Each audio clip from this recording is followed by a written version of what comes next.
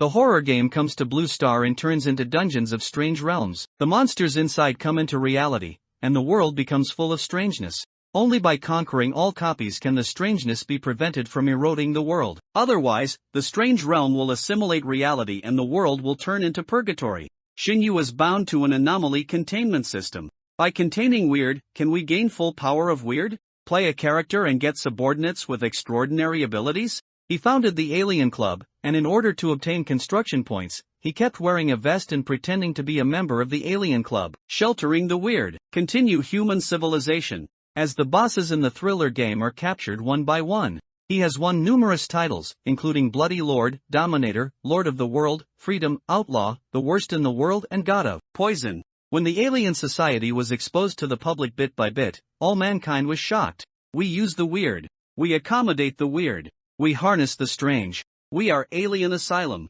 Tonight is New Year's Eve, and many people are looking forward to the arrival of the new year. 10, 9, 3, 2, 1. The countdown ended, and Blue Star officially entered 2025. Beep. At the same time, a harsh and prolonged mechanical sound echoed in the minds of people all over the world. The horror game, Age of Abnormality, has officially launched. Logged in users, Blue Star humans. The anticipation on everyone's faces turned into panic. Horror game? Mind implant? Aliens? Mommy, someone's talking in my head. Is the end of the world finally here? What AF asterisk cat update? Let the world end sooner. On chat software, people were sharing and discussing everywhere, and the matter quickly topped the trending searches. January 1st. It should have been chaotic, but most people had already forgotten about it after a few hours. Only a very small number of people still had an impression. They wanted to speak out, to tell others, but only received ridicule and misunderstanding, being told they were fantasizing, that they were imagining things. Some even asked if they were trying to cause panic by spreading such rumors. Under the ridicule and suppression of others, these informed individuals gradually fell silent, no longer posting any comments. Comments and messages about the matter on the internet also disappeared, and everything seemed to return to normal. Only the leaders of various countries held meeting after meeting with solemn expressions. On the streets, more and more police officers patrolled, especially at night, with police cars flashing red and blue lights actively moving through various areas. For a time, crime rates in various places dropped significantly. 7 in the morning. Shinyu listened to music, waiting for the bus at the bus stop. The morning temperature in Yiyang City was extremely low, with a thin layer of fog pervading everywhere. Looking at the city from a distance, it was hazy as if covered by a white veil, its true face unclear. A thin layer of snow covered the ground, and many pedestrians walked on it, exhaling white mist when they spoke or breathed, which merged into the city, seemingly adding threads to the white veil covering it. Shinyu exhaled a puff of warm air, easing his somewhat frozen fingers. Finally, a bus with 201 written on it arrived. The bus stopped, the doors opened, and Shinyu got on. He took out the card from his pocket and swiped it on the card reader. Beep, student card. There were very few passengers on this bus, which Shinyu found a bit strange. Usually at this time, the bus would be packed with people rushing to school or work. But having a seat was better than standing, so Shinyu found an empty seat at the back and sat down. The bus started. After driving for 5 minutes on the road, drip, Shinyu felt something drip onto his neck. The bone-chilling cold made him shiver uncontrollably. Shinyu reached back and touched his neck, while looking up at the ceiling, but found no abnormalities and no leaks. It was as if it had all been his imagination. Yet Shinyu knew it couldn't be his imagination, because he was one of the very few people who still retained memories of the Age of Abnormality. Why did he still remember? Was it because he was different in some way, or was he being targeted? Shinyu carefully felt his neck but found nothing amiss. Photos he tried to take with his phone also showed no skin abnormalities. This made him a bit anxious. His predictable, boring life seemed to finally be disrupted by an unexpected event, but this event was beyond Shinyu's control. He rubbed his neck hard until the skin there turned red and stung. Calm down. It wasn't necessarily an encounter with an abnormality.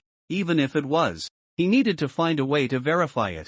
Shinyu discreetly observed the other passengers. Was it just him, or had others also encountered something? There weren't many passengers on the bus, a few office workers, a few students, and some uncles and aunties who were up early to buy groceries or go shopping. Some were talking in low voices, some sadly with sleepy eyes, some were looking down at their phones, and some were leaning against the seatback to catch up on sleep. Their behavior was very normal. Until Shinyu looked ahead.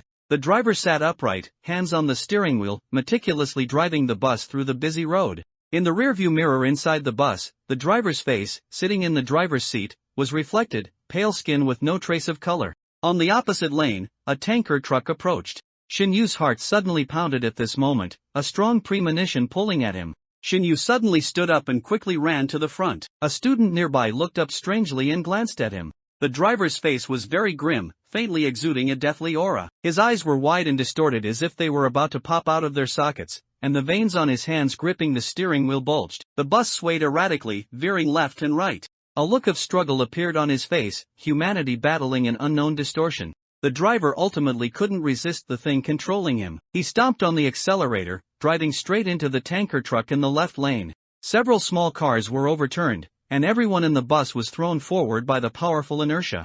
Shinyu's body was violently thrown backward. It was too late.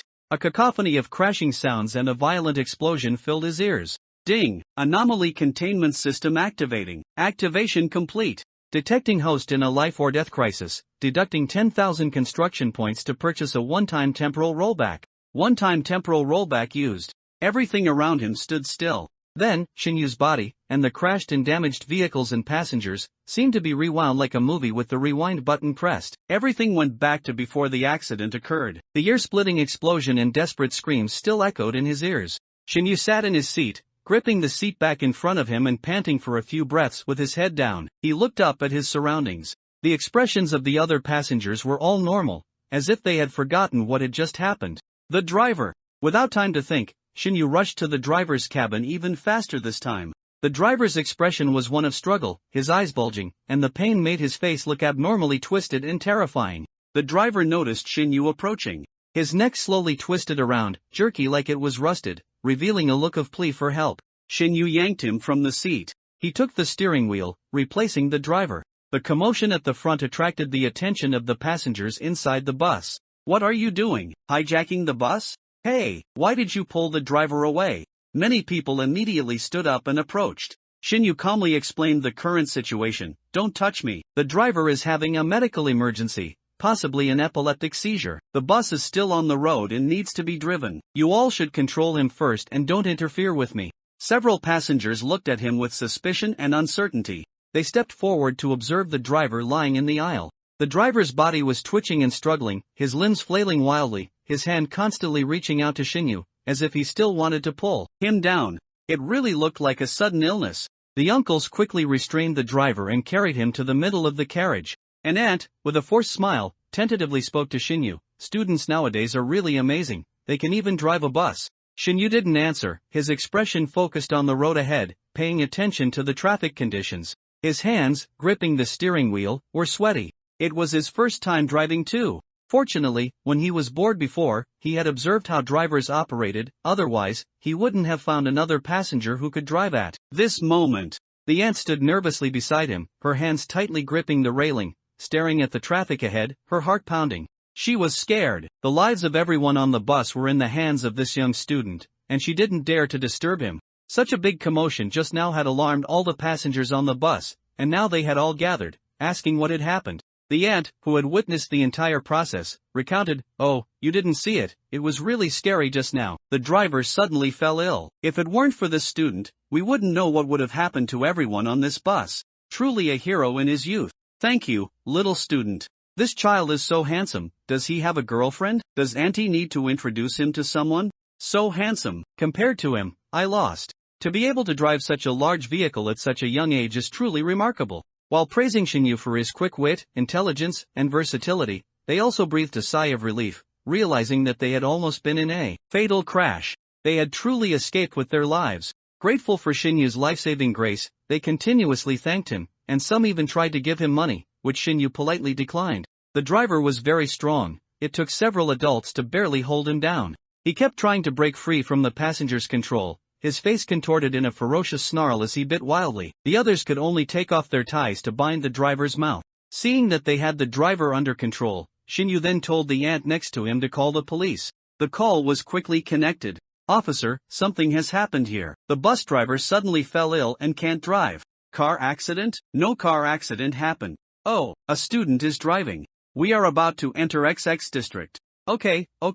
The ant immediately relayed the officer's words to Shinyu. Student, the officer wants you to cooperate with the patrol police and pull over. Shinyu, okay.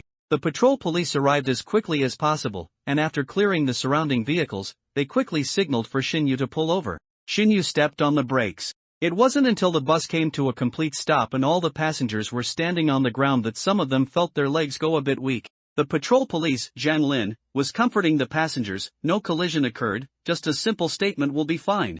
Zhang Lin was about to inquire about the incident. That's when something went wrong. Perhaps due to the arrival of the patrol police, a few passengers had relaxed, and the driver, who was previously restrained, suddenly broke free. With immense strength, he pushed those passengers, causing them to stumble. The driver lunged, tackling a passenger to the ground, and bit into the passenger's shoulder. The passenger screamed in terror. Seeing this, Zhang Lin quickly ran over to try and pull the driver away. The driver's strength was extraordinary. Zhang Lin and several passengers together couldn't pull him off. During the struggle, a piece of flesh from the passenger's shoulder was bitten off by the driver. Can human strength be this great? Shinyu wanted to go up and help, but as soon as he took 2 steps closer, an indescribable sense of crisis surged over him, making his hair stand on end. No, can't get close. But a strong premonition warned him that if he didn't do something, the situation would escalate to an uncontrollable point. Shinyu suddenly remembered that when the car accident happened, he seemed to have activated a system? System? Hello, host. The system's mechanical voice resounded in Shinyu's mind again. Is the driver's abnormality related to the horror game? Host's authority is insufficient. The system cannot answer. Do you want to enable the anomaly detection function to scan for anomalies in the surroundings? The system gave another answer. Insufficient authority? Shinyu could only say, then enable the detection function. B. System scanning. Detecting a faint anomalous aura. Target count, 7 people. Suggests host draw a character card and use the character card's abilities to combat the anomalous. Anomalous? What is the anomalous? What is the connection between the appearance of the anomalous and the anomalous era mentioned by the horror game? Shinyu was utterly confused, but unfortunately, due to insufficient authority, the system could not answer his questions. However, the function of the character card was transmitted to his mind. Character cards are powerful aids to help the host establish organizations, contain the anomalous, and combat pollution. By role-playing the character card and increasing its completeness, the character card's abilities will gradually unlock. The announcement of the horror game had always weighed on Shinyu's mind. He knew that situations like the driver's would become increasingly common in the future. Whether it was to survive in the perilous future or to deal with the current crisis, he had to obtain a character card. How do I draw a character card? Each character card draw consumes 1,000 construction points. Construction points can be obtained by building and improving the organization, completing containment missions, or by promoting the organization to the world, making people recognize and believe in its existence. The first character card draw is free. Do you want to draw immediately? Draw immediately. Character card drawing. Ding! Congratulations! You have drawn an S-rank character card, by Zhua. Shinyu opened the character card. In the center of the exquisitely beautiful, dark-backed, platinum-edged card, a handsome black-haired youth with a gloomy expression and a slightly morbid smile on his lips looked down at him. Just by looking, that viscous, rich malice, like a swamp, pierced directly into his eyes, like being stared at by a venomous snake, making one feel awe and fear. Character, by Zhua. Level, S, can be upgraded, minimum E, maximum 3S. Identity, Shigue Master, can be increased. Personality, vicious and cunning, socially phobic, social terrorist, skilled at manipulating people's hearts, a born villain. Abilities, control of hearts, perfect, hacker, excellent, analysis, perfect, observation, excellent, to be unlocked. Special ability, mind control, perfect, to be unlocked. Weird artifact, to be unlocked. Contracted anomalies, heart goo, S, a pure white spider that spins webs, ensnaring human hearts, absorbing human nature, and controlling bodies. It requires feeding malice, otherwise, it will devour the host. Associated characters, 2. Character completeness, 0%. Use immediately? Use immediately. The character card glowed, and the gloomy youth on the card materialized. He appeared out of nowhere not far away. Shenyu himself found an inconspicuous corner and hunkered down. A vast amount of information, like a tidal wave, flooded Shinyu's mind. Malice. What is the malice of human nature like? Shinyu had always known that human evil could sometimes defy imagination, but never before had he so viscerally felt such intense, nauseating malice. Malice from all directions surged towards him like a tide. In just a few seconds, he felt himself sinking into a swamp of malice, accepting, devouring, digesting. The immense malice poured into Baizhua's body, completely devoured by that greedy entity. Stop! Stop it! Baizhua's body almost burst from the excessive malice. Xinyu timely took control of the switch for drawing malice. The malice ceased, no longer flooding into Baizhua's body. The entity within Baizhua's body stirred, seemingly displeased, but under Baizhua's suppression, it could only temporarily fall silent. Is this the strangeness of Baizhua's contract, the heart goo? It really threw a big one at him right from the start. Xinyu's brain felt a bit dizzy. He needed to multitask to control Baizhua, with dual vision and the mental load of controlling two bodies making him somewhat fatigued. However, after sensing Baizhua's abilities, Xinyu was ecstatic. He now possessed the power to influence a person's memory and perception, to brainwash someone, reshape their personality, and even control others' abilities. The heart goo truly lived up to its S-rank strangeness. After his excitement, Xinyu remembered something. How was the character's completion level increased? It should be by playing the character and trying to restore the character card's persona. From this perspective, this card is quite suitable as a villain card. How could such a naturally evil person be rationalized into saving people and doing thankless tasks like containing the strange adapted? He needed to fabricate a suitable reason. Baizhua enjoys toying with human hearts, testing or examining the extent of human evil. After being discovered by the containment organization, he was absorbed into it for supervision. As a price for atoning for his sins, he must continuously contain the strange adapted. Xinyu, having written the script, was eager to perform on stage. My first stage performance, I'm actually a bit excited. Then let's make a big scene. Meanwhile, to prevent the driver from continuing to bite passengers, Zhang Lin used his hand to block him. The driver bit his arm, and blood quickly appeared. Quick, tie him up. Even though his forehead was sweating from the pain, he didn't utter a sound. A few people used a rope provided by a kind passerby to tie up the driver. At this moment, a helpful man nearby exclaimed, "Officer, look at him." Zhang Lin turned his head to look. The passenger who had been bitten by the driver earlier lay on the ground, his limbs twitching uncontrollably, his face pale, eyes slightly bulging, and making strange, gurgling noises. "Holy crap, a zombie," a young student yelled. "Be careful not to get bitten by him." Zhang Lin's heart sank. He shouted with his loudest voice, almost a roar, "Scatter! Everyone scatter!" At the same time, he used his body to pin down the passenger. Although movies about zombie apocalypses and viral infections had always been shown, encountering one in reality, Zhang Lin couldn't be sure for a moment. How could zombies appear in reality? Zhang Lin looked at his bitten arm. Semi-coagulated pus and blood oozed from the wound, which was swollen and purplish blue. He was infected too. Zhang Lin felt his consciousness blurring. A strong, violent urge made him want to attack the people running around in front of him, but he suppressed it desperately. "No! I am a police officer. I must protect the public. I cannot attack the public." However, even the firmest will was vulnerable under the strange adapted's pollution. Ah! Another scream. A passenger mutated, uncontrollably pouncing on the onlookers. Subsequently, several other passengers also began to go berserk one after another. The pollution was spreading rapidly. Zhang Lin felt his body undergoing an astonishing transformation. His strength was increasing, his five senses heightened, the running crowd, in his eyes, slowed down tenfold. After blurring, they looked like large, screaming, scurrying insects. And his consciousness became increasingly unclear, almost unable to control his body. At this moment, he seemed to hear a frivolous, playful voice by his ear. "Oh dear, just found a strange adapted, how lucky. Otherwise, even I would find so many strange adapted a bit tricky." "Officer, is his consciousness about to dissipate? Then I won't have to violate the laws of humanity, saving a lot of trouble. Do you want to gain power, officer?" The youth's frivolous yet nonchalant tone, however, was like a devil's whisper, full of temptation and confidence in his control over human hearts. "Don't struggle or resist. You see, those things are already attacking others. How terrifying. If it spreads, this city will be doomed, right?"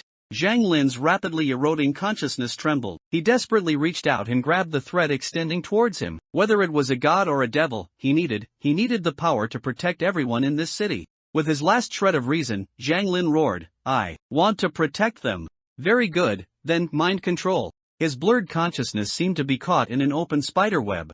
Zhang Lin saw a white spider pounce on his face and burrow into his brain from between his eyebrows. His almost collapsing consciousness was firmly glued together by this spiderweb. This time, his consciousness was clear. He clearly watched his body, under the manipulation of an unknown force, powerfully pounce on those rampaging people, like a god descending from heaven. Those people were strong, so he would use even more brute force to suppress all resistance. With every punch and kick, he even heard the air around him create a sonic boom after his fist struck. Zhang Lin realized for the first time that he could unleash such immense power. In just a few minutes, all the frenzied people were caught by him, their limbs broken one by one and thrown to the ground. Hoo huff, hoo huff. Zhang Lin panted heavily, his body heating up from the high-speed exertion, emitting white steam. Clap, clap, clap, clap. Baizhou clapped his hands and walked over, very exciting. The black-haired youth walked towards him, step by step, against the fleeing crowd. The morning sunlight spilled onto him, cloaking him in a golden-orange coat. It was clearly a very warm scene. However, those people, running in a panic and bumping into him, suddenly calmed down after making eye contact with him and slowly avoided him. Seeking advantage and avoiding harm is human survival instinct. Under panic, people find it difficult to control their emotions, and may even do some irrational things. But this person broke that perception. Human emotions seemed to be something he could control in his eyes. The screaming and panicking crowd, upon reaching him and making eye contact, instead calmed down. Thus, around him, an absurd theatrical sense of extreme motion and stillness formed. Zhang Lin, upon encountering the young man's deadpan eyes and his flippant smile that completely disregarded human life, immediately grasped the young man's essence. He was an abyss-like entity capable of devouring everyone. Ding! Character completeness increased by 10%. Special ability unlocked, telepathy, excellent. Zhang Lin wanted to question him. How could he manipulate others so arbitrarily, using such a dangerous ability so wantonly? What did he consider humans to be? However, he couldn't make a sound, only standing there blankly, like a puppet controlled by someone else.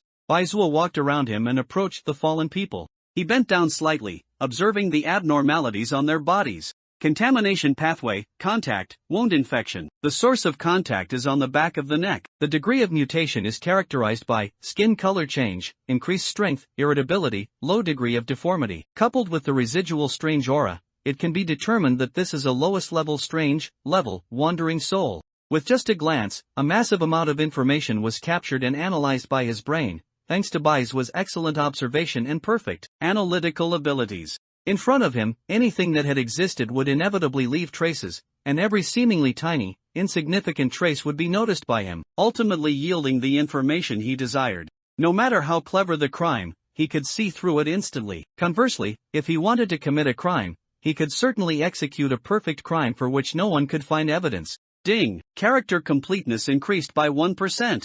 Zhang Lin didn't know where this mysterious young man came from. A subtle, dangerous aura emanated from the young man, constantly setting off Zhang Lin's internal alarm. This was undoubtedly a very dangerous individual, possessing the unique, bone-deep scent of blood that belongs to criminals lurking in the darkness. As a patrol officer, Zhang Lin had encountered a few such people, and without exception, they were all heinous murderers. Who is he? What are strange?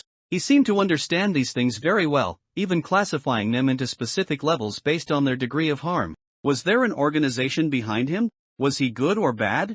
Zhang Lin had too many questions stuck in his throat, unable to ask them. Seeing Baizhou reach out to the people lying on the ground, Zhang Lin's heart tightened. If stranges exist in the world, and there are organizations like Baizhu's that specialize in dealing with stranges, how do they resolve stranges? Do they kill them? Baizhu's hand stopped just before touching those people, seemingly a bit disgusted, then he waved at Zhang Lin. Zhang Lin felt his body being controlled again, approaching Baizhou step by step, squatting down, and turning over the 7 passengers and the driver, lying on the ground, so they were face down. Zhang Lin lifted the clothing covering their necks, revealing a swollen bulge on the back of the neck, with a sharp, black thread-like object protruding from the center of the bulge. His hand touched it, and the black thread actually squirmed as if alive. The controlled Zhang Lin expressionlessly grabbed it, and with a forceful pull, he gripped this black thread. The black thread struggled desperately, causing the bodies of the parasitic passengers to twitch, accompanied by a splurt sound. It was pulled out by Zhang Lin, bringing with it a lot of yellowish-red pus. The black thread moved a few times in Zhang Lin's hand, then became still. Zhang Lin individually pulled out the things parasitic in the back of the passengers' necks. A strong foul odor permeated the air. Before, he would have been unable to stand this smell and would have gone to vomit. However, under control, this normal physiological reaction was also suppressed.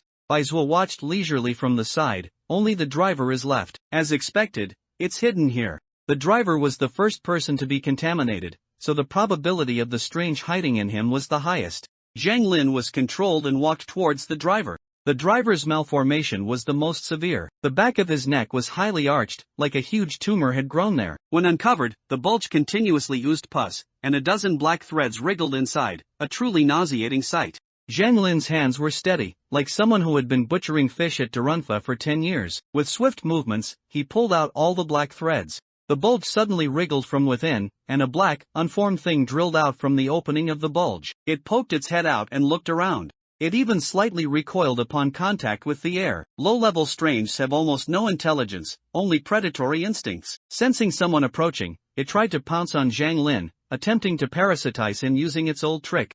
Zhang Lin grabbed it with a quick, accurate, and decisive move. Xinyu asked in his mind, "System, how do I contain stranges?" B. Dispensing 10 strange prisons. They can seal stranges for 24 hours. To permanently contain stranges, you need to build a headquarters building and unlock the abnormal containment unit. How many construction points are needed to build the headquarters? It requires 100,000 construction points. Oh, then never mind. He was currently 10,000 in debt. Bai Zuo reached into his pocket and, with the cover of the fabric, retrieved a strange prison from the system. The strange prison was a black, fist-sized sphere. Its surface was not smooth, but had some scale-like patterns. This shape, this size, if the color and appearance were changed, the sense of déjà vu would be even stronger. "Is that you, Pokeball?" Bai Zuo made a small joke. He knew it couldn't be a Pokeball. He held the strange prison and had Zhang Lin put down the strange he was holding. After the strange came into contact with the strange prison split open and imprisoned the strange inside. Zhang Lin's consciousness was still clear at this moment. He heard this mysterious and dangerous person looking at the people lying on the ground with some distress. "What should I do about this? I really don't want to write a report. How about we just erase their memories and pretend this never happened?" Bai Zuo clapped his hands, very satisfied with his idea. "Good, it's decided." Ding! Character completeness increased by 2%. Zhang Lin, wait. His consciousness involuntarily sank, falling into a slumber. After Bai Zuo contained the strange, he went to hypnotize the surrounding people who had witnessed everything, blurring their memories, and then fabricated the scene's traces. He also used hacking techniques to break into surveillance and modify the surveillance footage. After all this was done, ding, character completeness increased by 5%. Alright, a born villain, ha. No, there must be a limit. Otherwise, to increase the completeness of this character card, I can't really go around committing arson and murder, can I? After Bai Zuo finished all the cleanup, Xinyu even made Bai Zuo walk a distance, to a place without surveillance, before retracting the character card. Xinyu himself was still huddled in the corner. He looked at Zhang Lin, who was lying on the ground outside, unconscious, and began to think about what to do next. This was the only person whose memory he hadn't cleaned using Bai Zuo's ability. After all, for Bai Zuo to appear, someone needed to reveal him. If no one ever knew of the organization's existence, where would he get construction points? As for why Bai Zuo didn't erase Zhang Lin's memory, perhaps it had to do with his strange adapted physique. Strange adapted refers to certain individuals who possess a strong adaptability to the pollution of the Eri. Such people, after being contaminated by the Eri, will instead gain more powerful abilities than others. People with this physique are called strange adapted. Perhaps to others, a strange adapted person, once contaminated, would pose a greater threat to others. However, Bai Zuo's ability just happens to be mind control. Bai Zuo needs these powerful puppets. So, he left Zhang Lin's memory intact, for better use of this tool in the future. Xinyu thought, this really fits Bai Zuo's character. It's something he would do. Good, that's how it'll be. Xinyu shifted his position, then decisively lay down on the ground and fainted. He didn't forget to ask the system in his mind. System, does this count as containing an Eri? Ding, system detecting. Congratulations to the host for successfully containing an Eri. First time containing an Eri, construction points plus 10,000.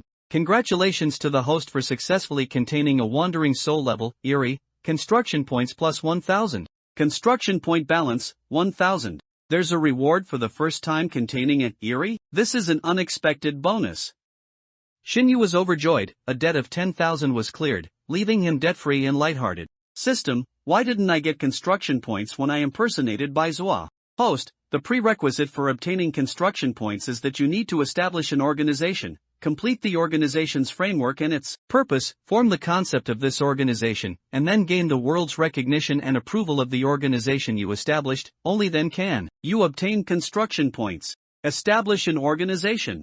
So that's how it was. When Xinyu was playing the role of Bai Zuo, he blurred the concept of an organization, giving people the impression that there might be an organization behind it, or perhaps not. Of course, more importantly, it happened so suddenly that he didn't have time to think that much. Since he hadn't even presented the existence of an organization, he naturally couldn't gain others' approval of one. Let me think, a containment organization. Its purpose would probably be to contain anomalies, and its philosophy, well, to combat the illogical and dangerous existence of the eerie. It needs to achieve containment through different means. To contain the eerie, and maintain humanity, any means can be used. Different paths, same destination. Then let's call it the Abnormal Trajectory Containment Society. Congratulations to the host for constructing the concept of an organization and successfully establishing the Abnormal Trajectory Containment Society. You have received one acquisition voucher for a company worth tens of millions. Shinyu closed his eyes and opened the acquisition voucher given by the system to read its description.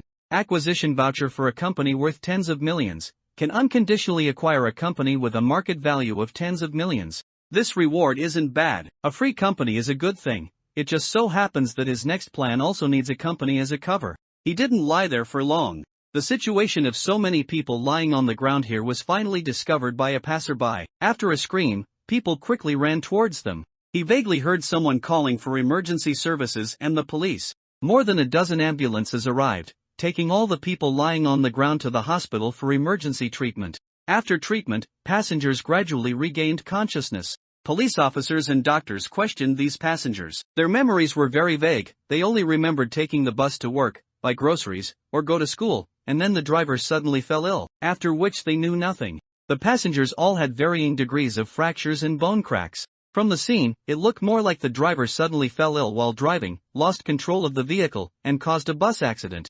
Fortunately, all passengers were out of danger after treatment. The one most seriously injured was Zhang Lin, the patrol officer who helped stop the bus. Beep, beep, beep. The sharp sound of a hospital monitor came from his ears. Zhang Lin felt as if he had walked a long way in the darkness, following the direction of the sound, until he saw a little light ahead. Following the light out, he opened his eyes. A pristine white ceiling came into view. The surrounding facilities made Zhang Lin realize that he was lying in a hospital ward. He tried to sit up, but his whole body ached immensely, like he had over-exercised and then been beaten up, completely unable to move. At this moment, his colleague Sun Xin walked in. Seeing that Zhang Lin was awake, he excitedly ran out to call a doctor. Zhang Lin, you're awake? Doctor! Doctor! Zhang Lin is awake. Several doctors filed in, checking Zhang Lin's body with instruments. The patient's condition is currently stable, and he's conscious. He'll recover quickly. Sun Xin, that's great. Zhang Lin tried to say something, but his voice was so hoarse it startled him. Sun Xin quickly poured a glass of warm water, inserted a straw, and held it to his mouth. Here, drink some water first. Zhang Lin drank the whole glass of water in one go. After his throat felt less dry, he asked urgently, Brother Sun, are the passengers okay? Sun Xin, one is more seriously injured, but everyone else only has external injuries. They'll be discharged in a few months. What about the driver? He was in an accident and hasn't woken up yet. You were also unconscious for a day. If you hadn't woken up, we would have thought you became a vegetable. Wait, an accident? Yes, the driver suddenly fell ill, causing bus 201 to have an accident. You were injured trying to save the passengers. When you're discharged, a second-class merit is guaranteed. How could that be? Zhang Lin excitedly tried to sit up, but it pulled at his wounds, and he grimaced as he lay back down. Sun Xin quickly held him down. Hey, don't move around, lie down properly. The doctor said you can't move yet. Brother Sun, what happened with the accident? Why don't I remember being in an accident? And, wasn't my arm bitten? How could it have been hit? You were wearing a padded jacket and uniform at the time. With so many layers of clothes, how could anyone bite that deeply? The doctor said it looked like a laceration and should have been scraped by some part of the bus. Sun Xin looked at Zhang Lin's shocked and disbelieving expression, suddenly remembering the doctor's diagnosis. Oh right, the doctor also said you have a mild concussion. It's normal for your memory to be a bit confused. Don't think too much, rest well, and get discharged soon. Memory confusion? Is there something wrong with my memory? No, that's not right. Zhang Lin remembered. When his consciousness was trapped in his own body, only able to watch his body being controlled by others, the person with mysterious powers had once said something. As long as their memories are erased, this incident will never have happened. Zhang Lin's face was pale. They had lost the memories of that period, and it had even been altered to a car accident. The driver controlled by the unknown, the passengers whose personalities changed drastically due to pollution, and the mysterious young man who appeared. Everyone else had forgotten, only he still remembered. Such terrifying ability. Zhang Lin let out a helpless, bitter laugh. No wonder I'd never heard of the existence of the unknown in this world before. Perhaps those who knew were all like this, having their relevant memories erased without their knowledge. Why, did he still remember everything? Could it be related to him being the anomalous one that person spoke of? What unknown? Sun Xin was clueless. You should rest well first. I'll go ask the doctor when you can recover from this condition. After speaking, he walked out of the ward. Zhang Lin opened his mouth to speak, but in the end, he didn't call out to Sun Xin. He calmed down. Everyone said it was a car accident. Even if he told the truth, they would only think there was something wrong with his memory. After all, if he hadn't seen it with his own eyes, he wouldn't have believed that such a supernatural thing as the unknown existed in this world. He needed to recover from his injuries before he would have the energy to verify all of this. Zhang Lin originally thought he would have to endure for a while, but he didn't expect that on the afternoon of the day he woke up, his superior came to see him. Captain Chen? Chen Guangji carried a carton of milk and a bag of fruit. You did a good job, kid. The leaders specifically praised you. You saved so many passengers this time, a second-class merit is a given, and your future path will be much smoother. Rest assured and recover from your injuries. The bureau will cover the medical expenses. Zhang Lin had some reservations, but thinking about how Captain Chen had always taken good care of him, he still made up his mind and decided to tell Captain Chen the truth. Captain Chen, I'm afraid no one will believe what I'm about to say. You know my character, I never lie, and I guarantee that my consciousness is clear right now. What wouldn't I believe? Speak, I'm listening. Chen Guangji had a straightforward temper and couldn't stand wishy-washy personalities. Zhang Lin organized his thoughts, telling Chen Guangji everything from receiving the police report, setting off to guide the bus to stop, to the driver and passengers going mad, the mysterious person appearing, and his body being controlled. Chen Guangji's expression changed from relaxed to solemn. Chen Guangji knew some inside information. To avoid causing panic among the subordinates, these matters had not even spread among the police officers. Only a few people still remembered that phrase. The anomalous era is online, logging into Blue Star. A retired leader heard such a voice after midnight on New Year's Eve. Strangely, it caused significant attention at the time, and he even discussed it with his family. A few hours later, only he still remembered. His family, who had discussed it with him earlier, remembered nothing. Such an abnormal situation made the leader vigilant, and he immediately reported it to the country. The higher-ups acted quickly, finding more than a dozen people online who also remembered, confirming that the phrase truly existed. Afterward, they held several meetings, secretly collecting anomalous incidents nationwide, and also proposed building new defensive facilities in various places as a precaution. Chen Guangji was fortunate enough to participate in one meeting. After listening to Zhang Lin, Chen Guangji realized that what Zhang Lin said was probably true. This would probably be the first time they had close contact with an anomalous incident. Zhang Lin saw Chen Guangji's bad expression, thinking he didn't believe what he said, and anxiously said, Captain Chen, everything I said is true. Chen Guangji gently patted his uninjured hand, reassuring him, I understand this matter. I will investigate it afterward. You just focus on recovering from your injuries. In a few days, someone else will come to ask you about this, and you just answer truthfully. Zhang Lin was stunned. Captain Chen's reaction, why did it seem like he wasn't surprised at all? Could there also be people in the military who had encountered similar incidents like him? I will convey what you said to the higher-ups as soon as possible. Chen Guangji didn't stay long and left in a hurry. Having received such unexpected news, he had a lot to deal with next. Next door, Xin Yu lay on the bed playing with his phone, while communicating with the system. System, what's the use of the associated characters on this character card?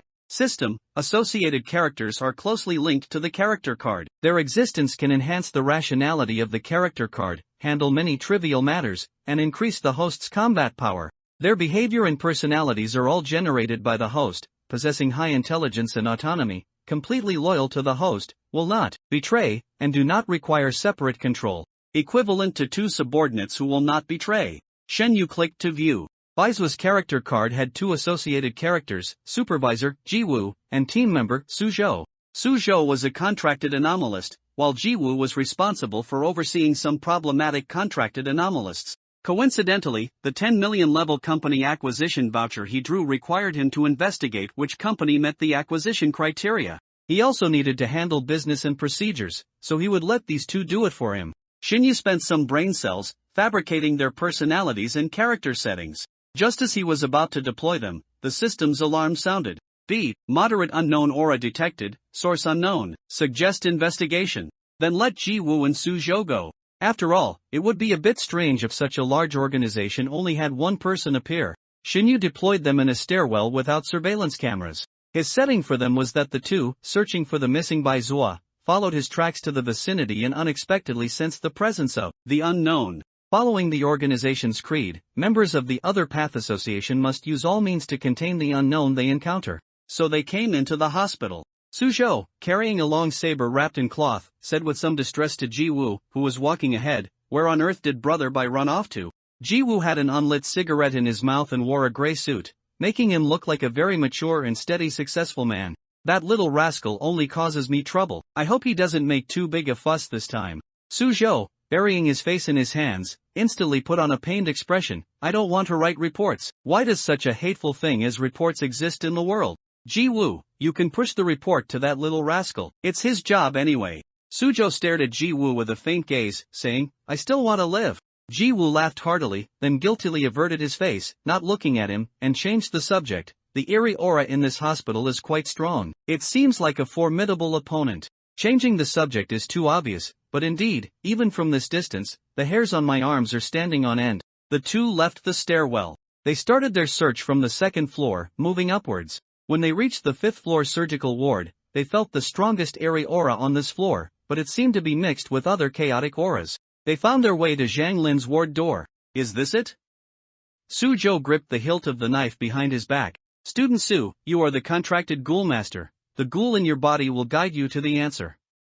Although Ji-woo could sense the eerie aura, he wasn't as sensitive as a contracted ghoul master. He was a supervisor for the other path association, performing the duties of supervision and oversight, assisting those contracted ghoul masters with extreme personalities and high-profile actions, acting as a calming and stabilizing force. Ji-woo's physical fitness was very strong, and his will was also very firm. If he wanted to be a contracted ghoul master, his success rate in contracting a ghoul would definitely be very high. Unfortunately, after contracting a ghoul, most contracted ghoul masters' personalities often changed drastically under the ghoul's influence. The already prejudiced became more prejudiced, the extreme became more extreme, and even those with originally gentle personalities would become irritable. The position of a supervisor required maintaining sufficient rationality and also needed someone with stable emotions to fill it. "Sorry." Soo-jo was a bit flustered. He was a newcomer who had just started, and originally, these matters should have been taught by an elder, but Soo-jo's person in charge was Baizua. "It's okay, take your time." Ji-woo understood Soo-jo very well. As Baizua's supervisor, Ji-woo knew Baizua's character all too well. He was an irresponsible scoundrel. The two lingered in front of Zhang Lin's ward for a long time.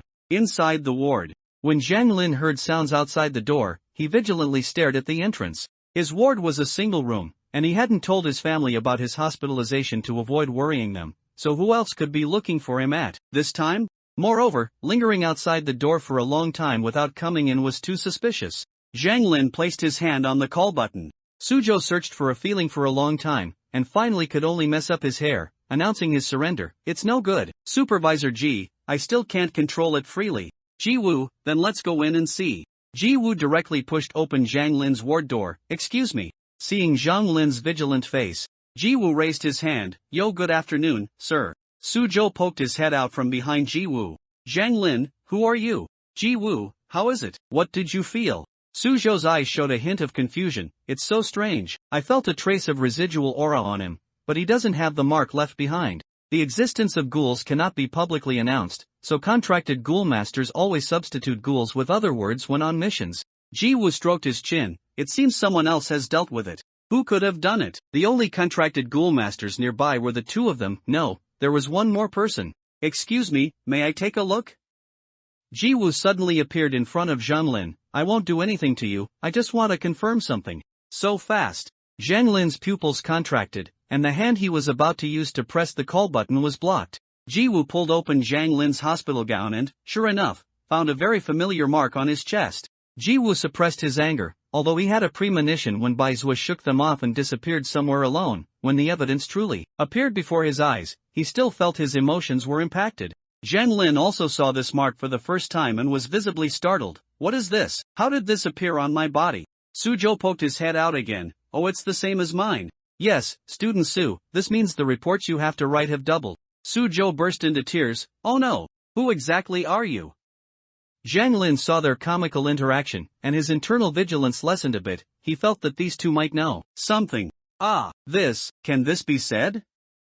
Suzhou looked at Ji Wu hesitantly. Ji Wu gave a fake smile, somewhat gritting his teeth as he said, since he has already been marked, he will come into contact with it sooner or later. It's better to tell him in advance, lest he be tricked out of his pants without knowing. Ji Wu looked at Suzhou with it looking at an idiot expression. Clearly, the precedent of someone being tricked out of his pants was standing right there. Suzhou scratched his head and smiled awkwardly, revealing that clear, foolish look, which made him seem even more idiotic. Do you know what this mark is? Ji Wu straightened his tie and faced Zhang Lin with a very formal attitude. First, allow me to introduce myself. I am Ji Wu, a member of the Other Path Association, currently serving as a supervisor, primarily responsible for supervising Bai Zhua. I presume you've met him? Bai Zhua? Zhang Lin hadn't heard the name, but for some reason, what flashed through his mind was the dangerous young man who had controlled his body. So his name is Bai Zhua? Is his organization the Other Path Association? You have publicized the existence of the Other Path Association, construction points plus 10. Yes, because ghouls are things with great malice towards humans. Most contracted ghoul masters who have contracted ghouls have various personality problems. Bai Zhua is very special. The ghoul he contracted poses an immense threat to people, so he has been under long-term supervision and restricted from harming ordinary people without cause. Ji Wu glanced at the patient's bedside card, which had the patient's name on it. Mr. Zhang Lin, I would like to ask, when Bai Zhua used his ability on you, was it during an abnormal event? Are you talking about the ghoul? At that time, a ghoul contaminated a bus full of passengers and the driver. My arm was bitten. Bai Zhua controlled me and eventually dealt with that ghoul. Ji Wu breathed a huge sigh of relief after hearing this. Thankfully, no human rights regulations were violated. Although it was a bit out of line, at most, it would just be writing a self-criticism and reporting it. Mr. Zhang Lin, I hope you can understand that in that situation, Bai Zhua's use of his ability was to protect everyone.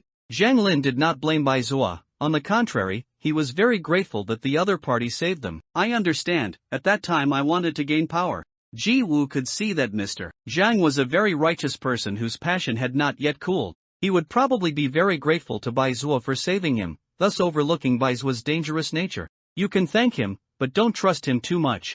Zhang Lin actually had some inkling. After all, he wasn't an ordinary citizen. As a patrol officer, he also dealt with some dangerous individuals. However, he still feigned ignorance and asked, why? His personality is extremely vile. No, rather than vile, it's inhuman. Zhang Lin asked him with a serious expression, are you an organization specifically dealing with anomalous events? That's right. Then why would you accept a member whom you describe as inhuman? With such dangerous abilities, shouldn't they be used with even greater caution? Suzhou, seeing the atmosphere was too heavy, uncomfortably touched his blade and lowered his head, studying the patterns on the floor tiles. Well, Ji Wu said, he's very talented. Talent? Just because of talent? From what you just said, after a contracted ghoul master contracts a ghoul, they are influenced by the ghoul and their personality changes drastically. Good people turn bad, and bad people become even worse. So shouldn't you be selecting people with good character? Zhang Lin, as a patrol officer, knew very well how deranged a person could become once they crossed a line. Even people without special powers were like this. It was hard to imagine the extent of harm those with special powers could cause if they turned evil. I understand your concerns, but considering that there are so few people who can become contracted ghoul masters, while ghouls are as numerous as cattle, after weighing the pros and cons, it's better to make good use of his power. At least, his saving those people isn't a mistake. A solution based on weighing the pros and cons? Zhang Lin said helplessly, I'm sorry, my tone was too harsh just now. You have publicized a part of the Other Path Association's tenets. Construction points plus 50. Not at all. Your concerns are actually not wrong, otherwise, there wouldn't be a supervisory position within the organization. The two adults were still exchanging pleasantries. Suzhou was already yawning continuously from boredom. He had been on missions for several days straight and hadn't had a good rest in days. It was normal for drowsiness to set in after spending a long time in a heated hospital room. He yawned and found a chair to sit down. A sharp cry of a baby reached his ears. Wah, wah, wah, wah, ha! Suzhou jolted. That cry instantly woke him up. He immediately stood up, then relaxed again. This was a hospital, it was normal for babies to cry. Ji Woo, however, glanced out the door and listened intently. Zhang Lin, what is it? Ji Woo, if I'm not mistaken, there's no pediatrics or obstetrics and gynecology department on this floor, right? Zhang Lin, perhaps a patient's family member brought him along. Ji Woo thought for a moment, but the mission was still the priority, so he took out a business card from his pocket and placed it by Zhang Lin's bedside. If you need anything, you can contact me anytime. Zhang Lin thanked him. Wah, wah, wah, wah. Another baby's cry, this time closer. Suzhou nervously clutched his clothes. Luckily, it wasn't night, or he would have been scared to death. Ji Woo led the way out of the hospital room, with Suzhou following behind him. The moment Suzhou stepped out of the room, he immediately felt a powerful residual ghoul aura. It permeated the entire corridor, making the brightly lit corridor appear unusually strange. Squish! What is this? Suzhou lifted his foot and found a sticky liquid adhering to his sole. So disgusting! Ji Woo removed the cigarette from his mouth, held it under his nose, and sniffed. The smell of nicotine calmed his mind considerably. Giggles, giggles, giggles. A baby's laughter echoed from all directions in the corridor. Other patient families were walking through the corridor. One woman touched her ear. I think I heard a child laughing. The man beside her, however, said, Where's a child laughing? You must have misheard. Giggles, giggles. The baby laughed even more heartily. Really, I really heard it. There's a child. No, it should be a baby laughing. Sun Qingji touched her forehead. Xiaoli, you've been too tired these past few days. Let's go back and get some good rest. Suzhou unbuckled his blade sheath and held the blade in his arms, his eyes constantly scanning his surroundings. Did you find it? Ji Woo asked him. Suzhou shook his head strangely. I don't know why, but it feels like ghoul aura is everywhere here. I can't pinpoint its location. Wah, wah, wah, wah. He's crying, he's crying. Xiaoli suddenly grabbed the man's hand excitedly. He's crying. Sun Qingji was somewhat bewildered. Who's crying? I didn't hear anything. It's the child. Our child is crying. What are you talking about? We don't have a child. Drip, drip. Suddenly, a lot of blood dripped from the ceiling. Ji Woo, with a solemn expression, extended his finger and rubbed the wall with his fingertip. What he touched was not the smooth texture of the wall, but rather a sticky mess. So that's it. It's a ghoul domain. Powerful ghouls will unleash their ghoul domain, pulling people from reality into it. We're probably already inside its ghoul domain. Pink wrinkles slowly appeared on the pristine white walls, windows and doors vanished, blood continued to drip from the ceiling, and puddles of yellowish-green water flowed across the floor. Ah! Xiaoli screamed, startled by the blood dripping onto her face. Sun Qingji also stammered, holding her. What's going on? Where is this? Suzhou had already torn off the cloth wrapped around the blade. It was a beautifully crafted Great Xia Dragon Sparrow blade, also an A-rank ghoul artifact capable of harming ghouls. His performance was no better than that of the two ordinary people. Suzhou's legs trembled, and he shivered constantly. He gripped the blade in front of him, continuously trying to calm himself. Deep breaths, don't be nervous, don't be scared. Ji Woo, being more experienced than this newcomer, still had the presence of mind to notice other things. Hey, you two had better not move around. What a joke! Is this some kind of projection technology? Playing such a prank in a hospital is too much. I'm definitely going to complain about you all. Sun Qingji seemed very flustered. The fear of the unknown urged him to escape from here as quickly as possible. Please calm down. This is a ghoul domain. Moving around carelessly, who knows what the consequences will be. Blood, so much blood. Xiaoli blankly reached out her hand to catch a few drops of falling blood. She suddenly ran off like a madwoman. Child, my child. Xiaoli, Xiaoli. Sun Qingji couldn't catch up to her. She disappeared at the end of the corridor. Sun Qingji still wanted to chase after her, but Ji Woo stopped him in time. Wait, running around like this is too dangerous. But Xiaoli, Sun Qingji covered his face and collapsed to the ground, breaking down. Ji Woo watched silently. He was just a supervisor, he didn't have the strength to fight ghouls. Suzhou, a soulbinder, was also a newcomer who hadn't been bound for long. His ability to control the anomalies was still unpracticed, and his experience in dealing with them was limited. This was an anomaly that could deploy a domain, but it was unknown if the deployed domain was an incomplete domain or a semi-complete domain. If it was an incomplete domain, then this was a green-faced anomaly, equivalent to a C-rank soulbinder. Suzhou could barely handle it if he got into the zone. If it was a semi-complete domain, then it was a malevolent curse. This was equivalent to a B-rank soulbinder, and the current Suzhou was completely incapable of dealing with it. Without being able to ascertain the strength of the anomaly, Suzhou, the only one capable of confronting it, could not risk himself for an uncontrollable ordinary person. Ultimately, the goal of the Other Path Association was to contain anomalies. Saving ordinary people was merely a secondary matter. After calm consideration, Ji Wu abandoned the idea of rescuing the woman.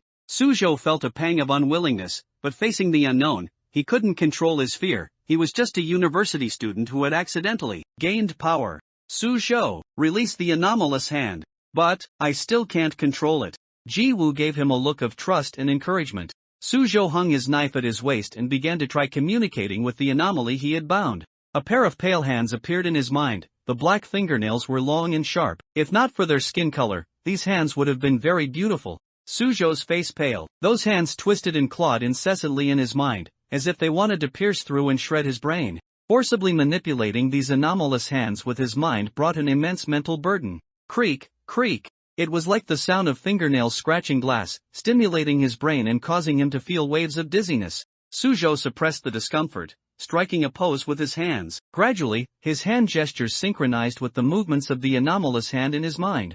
This was also a unique way for soul binders to communicate with their bound anomalies. Give me your power. Creak, creak. As if responding to him, the anomalous hand materialized from its ethereal state, appearing before him through his chest. The moment the anomalous hand appeared, the baby's cries grew even more piercing. Wah, wah, wah, wah. Suzhou endured the throbbing pain in his brain, raising his hand, tear it open. The anomalous hand immediately pounced on the fleshy membrane and began to tear and claw fiercely. The sharp fingernails directly pierced into the membrane, ripping out chunks of flesh and blood. The fleshy membrane writhed as if it felt pain, and more blood dripped down. Sun Xingji had been sitting on the ground, dejected, but as the blood increased, it dripped onto his head. He looked up helplessly and saw the horrifying scene before him. Ah, it's an anomaly. There's an anomaly. A baby, there really is a baby crying. Xiaoli wasn't lying. Sun Xingji instantly broke down, tears and snot streaming down his face. Ji Wu, meanwhile, tensed up, on guard. When would that baby, whose cries had only been heard, finally emerge? The anomalous hand frantically tore at the fleshy membrane. The wound grew larger and larger. If this continued, it might really be possible to tear open a hole in the domain. Wah wah wah wah. Whoosh, whoosh whoosh. The anomalous infant, clinging to the membrane, quickly crawled towards them. It was very small, much smaller than a newborn baby, appearing to weigh only about 2 catties, and still had a severed umbilical cord attached to its belly. Its body was bluish-black, and turbid yellowish-green fluid dripped from it. It bit and tore at the anomalous hand with its mouth and poorly developed small hands. Despite having no teeth, under the anomalous infant's biting, one of the anomalous hand's fingers was bitten off. Suzhou's face went pale. He made a forceful gripping gesture, and the anomalous hand, under his control, counterattacked the anomalous infant. Wah wah! The anomalous infant's skin was scratched by the anomalous hand, and it cried out in pain. That ear-piercing sound caused a sharp pain in the ears of everyone who heard it. Ji Wu felt as if his brain had been struck, his head buzzing, unable to hear anything. He raised his hand to touch his ear, and the warm, wet sensation told him that his ear was bleeding. Sonic attack? Ji Wu pulled out a wad of cotton from his pocket, rolled it into 2 balls, and stuffed them into his ears. Although it wouldn't block much, it was better than nothing. Sun Xingji, meanwhile, covered his ears, writhing on the ground in pain. Ji Wu drew the gun from his waist. The gun contained 12 special material bullets that could harm anomalies. There weren't many bullets, so he had to ensure every shot hit the anomalous infant. The anomalous infant was now entangled in a fight with the anomalous hand. The anomalous hand had lost 3 fingers. The anomalous infant also had various scratches, large and small, on its body, and a finger-sized hole in its chest, almost having its chest torn open, and heart gouged out by the anomalous hand. Wah wah, wah wah! The anomalous infant's cries grew even more piercing, and the anomalous hand continuously emitted a grating, ear-splitting creak. Suzhou's face became increasingly pale, and a large amount of blood flowed from his ears, staining his down jacket red. He was now fully focused, staring intently at the anomalous infant, while simultaneously controlling the anomalous hand to continuously attack it. Almost. It's almost there. Just a little more. Tear it to shreds. Anomalous hand. Just as he and the anomalous infant were about to determine a victor, a scream from behind him distracted him. Ah! Sun Xingji clutched his stomach, his expression terrified, his eyes wide in disbelief. Save me! He reached out to Ji Wu, but ultimately dropped his arm in resignation. Giggle, giggle, giggle, giggle. As he fell, an anomalous infant appeared beside him, letting out giggling laughter. This anomalous infant was somewhat deformed. One of its hands was so small it was almost invisible, and its head was much larger than its body. Jiwoo aimed his gun at it. This is bad, I didn't expect there to be two. The situation had far exceeded his judgment. Two anomalies, Suzhou absolutely couldn't handle them.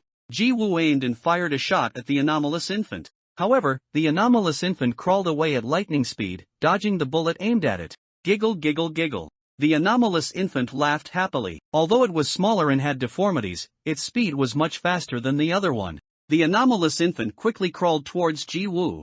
Jiwoo tried to shoot it back, emptying his clip, but only hit 2 shots. This was with Jiwoo's excellent marksmanship. For anyone else, they probably wouldn't have hit a single shot. The anomalous infant's speed was too fast. Just tracking its movements was difficult. Suzhou, stop attacking the anomalous infant, and have the anomalous hand attack the domain with all its might. You stall the big one. Supervisor Ji?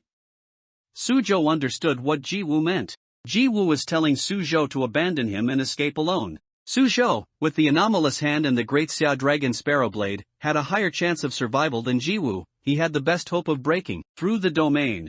If both of them continued to drag this out, neither might survive. Escape, go find Baizuo. Jiwoo drew a dagger and charged at the anomalous infant. The malevolent infant easily dodged, leaving a wound on Jiwoo. Giggle, giggle, giggle. The malevolent infant grinned, laughing like a playful child, full of innocence and cruelty. I can't do anything like this. Suzhou clearly realized this. His incompetence. His weakness. Hiss, hiss. His ears were ringing from the malevolent infant's cries, making him unable to hear anything, yet, for some reason, his breathing grew heavier and heavier. Gradually, it seemed to overlap with the past. Accusations from those people began to echo in his ears. You're just a good-for-nothing. This guy is so skinny and short, not like a man at all. Hey, coward, you don't even dare to go to a haunted house. What kind of man are you? Trash likes to eat trash. Kneel for me, people like you only deserve to lick our toes. Ha ha ha, I think he probably likes drinking toilet water. Didn't he drink it with relish before? Useless. Suzhou is useless. Suzhou. Piercing scratches, a cacophony of squeaks, and the voices of those people became increasingly blurry. Why had he forgotten? How long had it been? Mr. Jiwoo, I truly am a useless person. Suzhou said with a relieved smile. He unfastened the great Xia Dragon Sparrow Blade from his waist, drew it, and charged towards the malevolent infant attacking Jiwoo, while simultaneously controlling the malevolent hand to block the other malevolent infant. Suzhou. Jiwoo was saved by Suzhou. Jiwoo, what are you talking about? The moment you became a contracted malevolence master, you embarked on a path completely different from before. Suzhou shook his head. I was exceptionally admitted into the organization because I became Brother Bai's tool, right? The malevolent infant slashed across his arm, flexibly evading his attacks. Even if he held an A-grade malevolent artifact, the great Xia Dragon Sparrow Blade, it was useless if he couldn't hit the malevolent infant. A tool is meant to be used by others. Whether a tool is useful or not depends entirely on how powerful the user is. He was a useless person. Even with a weapon in hand, he still couldn't unleash its full power. Great Xia Dragon Sparrow, it's truly unfortunate that you followed such a useless master like me. Next time, choose a better master. Suzhou turned the blade towards himself. Suzhou, stop. Jiwoo ran towards Suzhou, trying to stop him. After the great Xia Dragon Sparrow absorbs blood, it will unleash a guaranteed hit that ignores defense, but only once. I wonder if it can also tear through the malevolent domain. Suzhou thought, perhaps the organization gave a newcomer such a blade so that it could be better used at a critical moment? Suzhou plunged it down fiercely, but he was kicked away by a rushing figure, and the blade fell from his hand. Suzhou rolled several times on the ground, finally stopping when he hit the flesh membrane. His mind was a bit dazed. Who? Zhang Lin stood there, clenching his fist. Yes, it was him. Zhang Lin smiled bitterly internally. He was an injured person after all. However, even if he wasn't controlled, he couldn't just watch this child die. Wah wah wah wah. Giggle, giggle, giggle.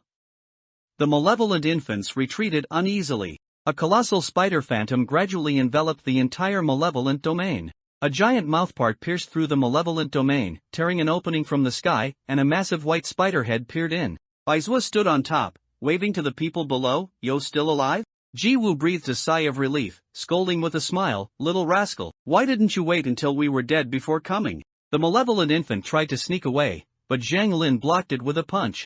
the entire flesh membrane began to twist and deform. Ji-woo looked up and saw that the originally pink flesh membrane around them was gradually covered by layers of white spider webs. This indicated that the malevolent infant's malevolent domain was gradually being suppressed and taken over by another malevolence's malevolent domain. The malevolent infant had tried its best to resist, but its malevolent domain was no match for that giant spider, and this gradual takeover of the malevolent domain was proof. White spiders crawled all over the webs, spinning cocoons on them. The white cocoons hanging on the web suddenly trembled a few times, and an eye emerged from a cocoon. On the spider web, such cocoons hung densely, countless eyes rotated, then suddenly turned in unison towards the malevolent infants, staring at them unblinkingly. The two malevolent infants froze in place, not daring to move.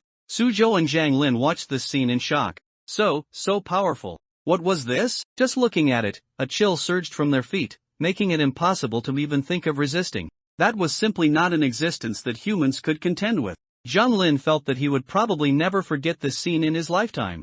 Bai Zuo jumped down from the spider's head. He leaned over and examined the two malevolent infants. They have physical bodies, plus an incomplete malevolent domain. These are two twin malevolent infants of the green-faced level. So that's it, they died before being born? Much stronger than ordinary green-faced ones. You hit the jackpot. If there was only one, you wouldn't have had such a hard time dealing with it. Ji-woo walked over, took out the malevolent cage from his bag, and collected the two malevolences controlled by the heart goo. Bai Zuo reached out to grab it, a bit displeased. I haven't finished looking. What's there to see? Ji-woo pushed his hand away and carefully put away the malevolent cage. Don't you think, being so small, they're quite cute? Suzhou? Zhang Lin. Ji-woo sighed, took out another cigarette, and controlled himself not to light it, just holding it under his nose and taking a deep inhale. Good. That urge to punch someone had lessened considerably. Bai Zuo retracted his malevolent domain. The giant spider, the dense spider webs, and the cocoon eyes all disappeared.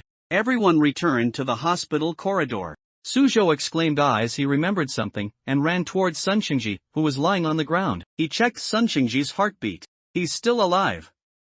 Fortunately, they were in a hospital, and doctors quickly arrived, taking Sun Xingji to the emergency room. Suzhou clenched his fist. Unfortunately, he hadn't been able to save the other person. Ji-woo walked up to him. You should know that we cannot save everyone. As long as malevolences exist, such deaths are unavoidable. That's why the Other Path Association exists. Don't bear such a heavy burden. Although I don't want to admit it, you should learn from Bai Zuo in this regard. Look at his carefree attitude. Suzhou looked at Bai Zuo. Zhang Lin was already lying back on the hospital bed under Bai Zuo's control. Bai Zuo stood beside him, giggling as he drew on Zhang Lin's cast leg and bandaged arm with a black marker, posing as he took photos amidst Zhang Lin's glaring expression. I probably can't learn that. Suzhou scratched his head, looking like he couldn't do it. I didn't tell you to learn that. Outside the door, Ji-woo helplessly pressed down on Suzhou's head and ruffled his hair. Inside the ward, Zhang Lin asked Bai Zuo, is Suzhou a deviant like me? Bai Zuo drew a turtle on his plastered leg. He is. Zhang Lin squinted, ignoring his prank. Didn't you notice the child has self-destructive tendencies? No way? That's a shame. Bai Zuo's face showed an indifferent expression. To him, whether a tool wanted to destroy itself wasn't important. As long as he found the tool useful, that was enough. That inadvertently revealed attitude of not valuing human life made Zhang Lin, as a police officer, want to pull out his handcuffs and arrest him on the spot. Zhang Lin actually had a lot he wanted to say, but after meeting Bai Zuo's calm eyes, he knew that no matter what he said, the other party wouldn't listen.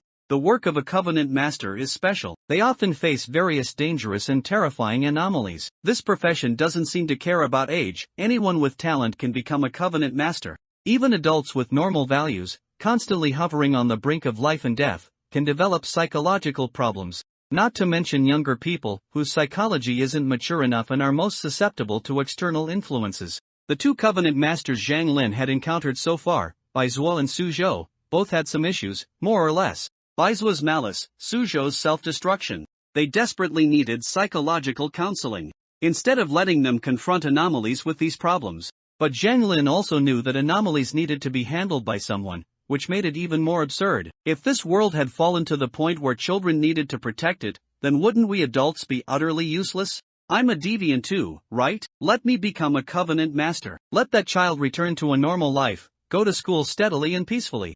Zhang Lin wanted to sit up, but couldn't because of his wound. His gaze was firm as he looked directly at Bai Zuo. Baizhua sat on the chair with his legs crossed, twirling a black pen in his hand. No, he can't go back. From the moment he became a Covenant Master, he already couldn't. After all, he's already my tool. Baizhua smiled, but the smile didn't reach his eyes. Tools don't need thoughts, and they don't have the right to choose. The blatant malice, like an unfathomably deep quagmire, sucked him in, blocking his mouth and nose, suffocating him yet making him unable to break free. Zhang Lin held his breath. Baizua's deep, dark eyes stared directly at Zhang Lin, speaking with a double meaning. The tool he spoke of, was it Su Zhou, or Zhang Lin, or both? Ding! Character completeness increased by 5%. Unlocked special ability, psychic possession, excellent. Very good. The image of a villain was reinforced once again. Baizhua didn't continue talking to him, stood up, and walked out of the ward. Only after Baizhua left did Zhang Lin finally remember how to breathe, gasping for air in big gulps. Such a strong sense of oppression. Just now, he felt like he had been targeted by a large beast, his body completely unable to move. He struggled to reach out and pull a business card from the bedside, his eyes filled with determination. The business card read, Other Path Association Clean Energy Transportation Company, Limited, Supervision Department, Jiwu, Contact Number XXXX. Suzhou picked up the great Xia dragon sparrow that had fallen in the corner. He wiped off the dust, sheathed the sword, then carefully wrapped it with cloth layer by layer before placing it in the sword's back strap and carrying it behind him. Gone was his initial liveliness, he appeared dejected and gloomy. Jiwu also had no way to comfort him. In the Other Path Association, he had seen many Covenant Masters with obsessive personalities. Suzhou's condition was relatively mild, at least he only harmed himself when he went crazy. Like Baizhua and other Covenant Masters, when they went crazy, they would indiscriminately kill everyone around them. Jiwu, with a cigarette in his mouth, saw Baizhua come out and jutted his chin, signaling him to check on Suzhou. He was just a supervisor. He was only responsible for supervising Baizhua alone. Taking care of Suzhou was clearly Baizua's job. Baizhua seemed to be in a good mood and surprisingly didn't argue with him. He sauntered over to Suzhou's side. What's on your mind? Suzhou lowered his head dejectedly. He had originally thought that by becoming a Covenant Master and gaining power, he would become a useful person. He hadn't expected that when facing anomalies, he would still be so terrified and cowardly. It was just like when he faced those bullies and was powerless to resist. Brother Bai, am I very useless? Baizhua looked at him somewhat strangely, resting his chin in his hand. Did the suggestion fail? What did you remember? I remembered some things. Baizhua immediately reached out to Suzhou. It's okay, it'll be fine soon. Slap. Jiwu slapped Baizua's hand away and stared at him with cold eyes. You little rascal, strictly abide by the rules. Suzhou is already a member of the Other Path Association. He is also a Covenant Master, not your tool. Baizhua spread his hands. I rarely want to fulfill some of my responsibilities. To avoid writing a self-criticism report, Baizhua quickly slipped away. Jiwu took Suzhou to handle some business. He found a relatively well-managed company with a market value of tens of millions and acquired it using an acquisition voucher. Following Nia's instructions, the company's name was changed to Other Path Association Clean Energy Transportation Company, Ltd. After being busy for so long, Suzhou's gloomy mood had dissipated considerably. He leaned over and curiously read the name aloud. Other Path Association Clean Energy Transportation Company, Ltd. That's a long name. This company will become our foothold here in the future. Every organization member will register their name here. Me too? Of course. So Suzhou watched Jiwu's operations, as he entered his information into the company system and assigned him to the executive department. Executive Department, C-Rank Covenant Master, Suzhou. Suzhou felt a little joy inside, like a rootless duckweed finally finding support. Behind this company are the employee dormitories. Go to the front desk and get a key. You can live there if you want. Jiwu acted swiftly, completing all the company's procedures quickly, trying to retain as many of the original company's employees as possible. At the same time, he also established many departments that seemed somewhat inexplicable to the other employees. For example, the Executive Department, Supervision Department, Research Department, Energy Department, and Transportation Department.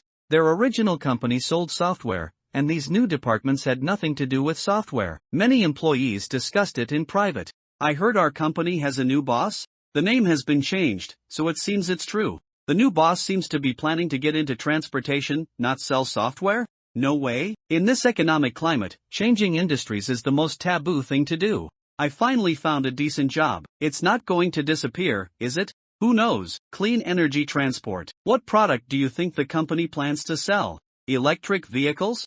The electric vehicle market is pretty much saturated now. If the new boss wants to get involved at this point, it probably won't be easy to carve out a market share, right? Then what can they sell? They wouldn't be planning to produce and sell batteries, would they? Batteries have nothing to do with transport. The economy is so sluggish right now. Starting a business at this time is basically announcing bankruptcy. If you ask me, the new boss should sell software instead. At least that could keep the company running. The new boss hasn't appeared yet. Who knows if it's just some rich second generation playing around with a startup? We should make plans early. Suddenly, the employees within the company were restless. Some employees quickly found new jobs and went to HR to resign. Everyone who could leave, left. The remaining employees were either older and found it difficult to resign, or they intended to stay and observe.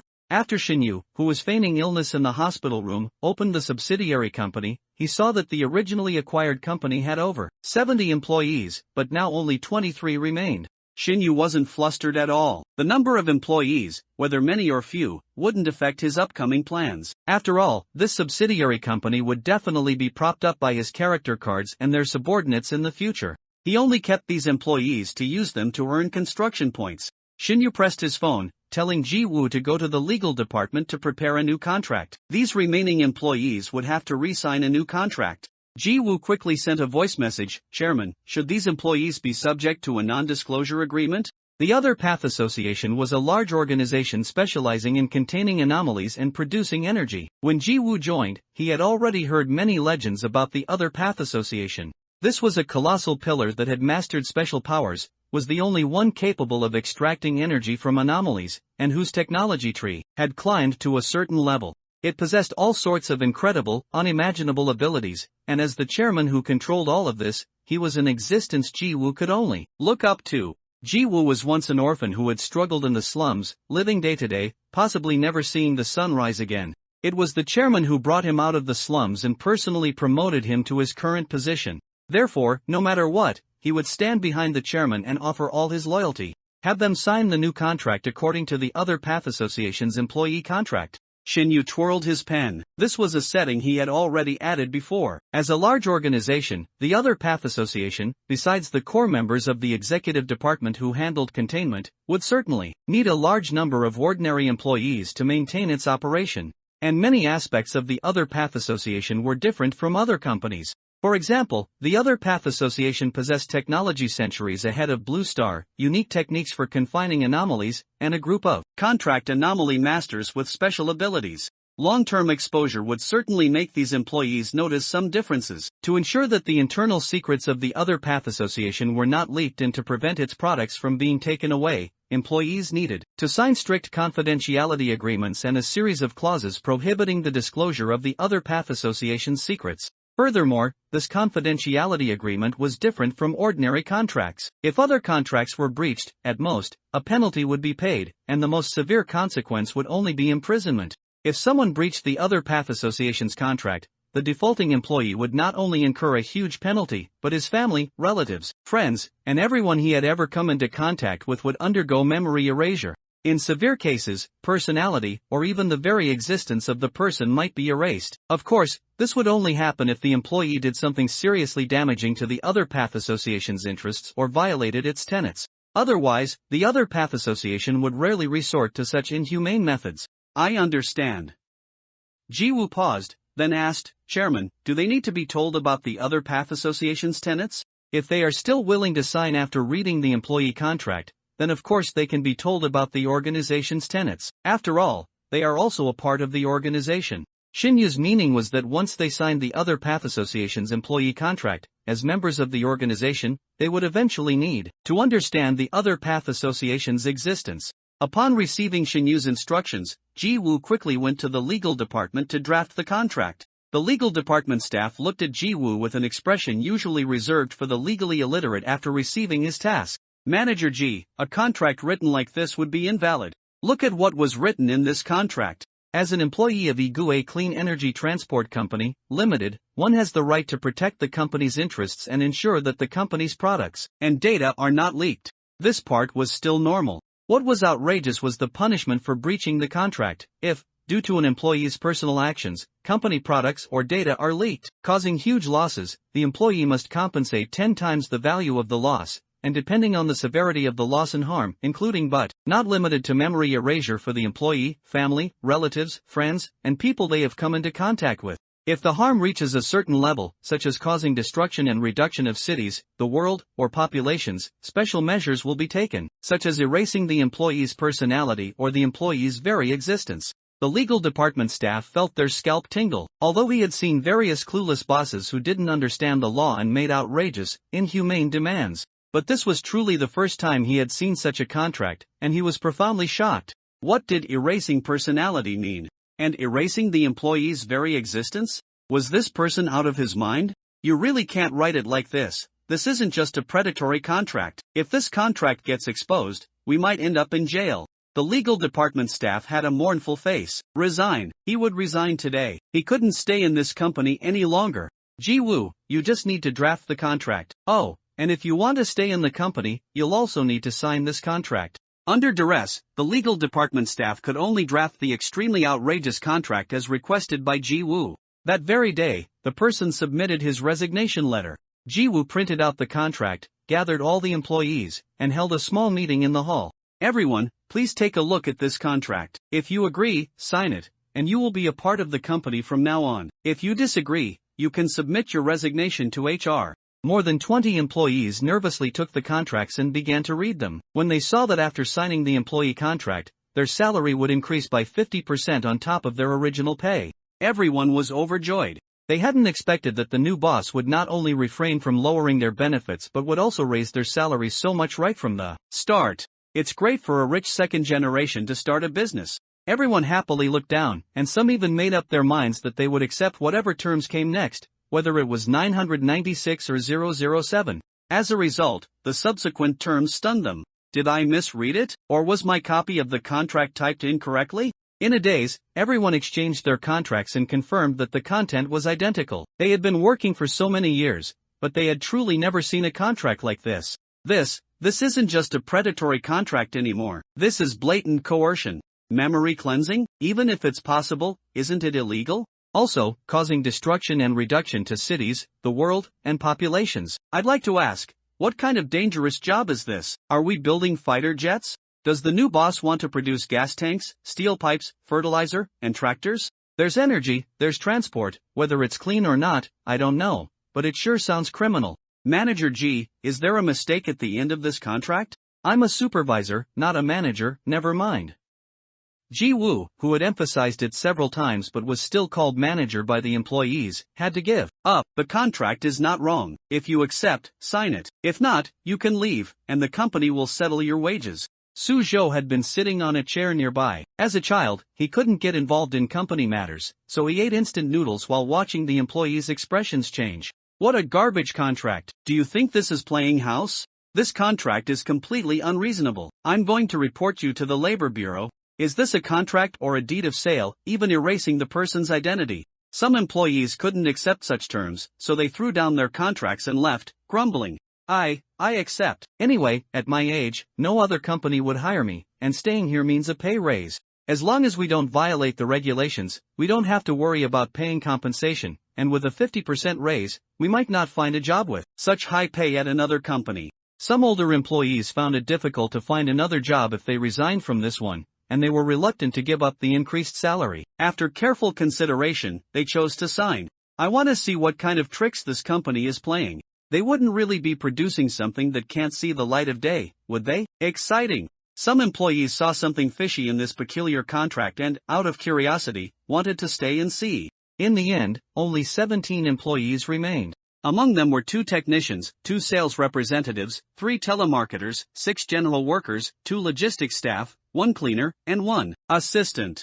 Most of those who stayed were grassroots employees. 17 contracts were collected. Ji-woo checked the signatures, confirmed they were correct, and then put the contracts into a folder. Very good. I'm sure those who stayed are full of hope for the company's future. I won't waste any more time. Let's arrange your work first.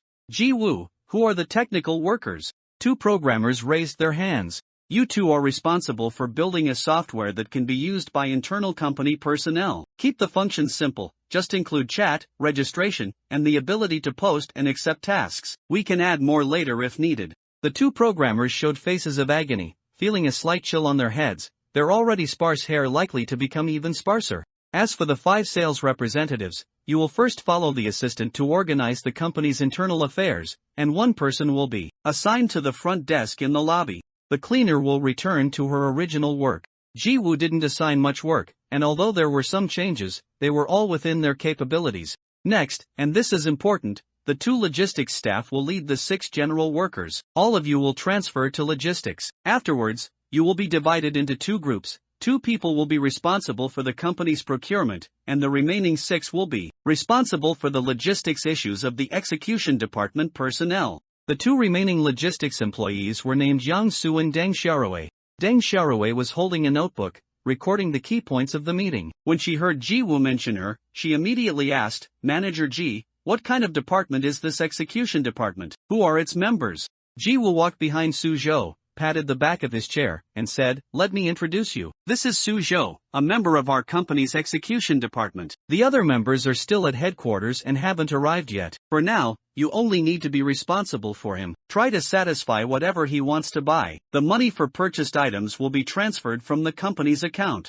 A contract weaver is a high-risk profession, facing death at any unknown moment. Therefore, among the other path association, contract weavers receive the most benefits. Additionally, some contract weavers have peculiar temperaments and need to be coaxed, flattered, respected, and catered to. At the other path association headquarters, there are even instances where 100 people are specifically assigned to serve a single contract weaver." Su-zhou slurped a noodle into his mouth. Hearing this, he choked, coughed several times, and then waved his hands in horror, refusing. "Cough, cough, cough. Mr. Ji, how can this be?" Ji-woo patted his back to prevent the young newcomer from choking too much. "This is your deserved benefit. You are a C-rank, and you have a reimbursement limit of 1 million per month. Don't be polite, kid, spend as much as you want. That little rascal spends the organization's money on all his food, drink, and daily needs. His expenses alone amount to 50 million each month."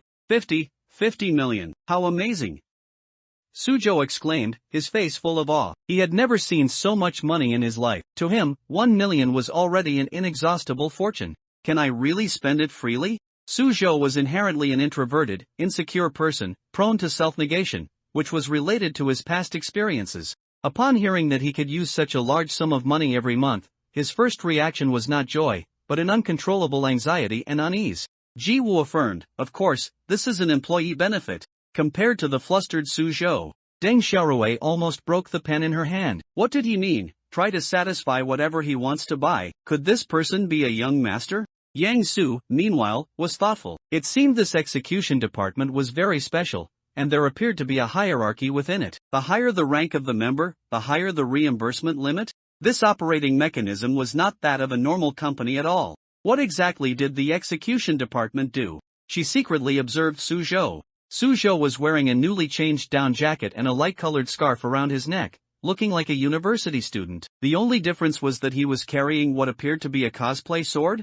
A sword enthusiast? He didn't look very old, and his personality was rather reserved and introverted. He seemed very ordinary, so what was different about him? And how did these things relate to the content of the contract they had signed? Yang Su was very composed. Anyway, the longer she stayed at the company, the sooner she would find out. Assistant Gui, like Yang Su, more or less sensed the abnormality of this company. However, for the sake of a high-paying job, Gui pushed up his glasses and ignored many strange things without batting an eye. For a wage earner, where isn't work? As long as the company kept paying him a high salary, Gui would not leave. After Ji-woo arranged everything and announced the end of the meeting, everyone dispersed to do their own work. You implicitly publicized the existence of the other path association. Construction points plus 17.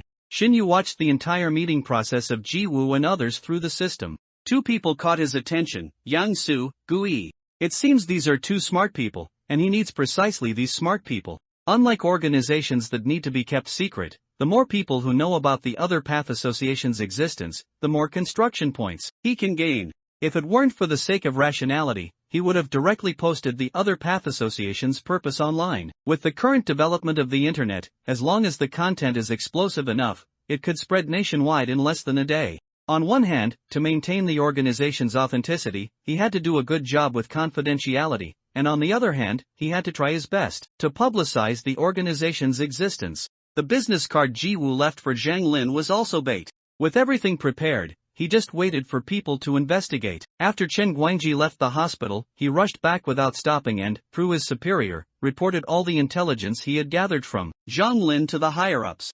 Zhang Lin was the first close contact who directly faced an anomalous event and successfully survived. Unlike other victims, he retained all memories of facing the importance placed on him by the higher-ups even exceeded Chen Guangji's expectations. Almost immediately after Chen Guangji reported the situation, the state dispatched an action team, flying by helicopter from the capital to Yeyang City. Chen Guangji went to meet them. The leader exuded a bloody aura, his brows were tightly furrowed, his eyes were bloodshot, and a heavy sense of exhaustion lingered. Kong Yuba pinched the bridge of his nose, seemingly to relieve his fatigue. Sorry to have kept you waiting. Chen Guangji, not at all. You've traveled for such a long time. Would you like to rest first? Kong Yuba sighed, we have something to ask Zhang Lin. Let's go now. Chen Guangji, of course, deferred to their wishes, took them into the car, and drove directly to the hospital where Zhang Lin was. Soon, the group arrived at the hospital. Zhang Lin was still lying in bed recovering from his injuries, bored, staring at the ceiling. He was already injured, and after being controlled by Bai Zuo to rescue Su Zhou, his injuries worsened. At this rate, he wouldn't be discharged for 2 or 3 months. Chen Guangji pushed the door open at this moment. Zhang Lin, the higher-ups have sent people. A group of people walked into the ward. The single ward wasn't large, and with so many people entering, it suddenly became quite crowded. Kong Yuba walked to the bedside and introduced himself. I am Kong Yuba, captain of the special dispatch team. Comrade Zhang Lin, we are here to ask you about the entire process of the Route 201 bus incident. Zhang Lin nodded. He told Kong Yuba everything he knew. Kong Yuba, after we learned about this, we immediately sent people to the traffic department to retrieve the surveillance footage from inside the Route 201 bus and its surroundings. However, we only obtained this segment of video. Kong Yuba took out a tablet, entered the password, opened one of the files, and brought up the video to watch. The video was captured by the in-bus surveillance camera. From passengers boarding, to the bus driving, the driver suddenly falling ill, the vehicle losing control and crashing directly into a tanker truck. Patrol officer Zhang Lin, to save people, used his car to steer the bus away, ultimately leading to him being injured. The bus also crashed into the roadside guardrail as a result, and although the passengers were injured, no one died.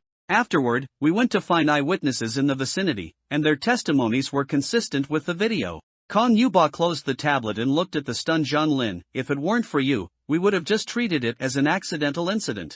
After all, with so many eyewitnesses and everyone's testimony matching the surveillance content, who would have thought that the true nature of this incident was completely different from their statements and the surveillance? When Kong Yuba first learned about this, he broke out in a cold sweat. He wondered, how long had they been deceived before this? There are over 50,000 accidental incidents in Xia country every day. How many of them are facts, and how many are covered up or fabricated? You believe what I said? If Zhang Lin hadn't personally experienced all that, even if someone told him that strange things existed in this world, he probably would have scoffed. Kong Yuba gave a bitter smile. I can't afford not to believe it. This was originally a classified mission, and no one except our team was supposed to know.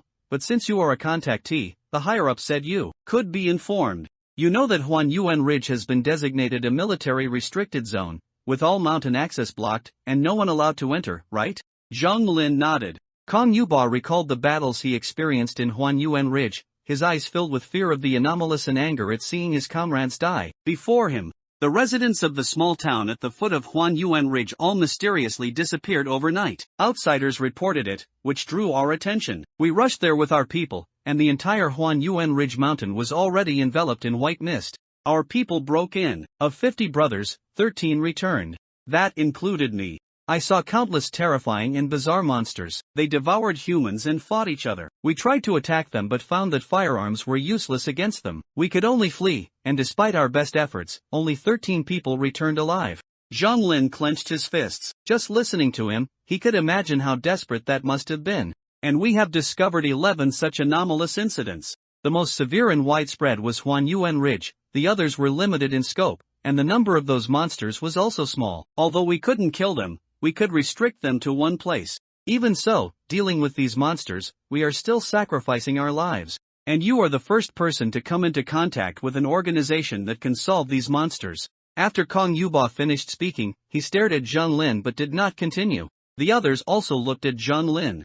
Zhang Lin knew what they were thinking. They did come to find me afterward and left me their contact information. However, Captain Kong, I believe that for those who possess mysterious powers beyond our imagination, you should be even more cautious. Kong Yuba took the business card. He noted down the contact information on it. Did they ask you to join them? It seems you've already made your decision. Chen Guangji looked at Zhang Lin with a stunned expression after hearing this. Zhang Lin, I am an adapter. As they say, I'm someone with the potential to become a covenant master. An anomaly can only be killed by an anomaly. Covenant masters can covenant with anomalies, borrowing their power to fight against other anomalies. However, very few people possess this ability, and fighting anomalies constantly puts them at risk of death. I can't bear to watch such young children die in unknown corners to protect us. Zhang Lin looked at Chen Guangji. I'm sorry, Captain. I've let down your previous care and expectations. Chen Guangji sighed. He wanted to playfully pat Zhang Lin's shoulder, but then remembered Zhang Lin was a patient, covered in injuries, making it difficult to do so. He changed the pat to a gentle stroke. Chen Guangji, usually so boisterous and informal, was surprisingly tender. Everyone has their own aspirations. Moreover, what you're doing isn't a bad thing. On the contrary, it's a great deed that benefits the country and its people. Why would I blame you? Watching their touching display of brotherhood, Kong Yuba couldn't help but cough a few times. I also have no intention of holding you accountable. The orders he received this time were, first, to inquire about the abnormal incident with bus 201 from Zhang Lin, and second, to try and gain access to that mysterious organization through Zhang Lin. And one more thing, to avoid offending Zhang Lin as much as possible. Whatever Zhang Lin wanted to do, he should be allowed to do it, as they would likely need his help in the future. Kong Yuba had completed the first two tasks. As for the last one, even if he knew Zhang Lin wanted to join that mysterious organization and become a covenant master instead of a patrol officer, he wouldn't say anything. On the contrary, Zhang Lin's decision might even reassure the higher-ups. They weren't familiar with the people in that mysterious organization, and even though they were currently in a predicament, it wasn't appropriate to seek their help directly. Zhang Lin was different. For one, his background was impeccable, he had received a good education, and his ideology was sound. Furthermore, Zhang Lin himself advocated for justice, and his willingness to sacrifice himself to save others indicated his excellent character. If they sought his help, Zhang Lin likely wouldn't refuse. At a time like this, how could Kong Yuba adopt a negative attitude to offend him? Thus, the interrogation proceeded harmoniously with both sides cooperating. With their objectives achieved, Kong Yuba was originally going to leave with his teammates, but before they departed, Zhang Lin said to him, I know you will definitely investigate the background of that company, but there is one person you should avoid provoking if at all possible. Who? That is a demon capable of manipulating people's hearts, whose entire being is condensed malice, devoid of humanity. Kong Yuba frowned. What kind of person could warrant such a description? Zhang Lin didn't elaborate on the person's appearance, only saying, when you see him, you'll understand. Kong Yuba left with his questions. You have indirectly publicized the existence of the organization. Construction points plus 237.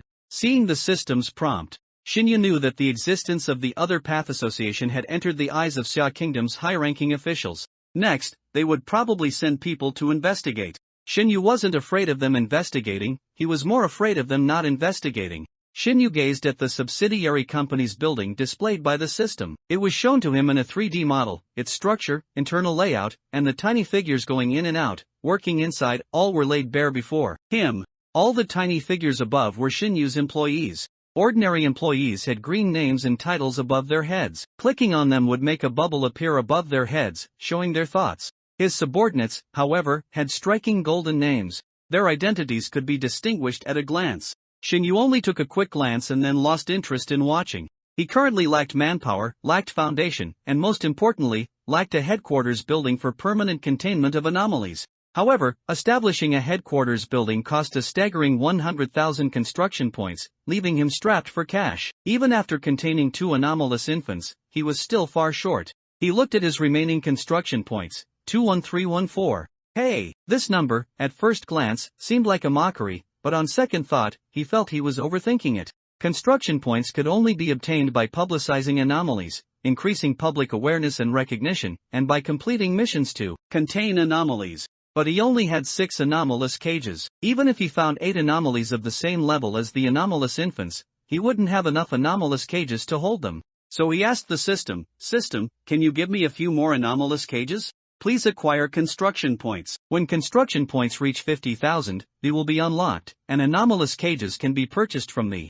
If I had 50,000 construction points, would I still be asking you for anomalous cages? Shinyu suddenly remembered that before, when he had no construction points, the system had deducted 10,000 construction points to buy a time rewind. Did this mean the system had the authority to purchase items from thee? System, can I get a loan of construction points first? I'll pay you back later. Host's authority is insufficient, unable to get a loan. Insufficient authority again. Shinyu had no choice but to focus on containing anomalies. As long as he contained 3 Azure Face level anomalies, he could gain 30,000 construction points. Combined with the 20,000 he already had, it would just meet the conditions for unlocking the. Then he could buy anomalous cages and contain anomalies. Shinyu quickly took action. He used Baizua's hacking skills to extensively collect various exaggerated or abnormal news, reports, videos, and rumors in Yiyang City. With the current advanced network, most people encountering something peculiar like to record it and post it online. Most of these were fake, or normal natural phenomena. Only a very small portion was related to anomalies. Shinyu quickly locked onto one of the rumors. In the Fujing district of Yiyang City, there was an abandoned bridge. This bridge was originally built to facilitate access to the central island of Yiyang City, called Chengzongdo. This island stood in the center of the city, surrounded by a river, and was also the 5th district of Yiyang City, Dinka district. Due to its unique geography, many tourists came to visit the island, single-handedly boosting the city's tourism industry. Therefore, outsiders also called it Anyang Island. This bridge had been abandoned for many years simply because its construction location was remote. After Anyang Island became famous and attracted more and more tourists, Yiyang City built several larger, wider, and more conveniently located bridges in other areas. Over time, this bridge was rarely used and eventually abandoned.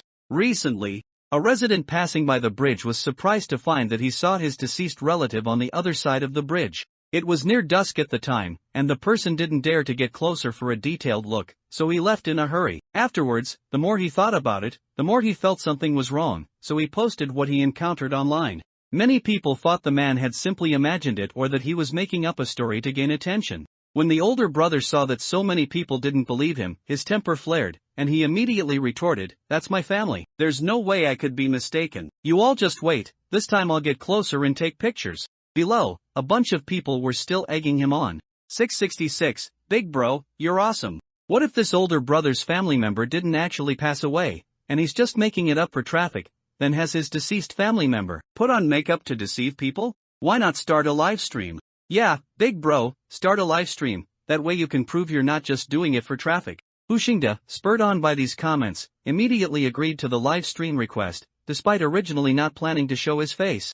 "Alright, if you want a live stream, you'll get one." He got on his bicycle and pedaled furiously towards the abandoned bridge. Hu Xingde chose to go in the afternoon. It wasn't close to dusk yet. Although the outside temperature was very low, the sun in the sky still brought him a touch of warmth. He stopped his bicycle, one foot on the pedal, the other propping himself on the ground. He took out his phone and started a live stream. As soon as the live stream began, many people who were waiting entered, and the audience quickly grew by several hundred. How come there isn't a single car on this bridge? The fog on the bridge is so thick, I can't see anything clearly.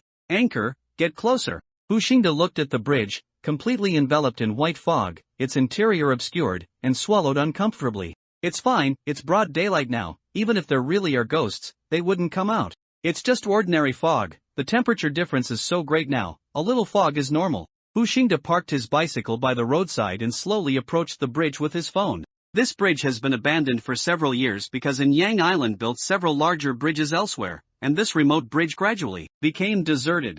Anyang Island? So it's a famous tourist spot online. I heard there's a completely independent small island in the center of your city. That's so unique. This bridge was just abandoned like that? It's a bit of a shame. I don't think it's a dangerous bridge. I remember it was because the location of this bridge was very remote, with few bus stops, train stations, or subway stations nearby, and after the other large bridges were completed, tourists all went to the other more conveniently located bridges. Is this an outdoor streamer, taking us on a tour of Anyang Island? This must be a newcomer, right? This streamer previously said he saw his deceased family member on the bridge, and we didn't believe him, so we asked him to start a live stream to prove it. Can see his deceased family member? That's ridiculous, isn't it?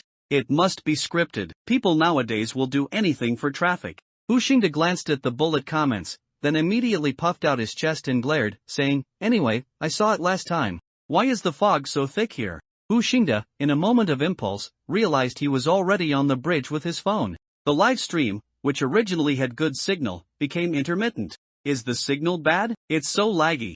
Is the streamer lying? Didn't he say he could see his deceased family member? There's nothing but fog here. As Hu Xingde stepped onto the bridge and was enveloped by the white fog, the live stream signal suddenly cut off. From the outside, only Hu Xingde disappearing into the white fog could be seen.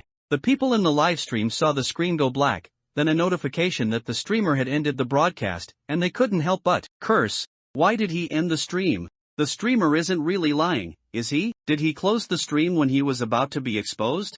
After waiting for a long time and still not seeing Hu Xingde resume the broadcast, these people cursed for a while and then left. Seeing this, Xinyu could confirm that there was something wrong with that bridge. Let them go check it out. Xinyu sent a message to Ji Wu and continued to search for other anomalies. Ding dong. Ji Wu, who was busy with company affairs, heard his phone ring, quickly put down the documents in his hand, picked it up, and glanced at it. Suzhou, a mission has come in. Suzhou, who was reading nearby, quickly leaned over. What mission? Investigate the anomaly at the abandoned bridge in Fujing District. If the Eerie level is below Cyan Face, hand it over to Suzhou. Eerie entities of Cyan Face level or above will be handled by Bai Zua. Do we need to inform Brother Bai? You don't yet have the ability to go on missions independently, so of course, you need to inform him to go together.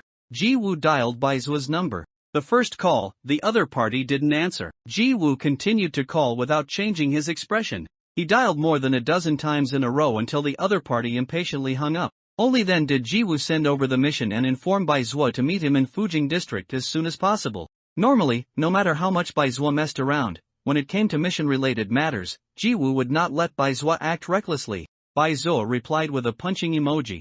Ji Wu, used to it, put away his phone. Alright, he knows. We'll go to Fujing District to meet him. Suzhou scratched his head. Is Brother Bai always like this? Good children shouldn't learn from him. The two hurried to Fujing District by subway. The abandoned bridge lacked convenient transportation nearby, so to get there as quickly as possible, they had to rent a shared electric scooter.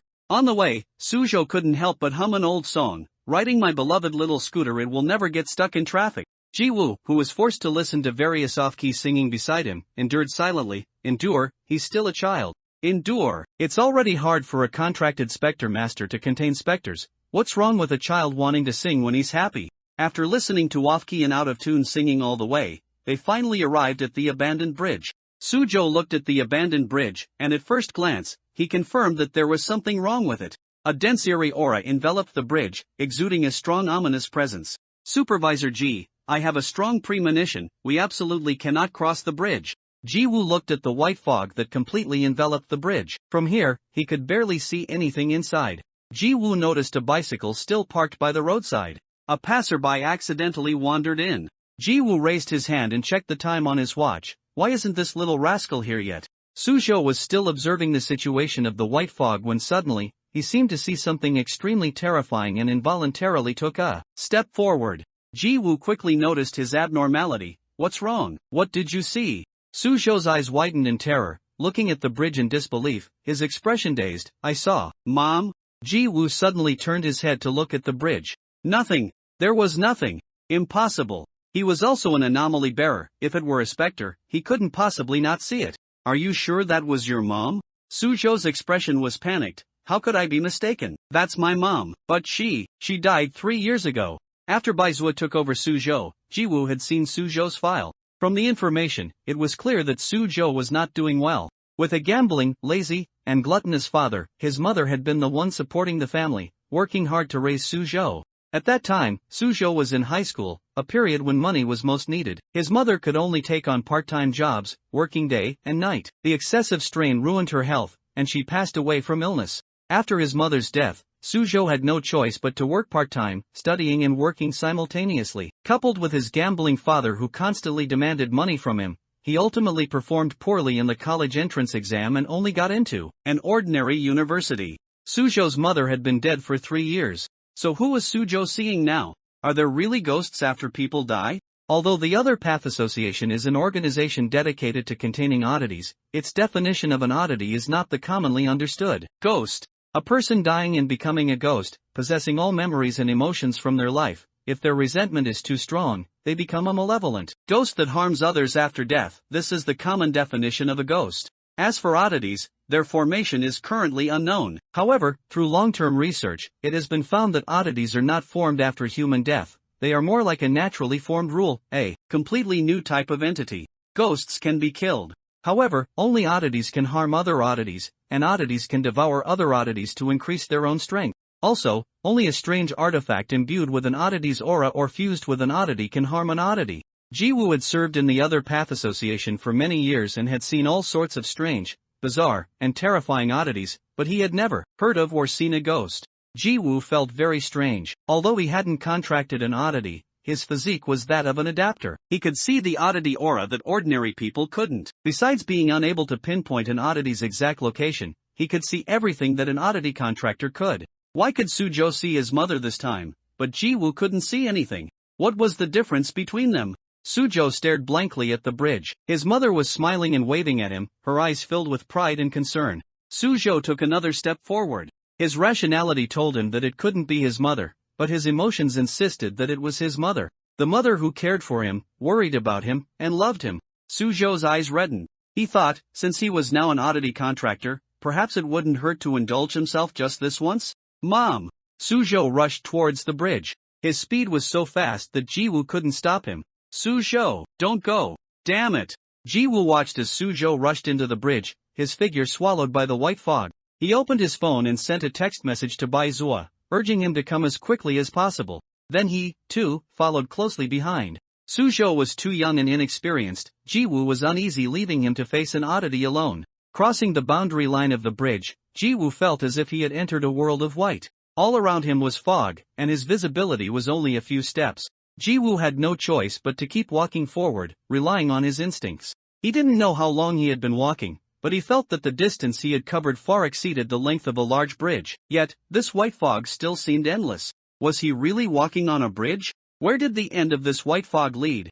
Jiwoo wiped the sweat from his face and stopped to catch his breath. His stamina, honed by systematic training, wouldn't be this exhausted even after running 5 kilometers, let alone walking quickly to conserve energy. There was something wrong with this white fog. And Sujo, why hadn't he seen him after walking for so long? Jiwoo leaned on his knees, panting with his head down. His stamina was being depleted too rapidly. This white fog seemed to accelerate his stamina loss, and the process was very difficult to detect. Jiwoo trained frequently and understood his own stamina well. An ordinary person might just wander around like a headless chicken in this endless white fog. Unbeknownst to them, their stamina would be depleted, eventually leaving them unable to move, collapsing in the white fog and never being able to stand up again. Jiwoo took out his phone again and tried to contact Sujo. The phone showed no signal, and the calls he made couldn't connect. An oddity domain that affects signals? Such oddity domains were quite common, but Jiwoo wasn't sure if this strange place was an oddity domain, because he hadn't encountered an oddity. After resting for a while, just as Jiwoo was about to continue walking to find Sujo, a clear ringing sound came from behind him. It was like the tinkling of wind chimes hanging somewhere, swaying in the breeze. Jiwoo quickly turned around, but behind him was still a vast expanse of white fog. He narrowed his eyes. In the white fog, something seemed to be moving, coming this way. Ding-ding-a-ling. In the white fog, at about half a person's height, a red dot swayed and flew towards him. As it got closer, Jiwoo saw it more clearly. It turned out to be a lit lantern, with several bells hanging from it. When the lantern swayed, they made a crisp sound. A hunched old man, wearing a core raincoat and a bamboo hat, held the lantern and slowly walked over. His hair was completely white, and his face was covered in wrinkles from old age. When he saw Jiwoo standing empty-handed at the side, he let out a soft exclamation. "Young man, why don't you light a lamp when walking the Een path? You won't be able to get out this way." Jiwoo couldn't tell if he was a human or an oddity, so he stood silently without replying. The old man was very understanding. He didn't ask why Jiwoo was there or where he was going. Instead, he said as he walked, "Follow behind this old man, and you'll be out soon." Jiwoo pondered for a moment. If he stayed in the white fog, he would either keep walking until his stamina ran out, or he would wait for someone to come find him. There might be more than one space within this white fog. The space Sujo entered might be different from the space Jiwoo entered, which was why Jiwoo hadn't seen Sujo. After thinking it over, Jiwoo still silently followed behind the old man. Whatever awaited him ahead, it was better than being trapped in the white fog, unable to do anything. The red lamplight illuminated just the area around the two of them. The old man also didn't speak. The two walked in the white fog. This time, Ji-woo noticed that his stamina was depleting at a normal rate. Ji-woo glanced at the lamp the old man was carrying. Was it related to the lamp? Young man, we're here. The old man stepped forward and disappeared from Ji-woo's sight. Ji-woo followed him out of the white fog. The view suddenly opened up. Without the white fog obstructing his view, Ji-woo found himself in a completely new realm. Ji-woo looked back. With the bridge as the boundary, the white fog enveloped the bridge. Once he stepped out of the bridge's range, the white fog was gone. The old man still held his lamp, swaying gently as he walked forward. Along the way, they encountered many such lamp bearers. They were men and women, old and young. Their attire also differed from people outside. Most wore ancient clothing, very similar to the old man's attire. Most of them walked in silence. They wouldn't greet or speak to each other when they met. Ji-woo realized that if the old man hadn't seen he had no lamp in his hand and feared he wouldn't make it out of the white fog, he probably wouldn't have called out to him. Lamp bearers, lighting each other's way, traversed the white fog. If one encountered someone without a lamp in the white fog, who could distinguish if the one opposite was human or monster? The old man daring to call out to him was already an extremely bold and kind act. Ji-woo wanted to thank the old man, but he couldn't find his figure. He could only follow behind the lamp bearers, walking without a destination. The surrounding scenery was somewhat like a reflection on water, hazy and indistinct. However, he could still see some mottled streets, streetlights by the road, shops on both sides of the road, and towering skyscrapers. This was a city. A modern city. But there was not a single person or vehicle in this city, only these outsiders carrying lamps and walking on the road. Strange, why did this city feel so familiar? Wait. Ji-woo looked back in the direction he came from. That bridge connected Fujing district to Anyang Island. Could it be that this was Anyang Island? But Anyang Island was a famous tourist destination in Anyang City, with an endless stream of tourists, making it impossible for it to be as deserted as it was now. What exactly was this place? What about Suzhou? Where did he go? Ji-woo was very worried now. Suzhou was somewhere unknown, and could Baizhou find him here? Supervisor Ji? Suddenly, Suzhou's voice came from the right. Ji-woo was startled and looked to the right. Suzhou was holding a lot of food, waving at him with a smile, and beside him was a kind-faced middle-aged woman, looking at Suzhou with loving eyes. Suzhou, I finally found you. Who is she? Although Ji-woo asked this, he had already guessed the woman's identity in his heart. Suzhou indeed smiled and introduced her to him. Supervisor Ji, this is my mom. Mom, this is my supervisor. Good, good, good. Xiaozhou has grown up, found a job, and can support himself now. From her appearance, Suzhou indeed resembled this woman. In her 40s, she looked much older than her peers due to the hardships of life. However, from her brows and eyes, one could tell that she must have been a beautiful woman in her youth. Her eyes were filled with tears, as if she knew how much hardship and suffering her son had endured after she passed away. Ji-woo greeted her and secretly observed her. Apart from her slightly pale complexion, her behavior was just like a normal person's, and she didn't seem to be tainted by any strange aura. What was going on? Ji-woo felt that this place was very strange. The reappearance of someone who had been dead for 3 years was already highly abnormal. Mom, go check out that store. If there's anything you want to buy, I'll pay. Okay. After sending his mother away, Suzhou looked at Ji-woo with some hesitation. Supervisor Ji, do you see anything wrong? Ji-woo, are you sure she is, and not some strange entity impersonating her? Suzhou nodded. I asked her many things only we knew, and she remembered all of them. Then that's strange. Could it be that there are really ghosts after death? If that were true, it would be great.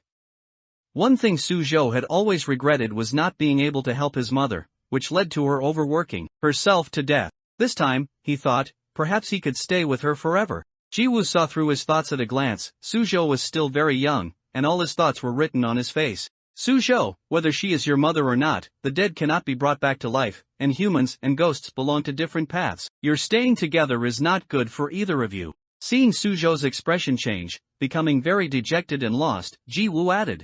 However, during this time, you can make her happy, fulfill your filial piety, and tell her more about how you're doing now, so she can rest assured. I understand. Suzhou smiled reluctantly, but he also knew that this was the best solution. Ji-woo patted him on the shoulder, telling him to be more open-minded. Ji-woo could understand that seeing a loved one whom one thought was separated by life and death and would never see again, anyone would feel attachment and reluctance. Even he, an orphan who had never known who his relatives were, coming here, would have a small hope deep down. Would he see the relatives he had never met here? Ji-woo gave a self-deprecating smile. Perhaps they weren't dead at all, and he was just someone who had been abandoned. Xiaozhou. Coming, Mom. Suzhou quickly ran over, picking out clothes she liked with her, and commenting on whether the clothes suited her, trying on one after another. What would normally make a young person impatient, Suzhou wished this moment could be prolonged. Jiwoo watched from outside, couldn't help but pull out a cigarette from his pocket, and lightly sniffed it under his nose. Even if this was a strange domain, and everything was illusory, being able to let Suzhou see his mother was still a happy thing. Dawn, dawn, dawn. The king of hell passes, all humans make way. A team of people dressed in ancient black robes, wearing ghost masks that obscured their faces, carrying white mourning staffs and soul-guiding banners, walked grandly by. Jiwoo stepped aside. He inadvertently glanced at the middle of the procession. He saw a distraught man walking in the funeral procession. He was dressed differently from the people beside him. He was wearing a fur coat and warm cotton trousers, dressed like a modern person. He was swept along by the procession, moving involuntarily, without ropes, and seemingly no one was controlling him. But Jiwoo saw his eyes. His eyes revealed an expression of extreme terror and fear. Jiwoo almost instantly confirmed that this was probably a passerby who had been caught up in this. Jiwoo didn't disturb Suzhou, who was still shopping with his mother, carefully avoided the strange funeral procession, and approached the man. That man was Hu Xingde, who had disappeared earlier. Hu Xingde didn't know what was happening. He was walking on the bridge when he suddenly saw a familiar figure. Only after walking closer did he realize it was his deceased wife. He trembled, both afraid and irresistibly drawn closer, that was his beloved wife. As a result, when he got close and his wife reached out, her cold hand holding his, he lost consciousness. When he woke up, he found himself walking in the funeral procession, having lost control of his body. He was clearly awake, yet he could only watch his body move uncontrollably, following the funeral procession. The fear of the unknown was almost driving him mad. At this moment, a warm hand grabbed his arm. "Hey, can you still move?" Jiwoo pulled him hard, trying to pull him out. Someone came to save him. Hu Xingde wept tears of joy. "That's great. Hey, are you still conscious? Damn it." Jiwoo desperately pulled his arm. But Hu Xingde continued to walk forward, expressionless and unmoving. Only the emotions revealed in his eyes proved that he still had his own consciousness. Jiwoo. A strange call, yet full of sorrow, made Jiwoo's body stiffen. He guessed a possibility, but he didn't dare to believe it. He was an orphan, abandoned in the slums, surviving by scavenging and fighting with dogs for food. Originally, he wouldn't have survived at all, but the company of human reason guardians regularly rescued orphans, especially children. As far back as he could remember, he had been in a narrow, empty room with only a bed frame and wooden planks. Adults in white clothes came and went, bringing him water and gruel like food. He must have been 3 years old then, right? Then he grew up under the care of these people, who taught him to read and write, and some common sense. When he turned 10, he was kicked out of that small room. Once outside, he realized for the first time how cruel survival was. There was smoke and radiation everywhere, and decaying corpses could be seen all over the roads. He transformed from an ignorant child into a rabid dog, willing to do anything to survive. In his memory, his parents had always been absent, and any images of them were blurred. Sometimes he wondered if he really had parents. Jiwoo closed his eyes, then he laughed, a wild, hysterical laugh, ha ha ha ha ha ha ha ha. Tears streamed down his face from laughing. After he finished laughing, Jiwoo suddenly felt an unprecedented sense of boredom, because he already knew what these so-called relatives here actually were. I say, even if you strange beings read my memories, don't you read them completely? Jiwoo turned his head and looked at the two monsters behind him, whose faces were blurred and completely unrecognizable, yet were calling out to him. Seriously, at least respect my intelligence a little. Do you think looking like this can fool me? Or is it because I don't even know what my relatives look like in my memories, so you can't transform into them to deceive me? Also, my real name isn't Jiwoo. This is just the code name I took after joining the Other Path Association and becoming a supervisor. Even if you were my parents, you shouldn't be calling me by this name. Jiwoo sighed. Wasn't this a situation where he couldn't even deceive himself, even if he wanted to? Hu Xingde, being close, heard Jiwoo's words. He was astonished. So, what he saw wasn't his wife. He had thought his wife was too lonely down below and wanted him to join her. But that wasn't it at all. After he understood, he felt his whole body relax, and the feeling of being controlled and unable to move disappeared. He tried to move his fingers, and Jiwoo immediately pulled him out of the funeral procession. The funeral procession suddenly stopped, and the continuously beating gongs also ceased. Those people turned their heads and silently watched them. The evil ghost masks on their faces transformed into angry expressions, their eyes wide open, looking as if they were about to open their mouths and devour people. Run! Jiwoo grabbed Hu Xingde and ran. Passing by the shop where Suzhou was, he shouted, "Suzhou, we're leaving!" Suzhou quickly ran out, followed by his nervous mother. "Supervisor G, what's wrong?" Then Suzhou's eyes widened as he witnessed a group of people wearing evil ghost masks quickly chasing the two. Did they break some heavenly rule? Wait, Supervisor G. Mom, wait for me here, I'll come back to you after I finish work. My silly child, I know, go do your work. Suzhou glanced at his mother, who stood still, and finally ran after the funeral procession.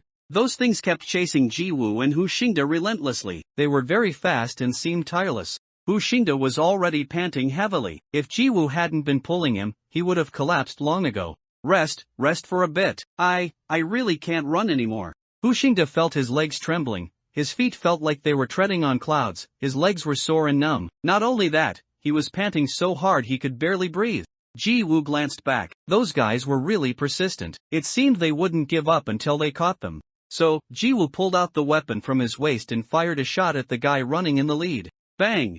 The bullet hit the guy in the white funeral attire squarely. Its figure twisted, and black blood splattered. As it ran, it suddenly disintegrated. The clothes floated emptily, and the soul-guiding banner it held fell to the ground. A pitch-black mass crawled out from inside the clothes. It looked around, then burrowed into the ground and disappeared. When the group saw their leader flee, the ones in front immediately stopped, not daring to continue the chase. The ones behind, unable to see what had happened in front, didn't stop, so they crashed into each other, twisting and colliding into a heap. They must have crashed hard, as they became entangled, one with the other, and fell to the ground, almost squashed into a meat patty. Realizing they couldn't separate like this, black masses scurried out from under the clothes, burrowed into the ground, and disappeared. Soon, only scattered funeral attire, crying sticks, and soul-guiding banners were left on the ground. Suzhou finally caught up. He looked at the mess on the ground, a little surprised. "Supervisor G, did you do all this?"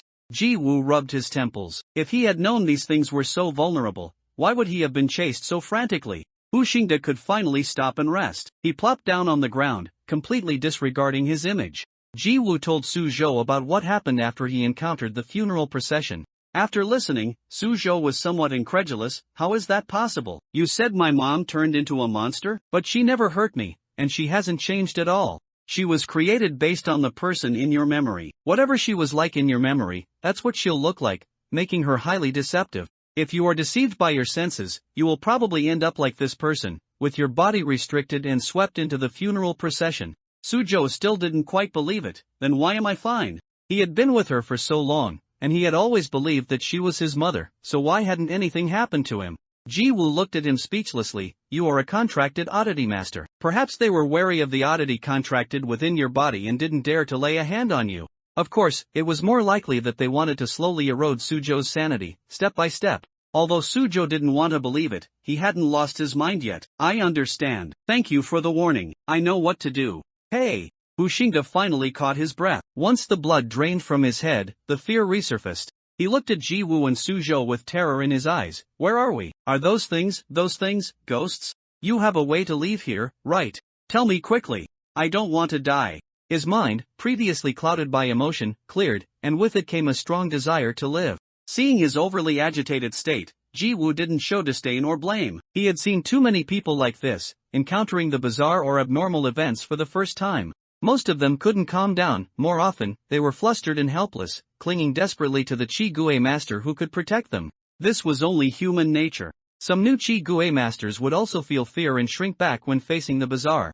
Even some experienced Chi-Gue masters, when confronting powerful, unconquerable bizarre entities, would genuinely feel their own powerlessness, leading to despair, and even the thought of giving up. Jiwoo had even seen many Chi-Gue masters who couldn't overcome their inner fear and became self-destructive. "Please calm down." Suzhou tried to soothe his agitated emotions. "Calm down? What do you know? This is hell, isn't it? We're in hell. If we don't find a way out soon, we'll never be able to go back." Hu Xingde's face was flushed with anxiety. He grabbed Jiwoo, as in his eyes, the older, seemingly steady and mature Jiwoo was the one who could take charge. "Hell?" Jiwoo looked at Suzhou. "What do you think? Although the feeling is very faint, there is indeed a faint bizarre aura in those funeral processions. It's so faint that if they hadn't disappeared, leaving a trace of aura in their clothes, I probably wouldn't have noticed it. I didn't notice it before either." Although Jiwoo had not contracted a bizarre entity, he was an adapter, a physique relatively sensitive to the bizarre. He could detect bizarre auras that ordinary people couldn't, though not as precisely as a Chi-Gui master. This time, the bizarre entity was so well hidden that it deceived both Ji-Woo and Su-Jo, the Chi-Gui master. Either its ability was special, or there was something wrong with this bizarre domain. This is really troublesome. Ji-Woo had a splitting headache. If they were truly in a bizarre domain, and this domain completely mimicked everything on Yang Island, such a large area definitely couldn't be an incomplete bizarre domain. Truly powerful bizarre entities could even easily envelop an entire city with their bizarre domains. And looking at the scope and size of this bizarre domain, it could already be called a semi-complete bizarre domain. Forget a semi-complete bizarre domain, even an incomplete bizarre domain, like the bizarre infant last time, would have trapped him and Su-Jo if Bai Zhua hadn't intervened. Why isn't that little rascal here yet? Every single time, Ji-Woo was enraged by Bai Zhua's willfulness. Hu Xingde clung to his leg, refusing to let go. Don't you have a way out? You must have a way, right? Do something quickly. I really don't want to stay in this damned place for another moment. Su-Jo smiled awkwardly, but he was sensible enough not to say that they also had no way, otherwise, it would not be good if a commotion started. Well, how about we try to leave the way we came? Didn't we come in through the bridge? Su-Jo had followed his mother's figure at the time and easily passed through the white fog on the bridge. Unlike Ji-Woo, who had been lost in the white fog for a long time, he didn't know that the white fog was not such an easy place to pass through. Ji-Woo, that patch of white fog probably requires something special to pass through. I ran onto the bridge after you, but I got lost in the white fog. No matter how I walked, I couldn't get out. That white fog also drained my energy, making me lose stamina faster. If I hadn't met an old man carrying a lantern who led me out, I'd probably still be trapped in there, unable to escape. Su-Jo exclaimed in surprise, that white fog is actually so strange. As soon as Hu Xingde heard there was a way out, he immediately shouted, then what are we waiting for? Let's go find a lantern. If we can't find one, we'll steal one. Just get out of here quickly. Then let's go. Let's find those lantern bearers and see if we can buy a lantern from them. The three set off together. Walking through this desolate city, they always felt as if something was watching them from the shadows, but when they turned to look, they saw nothing. The further they walked, the more anxious they became. Hu Xingde was trembling, wishing he could stick close to the two of them. It looks like there's light ahead. Strings of red lights formed a long dragon, swaying and wandering down the street. Just as they were about to approach, a young girl wearing a white mask stopped them. Hey, outsiders, don't approach the Lantern Festival. Su-Jo and the others stopped. Us, outsiders? The girl tilted her head slightly. Humph, it's obvious you're outsiders. You must have been lured in by the souls reflected in the Lantern Festival, right? Ji-Woo was not annoyed. Instead, he put on a gentle smile and asked, little girl, what is this Lantern Festival you speak of? The Lantern Festival is, of course, a ceremony held to worship the great King Yama. This is something all young people know. You outsiders should leave quickly. Otherwise, once the ceremony is over, you'll never be able to leave. Su-Jo, do you know how to leave? Of course, by lighting a soul lantern. With the guidance of a soul lantern, you won't get lost inside. She looked at the group, then understood. It seems you don't have soul lanterns. Who told me I was kind-hearted? Come with me. Ji-Woo raised an eyebrow. Su-Jo watched his expression to act accordingly, but Hu Xingde, without any guard, followed the girl, his face full of joy, thrilled that he would soon be able to leave. Ji-Woo touched the weapon at his waist. Although he was somewhat suspicious of the sudden appearance of this girl's intentions, he decided to follow along and see. If they could truly obtain a soul lantern, then they would have hope of leaving. The two followed. The girl walked in front, leading them to a shop that sold incense, candles, and paper money. Uncle Zhang, we have business. A middle-aged man with a limp walked out of the shop. He had a full beard and droopy eyelids, looking very sleepy. What business? These people want to buy soul lanterns. Uncle Zhang looked up, casually taking a dusty red lantern from the shelf. One price, 10,000. Hu Xingde felt it was a bit expensive, but this was his only reliance to leave this place, so he immediately scrambled. I'll pay. I'll buy it. He took out his phone to transfer money, but found that there was no signal. He was dumbfounded for a moment. Modern people rely on QR code payments when they go out. Who would carry such a large amount of cash with them? Can I pay by card here? Uncle Zhang, what card? If you don't have money, why are you here to buy a soul lamp? Little Mushroom, what kind of customers are you introducing? Shoo, don't say my name. Little Mushroom quickly waved her hand. They are outsiders, so just let them use something else to pay. Uncle Zhang was confused. What can I take if not money? Then, he quickly reacted, revealing a smile with an unclear meaning. Ah, those people are so scrawny. Even if they pay, how much can they pay with? Not that much lamp oil, just enough to support them and leaving. Uncle Zhang said to Hu Xingde, I need to collect a price for buying the soul lamp here. Don't worry, it won't endanger your life. How about it? Do you want to buy? He then looked at Ji Wu and Su Zhou, all three of you together, that way it's more secure. Ji Wu, Uncle Zhang, what exactly do you mean by price? In a ghost domain, one must never pay an unknown price, otherwise, they wouldn't even know how they died. Even as a contracted ghost master, one must be extremely cautious. Sometimes, some ghosts are not very strong themselves, but they possess certain instant death rules. If these instant death rules are not triggered, they are very easy to contain. Once an instant death rule is triggered, even if the contracted ghost master is stronger than the ghost, it will still lead to the contracted ghost master's death. Uncle Zhang stroked the beard on his chin. Well, I'm not afraid of you knowing. The lamp oil for the soul lamp is refined from special grease, and it's very precious. This is also why soul lamps are so expensive. Since you don't have money to buy it, providing some raw materials can also be used as an exchange. Uncle Zhang had hinted so clearly that Ji Wu, who had rich experience in dealing with various bizarre incidents, quickly understood the hidden meaning of his words.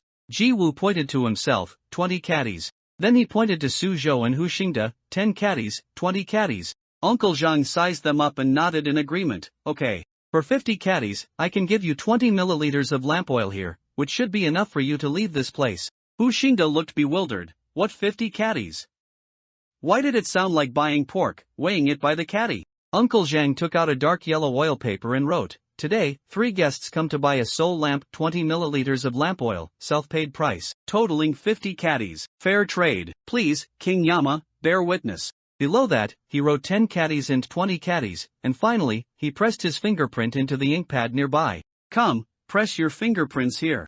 Ji Wu first read the text of the contract, confirming that there was no deception or textual traps, then he pulled Su Zhou, making him press his fingerprint next to 10 caddies, and then Ji Wu pressed his fingerprint next to 20 caddies. Hu Xingde also followed suit, pressing his fingerprint next to 20 caddies. After they all finished pressing, Uncle Zhang took the contract and lit it with a match. As the oil paper burned, a strange smell, which one couldn't call pleasant but also not unpleasant, wafted out. After smelling it for a while, there was an intoxicating feeling of wanting to keep smelling it. It burned very quickly, completely consumed in a few seconds. The smell also dissipated with it.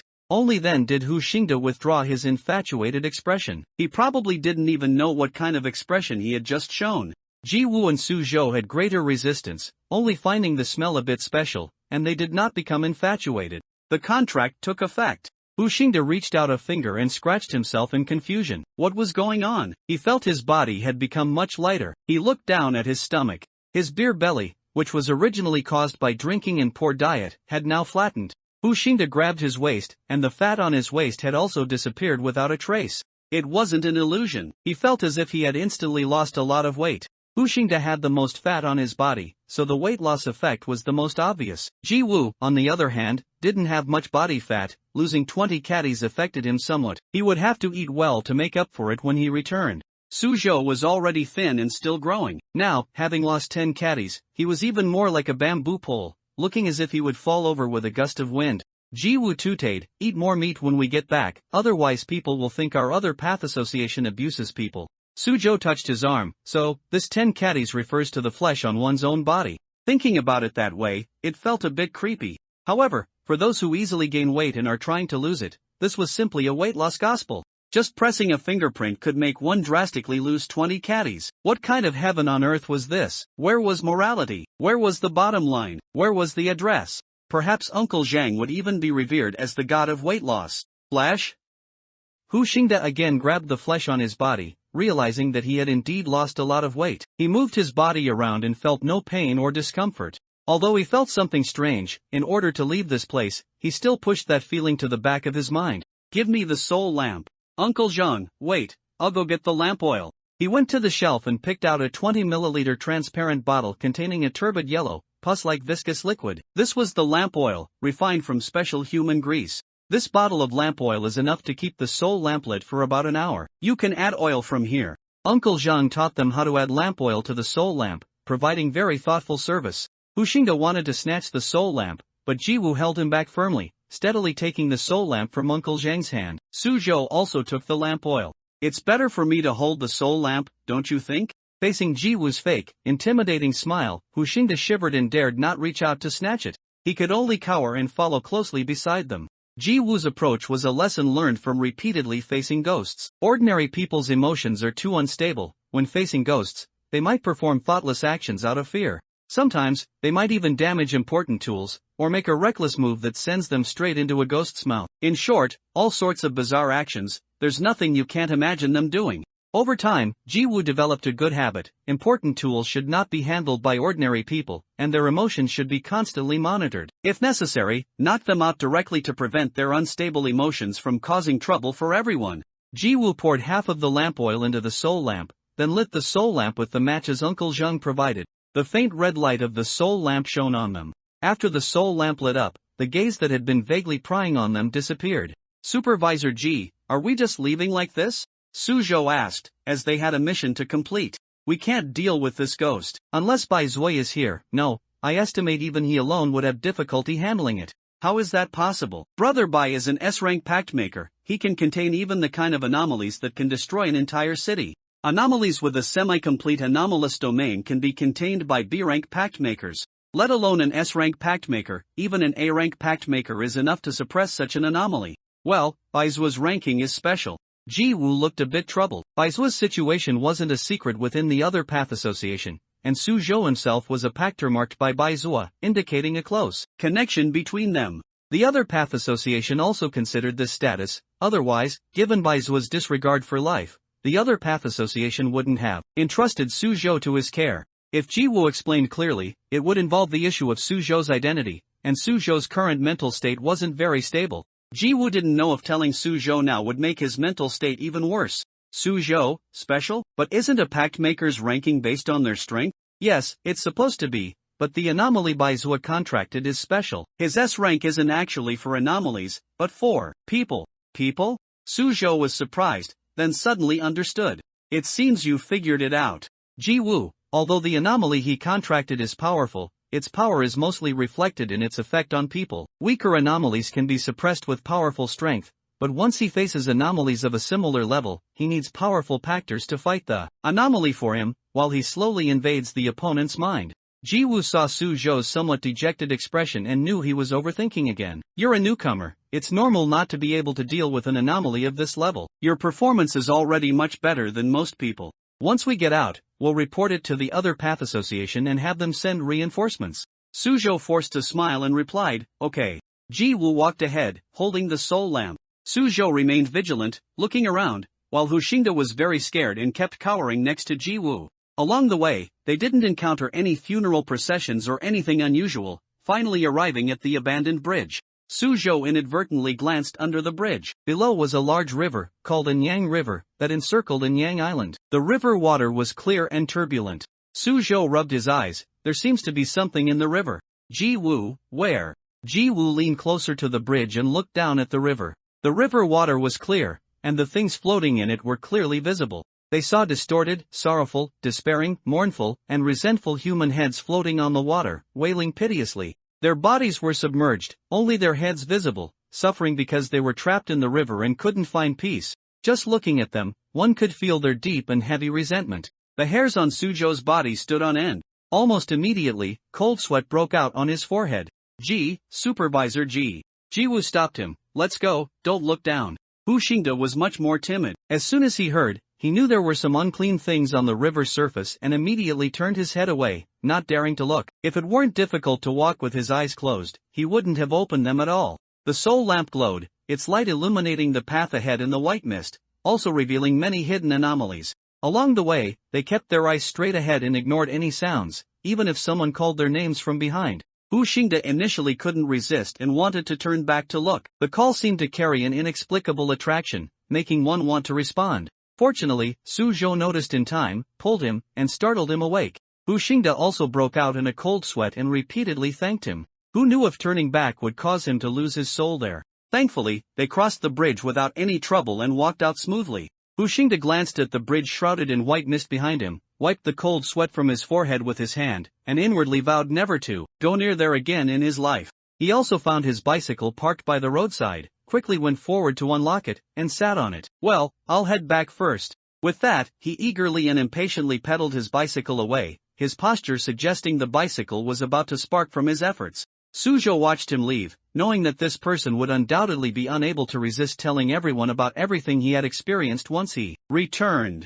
However, neither he nor Ji-woo were in a hurry. Firstly, without personally experiencing these things, few people would believe that what he experienced was real. Most people would think he was telling stories, exaggerating, or boasting. As soon as Ji-woo left the area and got a signal on his phone, he sent the pre-edited message to the other Path Association. It included their observations and their conjectures about the anomaly. Next, the other Path Association would dispatch a pact maker of appropriate strength to contain the anomaly. Then, Ji-woo started making a series of urgent calls to Bai Zuo again, filled with anger, with an air that he wouldn't stop until he blew up the other party's phone. Suzhou's mouth twitched as he watched, not daring to utter a sound, fearing the fire would spread to him. Finally, after more than 20 calls, Bai Zuo answered. You little rascal, if you don't give a proper explanation this time, your self-criticism report is set in stone. Ha ha ha ha ha, what are you saying? I can't hear you. Don't pretend you can't hear. Why is it so noisy on your end? Where are you? I'm on Anyang Island. It's so lively here, so many people are playing with lanterns. Wait, lanterns? How did you get in? Do you have a soul lamp? Anyang Island is hosting an event. There are many people here, and in crowded places, more evil can condense.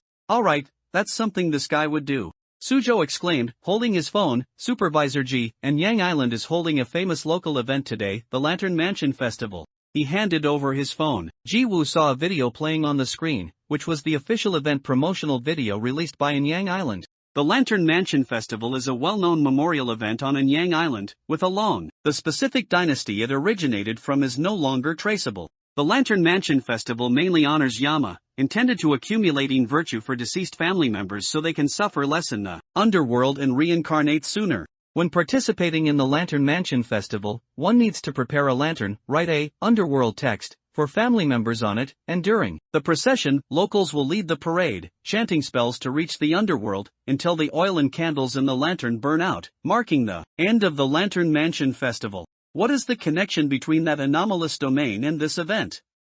Ji-woo finished watching the video and some cultural heritage information he found about the Lantern Mansion Festival. Ji-woo didn't claim to know Bai Zuo intimately, but having supervised him for so long, he generally knew that Bai Zuo was not as simple as he appeared on the surface. Sometimes, an unintentional action, upon reflection afterward, would prove to have deep meaning.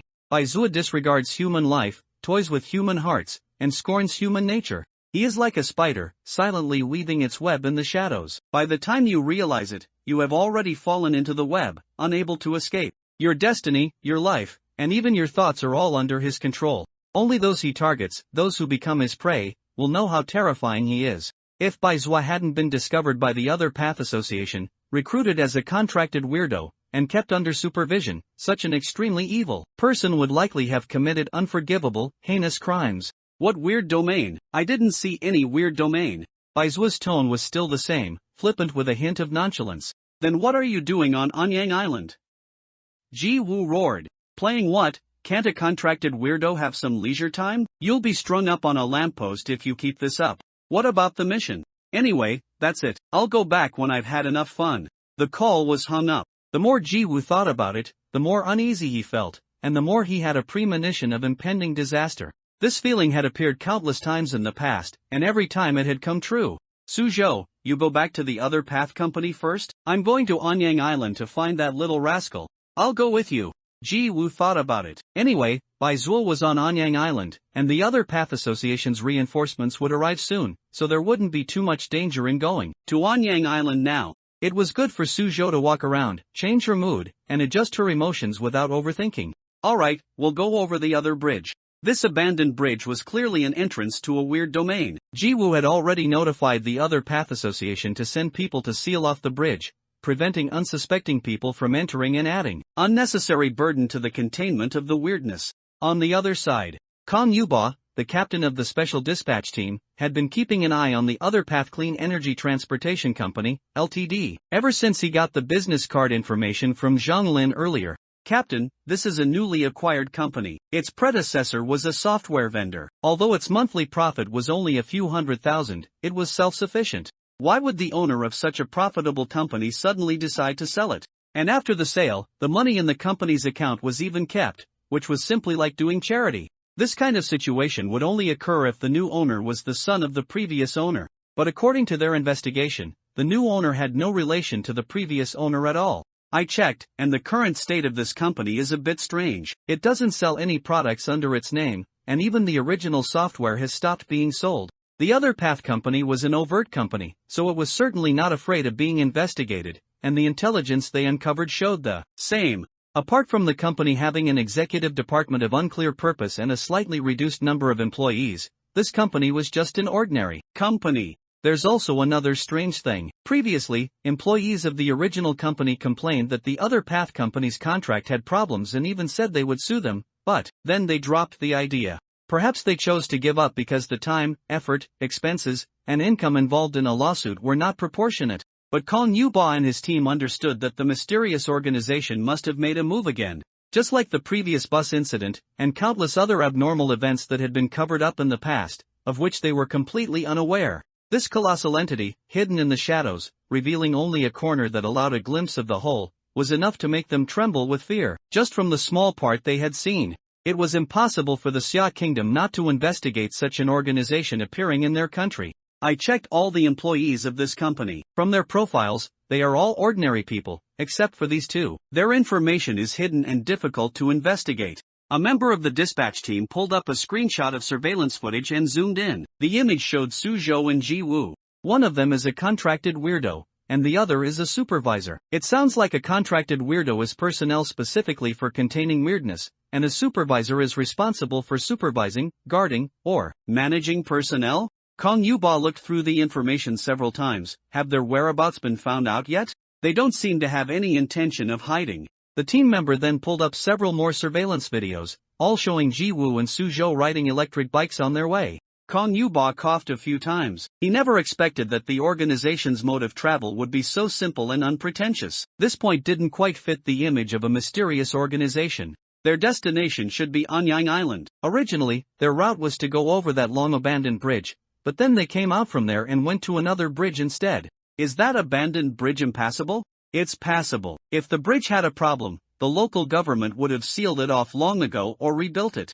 Anyang Island, as a tourist destination, has contributed significantly to the economic growth of Anyang City. Anyang City is very wealthy and has built several bridges. It wouldn't be unable to afford the cost of building a bridge. So why did they take the long way around, going out of their way? Was it because they didn't like it? Kong Yuba couldn't guess their thoughts, so he could only send some people to investigate near the abandoned bridge and told them to be extra careful. Anything that could mobilize a contracted weirdo from a mysterious organization must be related to an abnormal event. The abnormal events Kong Yuba had encountered had already taught him that underestimating these things would definitely come at a bloody price. Keep an eye on them. Call our people to gather. We're going to Anyang Island. Kong Yuba's intuition told him that Anyang Island had a problem. No problem sooner, no problem later, but it happened to coincide with Anyang Island's event. The flow of people on Anyang Island must be very high now. It is feared that many residents and tourists of Anyang City will flock there. Just thinking about how many casualties there would be if something went wrong during such an important event made his scalp tingle as a captain.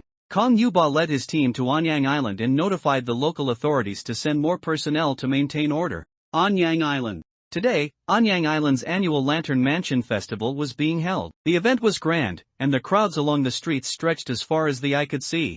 Many people voluntarily wore various ancient costumes in Hanfu, carrying lanterns to join the parade. The two sides of the street were separated by red ropes, and many duty personnel guarded the red ropes to prevent the onlookers from becoming too crowded. People carrying lanterns wore various beautiful Hanfu, and the lanterns were filled with wishes and prayers for deceased loved ones.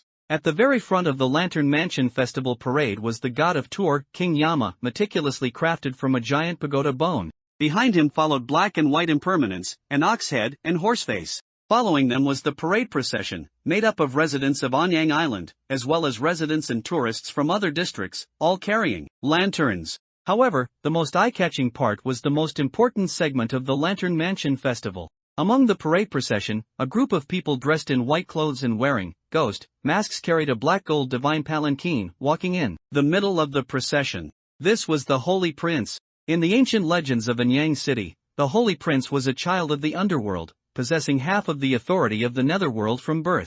King Yama felt his authority challenged, so he threw the Holy Prince into the mortal realm. Later, he extensively searched for the Holy Prince, wanting to bring him back. The mortals, by selecting a Holy Prince and holding the Lantern Mansion Festival, on one hand, offered the Holy Prince to King Yama, and on the other hand, hoped that King Yama, in appreciation of their efforts, would convey their wishes for their families. Of course, this was just a folk legend. The Holy Prince wasn't truly offered to King Yama. It was merely choosing a suitable person to sit in the divine palanquin and walk around with the parade procession. Suzhou, squeezing through the crowd, exclaimed, "So many people." Ji Woo was so annoyed he wanted to tap his foot. With so many people, it was impossible to find that guy in the parade procession. This must be the Holy Prince's divine palanquin. So many people are carrying him. It looks really cool. Suzhou showed an expression as if he also wanted to be carried.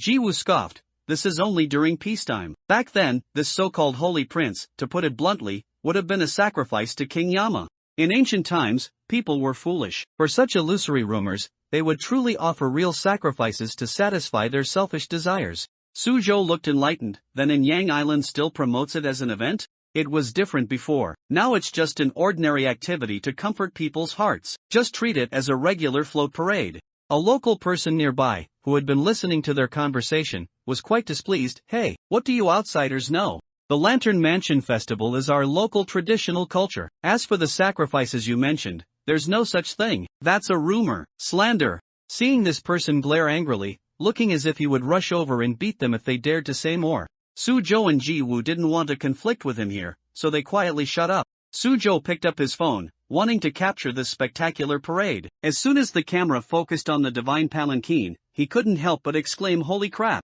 Ji Woo slapped Suzhou on the back of his head. "Kids shouldn't swear." Suzhou rubbed his head. "That was an interjection." "No, I was shocked." "Mr. Ji, I think I saw brother by." "Where?" "There."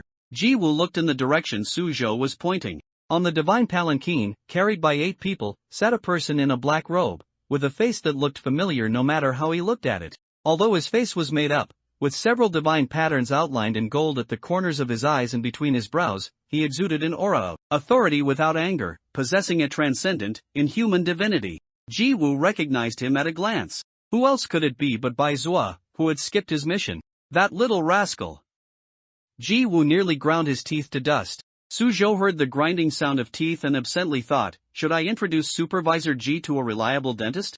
Let's quickly follow. I want to see what kind of trouble he's stirring up this time. Oh. The two squeezed through the crowd, struggling to follow the parade procession. Bai Zua, sitting in the divine palanquin carried by the crowd, leaned back idly. So troublesome. Let it end quickly. The parade lasted for over 2 hours. Soon, the procession arrived at its destination, which was the final segment of the Lantern Mansion Festival. The parade gods had already dismounted. This segment did not require the parade gods to appear. In front was a stone-stacked altar. The people wearing ghost masks carried the divine palanquin up and set it down. The Holy Prince stepped out of the divine palanquin and onto the altar, marking the end of the parade. In reality, this ritual had many segments removed, such as the Holy Prince needing to enter a coffin at the end, and the lantern carriers in the parade burning all their lanterns below the altar so that prayers for family members could be sent to the underworld. Of course, for safety reasons, all these segments have now been removed. The only thing worth seeing was the parade procession itself. It should have been so. Everyone should have gradually dispersed after this, and the parade gods, the Holy Prince, and the palanquin bearers would remove their makeup. But today was different. The Holy Prince, standing on the altar, dragging his long black robes, began to hum softly in a strange tone. People who had participated in previous parades were very surprised. Huh? Is there a new segment this year? Is there really such a segment? Could it be an event Easter egg thought up by Yang Island? This tune is quite pleasant to listen to. It has a special sacred and ethereal quality, with a chilling coldness that penetrates the heart amidst the gloom, perfectly suiting the atmosphere of the Lantern Mansion Festival. The organizers are truly thoughtful. This is how culture should be actively promoted. Otherwise, the same old routine gets quite boring. The Lantern Mansion Festival is the most important culture of our Yang Island. It cannot be casually altered. Some locals were displeased. It was one thing for outsiders not to know, but didn't they, the locals, know?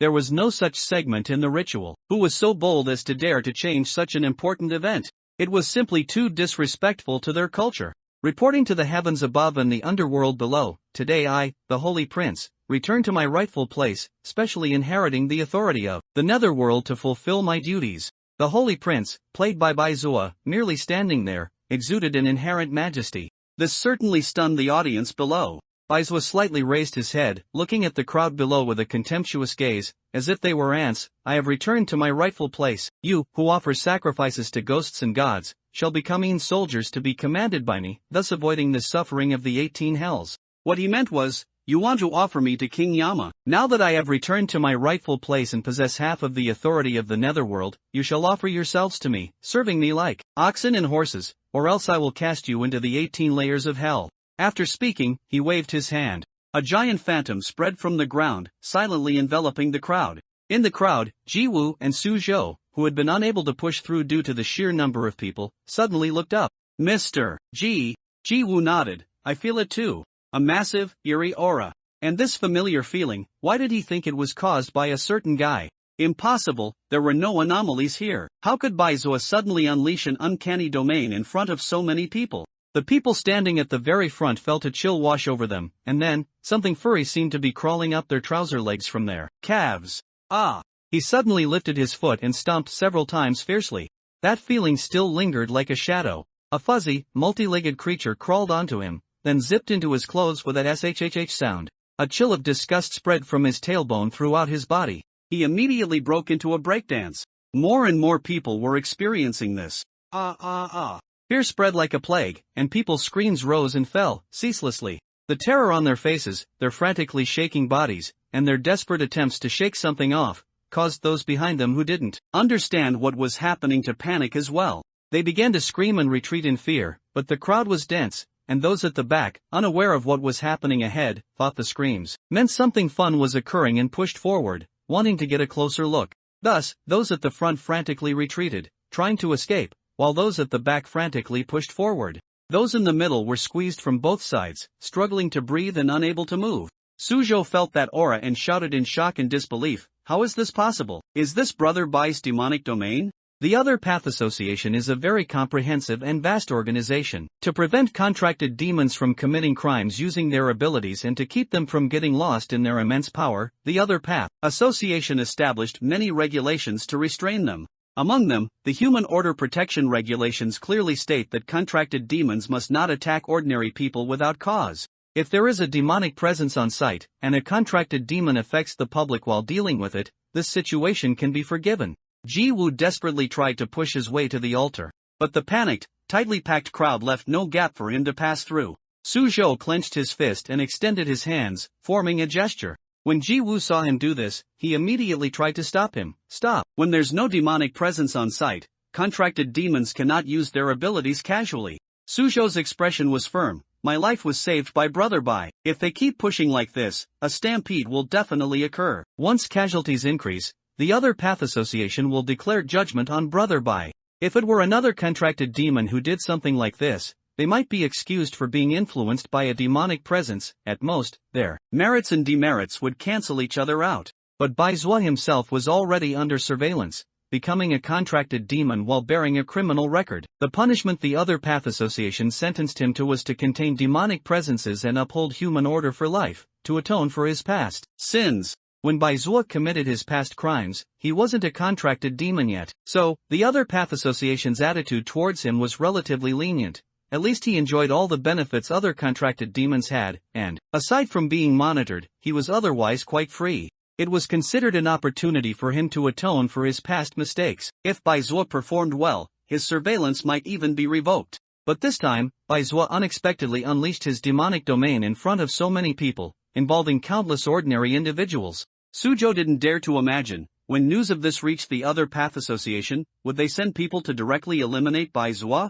Suzhou calmed down and communicated with his contracted demonic hand. Driven by the pressure, Suzhou felt it was easier to control the demonic hand now than last time. Soon, he summoned the demonic hand, controlled it, and separated the tightly packed crowd, preventing them from being crushed into human paste. The sky gradually darkened. If there were any adapters with special physiques in the crowd, if they looked up at the sky, they would discover in horror a gigantic spider standing above them. Its massive silhouette blocked out the sunlight. On the ground, layer after layer of dense, sticky spider webs began to appear. A single layer of web was easy to break free from, but they were stacked one on top of another, forming an airtight, white cloth-like net. The powerful stickiness and toughness were enough to prevent any prey standing on it from breaking free. Such a huge commotion could no longer be concealed. Ji-woo was dumbfounded. He couldn't understand. Why would Bai Zhuo do such a thing?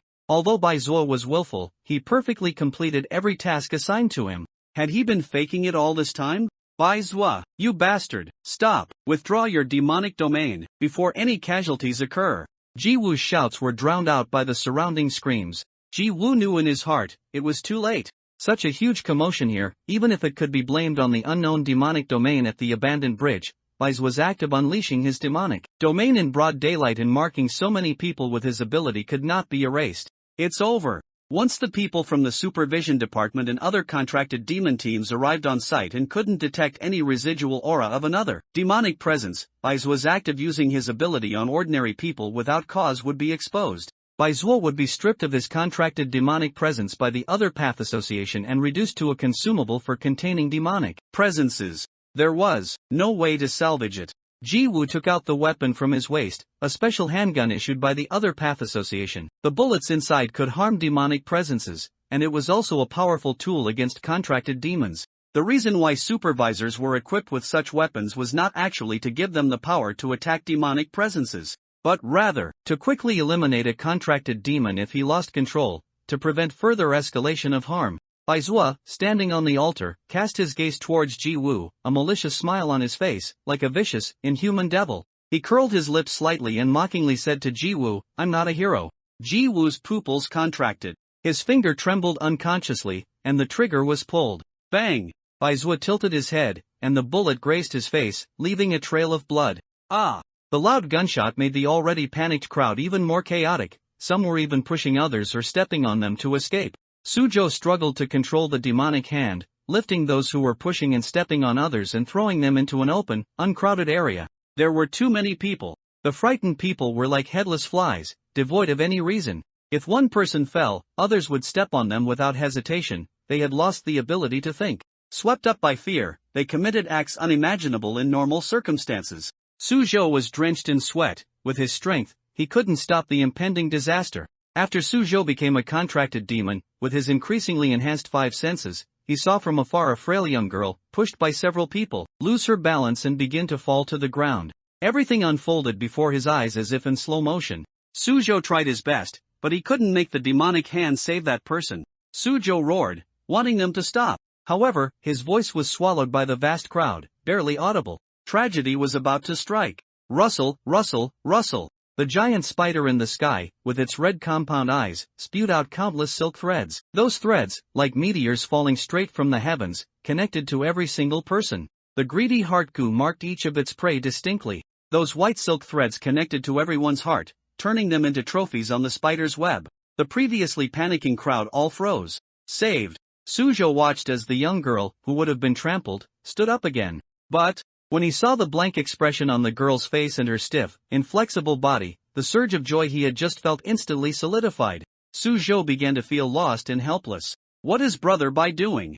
Suzhou suddenly remembered something. It was what Ji-woo had earnestly warned him about when he first joined the association. In situations that are not abnormal events, if a Chi-Gue master uses their ability on a large number of ordinary people, causing significant impact, and a supervisor is present, the supervisor must stop them. Before, amidst the noisy cries and screams, he seemed to have vaguely heard a gunshot. Suzhou suddenly turned his head. Ji-woo raised his gun and aimed at Bai Zhuo. Suzhou flinched, instinctively shouting, "Mr. Ji, don't shoot!"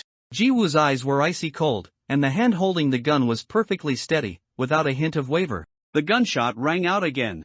To Suzhou's keen hearing, the gunshot seemed deafening, causing a ringing in his ears. But that shot was not fired by Ji-woo. Both Ji-woo and Suzhou showed expressions of astonishment. Kong Yubao was originally dispersed with his teammates across Anyang Island, checking for any abnormal situations. He wore a wireless earphone to communicate with his teammates. "Captain, no abnormalities here." "Same here. No abnormalities detected." "Safe." Kong Yubao looked at the lively crowd and the long parade procession. Although his teammates hadn't found any abnormalities, he never let down his guard. What about those two people's location? Too many people, I need some time to search. The person responsible for searching was the team's drone operator, who controlled the drone to fly over the crowd. Soon, he spotted Ji-woo and Su-jo near the parade palanquin. Captain, I see them. They're near the palanquin. Strange, they seem to be moving towards the palanquin. Alright, I'll meet up with the others near the palanquin. You stay outside and keep an eye on them with the drone. Yes. Due to the parade, most streets were packed with people. Kong Yuba could only navigate through narrow, deserted alleys, taking shortcuts to quickly approach the palanquin. When he finally found the palanquin, it had already been carried onto the divine platform. When Kong Yuba came to Anyang Island, he had already had people thoroughly investigate the parade activities on the island, including the origin of the event, the arrangement of the entire process, and so on. He and his teammates had reviewed everything more than once. When he saw the palanquin had been carried onto the divine platform and the Holy Prince had descended, he thought the event was over. Kong Yuba looked around and also found two members of that mysterious organization in the crowd. Their attention was fixed on the divine platform. Kong Yuba thought, is there something unusual on the divine platform? He also focused his attention on the divine platform. If there was one thing most noteworthy on the divine platform, it was the Holy Prince who had just stepped down from the palanquin. It was unclear how the role was cast, but the actor playing the Holy Prince was perfectly in line with the Holy Prince's character. Not to mention his superior looks, just his otherworldly aura made the Holy Prince's appearance particularly striking. This casting is truly divine. For a moment, I thought I saw the real Holy Prince appear. This person was chosen well, he brought the Holy Prince to life. Especially that indifferent gaze, looking at all living beings as mere straw dogs, truly capturing the essence of the Holy Prince's ghostly divinity. And Yang Island put a lot of effort into the casting. The surrounding crowd began to discuss when the Holy Prince ascended the stage, all praising him profusely. However, the moment Kong Yuba saw the Holy Prince, his pupils constricted, his muscles tensed, and he instinctively entered a state of first-level alert. Ordinary people might not notice, only feeling that the Holy Prince's actor had a temperament that perfectly suited the role. But someone like him, who had been through countless battles, could immediately detect the intense malice emanating from that person. Moreover, that person showed no intention of concealing it. Even the desperate criminals he had faced rarely exuded such intense malice. It was as if this person was truly a child of hell. As if all the evil in the world had condensed within him. Kong Yuba took a deep breath, continuously staring at the Holy Prince. He was closer to the divine platform, and when his teammates gradually regrouped, he instructed them to pay attention to the stage. When the Holy Prince did something completely out of line with the parade process, Kong Yuba's vigilance had already reached its peak. He had someone contact the event organizers to clarify if this new segment had been pre-arranged by them. The event organizers were also bewildered. The event's process had always been the same, this was their inherited culture. How could it suddenly be changed? You didn't arrange this segment? No, absolutely not. Our Anyang Island has always promoted ancient culture and respected cultural heritage. How could we arbitrarily change segments just to please tourists? The event organizers were sweating profusely, thinking that someone must be jealous of Anyang Island's increasingly prosperous tourism industry and had some malicious intent, wanting to frame them. Just as Kong Yuba was about to ask who had chosen the Holy Prince's actor, the crowd below the stage already began to fall into chaos. From the first scream, the panic among the crowd spread quickly. When the first person ran, it was like an avalanche, unstoppable. Kong Yuba, quick, get someone to notify the local police officers. At this moment, the sky suddenly darkened. Kong Yuba's heart tightened. His movement, originally intended to order the maintenance of order, paused. He stiffly and slowly looked up. That colossal, sky-obscuring spider instinctively evoked fear of giants and a sense of powerlessness in the face of a powerful creature.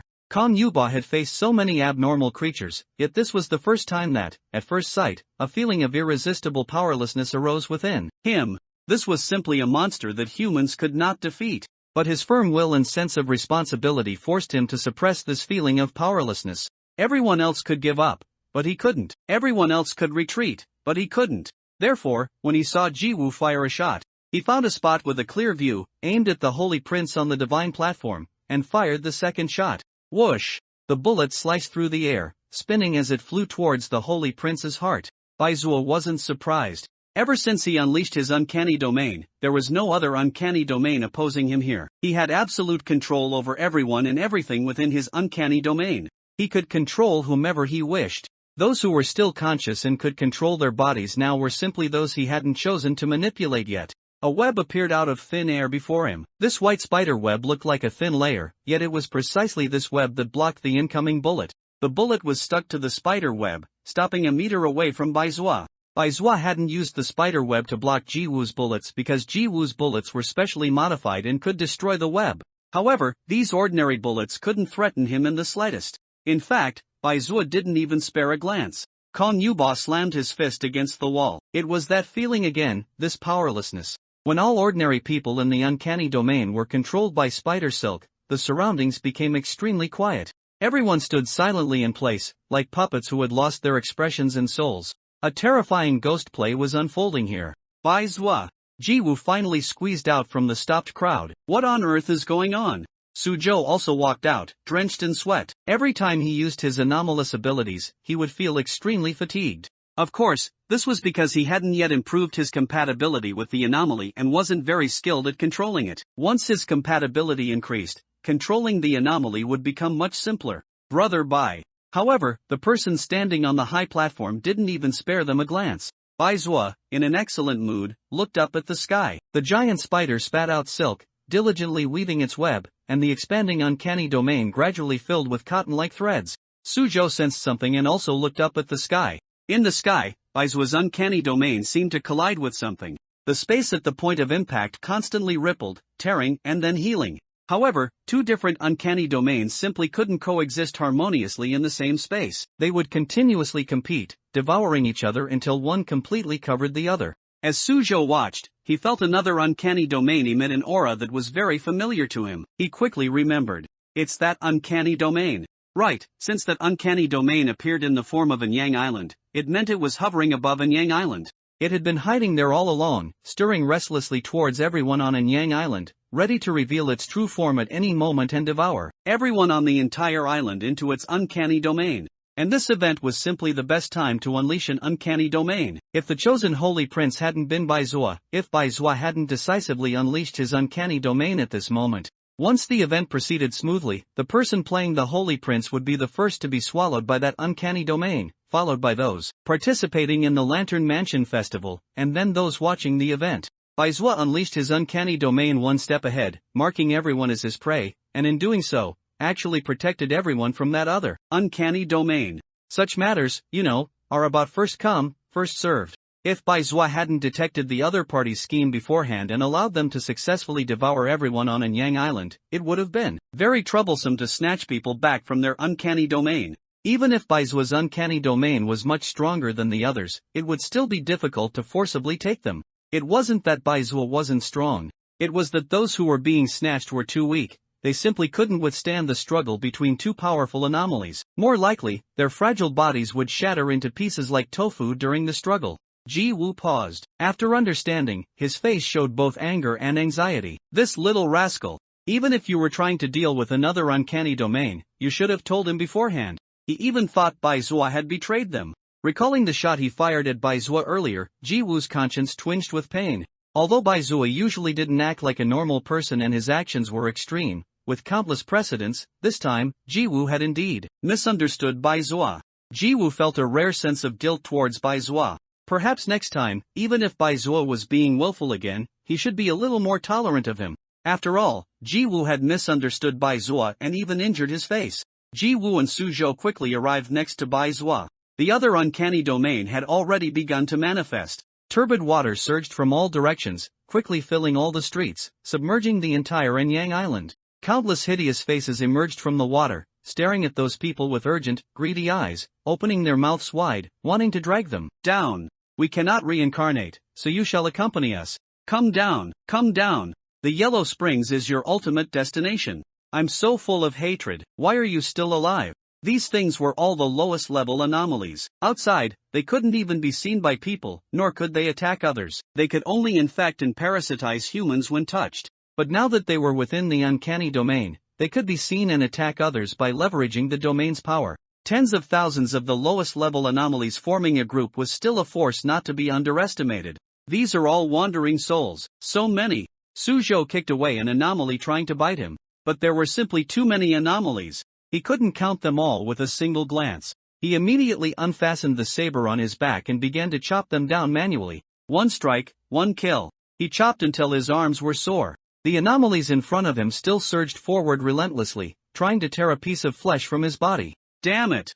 Ji-woo was even more disheveled. He dodged the anomalous attacks while firing his gun, but his bullets were limited, and even running out wouldn't help. You little brat, stop watching the show, get to work. Baizhua hummed softly. He raised his hand, and a white spider slowly dangled from his finger. A blood-red spider web connected it to Baizhua's finger, suspending it in mid-air so it wouldn't fall. A deep darkness flashed in Baizhua's eyes. He softly said to the spider, "It's time to move, tear them apart." The spider's red compound eyes glowed.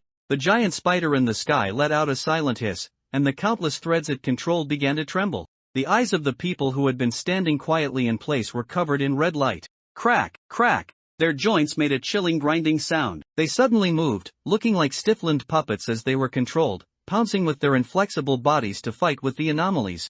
Suzhou looked around in a daze, finding that the numerous anomalies had been submerged by the crowd, trampled underfoot, and could no longer float. Up! Suzhou's bewildered expression turned into admiration. So amazing! Suzhou deeply realized how powerful the bizarre entity Baizhua had contracted was. As long as he was in a crowded place, if Baizhua unleashed his restrictions, his combat power would be terrifying. It could be said that the more people Baizhua controlled, and the stronger those people were, the more his power would have no upper limit.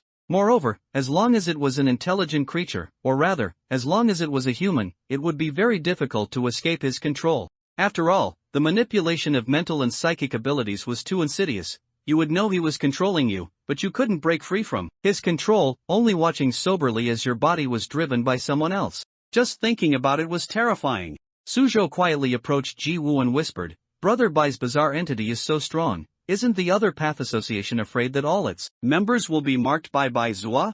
Ji-woo replied, "As long as the president is alive, this problem doesn't exist." Why? Perhaps it's a case of one thing conquering another. Ji-woo thought for a moment before saying, "Because of the president's existence, those bizarrely tempered contracted bizarre masters can honestly abide by the other path association's rules. I've never met the president. What kind of person is he?" He couldn't imagine what kind of person could make even Brother Bai obediently comply. The president, he is a very powerful, very inclusive, and very charismatic person. You've only just joined, so it's normal that you haven't met him yet. You'll have a chance to see him later.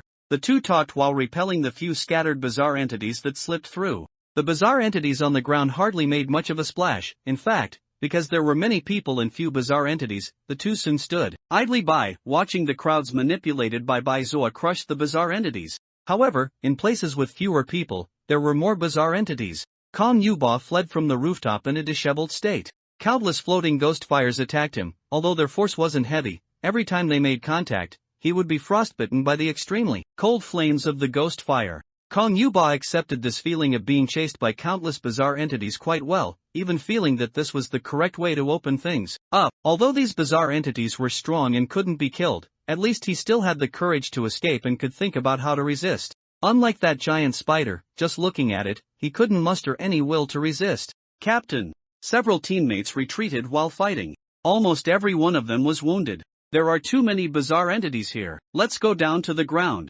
Kong Yuba approached the window and saw that the street below was almost covered by murky water, with many severed heads floating in it, mouths agape. Monsters were everywhere. It was similar to the situation they encountered in Huayuan Ridge. No, there were even more bizarre entities here than in Huayuan Ridge. A teammate exclaimed, "Captain, look over there." Kong Yuba looked to his left and saw a group of tourists rushing into the bizarre entities in the water with strange postures. Their numbers were immense, and when they swarmed forward, it gave people the illusion of a zombie siege. Hundreds, even thousands, of bizarre entities in the water were stomped one by one into the bottom by these peculiar people. The members of the expedition team watched, dumbfounded. Are the people of this city all this fierce? Their physical qualities must be comparable to well-trained individuals, right? Amidst his shock, Kong Yuba also noticed a hint of discord. The speed and strength with which these people moved significantly exceeded that of ordinary people. Only individuals who had undergone high-intensity training could display such qualities. But these were all ordinary people. It was impossible for everyone to have received training. Moreover, there was an indescribable strangeness in their movements. Although they were fast, their joints had an unexplainable stiffness, like puppets being controlled by strings. In a daze, he seemed to see a thin, barely visible white thread at the center of those people's chests. That white thread stretched all the way up to the sky. What was in the sky? In the sky was that giant spider capable of covering the entire Yang Island. Could it be that all these people were controlled by that spider? Kong Yuba was momentarily unable to distinguish whether that spider was good or bad. Their combat was restricted in the building, and soon, the few of them covered each other as they retreated downstairs. Once on the ground, the ghost fires no longer approached, and the bizarre entities in the water were being handled by the rampaging crowd. They helped each other and suddenly had nothing to do. The teammates' faces were all etched with an indelible shock. This was the first time they had encountered an abnormal event so easily, with no one dying. Kong Yuba said with a bitter smile, "I know who that person is. Captain, who are you talking about? Which person? Do you remember what Zhang Lin said? The demon who can manipulate people's hearts and cannot be provoked, and also the other contracted bizarre master we haven't been able to identify." Kong Yuba had previously thought that this demon who manipulated people's hearts referred to a strategist with extraordinary wisdom, capable of seeing through human nature, planning and strategizing, and manipulating others step by step with schemes. Because their wisdom was too heaven-defying, and their methods of manipulating people's hearts seemed inhuman, they were called demons. He hadn't expected. Kong Yuba looked at the giant spider in the sky, and then remembered the shot he had fired at it. It exuded a deep and dense malice, like an abyss, as if all the evil in the world had converged. The giant spider, like the embodiment of a demon, was the demon who manipulated people's hearts, a convergence of malice. Indeed, it was not to be provoked, absolutely not to be provoked. Could it be? The unspoken understanding among the team members made them instantly look towards the altar. Even though the distance was somewhat far, they could vaguely see three people standing on the altar. Holy Prince! He is that contracted bizarre master. Why did that person shoot at him earlier? Aren't they on the same side? No wonder I felt he was unusual when I saw him then. Kong Yuba's heart was heavy. His thoughts were chaotic. He thought a lot, thinking about the shot that person fired earlier, and the shot he himself fired. He wondered if the other party would hold a grudge. If he did hold a grudge, he hoped the other party would only retaliate against him alone and not involve others. It wasn't that Kong Yuba was overthinking, but from the scattered words he had learned and the few times he had seen the other party, he could tell that the other party's personality was extreme. A person with power and a malicious personality, facing a weakling who dared to offend them, would not magnanimously forgive them. Instead, crushing the other party as casually as crushing an ant would be the way such a person would act. Ding! Character completion increased by 10%. Unlocking bizarre item, information cocoon, B. When you are shackled in a cocoon like a silkworm cocoon, how do you break free from the cocoon and return to reality? We've a piece of information, a lie, that makes people involuntarily follow your thoughts, completely without their own ideas, becoming an insect, trapped in a cocoon, passively receiving information. Ability, can erase specific cognitions within a certain range, but the range is limited. The more complex the information woven, the shorter the duration. Shinyu, who had been completely focused on making Baizua concentrate all his energy on competing with that eerie domain, paused. He diverted a little energy and clicked on the newly unlocked eerie item. Information cocoon, a B-rank eerie item. The function of this eerie item could only be used to blur and modify cognition. For example, a universally accepted fact, the moon is round. You could change it to the moon is square, and then, under the interference of the eerie item, everyone would believe the moon is square.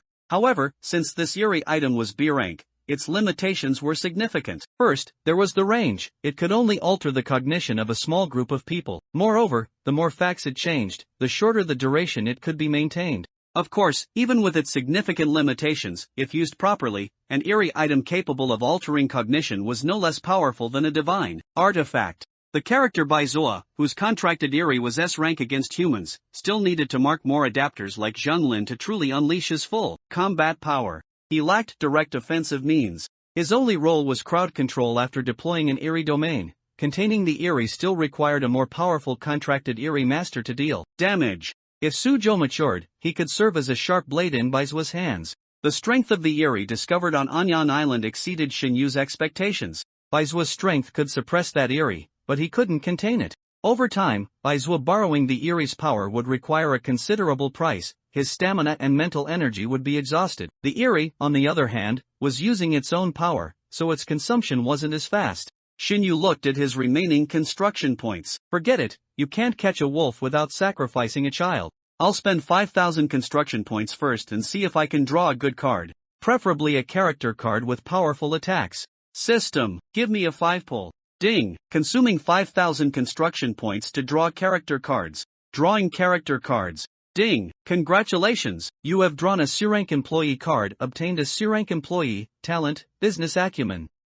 Employee card? This was the first time Shinyu had drawn one. He clicked to view the employee card's description and found that employee cards were different from character cards. Once an employee card was drawn, he didn't need to roleplay them, but correspondingly, their abilities wouldn't be too high. Most of them were elites among humans who possessed certain innate talents. This type of card was like a consolation prize, preventing you from spending 1,000 construction points and getting nothing. He didn't expect there to be consolation prizes for drawing cards. Shinyu immediately brainstormed various unscrupulous, grind and gacha games flashing through his mind. Shinyu's hands trembled as he told the system to continue drawing. No way, right? Could he really not draw a single character card in 5 pulls? Drawing character cards. Ding! Congratulations! You have drawn an A-rank employee card, obtained an A-rank employee, talent, scientific research. Shinyu comforted himself, scientific researchers are very rare. Drawing character cards. Ding! Congratulations! You have drawn an A-rank employee card, obtained an A-rank employee, talent, management. He currently needed someone to help him manage the other path association. This was a pretty useful card. Drawing character cards. Ding! Congratulations! You have drawn an E-rank employee card, obtained an E-rank employee, talent, cleaning. Shinyu clutched his heart. Did he lack cleaners? It seemed he did. But cleaners only earned a few thousand yuan a month at most. He'd rather pay cash to hire 10 cleaners than draw this card. Since it was already drawn, he couldn't make the system take it back. The last card. Shinyu held his breath, waiting for the system to reveal it. Drawing character cards. Ding! Congratulations! You have drawn an S-rank character card, Soaring Bird A. Good! Shinyu slapped the table and jumped up excitedly. Another S-rank character card. Was he unlucky? No, he wasn't. He was practically radiating good luck. As for the previous employee cards, those must have been setting the stage. Shinyu excitedly clicked on the character card. It was still a dazzling platinum inlaid frame, representing an S-rank card, glowing with golden light. Unlike Baizua's dark background, this S-rank card was overall very bright and eye-catching. The blue and white sky with floating clouds served as the background and embellishment, combined with the young man standing in the center, with his dazzling white hair, red eyes, and a freely flamboyant smile, making this card sparkle like a proud, free, and flamboyant soaring bird. Character, Soaring Bird A. Rank, S. Identity, Contracted Eerie Master, can be increased. Personality, Chaotic Fun Lover, enjoys excitement and creating it, likes to play pranks in disguise. Abilities, Magic, Excellent, Animal Affinity, Perfect, Thievery, Excellent, Disguise, Perfect, to be unlocked. Special ability, Gale of Fury, Perfect, to be unlocked. Eerie item, to be unlocked. Contracted Eerie, Nameless Bird, S, a countless number of disabled birds made of deformed, twisted white feathers. Although it possesses a crippled body, it can command extraordinary storms. Each flap of its wings can cause a massive storm. Even though its wings are twisted, it still proudly emits a crisp cry. It is a small white bird with beautiful red gem-like eyes. Devouring storms can increase its strength, and accumulating enough can lead to promotion. Associated characters, 5. Character completion, 0%. Use immediately? Use immediately. The Eerie contracted by Soaring Bird A could even control storms. This was a very powerful output card. It came just in time. Shinyu directly deployed him near Anyang Island. The character card emitted a burst of bright light. The white-haired young man, with a flamboyant smile, appeared in the sky above Anyang Island, riding the wind. As he moved, a crisp, tender chirping sound, like that of a fledgling, seemed to be heard. The wind gently guarded him, supporting his body, allowing him to remain in the sky. It was so docile, almost like his pet. He looked at the huge spider below his feet, showing a surprised expression. Look what I found? An annoying spider full of tricks in its belly. Chirp, the nameless bird softly echoed him. Hee alright then, let's wait until that little spider can't hold on anymore and lowers its proud little head to beg me, then I'll go help him out. Chirp. Soaring Bird A was in position. With this powerful reinforcement, Shinyu no longer had to worry about Baizua and Suzhou getting stuck there. On the ground, Baizua was still controlling the Eerie domain, tearing and devouring the opponent. Jiwoo looked at the time again. Why hasn't the other Path Association support arrived yet?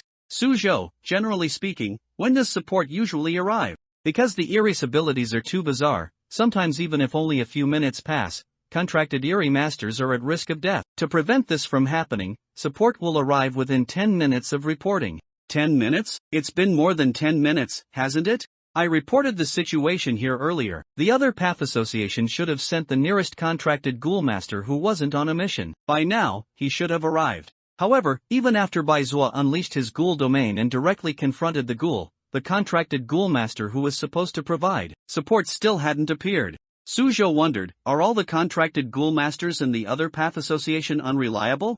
Ji Wu, who instantly saw what Suzhou was thinking, twitched his mouth, about to argue, but ultimately closed it silently. Contracted ghoul masters have eccentric personalities. It's a miracle they even take on missions. To expect them to be obedient, show up on time, and follow schedules? You might as well pray for world peace, at least that's easier to achieve. Can Brother Bai defeat it? Suzhou looked up at the sky, worried.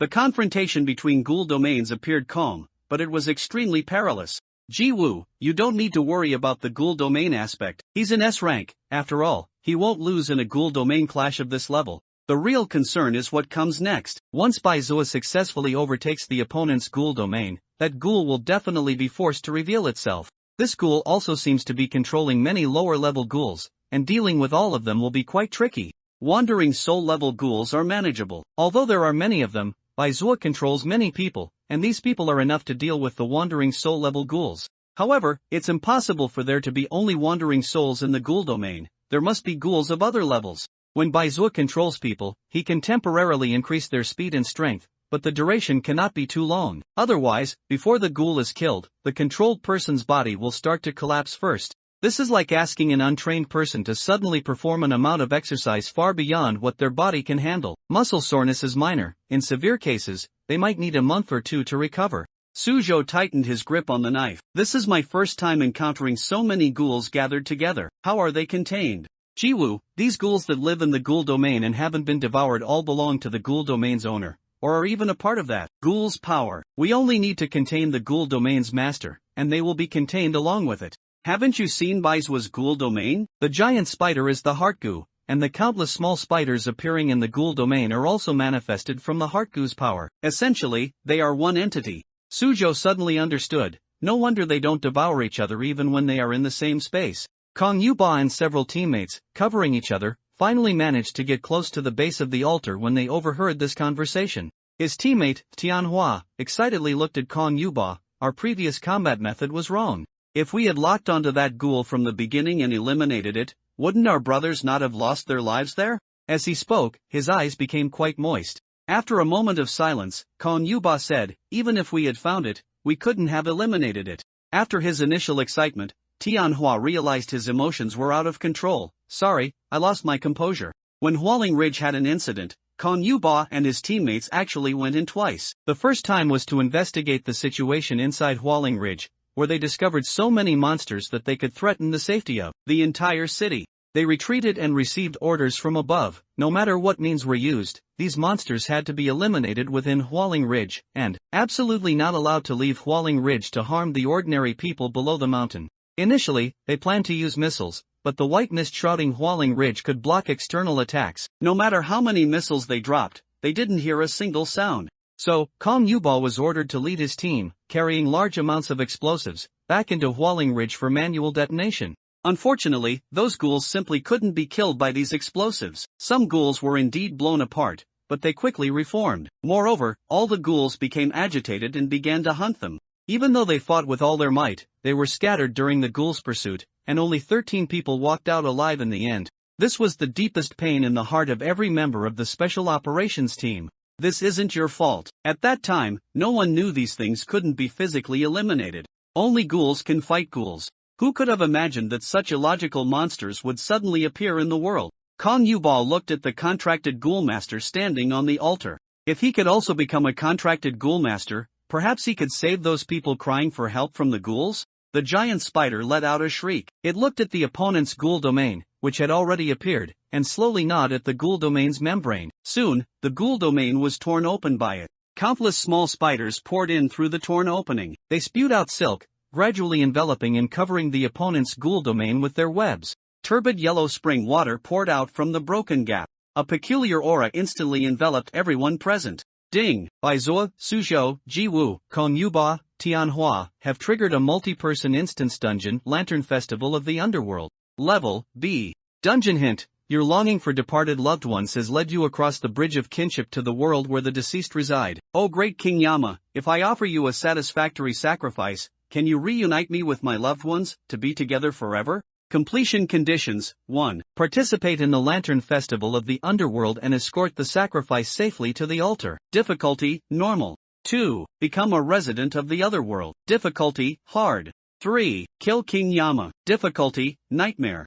Completing any of the above conditions will clear the dungeon. After clearing, the dungeon will temporarily close for a period. During the dungeon's closure, the ghouls inside cannot leave. Only by killing the dungeon's final boss will the dungeon permanently close. Based on the difficulty of the completion conditions achieved by the conqueror will receive rewards of corresponding value. The moment the familiar yet unfamiliar mechanical voice sounded, Shinyu curved his lips into a smile. The horror game Era of Anomalies has turned Blue Star into a giant playground. Conquerors need to clear these dungeons, otherwise the ghouls inside will escape and infest the entire Blue Star. And the special nature of ghouls meant that humans couldn't harm them at all, only follow the dungeon's rules. To clear the dungeons, countless people would die within them. However, as long as humans didn't master a way to kill ghouls, the dungeons could never be truly cleared. To prevent the ghouls from escaping the dungeons, they could only choose to have people continuously clear and close the dungeons, day after day, year after year. It seemed to offer humanity hope, but in reality, it ultimately brought humanity only the deepest despair. This terrifying game wants to extinguish humanity's hope little by little. After all humans fall into despair and numbness, it will then devour the entire Blue Star in one fell swoop. If Shinyu hadn't obtained the system, then this would indeed be Blue Star's ending. Shinyu took a deep breath. It's alright. Containing anomalies, building organizations, role-playing characters, and now adding conquering dungeons, he'll take it one step at a time, slowly. He has plenty of patience. His gaze shifted to Bai Zua. After they triggered the dungeon, a white mist appeared around Anyang Island, engulfing the entire island. Kong Yuba, who had been wearing a headset to communicate with the outside world, fell silent after a series of crackling sounds. Captain, the signal has been cut off. Kong Yuba checked the equipment he was carrying and found that all devices requiring a signal had become useless, which was very similar to the situation at Hualing Ridge. However, unlike Hualing Ridge, they had triggered a dungeon. Kong Yuba originally wanted to let an uninjured teammate try to pass through the white mist, but Jiwoo stopped him. It's useless. Rashly entering will only lead to getting lost in the white mist. Kong Yuba, then we can only get out by completing the clearance conditions. Jiwoo said with some embarrassment and awkwardness. I'm afraid that won't work either. The others immediately asked in surprise, why? Jiwoo, for the first clearance condition, the Holy Prince has already taken his place. Even if the Lantern Mansion ritual is completed, it won't be able to meet the King of Hell's demands. Because the original purpose of the Lantern Mansion ritual was to offer the Holy Prince to appease the King of Hell. The Holy Prince was the King of Hell's most satisfactory offering. However, from the moment the Holy Prince gained authority, he could no longer be an offering. For the second, becoming a resident of the Otherworld, who knows if we can ever return to reality? This was a place that simulated hell, and the King of Hell was its controller. Becoming his resident, who knew if one would be assimilated? Kong Yuba thought for a moment and understood his meaning. I saw you all possess unique powers before, seemingly capable of dealing with those monsters. So, can you kill the King of Hell? Jiwoo looked at Bai Zua, a bit conflicted about whether to reveal the identity of a contracted anomalist to unrelated people. Bai Zua propped himself up on his arms and said nonchalantly, just say it if you want to. Jiwoo thought, that's right. With the mind goo that can manipulate minds and modify memories, they could just wipe their memories afterward. These two are contracted anomalists specializing in dealing with these anomalies. However, Suzhou is still a newcomer, and he can't skillfully use his abilities yet. As for Bai Zua, his abilities are more geared towards support. We speculate that the boss of this anomalous domain is definitely a malicious curse, which translates to a B rank in contracted anomalous levels. It would be difficult to deal with it with just Suzhou and Bai Zua. Kong Yuba hadn't expected Jiwoo to reveal so many secrets to him, an outsider. Or was it that he was so fearless because he had the ability to modify memories? Kong Yuba subtly gestured to his teammates, while continuing to talk to Jiwoo. What are student Su and Mr. Bai's ranks? Suzhou is a C rank contracted anomalist, and Bai Zui is an S rank. S rank? Tianhua exclaimed. Although he didn't know the ranking system within this mysterious organization, S rank sounded like a very high rank. Kong Yuba, even if Mr. Bai's ability leans towards support, an S rank facing a B rank anomaly should still be able to crush it, right? Normal contracted anomalists are like that. but Baizuo's situation is special. He needs to use people controlled by the mind goo to exert his power. However, overly fragile people cannot withstand high-intensity combat and are easily rendered useless in battle. Therefore, unless we are facing an absolute crisis, we limit his use of this ability. Jiwoo looked at the crowd controlled by Baizuo. If so many people die at once, we'd also have a headache. Kong Yuba's eye twitched as he listened, and he looked at Baizuo with a complex expression. It wasn't that he couldn't deal with it, but that it required a huge price? This price didn't even need to be paid by Baizuo himself, and such a terrifying ability was still restricted. How terrifying was the organization behind this person? Kong Yuba made a decision: control us. We have undergone much training, and our physical fitness is much better than ordinary people. We should be of some use, right?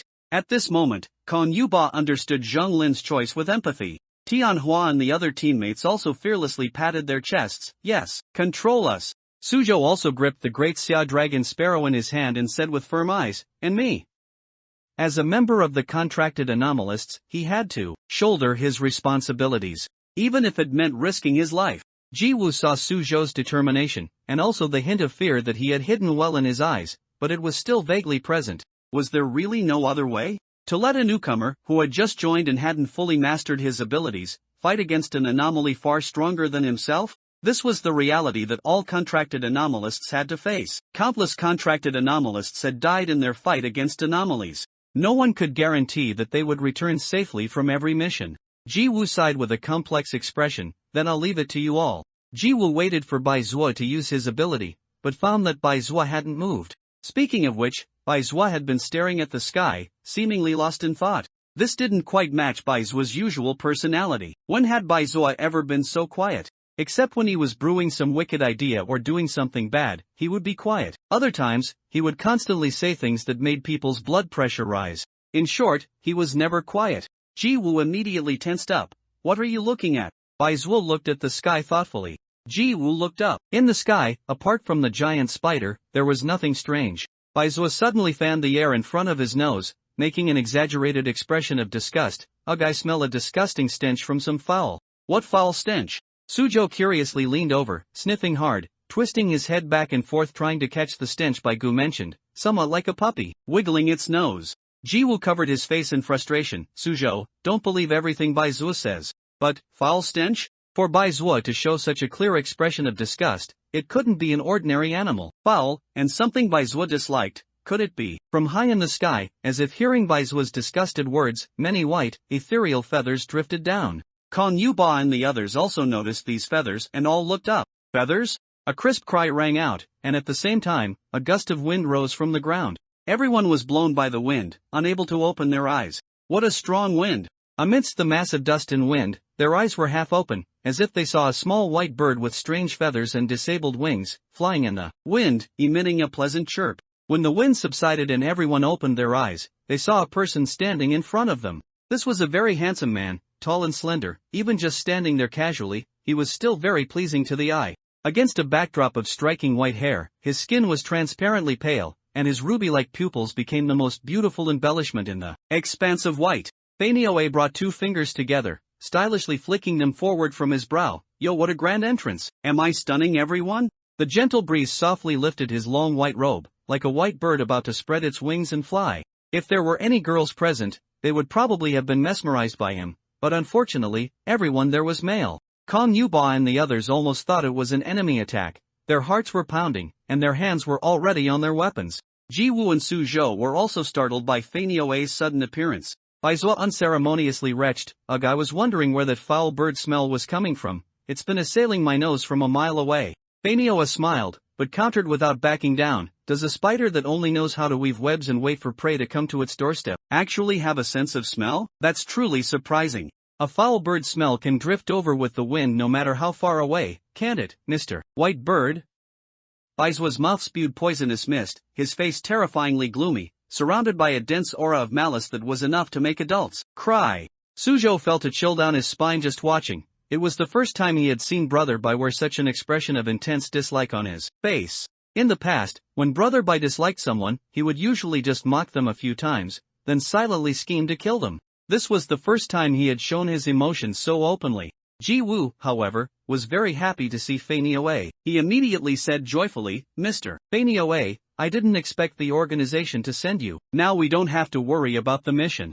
Jiwoo pulled Suzhou over and pushed him in front of Fanioe. Come, Suzhou, say hello. This is your senior, Fanioe. He is a powerful S-rank Chi-Gue master. Suzhou was a little reserved. Hello, Senior Fanioe, asterisk his name is a bit strange. Is it a code name, asterisk? Fanioe had no airs of a senior at all. He laughed heartily and ruffled Suzhou's head, his smile incredibly bright. You're the newcomer? It's really unfortunate to be assigned under the little spider. He's just an overgrown child himself, how can he lead a newcomer? Asterisk, good attitude, so friendly, asterisk. Suzhou thought silently. Asterisk, so he's a powerful S-rank Chi-Gue master. Is the reason Brother Bai dislikes him so much but can't do anything about him because he can't beat him? Asterisk. Involuntarily, a scene appeared in Suzhou's mind, a white spider, no bigger than a palm, with an angry, pouting expression, constantly stomping its feet, trying to hit a giant white bird that was standing. Even if it jumped, it wouldn't reach the bird's leg height, and hitting the bird wouldn't break its defense, yet it still refused to give up and wanted to bite the bird. Baizua seemed to sense something and glanced at him. Suzhou immediately cleared all the images from his mind in fright. Asterisk no, I can't think of Brother Bai like that. Brother Bai is someone who, if you cut him open, would be completely black, smoking black, festering black, and holds grudges fiercely. Asterisk. If he ever found out what I was thinking, I'd be dead. Jiwoo, this time the bazaar is a malevolent curse with a semi-complete bazaar domain. We need you to force it out. Kong Yuba looked at the newly appeared Chi-Gue master. Another S-rank? Asterisk, what exactly does S-rank represent? How strong is it? Asterisk. How many S-ranks are there in that organization? However, the appearance of this S-rank Chi-Gue master also meant their crisis had completely dissipated. Kong Yuba could tell that this person named Fanioe, while appearing amiable on the surface, was actually very arrogant and dismissive. This was evident from the fact that he only conversed with the other Chi-Gue masters and didn't even spare them a glance. Fanioe smiled. Oh my, little spider, a single malevolent curse has left you helpless. How about this? If you lower your head and ask me softly, I'll help you deal with this bazaar. What do you say? Baizua's face darkened. Who would ask you? One day, I'm going to strip off all your stinky bird feathers. Suzhou leaned over and whispered to Jiwoo, Supervisor Ji, are their relations very bad? Jiwoo, well, it can't be helped. After all, spiders and birds are naturally in a predatory relationship. Birds hunt spiders, and there are also bird-eating spiders among spider species. The two of them were still bickering sarcastically over there. There was no tense atmosphere of a bazaar being present at all. The onlookers, Kong Yuba and the others, were speechless. Their impressions of Baizua's pure malice and Fanioe's arrogant self-importance were swept away. They were replaced by two childish elementary school students squabbling with each other. Ding! Fanioe's character completion increased by 2%. Perhaps sensing that it was being ignored, or perhaps Baizua's continuous erosion of its bazaar domain and destruction of its domain rules finally ignited its wrath. The King of Hell, wearing a black robe and a huge sheepbone mask, made his entrance, carried in a sedan chair, surrounded by numerous white-robed, ghost-masked figures. Suzhou, the bazaar has appeared. Kong Yuba and the others immediately became alert. Many floating lanterns accompanied these bizarre figures. Upon closer inspection, those were not lanterns at all, but glowing human heads. The King of Hell raised a hand. The glowing human heads floated over. There were also many people controlled by Baizua below, and after these human head lanterns floated over, their bodies showed obvious changes. Their faces became more wrinkled, their hair turned white, and the flesh on their bodies withered and decreased. Some elderly people, under the illumination of the lights, became as thin as firewood. Kong Yuba's pupils contracted, it's absorbing their life. He raised his gun and shot at the human head lanterns. Every shot hit, yet they were completely unharmed. Their teammates also fired continuously, but unfortunately, they could only use the force of the bullets to push back the human head lanterns. They couldn't harm them at all. Baizua's brow furrowed slightly. Countless small spiders swarmed forth. They were extremely tiny, each only the size of a ping-pong ball, but their jumping ability was astonishing. They easily jumped several meters high, landing on the human head lanterns, gnawing at them with a crunching sound. While spitting out silk, they wrapped them up. Then, connected to the silk on the ground, they dragged them down from the sky. Countless spiders swarmed over, layer upon layer of silk piling up, quickly wrapping them into white cocoons. Baizua, have those people you control go inside the building. Don't let them get hurt by the bazaar. Jiwoo saw Baizua's expression and immediately corrected himself. At least let the elderly and children hide. The elderly and children have weaker physical constitutions. Even if Baizua controlled them, they wouldn't have the fighting power to resist the anomalies, and would instead be easily destroyed. Controlling so many people would consume a lot of Bai Zuo's mental energy. Previously, he only controlled these people because he had to snatch hostages from the anomaly who called itself Yan Wang. Now that Yan Wang had appeared, Bai Zuo herded all the useless people into the buildings, freeing up some mental energy. Kong Yuba had been observing the movements of the controlled people, and seeing that only young and strong adults were left, with everyone else taking shelter in the buildings, he felt relieved. When Yan Wang saw Bai Zuo, old and new grudges immediately surged forth. It let out a distorted, incomprehensible roar, and then its subordinates began to attack Bai Zuo and his group. Kong Yuba and the others struggled to dodge their attacks. They had no weapons that could harm the anomalies, so they could only evade. After a few minutes, some people were already injured. Seeing his teammates get hurt, Kong Yuba felt extremely anxious, and at the same time, his desire for power became even more urgent. Just then, Bai Zuo's voice directly sounded in his mind. Do you crave power? I see your desire to change. Kong Yuba struggled internally. If this were before Flying Bird A appeared, out of helplessness, he would have dedicated himself without hesitation. Even if he became a puppet controlled by others, as long as he could protect these people, he wouldn't regret it. But with Flying Bird A's appearance guaranteeing their safety, did he still want to change? In Kong Yuba's vision, another teammate was scratched by an anomaly because they couldn't dodge its attack in time, and the red blood blurred his vision for a moment. Of course he wanted to change. So, Kong Yuba shouted internally at Bai Zuo, who had easily seen through his heart like a devil, I need power. Kong Yuba vaguely heard the man's triumphant chuckle. Mind control. Kong Yuba felt a warmth in his chest, like a spider biting him. After a slight pain, he felt his consciousness separate from his body. Kong Yuba tried to move his fingers, but found his consciousness confined within his body. He could see and feel everything, yet he was like someone wrapped in a cocoon, unable to move. He could feel the hidden potential within his body being unleashed, exerting a power he couldn't even imagine. Speed that could easily break world records, a single punch causing the cement ground to crack. Could such immense power truly be wielded by him? Kong Yuba watched in shock as his body, controlled, ran rampant among the anomalies. Because his body was controlled by mental energy, it was imbued with the power of the heart goo, so his fists and feet could also harm the anomalies. With one punch, an anomaly that he previously could only dodge and evade in his sorry state was now punched through, leaving a hole. This shock was inexpressible. This was power. Kong Yuba looked at his teammates again and found that they, too, quickly became as powerful and fast as he was. They were also controlled by Bai Zuo. Kong Yuba could feel an invisible thread connecting him to Bai Zuo. Unlike the directly controlled crowd, this thread seemed fragile and easily broken, but due to the contract established by words and thoughts, it was actually very strong.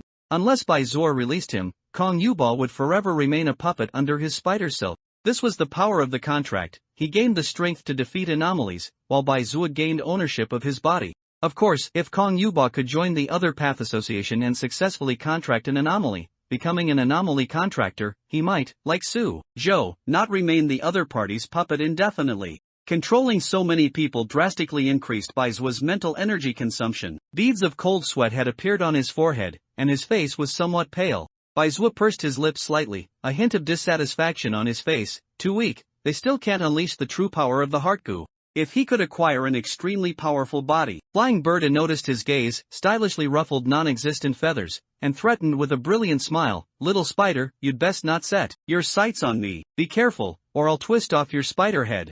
Bai Zuo didn't reply, only giving him a deep, parasitic gaze. The spider would only weave its inescapable net where the white bird couldn't see, patiently waiting for this free-flying white bird to fall into its trap. And the proud white bird, even knowing the spider wanted to hunt it, would still consider the tiny spider overestimating itself. How could a spider that could only jump, had no feathers, and couldn't fly, capture it, a bird soaring in the sky? Who would emerge victorious was yet unknown. Su Zhou controlled the anomaly hand to help Kong Yuba and the others tear apart the anomalies, and Ji Wu assisted them with his gun, not noticing the undercurrents here. It was Kong Yuba and the others, who didn't need their own consciousness to fight, who had the mental energy to pay attention to others. They heard the conversation between Bai Zuo and Flying Bird A. They realized that the conflict between them might be deeper than it appeared. Did their organization allow members to scheme against each other? Or was this a personal grudge between the two? Ding! Bai Zuo's character completion increased by 5%. Ding! Flying Bird A's character completion increased by 5%.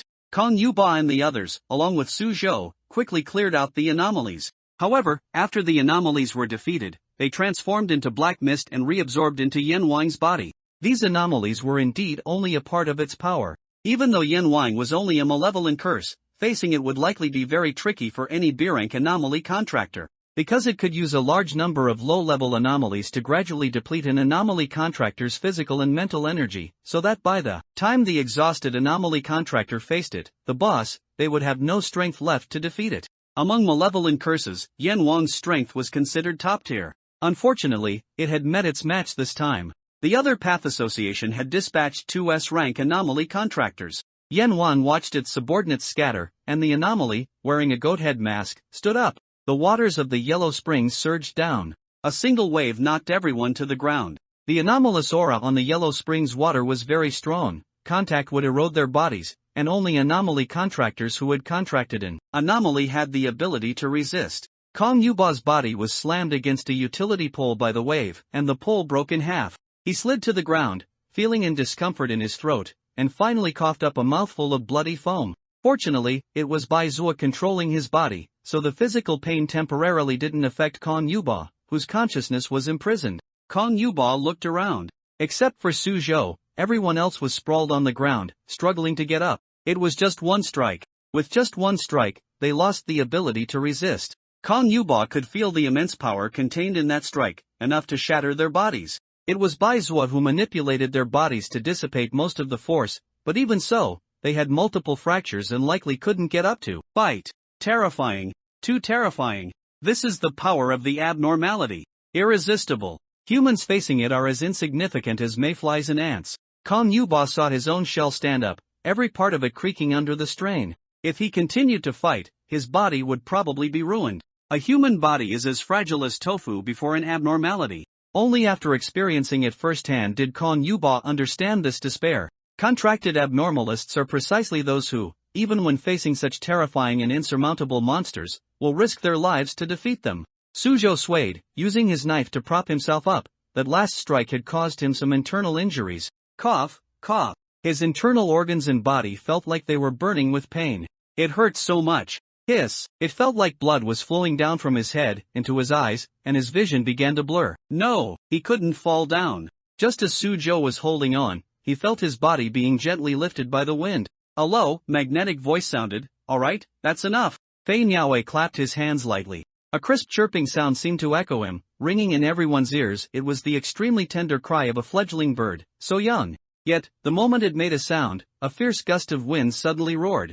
The violet wind, no longer gentle, scraped across the ground like a knife, peeling off a layer of topsoil, overturning concrete, and toppling walls. But when they blew past Su Zhou and the others, they gently avoided them. Only Yama was pressed down by this intense storm, unable to lift his head. The water of the Yellow Springs was swept up by the fierce storm, losing its intimidating power. Yama tried to regain control of the water of the Yellow Springs, but under such swift gales, the water of the Yellow Springs could only be carried along, becoming a futile part of the storm. A colossal waterspout, connecting heaven and earth, seemingly capable of devouring everything, raged across the ground. Kong Yuba, witnessing this apocalyptic scene, was so shocked he lost the ability to think. Tianhua and the others were the same. Facing such destructive power, they could only watch in stunned silence. Is this the strength of an S-ranked contracted abnormalist? Yama roared unwillingly. Half of its authority had been snatched by Bai Zua. The water of the Yellow Springs was swept away, its subordinates were defeated, and all the power that could help it was gone.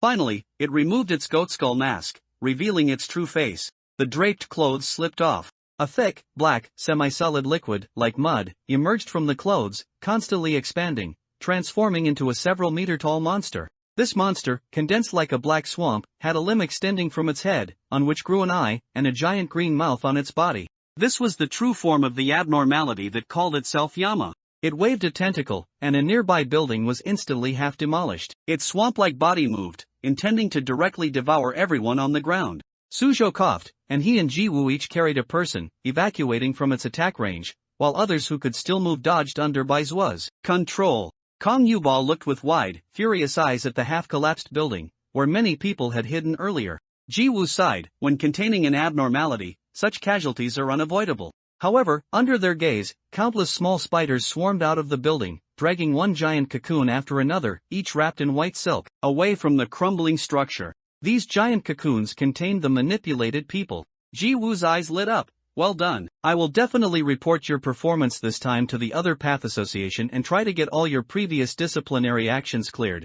Baizhua did not answer, he merely looked at the people wrapped in spider silk, revealing a meaningful smile. It was hungry, and these were all its prey. The heart goo needs to be fed a large amount of malice. Otherwise, it will backlash against its master. The price to pay for each contracted abnormality is different. Some abnormalities need to be fed malice, some need to be fed anger, some need to be fed their own kind, and some even need to be fed flesh and blood. The heart goo he contracted loves the malice emanating from humans the most. This malice, to it, is the best food. To feed such a behemoth, the amount of malice consumed is a considerably large figure. Fortunately, humans, this species, are never short of malice. They constantly emit it, malice of humans towards humans, malice of humans towards animals, malice of humans towards nature. Yama saw these weak insects dare to escape, and its predatory instinct drove its massive body to chase after the fleeing people. However, before it could act, countless white feathers drifted down from the sky. A crippled white bird with countless wings, its clear red pupils, stared at the moving abnormality on the ground. Fei Niaoe had also ascended to the sky at some point. Under the refraction of light, several huge feathered wings seemed to grow from his back. The wind swept again. Countless white feathers floated in the wind, drifting down slowly and beautifully. Kong Yuba and his teammates lay together, looking up at this shocking scene. It really looked like a beautiful white bird. However, these beautiful white feathers, in front of the abnormality, turned into its death warrant. Another gust of wind blew, making its body sway. It looked down at its body in disbelief, only to see countless tiny, dense holes suddenly appear on it. When that gust of wind blew, countless sharp feathers pierced through its body, then drifted away lightly. The fierce wind continuously blew, like blades, slicing its body off piece by piece. Such a terrifying sight made the skin crawl and the whole body itch for those who saw it. Kong Yuba and his teammates all thought, if that wind blew on them, they would probably instantly turn into a pile of minced meat, right? The abnormality's massive body crashed down. Fei Niaoe seized the opportunity to throw out the abnormality cage, containing it. Done. Fei Niaoe gave a thumbs up and a peace sign. Only then did Su Zhou lose his support and plop down onto the ground. It was solved so easily? Kong Yuba and the others collapsed on the ground. The battle was over, and Baizhua had released his control over them. Kong Yuba felt such pain in his body that he couldn't even move a finger. It hurt. It felt as if a can crusher had run over his entire body. His bones couldn't all be broken, could they? Su Zhou, on the other hand, looked at Feineabe with starry eyes, enthusiastically expressing his admiration without reservation. You're amazing, Senior Feineabe. Such a powerful Gue was just whoosh and solved. When will I be as strong as you? Su Zhou rubbed the back of his head, asking and answering himself with a hint of frustration and self-mockery. No, someone like me probably can't do it. Feineabe leaned over, bending down, his handsome, radiant face incredibly close. Well, is the newcomer really this type of personality? As a Chi Gue master, you should be more unrestrained. Don't suppress your emotions too much. After all, we don't know which day we'll die. While we're alive, let's enjoy and indulge to the fullest. Su Zhou was a little flustered and at a loss. This was the first time anyone had said something like this to him. Since he was a child, everyone around him would say, Su Zhou, you need to be obedient. I've been enduring for you, for this family, if only you could grow up faster. Don't be so willful. I've worked myself to death to earn these few coins, and you too have spent it all. If it weren't for you, I don't know how carefree I'd be. No matter how hard he tried, perhaps because he didn't have enough talent, he always didn't do as well as others. His grades only hovered in the top 10, never making it into the top 3. Gradually, even he began to feel that he was a good-for-nothing, a useless person. Can I? Can I really be willful? You can. Become a flying bird, and fly freely.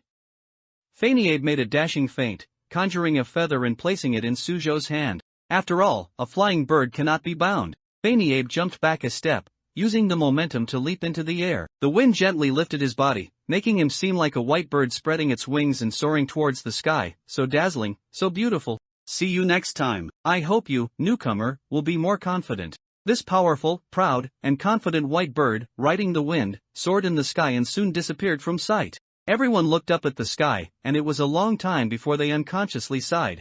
Such a free, powerful flying bird truly makes people yearn for it involuntarily. After the Gue was contained and Feineabe left Anyang Island, the thriller game detected that Yen Luo was no longer in the instance, and quickly determined that the instance boss had been defeated. B-Rank multiplayer instance Lamp Mansion Festival has been fully cleared. This instance will be permanently closed. Clearance time, January 2, 2025. Clearers, Faniabe, Baizhua, Suzhou, Jiwu, Kongyuba, Tianhua. Individual contribution settlement, Nightmare difficulty clearance reward, visible only to self. Team contribution settlement, Nightmare difficulty clearance reward, 600,000 cash/person, awarded to contributors, healing card +10, distributed by highest contributors, achievement points +10, can be used to purchase life-saving items in the game. Server-wide announcement, Huaxia first clear of B-Rank multiplayer instance Lamp Mansion Festival, gaining B-Rank buff. Daytime will have 8 hours of safe time, lasting 1 week. The first 3 announcements were only visible to people in Huaxia. The last server-wide announcement was visible to everyone in the world. Everyone on Blue Star fell into panic, confusion, and unease. Only a small number of people who knew about the existence of the thriller game were not so panicked.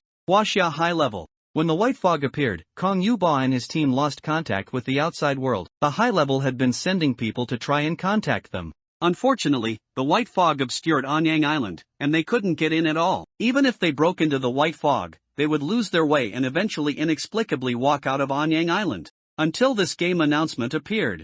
The high level reacted quickly. How is Anyang Island? The white fog has dissipated, and we've contacted Captain Kong and his team. Over 100 people are injured and need rescue. The high level immediately contacted all local hospitals in Anyang City and dispatched ambulances to Anyang Island. It seems this instance is the true gameplay of the game. Huaxia analyzed a lot of intelligence from the information revealed in these announcements. Thriller game? It seems that life will not be peaceful from now on. This server-wide announcement indeed caused an uproar across the world, because the part of their memory they had forgotten came back to them. The thriller game really exists. What does safe time mean? Are we not safe now? The end of the world has really come. Previous news reports kept broadcasting various murder cases. The victim's tragic state couldn't have been caused by humans, but the authorities kept covering it up and refused to admit it. My next-door neighbor turned into a withered corpse in one day, even though I greeted him the day before. Oh my god, a lady upstairs also died inexplicably in her own home. Those monsters will kill us all. When the anomalies happened right next to them, everyone began to fear, afraid that they would be the next victim. Many people started to smash, loot, and rob in the streets, venting their emotions to the fullest. Others tried every possible way to get to Huaxia, simply because Huaxia had 8 hours of safe time. Compared to foreign countries where order began to collapse, people in Huaxia received more announcement content, so after a moment of stunned silence, they immediately erupted. Holy moly, these people are awesome. While we knew nothing, some people had already started clearing instances, and even succeeded. I have to lament, when it comes to playing games, you have to look at our Huaxia players. Did you see the rewards above? 600,000. How long would it take me to earn that much money? Where's the conscience? Where's the morality? Where's the bottom line? Where's the address? And this is a team reward. Individual rewards must be even more. Where are the instances? I want to clear them too. Charge. This one job will make us rich. A man dies, a bird faces the sky. If he doesn't die, he lives forever. To be fair, it's probably a higher chance than winning the lottery. Clearing instances can't be that simple. Maybe they risked their lives, even sacrificed many people, to succeed in clearing it. It all sounds good, but when you really encounter the anomalies, we'll see if you can still run. As long as it's a game, there's always a way to clear it. Find the guide, and the game is my ATM. The high cash rewards diluted the panic of many Huaxia people. Some people even geared up, wanting to proactively trigger a dungeon. Of course, the official response was swift, issuing several notices in a row to temporarily appease these individuals. First, they were informed that ordinary weapons could not harm the anomalous, and that the anomalous in the dungeons possessed immense power, which ordinary people could not contend with. After hearing this, those who still wanted to make a quick buck would surely weigh whether the money was worth risking their lives for. The outside world underwent earth-shattering changes due to this announcement. Meanwhile, Kong Yuba, still on Anyang Island, lay on the ground with his teammates. He had just endured the pain to answer a call from the outside, briefly informing them of the situation here. Besides him and his teammates being injured, some others were also affected by the aftershocks and suffered injuries of varying degrees. Baizhua immediately slipped away after completing his task, claiming he was hungry and going to find food, leaving Suzhou and Jiwu to face a floor full of injured people. What should we do with these healing cards? Besides the 5 given to Mr. Kong and his team, there are still 5 left. Suzhou was somewhat hesitant and indecisive. These rewards were, after all, obtained by all of them together, and Brother Bai and Senior Fania contributed the most, and Supervisor G also had a share. He could only give his own portion. But there were too many injured people, and his one card was simply not enough. However, he also had no reason to give rewards that belonged to others to the injured. That would be too presumptuous. Jiwoo glanced at the expression on his face and thought helplessly, he's still a child, all his thoughts are written on his face. Since Bai Zuo left the healing cards to you, it means he doesn't need them. The other path association also has corresponding treatment methods, so there's no need to worry. It could only heal some injuries and did not have the kind of miraculous healing effect. If it was the kind of effect that could instantly restore someone to their peak state with one click, even if they had lost limbs or were on the verge of death, then he would have to keep it, as it could save a life at a critical moment. For items that could heal some injuries, there were cheaper alternatives in the unlocked mall. So Su Zhou used all the healing cards he had received. Kong Yuba and his 5 teammates used healing cards, healing some of their injuries. They were estimated to make a full recovery after another month of rest. The remaining 5 cards were given to those with severe injuries, to prevent them from dying from excessive blood loss before treatment could arrive. Jiwoo gave Kong Yuba his contact information. Next time we meet, I hope we are colleagues. Kong Yuba sat up and replied with a wry smile, although I know you all have been doing something incredible, I still have my own duties. Kong Yuba felt the power recede from his body, that feeling of all his potential being unleashed, breaking all shackles, exerting strength beyond human endurance. This sensation was captivating. However, when all this returned to its original state as the person controlling the body withdrew their ability, Kong Yuba could clearly feel his body groaning under the strain, heavy and painful. But even with such a severe cost, that feeling of being able to fully unleash one's potential still made people pursue it relentlessly. This was power. No wonder some people get lost after gaining power. Kong Yuba suppressed the reluctance in his heart. He needed to fulfill his duties. Kong Yuba, however, we are all working to bring peace and tranquility to this country and its people. We are doing things of the same significance, so even if our positions are different, we are still colleagues. Jiwoo smiled, extending his hand to clasp Kong Yuba's outstretched hand. The different factions they belonged to did not obscure their contributions to world peace. At this moment, Kong Yuba chose to trust Jiwoo and the anomalous contract masters behind him. They would not be unstable factors. On the contrary, their fight against the anomalous indirectly protected everyone's safety. This silent guardianship was more real than any words. Su Zhou wiped his knife clean, wrapped it in cloth, and slung it over his back. He looked left and right, finally interjecting, Supervisor G, something seems to have happened over there. What? Ever since Bai Zua dispelled the anomalous domain, the controlled crowd slowly regained consciousness, discovering they had suddenly appeared in a different place after losing awareness. The pain in their bodies indicated they had encountered danger, and the game's announcement was the final straw. Having already vaguely sensed something, they realized they might have directly faced anomalies. The fear in their hearts erupted instantly at this moment. Fortunately, they were all dispersed within nearby buildings, preventing another stampede. But panicked screams, meaningless curses just to vent emotions, and wails came from everywhere. Jiwoo rubbed his forehead. Something really did happen. Dealing with the aftermath, handling people caught in anomalous events, or those who miraculously survived and were rescued after being attacked by anomalies, this kind of thing shouldn't have been his responsibility. But the guy who was supposed to be in charge of this was now nowhere to be found. What a headache. I'll probably be busy for a few more days. Su Zhou, you'll need to write the follow-up report. Su Zhou stiffly turned his head, pointing at himself uncertainly. Report? Me? Should I let that scoundrel who's gone God knows where write it?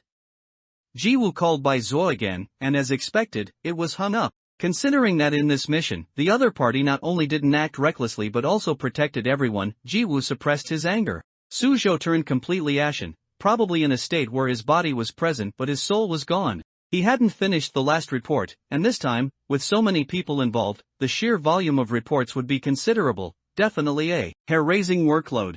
Jiwoo originally wanted to go with Kong Yuba to appease the panicked crowd to prevent any accidents. But Kong Yuba refused. We always have people guarding outside Anyang Island. They've already arrived. Let them handle the rest of the work. Kong Yuba knew the identities of Jiwoo and his group, making it inconvenient for them to appear openly. Otherwise, the organization behind them wouldn't have used their abilities to erase traces of their actions and falsify those anomalous events as accidents.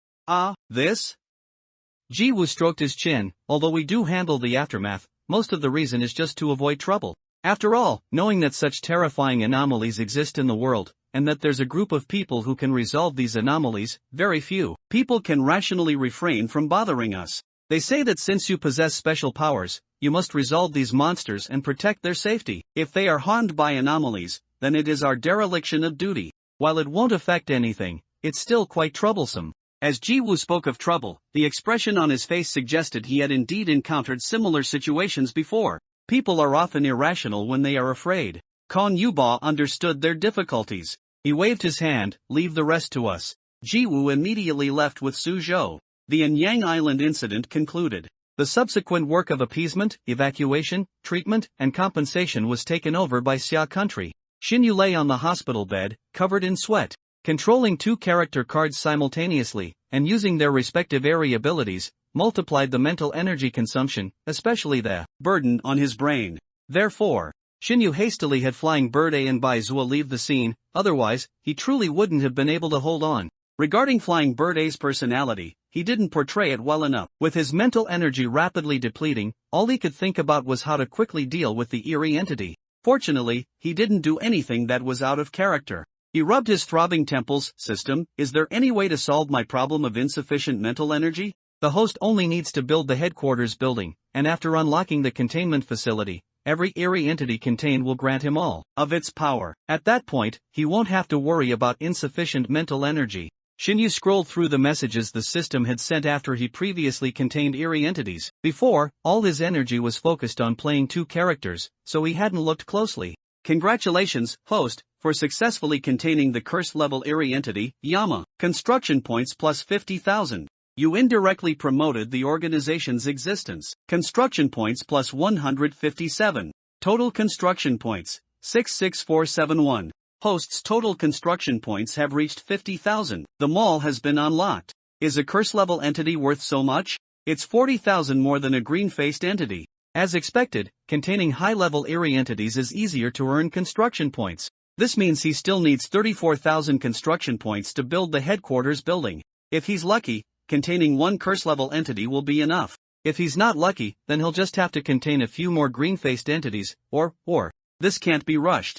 Xinyu opened the newly unlocked mall function. He had peeked at it before. There weren't many items, only two fixed ones, an eerie cage, costing 5 construction points each, and a healing potion, costing 10 construction points each. Other items were limited-time sales. If not purchased, new items would refresh at midnight. Mental energy recovery potion, priced at 100 construction points? Why is it 10 times more expensive than the healing potion? Bought it. Time reversal, priced at 9,000? Oh, that's after the discount. System, why didn't you give me a discount back then? Host, the system does not have permission to offer discounts. Time reversal can truly reverse everything at critical moments. Although expensive, Xinyu gritted his teeth and bought it. As for the others, they were all low-level eerie artifacts, but their prices were very high. Even the lowest grade E-level eerie artifact cost 10,000 construction points. Good. So this is how it's going to be. Xinyu immediately closed the mall, out of sight, out of mind. Xinyu stretched his wrist, picked up the tablet from the bedside table, opened it, and began searching for unusual incidents within Anyang City. This isn't it. Obviously fake. This looks like it, but the logic doesn't add up. It should be a script. Due to the exposure of the horror game, topics about strange ghosts suddenly increased significantly, with many people faking things to gain popularity. They claimed to have encountered monsters, but it was all scripted. This added a lot of workload for Xinyu. Xinyu browsed through various forums, websites, and video software. He edited a keyword extractor and set geographical restrictions. Any mention of relevant words within Anyang City would be highlighted in red and pushed to him. The hospital's internet wasn't very good, and the search progress bar moved slowly. Xinyu waited for 10 minutes, then picked up his phone to check for messages. New Year's Day was a 3-day holiday, and he was originally going back to his hometown for the festival, but he encountered an eerie entity on the bus ride to the high-speed rail station. He wasn't seriously injured, he just used Bai Zhuo's ability to alter the doctor's memory, resulting in a diagnosis of a fracture, requiring him to stay in the hospital for a month. On his phone, there were only a few messages from relatives and friends inquiring about his condition. After Xinyu replied to each of them, a message suddenly popped up in the chat box. "Xinyu, this is Xiao Jie. Do you have time tomorrow? Shall we meet up? Xiao Jie?" Xinyu was a bit surprised. Song Xiaojie was the class's cultural committee member, small in stature, somewhat introverted, wearing black-rimmed glasses, and always spoke with her head down, her tone like the soft, gentle Wu dialect of Jiangnan, her voice light and soft. Aside from the occasional times she would come over to ask about academic matters, they had almost no interaction. Is something wrong? Xinyu couldn't imagine why the other party would look for him, so he asked directly. The other party was silent for a while, with typing continuously displayed at the top of the chat box. Xinyu watched the search progress bar on the tablet while waiting. After a minute, the other party finally sent a message. Xinyu, let's meet. Sorry, I was in a car accident yesterday and am currently hospitalized, so it's not convenient to go out. Car accident. Are you okay? Where are you hurt? Is it serious? Which hospital are you in? I'll come see you. Xinyu looked at the message the other party quickly typed and sent. He could tell from the words that she was quite concerned about him. He wasn't actually injured, so he declined her visit. No need, it's just a minor injury, I'll recover quickly. The other party replied after a while, okay, then take good care of yourself. Soon, the other party's avatar dimmed, indicating she had gone offline. Xinyu didn't dwell on why the other party suddenly contacted him, because the search progress bar was already full. Over 1,000 related entries popped up at once. Excluding the obviously fake ones and those that were merely complaints, several hundred entries still remained. Xinyu patiently clicked on each one. After looking at dozens of them, a medical staff member pushed a food cart in. She placed the patient's meal on the cabinet next to Xinyu. Time to eat. Today we have delicious spare ribs and tomato soup. Xinyu took the tray and utensils she handed him. Thank you. Ring the bell after you're done eating, and I'll come collect it. The medical staff quickly pushed the cart to the next ward to deliver meals. Xinyu looked at a few more entries, then opened the meal box to eat. Although there was heating in the hospital, the weather meant the food would get cold quickly, so it was better to finish it fast. While eating, Xinyu cleared various spam messages that had come to his phone. Suddenly, his finger paused. It was an anonymous email. What caught his attention was that 99 such emails had been sent, all on the evening of the first. Harassment emails? With curiosity and the boldness of a skilled person, Xinyu clicked in, wanting to see what the emails contained. The moment he clicked on it, Xinyu regretted it. Ugh! Xinyu covered his eyes, his face filled with the helplessness of being traumatized. A moment later, Xinyu bravely moved his fingers away from his eyes and, trembling, continued to read. This was an anonymous letter addressed to him. A confession love letter. It began with, I like you. The first time I met you, you captivated me. I like you so much. I like you so much that I've gone against my nature. Every moment, every minute, every second, I'm constantly thinking of you like crazy. This feeling is driving me insane. I've deeply carved you into my soul, and I can never forget you. I want to get close to you. I want to touch you. I want to possess you. Your hands, your eyes, your lips, your hair, your smile, your voice, your tongue, your Adam's apple, your legs, your skin, your heartbeat, your arrogance, your indifference, your disdain, your provocation, your pride, your fighting spirit, your sweat, your body, your excellence, everything about you, only I understand. I'm going crazy. I don't want to just watch you.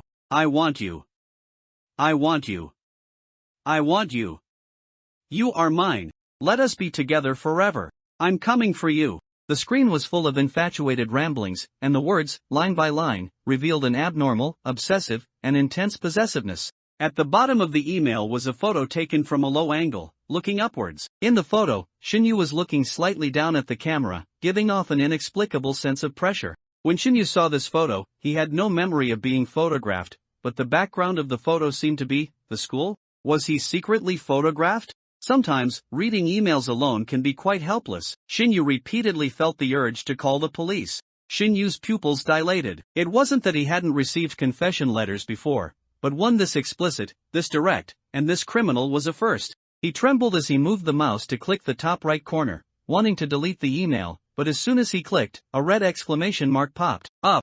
This email cannot be deleted. All 99 emails were like this, they couldn't be deleted or moved. Xinyu became energized. He flexed his fingers and used hacker techniques to directly hack into the website. He already had some basic programming knowledge, and after integrating Baizu's hacking skills, it could be said that his hacking abilities allowed him to move unimpeded on the internet. Hacking into the website posed no difficulty for him. Xinyu brought up the back-end data, wanting to find the source address from which the emails were sent. However, he found that the source code for those 99 emails simply couldn't be found in the entire database. This meant that, in the data, these emails were non-existent.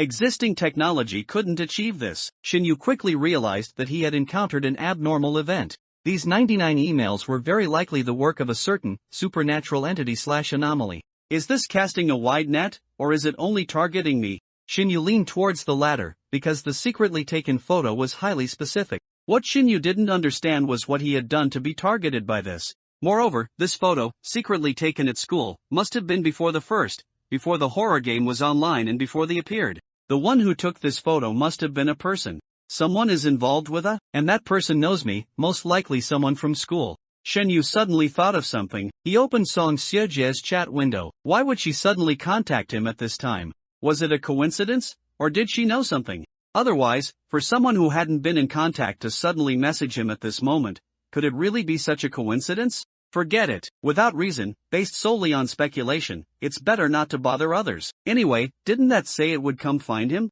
Then he would wait for it to come find him. Shinyu quickly finished the remaining bento box, placed it on the cabinet beside him, waiting for the medical staff to collect it. He also began to process the search terms and videos.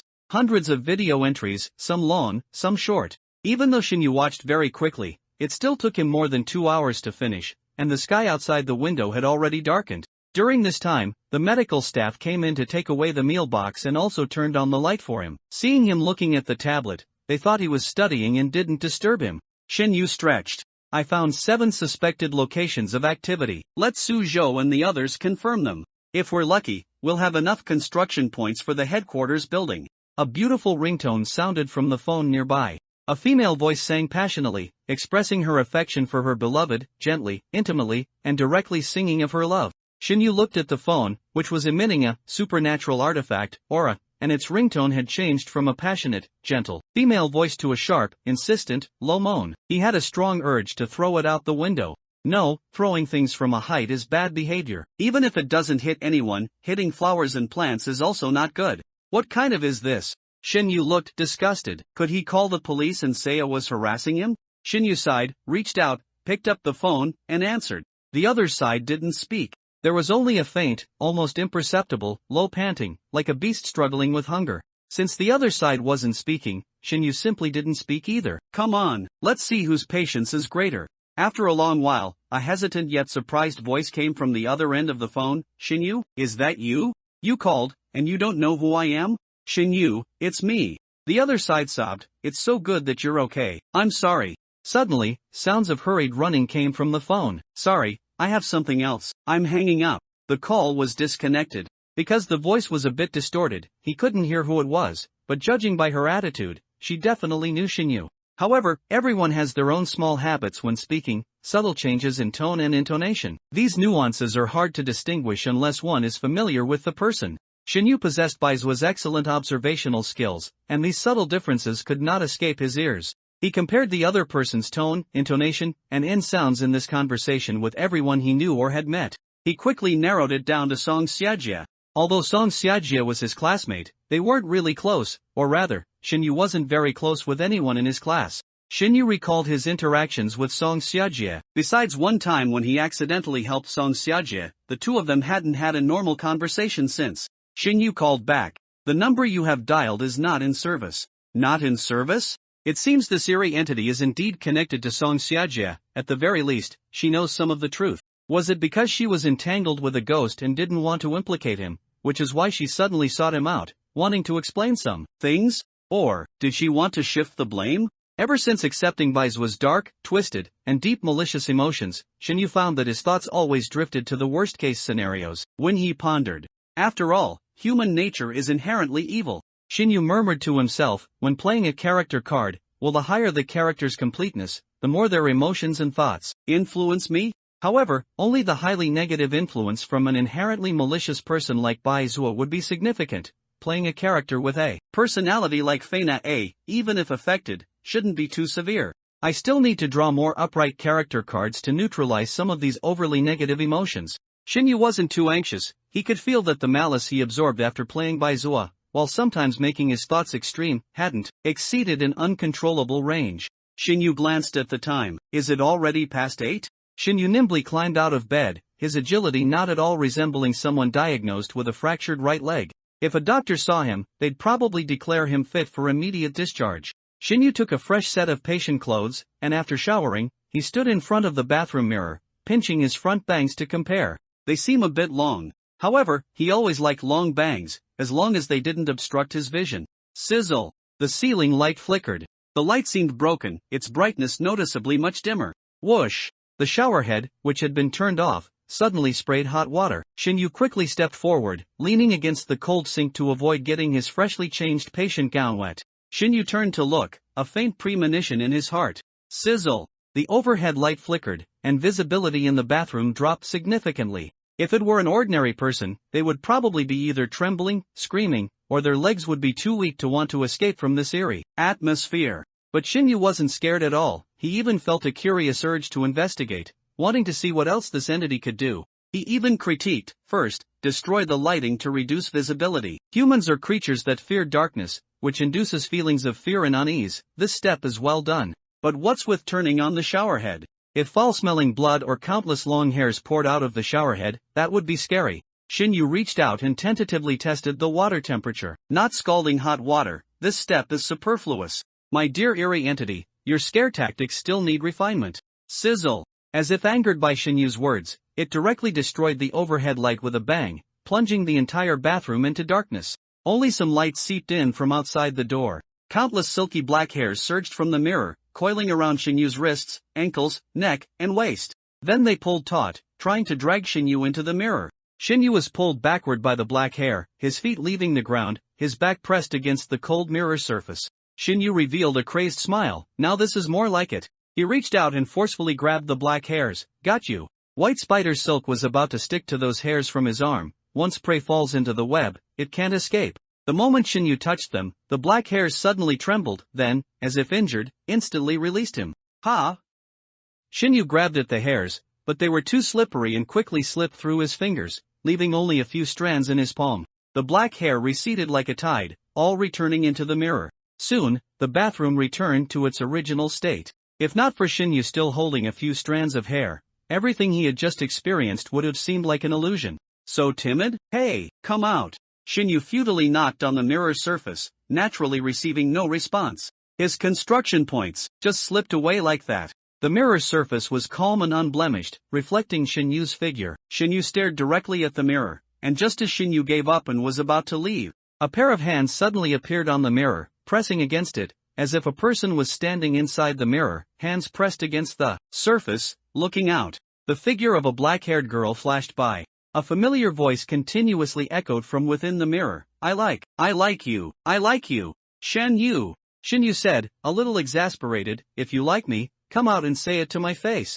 Don't make me talk to a mirror. I'm not Narcissus, who fell in love with his own reflection. There was no other movement in the mirror. The eerie entity hiding inside didn't seem to intend to come out. If you're not coming out, I'm leaving. A love letter dropped from the mirror. From the moment it appeared, it seemed to exude a strangely powerful attraction, a strong desire compelling him. Pick it up, pick it up, pick it up. Countless urging, seductive voices swirled in his mind, trying to control and tempt him to pick up the love letter. Shinyu's eyes lowered slightly. A white spider deep in his mind opened its eyes, its red, demonic pupils staring unblinkingly at the eerie entity that dared to invade its territory. It let out a silent roar. Thick malice, like poisonous needles, pierced into the eerie entity's mind. For an entity that manipulates minds, in the realm of mental power, the mind goo is the absolute king. This eerie entity hadn't expected such a powerful entity guarding Shinyu's mind. It was instantly wounded, letting out a sharp cry before fleeing in disarray. That inexplicable attraction immediately vanished. The love letter lay quietly in the sink. Shinyu didn't touch it. This love letter was probably a kind of mark. If he accepted it, he would be marked by that eerie entity, leading to some hard-to-sever connections. He also didn't have a hobby of casually accepting a love letter from an eerie entity whose appearance he didn't know, and which wasn't even the same species. Since only he used the bathroom, this love letter would just be left here for now. Shinyu turned and left without the slightest hesitation. Thus, he didn't see that after he left, the figure of a girl appeared in the mirror. She watched his retreating back with deep, lingering eyes, not moving her gaze for a long time. Suddenly, much blood appeared on her body, instantly drenching her clothes. Goodbye, and I'm sorry. The several anomalous locations Shinyu found still need people to investigate. Jiwoo is a supervisor. His only responsibility is to watch over Baizhua.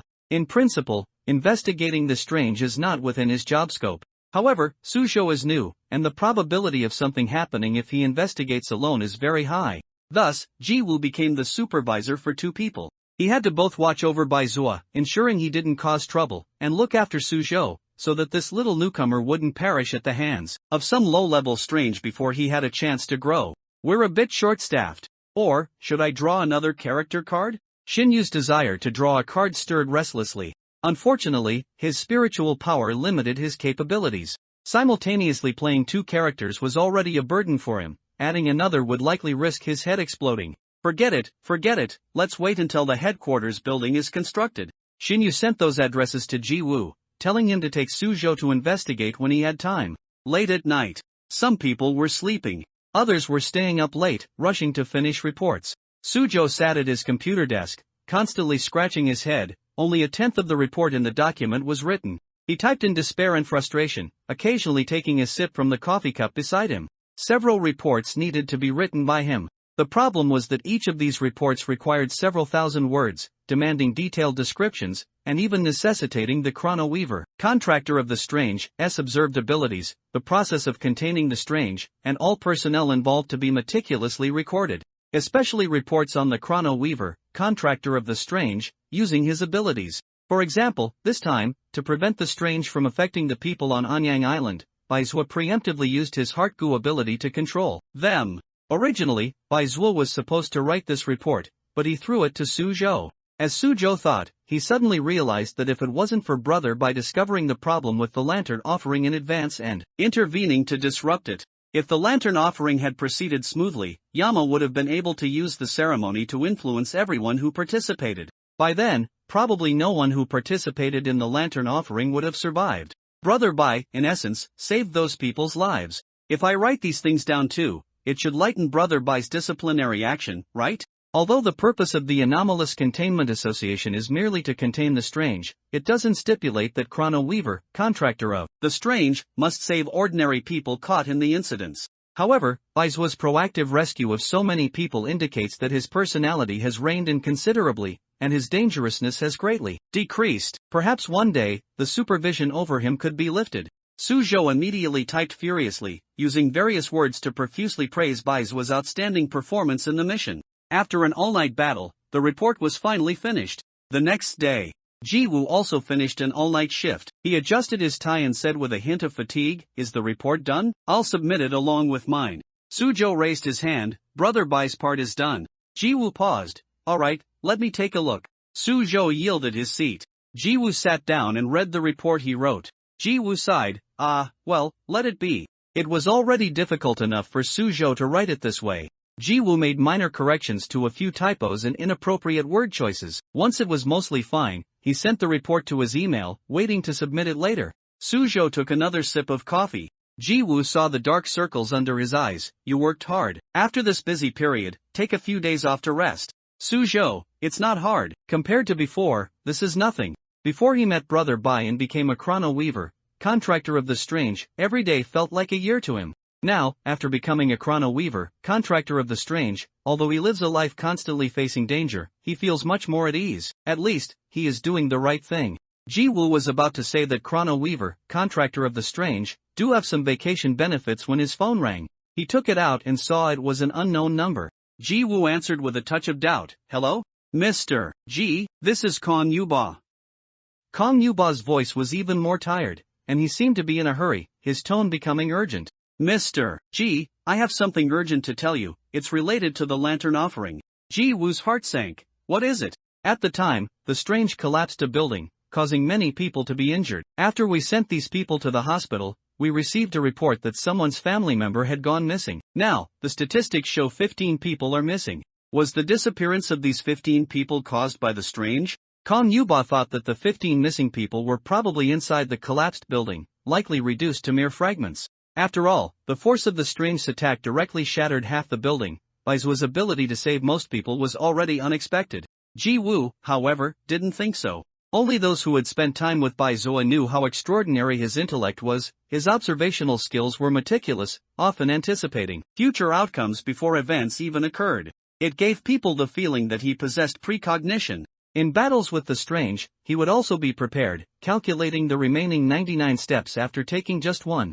Every reaction, every movement of the strange, was within Baizua's expectations. Only then could Baizua save so many people from the strange's attacks. Since he had anticipated the strange's actions beforehand, he wouldn't have overlooked these 15 people. Unless these 15 people had something special about them. Ji-woo slapped his forehead, his teeth starting to itch again. He gritted his teeth and said, "I'll ask Baizua first, then contact you again." "Okay, thank you for your trouble." After hanging up, Ji-woo roared, "Baizua!" outside the door. Baizua immediately poked his head out, calling me. Today, Baizua, unusually, came to the company and quickly became familiar with everyone there.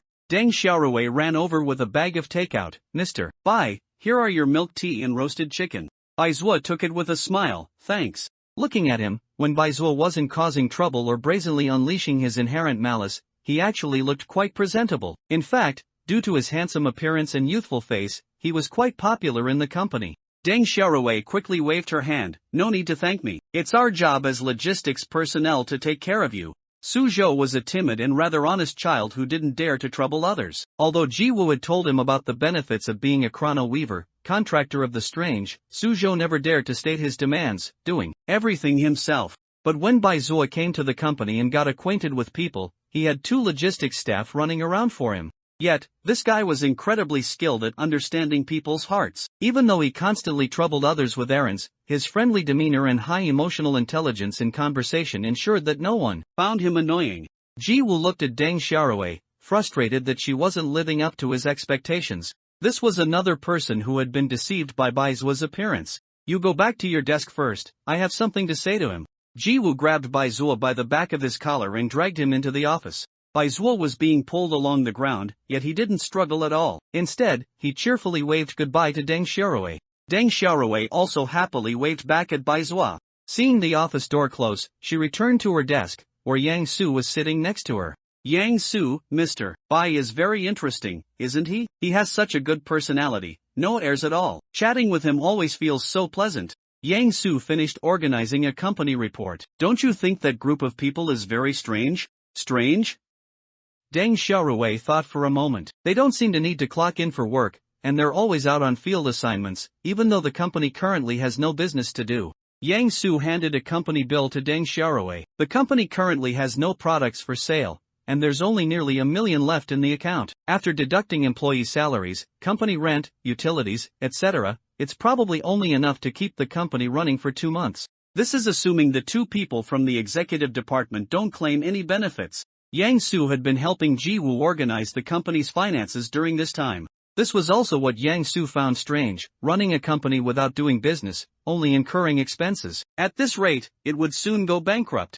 Especially the 2 members of the executive department, they didn't seem to do anything, yet their benefits were surprisingly good. She had seen some of those benefits. Executive department members were also divided into grades, from A rank all the way to S rank. The higher the rank, the better the benefits. The benefits made her want to ask what the requirements were to join the executive department. No matter how she looked at it, it was very strange. Deng Xiaorui's mouth dropped open. "No way. Doesn't that mean I'll be jobless in 2 months? Deng Xiaorui looked very sad. The company offered good benefits and a relaxed work environment. If she lost this job, it would be very difficult for her to find another one with such good benefits and little pressure. The colleagues who were working around them simultaneously looked up. "What? The company is going bankrupt? What should we do? Why don't we go back to selling software? I'll go out and promote products. It would be such a shame if such a good company went out of business. I'll go ask Manager G." Not a single employee wanted the company to go bankrupt and just move on to the next job.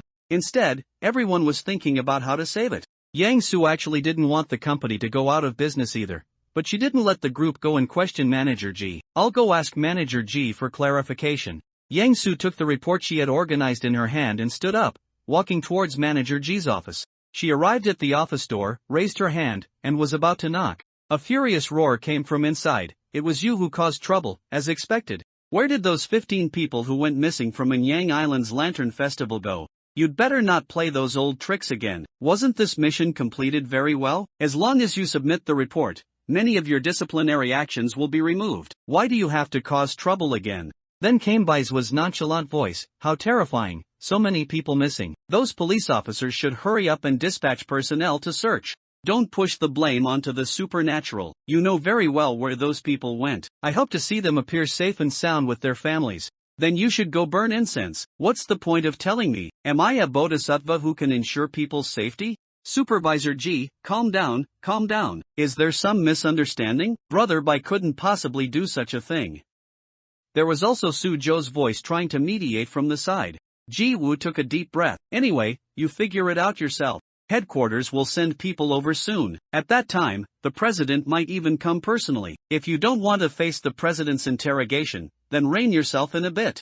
Baizu's voice clearly became much more serious. The president will come too? That's great. Yang Su heard footsteps approaching. Before she could hide, the door in front of her opened from the inside. Baizu didn't pay attention to why she was standing motionless at the door. He cheerfully ran past her side. I need to go prepare properly.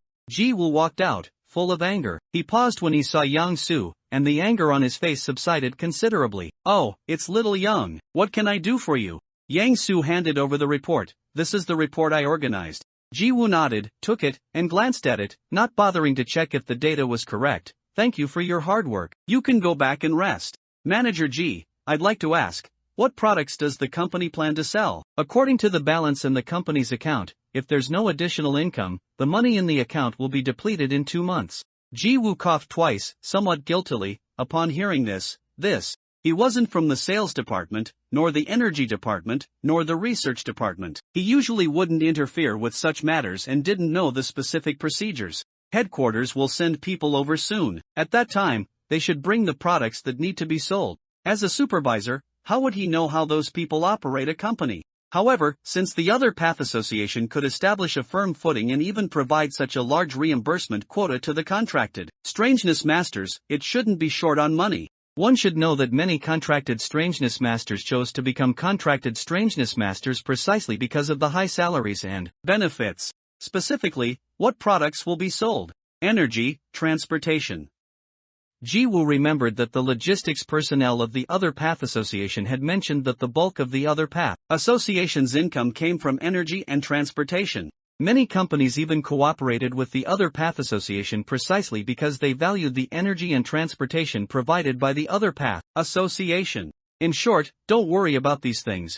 Ji Woo waved his hand, telling her to go back. If she asked any more, he wouldn't know how to answer. Yang Su returned to her desk, preoccupied. How was it? Deng Xiaorui leaned over curiously and asked. Everyone else also pricked up their ears. Manager Ji said that the company will sell products related to energy and transportation in the future. He didn't specify what they are, but he told us not to worry, and people from headquarters will come to the company after a while. Headquarters? So our company has a headquarters? That's great. It seems our company won't go bankrupt. Everyone breathed a sigh of relief. Only Yang Su managed to smile. Her thoughts were all on the conversations she had accidentally overheard.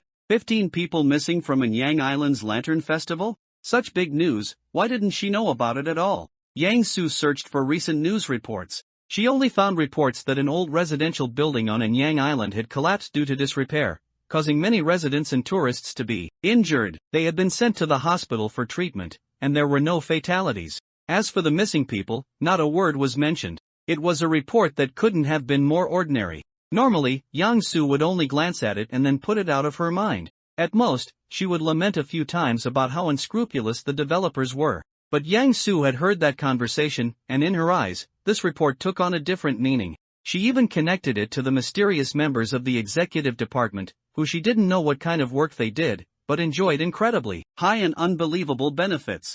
Executive department members had no base salary, only vague rewards after completing tasks, and different reimbursement limits each month. And Yang Island Lantern Festival, wasn't this the same name as the instance announced in the thrilling game? What if this task wasn't an ordinary task? Yang Su had always been a smart person. Her breathing became much heavier. It was strange, she had seen it long ago, but it was as if something was blocking her consciousness, preventing her from connecting the two at all. So that's how it was. If those people were doing this kind of work, no wonder they had such high. After all, if the money for risking their lives wasn't substantial, why would anyone willingly risk their life? Immediately, Yang Su retracted all her curiosity about the executive department, and the thought of joining the executive department due to its high benefits. She wanted to earn money, but she needed to be alive to spend it. The logistics department was pretty good.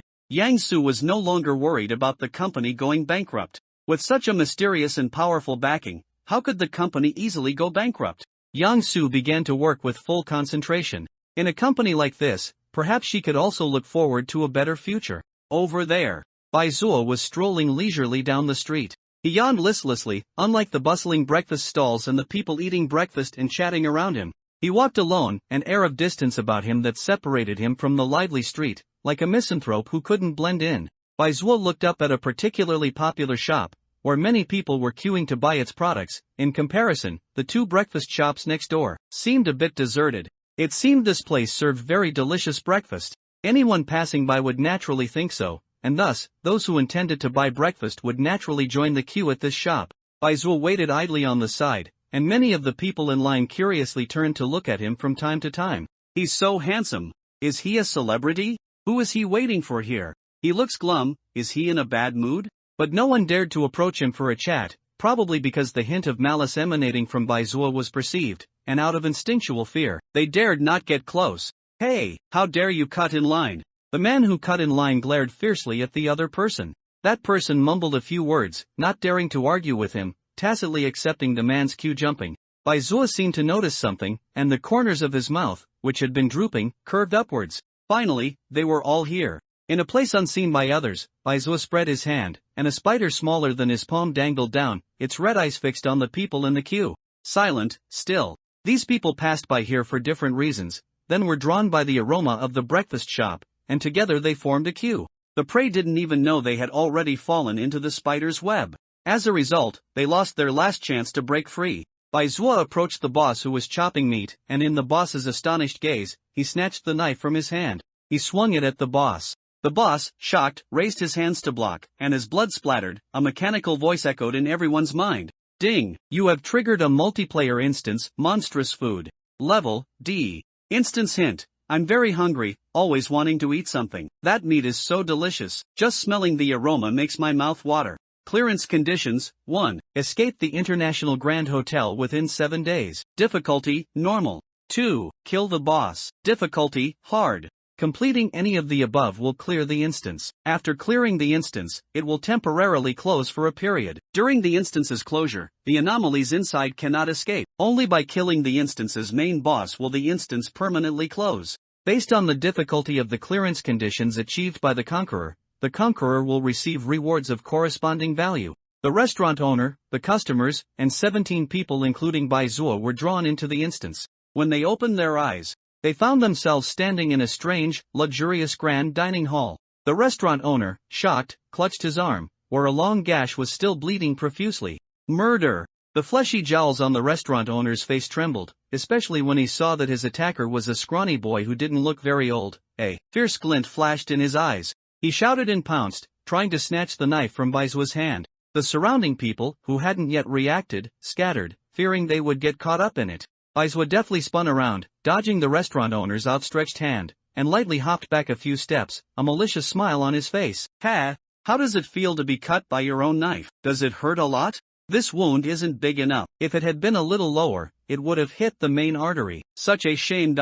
With every word Bai Zuo spoke, the anger on the restaurant owner's face became more pronounced. He glared fiercely at Bai Zuo, his face flushed, and the murderous glint in his eyes was unbearable to look at. He relentlessly pursued Bai Zuo, attempting to attack him. Hoo huff, hoo huff. The restaurant owner's face turned red and his neck swelled as he ran, being led in circles by Bai Zuo around the dining hall. With his stamina rapidly depleting, he was drenched in sweat from exhaustion, but the stinging pain in his arm drove him mad, making him attack Bai Zuo recklessly. The others, seeing the restaurant owner's frantic appearance, were terrified and scattered, but due to an invisible restriction, they were unable to escape the dining hall. After Bai Zuo led the restaurant owner around for another circle, he seemed to finally grow tired of the game, so he threw the knife away. The restaurant owner, eyes red, pounced and picked up the knife.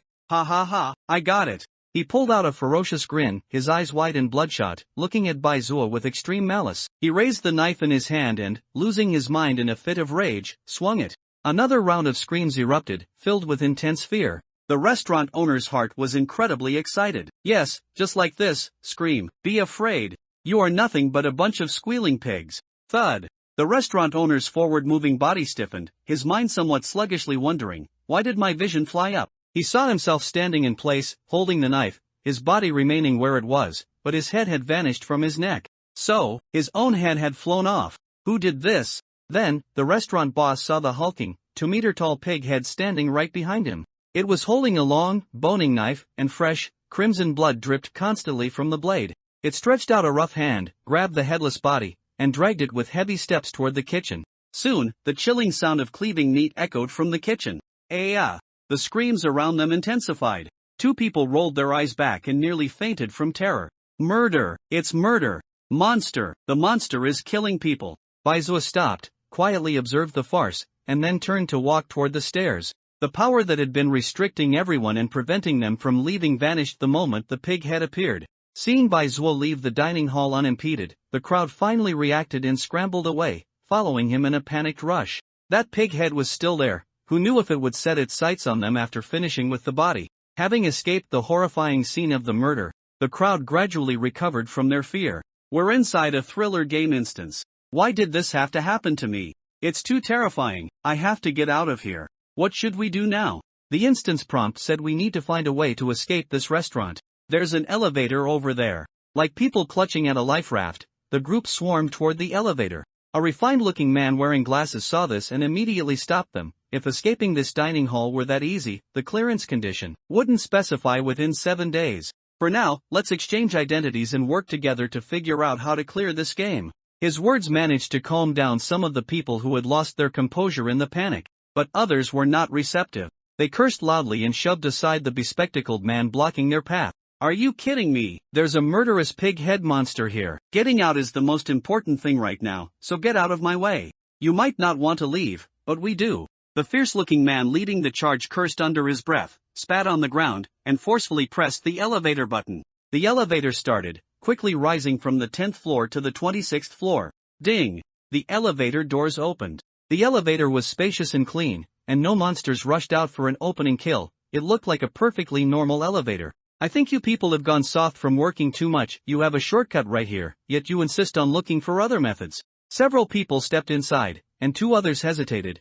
finally walking in tentatively under the man's impatient gaze. The elevator doors closed under the gaze of the remaining crowd. One person, unable to handle the pressure, reached for the elevator button but was stopped by the man with glasses. The bespectacled man adjusted his glasses. Let them test it. If taking the elevator is safe, then we'll take the next one. Only then did the rest of the group feel relieved. Baizua leaned slightly against the wall, watching the group intently with a strange, predatory gaze. The malice constantly emanating from humans, which was even denser than usual, made him feel extremely comfortable. Surrounded by this malice, the heart goo he had contracted opened its appetite and began to devour it hungrily. Human malice was truly delicious. The elevator slowly began to descend. It really seemed like they might safely reach the 1st floor. The expressions of the onlookers grew more excited. They saw hope for clearing the game. Suddenly, the descending elevator slowed to a stop just before reaching the 4th floor, its chains letting out a few spine-chilling creaks. Following that, the entire elevator car began to shake violently.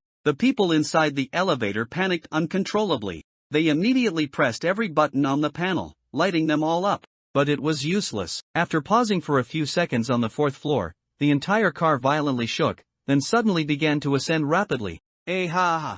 The crowd waiting outside the elevator doors heard only incomparably mournful screams echoing within the shaft. Then, they watched the display, where the elevator floor numbers climbed rapidly at an unnatural speed. In just a few short seconds, accompanied by a deafening roar, the elevator car violently shot upward and smashed into the top floor. The screams abruptly ceased. Then, those outside saw a large amount of blood seeping through the elevator cracks and flowing onto the floor beneath their feet. Many people's legs gave out, and they collapsed onto the ground. Sitting on the floor, they kicked their legs, scrambling backward to get away from the blood flowing toward them. They had nearly boarded the death trap of an elevator. The bespectacled man's hand trembled, his eyes flashing with shock, fear, and a hint of relief. Thankfully, he had let those other people test it first. One elevator was now destroyed. Seeing the miserable fate of those people, no one dared to try the remaining elevator. They now wished they could be as far away from it as possible. The bespectacled man knew it was his time to speak. All right, everyone has seen that everything within this game is extremely dangerous. If there truly were such an easy shortcut, the level and difficulty of this instance wouldn't be so high. The game shouldn't give us an impossible clearance condition, but it still stipulates that we need to escape the dining hall within 7 days, not 5, 3, or 1 day. This means we have no shortcuts. We probably need to find clues and pass through stage by stage before we can escape this place. The man with glasses scanned the area. We now have 7 people left. Let's start with me introducing myself. My name is Li Ku. I'm a team leader at a company. I'm reasonably sharp, and I exercise regularly, so my physical fitness is decent. A tall girl said hesitantly, I'm Han Tao, a high school student. Sports are my strength, and I usually enjoy reading supernatural horror novels, so maybe that will come in handy. Just call me Brother Chang. I'm currently unemployed. Brother Chang was quite strong, but there was an uncomfortable feeling radiating from his eyes and brow. A man whose expression was somewhat evasive said, we don't need introductions, do we? As for what to call me, just call me Huazi. A handsome man was still shaken, staring blankly at the blood that had splattered onto his hand. It wasn't until the people around him called out that he snapped back to attention. I'm Du Jiashi, just an ordinary office worker. A woman dressed in a mature, attractive style, with the aura of a fashionable urban professional, said, I'm Su Ro, a professional white-collar worker, mainly doing administrative tasks. Her makeup was slightly smeared, likely because she had been crying earlier. After the 6 people introduced themselves to each other, there was still one person who hadn't spoken. They looked at Bai Zuo, who was leaning to the side. Li Ke frowned slightly. He somewhat looked down on this kind of boy who was ignorant of the world, thought he was cool, and acted like a show-off. He hadn't experienced the tempering of society, had been flattered senseless by people at school, thought he was amazing, but in reality, once he entered society, he would be useless, with only his face being presentable. Looking at your age, you're still a student, aren't you? Don't think this is just a game. You've seen it, people whose heads were chopped off by monsters, and those who died in the elevator. They will never be able to return to reality, to their families. Now, our only option is to unite, find a way to clear the game. Aren't you afraid of death? You don't want to die here inexplicably like them, do you? Li Ke believed that after he finished speaking, this young boy would surely be scared, and then he would obediently lower his head. Li Ke had always controlled others this way, with family, friends, and subordinates. Li Ke pushed his glasses up again, using it to conceal the triumphant smile on his face. Han Tao, in this type of horror game, only by uniting can we possibly survive. What's your name, classmate? Join us, let's get out of here alive together. Brother Chang said impatiently, he's just an ignorant kid. If he doesn't want to talk, then let him not talk. Later, if he's in danger, just tell him not to ask us to save him. The others also looked at Bai Zuo disapprovingly. Most people, under this kind of pressure, would obediently introduce themselves. However, after they finished speaking, Bai Zuo clapped his hands as if he had seen something amusing. Clap, clap, clap. Good. That was truly spectacular. I've watched quite a good show. Li Ke's face stiffened. What was going on? This person's reaction. Bai Zuo withdrew his hands, as if persuaded by their words, and introduced himself. My name is Bai Zuo, but I'm not a high school student. My current profession is, well, that kind of thing isn't important. As for what I'm good at, I probably know a little bit about everything. Everyone's mouths twitched. He hadn't said anything except his name. Not a high school student? He really doesn't look like it. He looked to be only 15 or 16 years old. If he wasn't a high school student at that age, did he drop out? Li Ke took a deep breath, trying to ignore these unimportant. Let's first analyze our current situation. I've observed that floor's dining hall, besides the kitchen, there are no other rooms. The pig-head man should hunt the person closest to the kitchen, though it's not ruled out that it might kill one person every so often. And during the time it's processing meat, we are safe. Now that we've ruled out the shortcut of taking the elevator down, we can only use the stairs. However, I don't think this game would be that simple. Either the stairs are also guarded by monsters, or there are other dangers. We can choose between 2 methods. One is to send someone to the stairs to confirm if it's safe, and the other is for everyone to first search this floor for clues to see if there's a way to leave. The others exchanged glances. No one wanted to be the one to confirm safety, so everyone unanimously agreed on the second point. Let's search for clues here first. Bai Zuo raised both hands in agreement. Good, good, good. The 7 people explored the corridor. On both the left and right sides were private rooms with numbers written on them, a total of 6, which were places for guests to dine. They opened private room 2401. Inside was a typical restaurant setup, a huge round table surrounded by many chairs, and on the tabletop were many dishes that were appealing in color, aroma, and taste, still steaming. There were also some cabinets for tableware around. They went in and searched thoroughly. They found nothing. Su-ro, did you find anything? Han Shirtao, there's nothing here. Brother Chang, then let's go to the next private room. Li Ke nodded. It seems there are no clues here. Bai Zuo walked directly towards a chair. The chair was pulled open, making a harsh scraping sound against the floor. The other 6 all turned to look at him. Then, Bai Zuo sat down on the chair under their puzzled gazes. The next moment, a strange sound rang out. So hungry. Today is my second day here. We must find the key hidden on this floor. Everyone's expressions tightened. Could it be? Li Ku gritted his teeth. How did this person know that sitting on a chair would trigger the clue? No, it must be a coincidence. Perhaps he was just tired and wanted to sit down and rest, and coincidentally triggered the clue. Li Ku concealed the unwilling expression on his face. It seems we need to sit on a chair to get hints. Yes, there's no one here, but the table is full of ordered dishes, still steaming. It clearly indicates a problem. Li Ku walked over and sat on another chair. Another voice rang out. The key on the top floor is easy to find, but the further down you go, the harder it gets. The other 5 looked at each other and also found seats and sat down one after another. That chef is too terrifying. Every time it kills someone, it comes out to patrol 2 hours later. We need to find all the keys as quickly as possible. Don't eat the food on the table. If you find a mouse, you must follow it. Watch out for those cockroaches. These were all very useful hints. Huazi stood up, his face full of joy, praising Bai Zui. You're really lucky, kid. You even discovered the dungeon hints. Su-ro, I didn't expect the dungeon hints to appear in this way. Their initial attention had been focused on cabinets and under tables where things could be hidden. They had overlooked the most obvious dining table. If not for Bai Zui, they wouldn't know how long it would have taken them to discover this hint. They searched again, and after not finding a key, they proceeded to the next private room. There was no food on the table in this private room. Huazi nonchalantly sat on a chair, but this time no sound appeared. Li Ku, it seems only private rooms with food on the table will trigger hints. They searched the private rooms again but still didn't find the key. They had searched all 6 private rooms on this floor, except for the first private room, which had food, the others had none. The strange thing was that no matter how they searched, they couldn't find the key mentioned in the hints. Could this hint be tricking us? After searching for so long, their physical strength was greatly depleted, and Brother Chang was getting a bit impatient. Yeah, otherwise, why haven't we found the key? Something as obvious as a key should be easy to find. Not necessarily. What if it's hidden in some obscure corner? It's normal for us not to find it.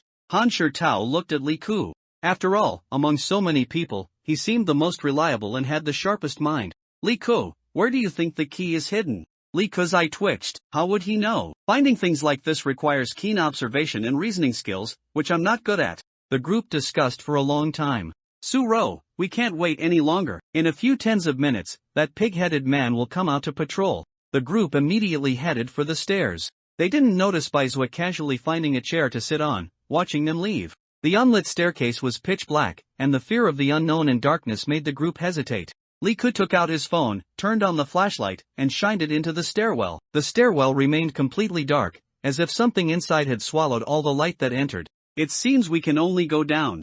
Li Ku looked at Brother Chang. If too many people go down and something happens, it will be hard to avoid. Brother Chang, your body is so strong. Your speed must be very fast, right? I'll trouble you to go down and take a look. Brother Chang's face showed dissatisfaction. Why should he take the risk while these people hid behind him to reap the benefits? Li Ku knew what Brother Chang was thinking at a glance. He quickly said, the hints didn't mention any monsters in the stairwell, which means it's safe. If you're afraid, Brother Chang, I can go instead. Brother Chang heard this and thought, if he refused, wouldn't he appear cowardly? Furthermore, the hints indeed hadn't mentioned any danger in the stairwell, so he mustered his courage and rushed into the dark stairwell. After a moment, he ran back up. There's nothing below, but the stairs to the next floor are locked by an iron door. Li Ku, it seems we need to find a key to open the iron door. Su-ro, do we need to find a key on every floor to pass? Du Jiashi, sounds a bit like those level clearing mini-games. Huazi said jokingly, is it man up and go down 100 floors?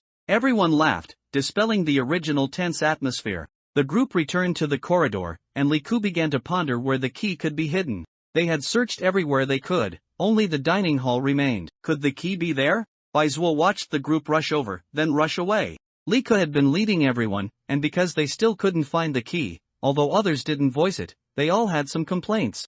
Li Ku was sweating profusely from anxiety. He had just risked going to the dining hall. The pig-headed man was still chopping meat in the kitchen. He carefully led the people to search the dining hall thoroughly, but still couldn't find the key. With 2 hours almost up, and the pig-headed man about to come out to patrol, he didn't want to confront that monster. Brother Chang was not a patient person to begin with, and the prolonged search for the key made him critical of Li Ke's leadership. "Li Ke, can you do this or not? If we still can't find the key, are you going to block that pig-headed man?" Brother Chang grumbled, and as time passed, the fear in his eyes grew heavier, and he became more irritable. His previous obedience was merely because Li Ke was smart and might lead them to clear the dungeon. Normally, the higher the floor, the easier the key should be to find. But now, after so much time, Li Ke still couldn't find the easiest key to locate, indicating his incompetence. Since Li Ke was incompetent, why should Brother Chang obey him? Li Ke broke out in a cold sweat. Maybe we missed something. If we just go back and search again. Hua Zi also interrupted him. There are only 10 minutes left, not enough for us to search again. How can we fight that pig-headed man once he comes out of the kitchen? Brother Chang grabbed Li Ke by the collar. Damn it, if you don't find the key, I'll throw you to that pig-headed man. That way, we'll get an extra 2 hours. Li Ke's face showed fear, and he looked at the others as if seeking help. However, when they met his gaze, they all looked away. Clearly, they had no intention of stopping Brother Chang. With only 10 minutes left, it was impossible to find the key to the 25th floor. If they wanted to survive, they had to sacrifice someone. Realizing their intentions, Li Ke cursed loudly. "You can't do this. You're committing murder. Damn you." Li Ke tried to resist but was punched in the face by Brother Chang. Li Ke fell to the ground. Bai Zuo seemed to hear a commotion outside and curiously poked his head out. A fight broke out? Brother Chang impatiently roared. "What are you looking at? Look again and I'll." Bai Zuo interrupted him, smiling. "Oh, right, I think I found the key, but I can't get it down. I was just about to ask for your help." Everyone fell silent. Su Ro asked excitedly, "You found the key? Where is it?" Brother Chang rubbed his fingers, the anger on his face subsiding considerably, but he showed no embarrassment at all. If they tore off the pretense, so be it. Although Li Ke often exercised, it was all fake showmanship from the gym, and he was still knocked down with one punch. He figured Li Ke wouldn't dare to say anything. Li Ke kept his head down, saying nothing. Brother Chang and Hua Zi followed Bai Zuo into the private room. "Where's the key?" This private room was the one they had entered initially, with food on the table. Bai Zuo tilted his head slightly. "Isn't it right above your head?" Brother Chang and Hua Zi looked up together. They saw a light in the middle of the private room's ceiling, and inside the lampshade was a key-shaped shadow. Brother Chang stacked 2 chairs, and Hua Zi held them steady. From inside the open lampshade, they found a key. The others' expressions were complex. They hadn't expected the key to be in such an obvious place, so obvious that one could find it by just looking up. No wonder the hint said that the higher the floor, the easier the key would be to find. Brother Chang didn't care about any of that. After getting the key, he immediately ran towards the stairwell. Arriving at the iron door, he inserted the key into the lock and twisted it, and the iron door opened with a clang. Everyone surged downstairs in surprise. Li Ke walked at the very back, head down, occasionally raising his head to look at Brother Chang with venomous eyes. The keys for the 25th and 24th floors were also easy to find. They didn't take long and quickly arrived at the 23rd floor. Just as they were about to look for the key on this floor, they heard heavy footsteps coming from the stairs. Brother Chang's face changed. "Oh no, that pig-headed man is coming down." Everyone panicked. "How did it come down? Didn't we close the door? Quick, let's hide." Everyone scrambled to find a place to hide. The pig-headed man's footsteps were very heavy. It held a dripping cleaver and patrolled the corridor, a string of keys clanking at its waist as it moved. Some hid in closets, some in toilets, and some on balconies. All 7 people had split up. Listening to the heavy footsteps of the pig-headed man, they couldn't help but hold their breath. "Don't come over." Hua Zi was hiding on the balcony, curled up in a ball in the corner. Although he had closed the balcony door and there were blocking him, he was still shaking uncontrollably as he heard the footsteps getting closer. But listening to the footsteps getting closer, he still started to tremble uncontrollably. Hua Zi's prayers seemed to work. The pig-headed man stopped in front of the balcony door, looked left and right through a small transparent glass window on the door, and after not seeing anyone on the balcony, it turned and left. Just as the pig-headed man walked out of the private room and was about to go to the next room, a glass cup suddenly fell to the ground. The pig-headed man heard the sound, turned around, and rushed in at an accelerated pace. It let out a low gasp, with a hint of excitement at having found prey in its voice. Hua Zi cursed inwardly. Who the hell knocked over the cup? He wouldn't be that unlucky, would he? "No, don't come over." This time, his luck wasn't as good. The pig-headed man walked straight towards the balcony and pushed open the balcony door. In his terrified eyes, a large hand grabbed his head and lifted him up. Wazi kept kicking the pig-headed man with his feet, crying hysterically, "Don't kill me! Spare me! Please don't kill me!" In an instant, this scene suddenly overlapped with a memory of his. Only, at that time, he was the hunter in charge of life and death, and the one begging and crying in front of him was the prey he had targeted. What did he do at that time? The pig-headed man raised the knife in his hand and chopped down without hesitation. He dragged the limp body and slowly returned upstairs, until the footsteps disappeared. Li Ko, who was hiding in the closet, and Shang-gu, who was hiding in the toilet, walked out, their faces pale. They looked at the bloodstains on the ground, still feeling lingering fear. After everyone had composed themselves, they started looking for the key again. Bai Zua stroked his chin. If he didn't intervene, this group of people probably wouldn't survive.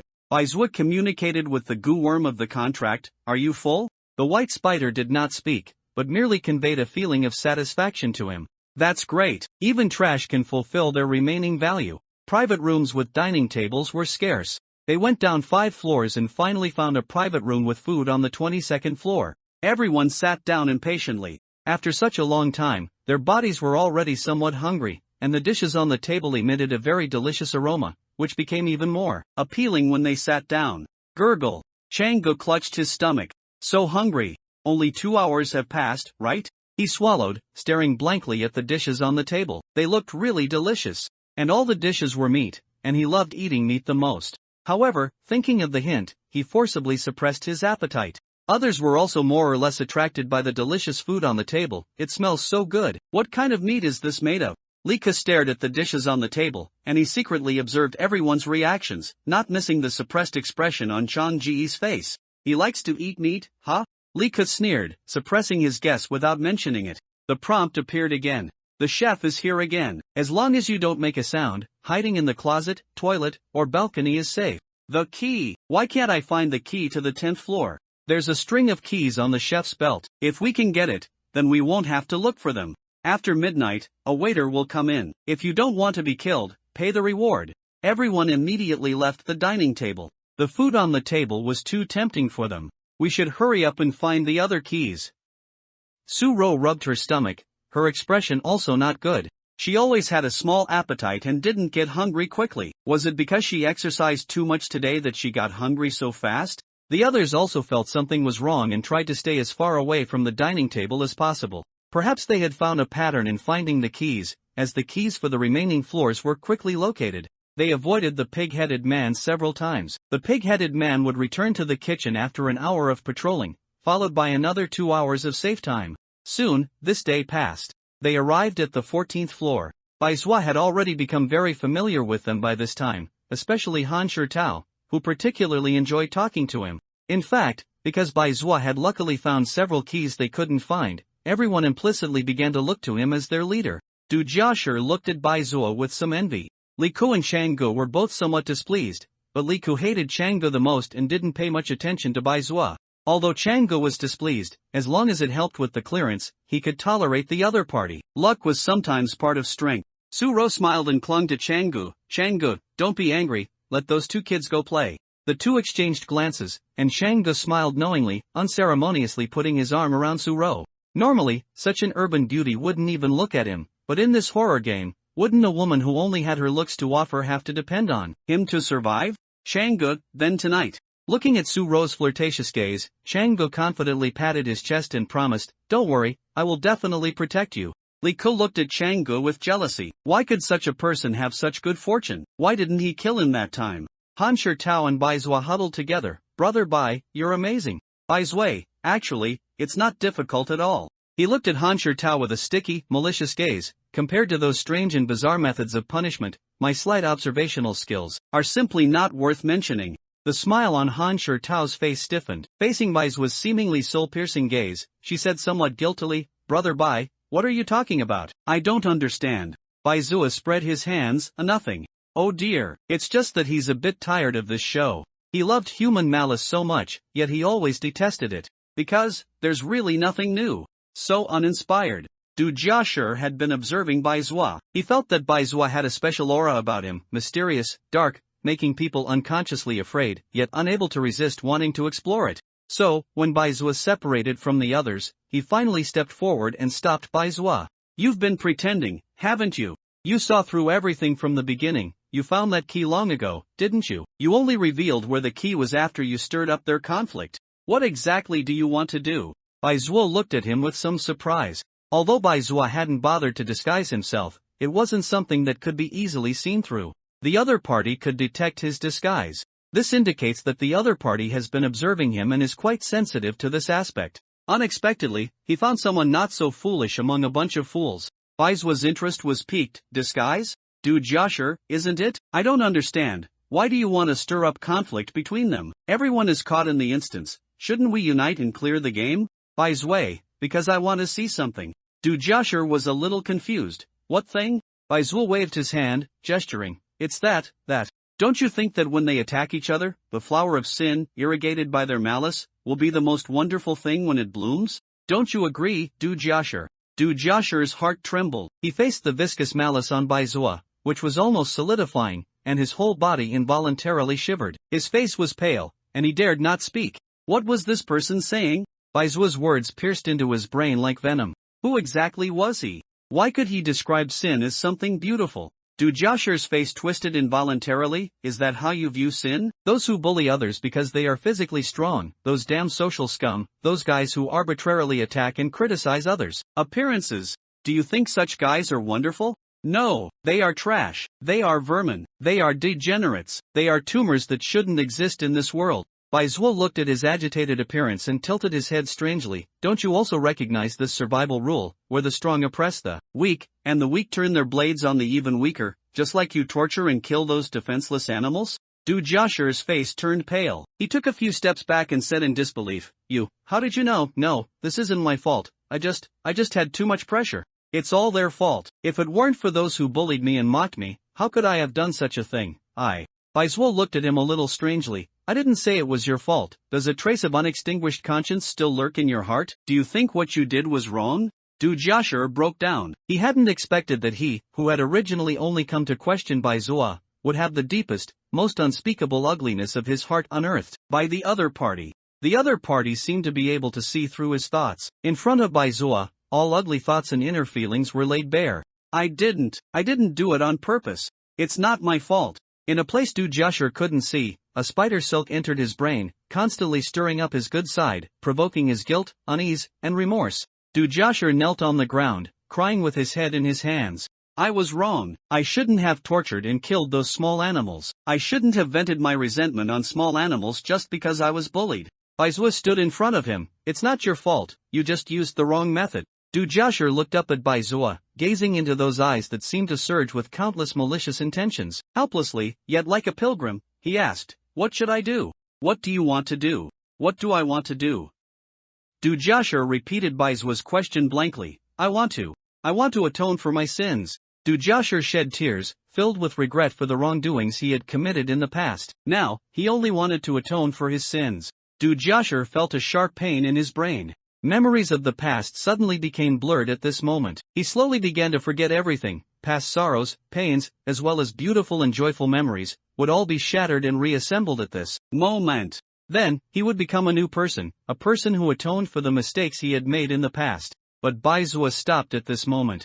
Tis. He looked at Dude Joshua, whose eyes were glazed over and whose mind was blank. With just a thought from Baizua, he would be stripped of all his memories and become a puppet living only for Baizua. What a pity! Ever since Baizua used this ability on Suzhou once, its use had been strictly forbidden, and it would remain sealed unless specially authorized. After Baizua stopped, Dude Joshua's memories began to recover. He blankly touched his face, always feeling as if he had almost lost something very important just now. Thank the other path association for existing, Baizua muttered softly, then asked, "You want to atone for your sins?" Dude Joshua nodded eagerly. "Then give up your body and become its puppet from now on." Dude Joshua murmured, "Give up my body? I want to atone for my sins. Giving up my body will allow me to atone for my sins." Okay. A white spider slid down a web line, landed on his forehead, and then burrowed into his head. The contract was formed. Mind control. The others vaguely heard Dude Joshua crying, but they were all looking for keys. Only Han Shirtao came out curiously to find Dude Joshua. By the time she found him, Du Jiashir had already stood up from the ground, wiped away his tears, and quietly followed behind Baizhua. Han Shirtao curiously glanced at his somewhat red eyes. "What's wrong with you?" Du Jiashir replied with a cold face, "Nothing." Han Shirtao pouted. She didn't dare to get too close to Baizhua now, because she always felt a faint sense of danger emanating from him. Moreover, was it her imagination? She always felt as if Du Jiashir had become a different person. With their tireless search, they quickly found the keys to several floors and arrived at the 10th floor. It was also 12 o'clock at night. All the lights in the restaurant went out. They couldn't search for keys in such a dark environment, so they could only gather in one private room and try to deal with the waiter who might appear. Will that waiter come to us? What is the reward mentioned in the hint? Money? Li Ku and the others hid uneasily. Only Baizhua, he casually found a private room with food on this floor and sat down. Because Li Ku and the others hadn't eaten all day and were very hungry, they didn't dare to approach when they saw the food in this private room, fearing they wouldn't be able to control themselves and eat the food on the table. Baizhua told Du Jiashir to find something. As soon as 12 o'clock arrived, the waiter pushed a cart, checking private rooms floor by floor. When he reached the 10th floor, the waiter first found Brother Chang and Su Ro hiding on the balcony. The waiter was very thin, even bony, and his eerie eyes stared directly at them. "Guests, it's time to pay the reward." Su Ro quickly hid behind Brother Chang. Brother Chang suppressed his fear and said, "What reward? I have money. I'll give you money." The waiter pulled out a dagger, his mouth stretched into an exaggerated grin, and he mechanically repeated, "Guest, it's time to pay the price." Brother Chang finally couldn't hold back his fear, grabbing Su Ro, who was hiding behind him. "Take her, take all of her, don't come for me." Su Ro let out a scream of terror. She hadn't expected the man who had promised to protect her earlier would push her out so easily. Without the slightest pause, the waiter yanked Su Ro over and sliced off her ear with a single cut. Su Ro screamed again. The intense pain and fear caused her eyes to roll back, and she fainted on the ground. Brother Chang took advantage of the waiter attacking Su Ro and ran out from the balcony. After collecting the price from Su Ro, the waiter turned and chased after Brother Chang. His speed was ghostly cool. He reached Brother Chang's back almost instantly. Brother Chang desperately grabbed a nearby chair and violently smashed it toward the waiter. "Stay away from me." The waiter's head was dented by the blow, and red and white matter streamed down his face, but he remained unfazed, approaching Brother Chang step by step. "Guest, it's time to pay the price." Brother Chang was scared to death. No matter how he attacked the waiter wouldn't die. With the power he usually relied on proving useless, Brother Chang immediately lost his nerve. He shrieked, trying to escape. The waiter quickly caught up. His hand, seemingly thin as dry bone, grasped Brother Chang with enough force to crush his bones. The waiter grabbed Brother Chang's left arm, and the knife flashed down. A section of arm fell to the floor. Brother Chang screamed, clutching his stump. The waiter picked up the arm from the floor, placed it on his cart, and continued pushing the cart toward the next private room. Hearing the screams, Li Ku and Han Shirtao turned pale, huddling together in fear. The waiter found them one by one. He chopped off a section of their fingers. Li Ku watched the waiter push the cart away. Only then did he tremblingly unwrap the towel he found in the bathroom and wrap it around his wound. The last ones the waiter found were Baizhua and Du Jiashir. Du Jiashir had also heard those screams. He originally wanted to block the doorway with a chair to keep the waiter out, but Baizhua stopped him. "Did you find what I asked you to look for?" Du Jiashir pointed to the corpses of several cockroaches placed in the corner. "Yes, I put them on the floor." Under Du Jiashir's bewildered gaze, Baizhua picked them up with chopsticks. He stirred them into the food a few times. Du Jiashir suddenly realized. Just as Baizhua put down his chopsticks, the waiter walked in, splattered everywhere with blood, holding his knife like a murderous maniac. "Guest, it's time to pay the price." Du Jiashir didn't wait for the waiter to approach. He immediately seized the initiative, slammed the table, and shouted, "What kind of restaurant is this?" The waiter paused his movement. The hand holding the knife became hesitant. "Guest, do you have a complaint about our restaurant?" The waiter's expression was terrifying, suggesting that if Du Jiashir didn't provide a convincing reason, he would immediately stab him. Du Jiashir's acting was superb. He perfectly mimicked an unreasonable, difficult customer, saying, "The dishes your restaurant makes should at least be edible, right?" The waiter mechanically replied, "Our restaurant's food is absolutely the most delicious in the world. Every guest who eats it praises it endlessly." Du Jiashir picked up his chopsticks and flipped out the cockroach in the dish. "Look what's in your food. Bugs. Does your restaurant serve this kind of thing to guests?" The waiter completely froze. He never expected such a thing to appear in the food. Seeing Du Jiashir furious and demanding an explanation or threatening to cause a scene, the waiter reluctantly said, this is due to poor service at our restaurant. We will immediately have the chef remake this table of dishes and waive the guest's consumption fee for today." The waiter immediately stepped forward and cleared the table of dishes. Then he pushed the cart and left. After seeing him leave, Dujasher's legs went weak, and he slumped onto the chair, wiping the cold sweat from his forehead. Baizwa smiled, putting his foot up on the table. "Well done." Dujasher gave a dry laugh and sincerely praised him. "You are truly amazing. I can't believe you thought of this method." Baizwa got up, left the private room, found one with a sofa, and lay down to sleep, while Dujasher sat beside him keeping watch. That night, apart from Baizwa and his companion, everyone else spent it in fear and agony. The next day, the sun rose. Li Ku and the others left their hiding places to look for their companions. Li Ku saw Su Ro approaching, holding a towel to her ear, her face full of resentment. "Where is Brother Chang?" Su Ro thought about being pushed out as a scapegoat and rolled her eyes angrily. "He's over there eating." Li Ku's face lit up, but he quickly remembered to hide his joy. "Why is Brother Chang eating? Didn't we say the food on the table was inedible? I don't care if he dies."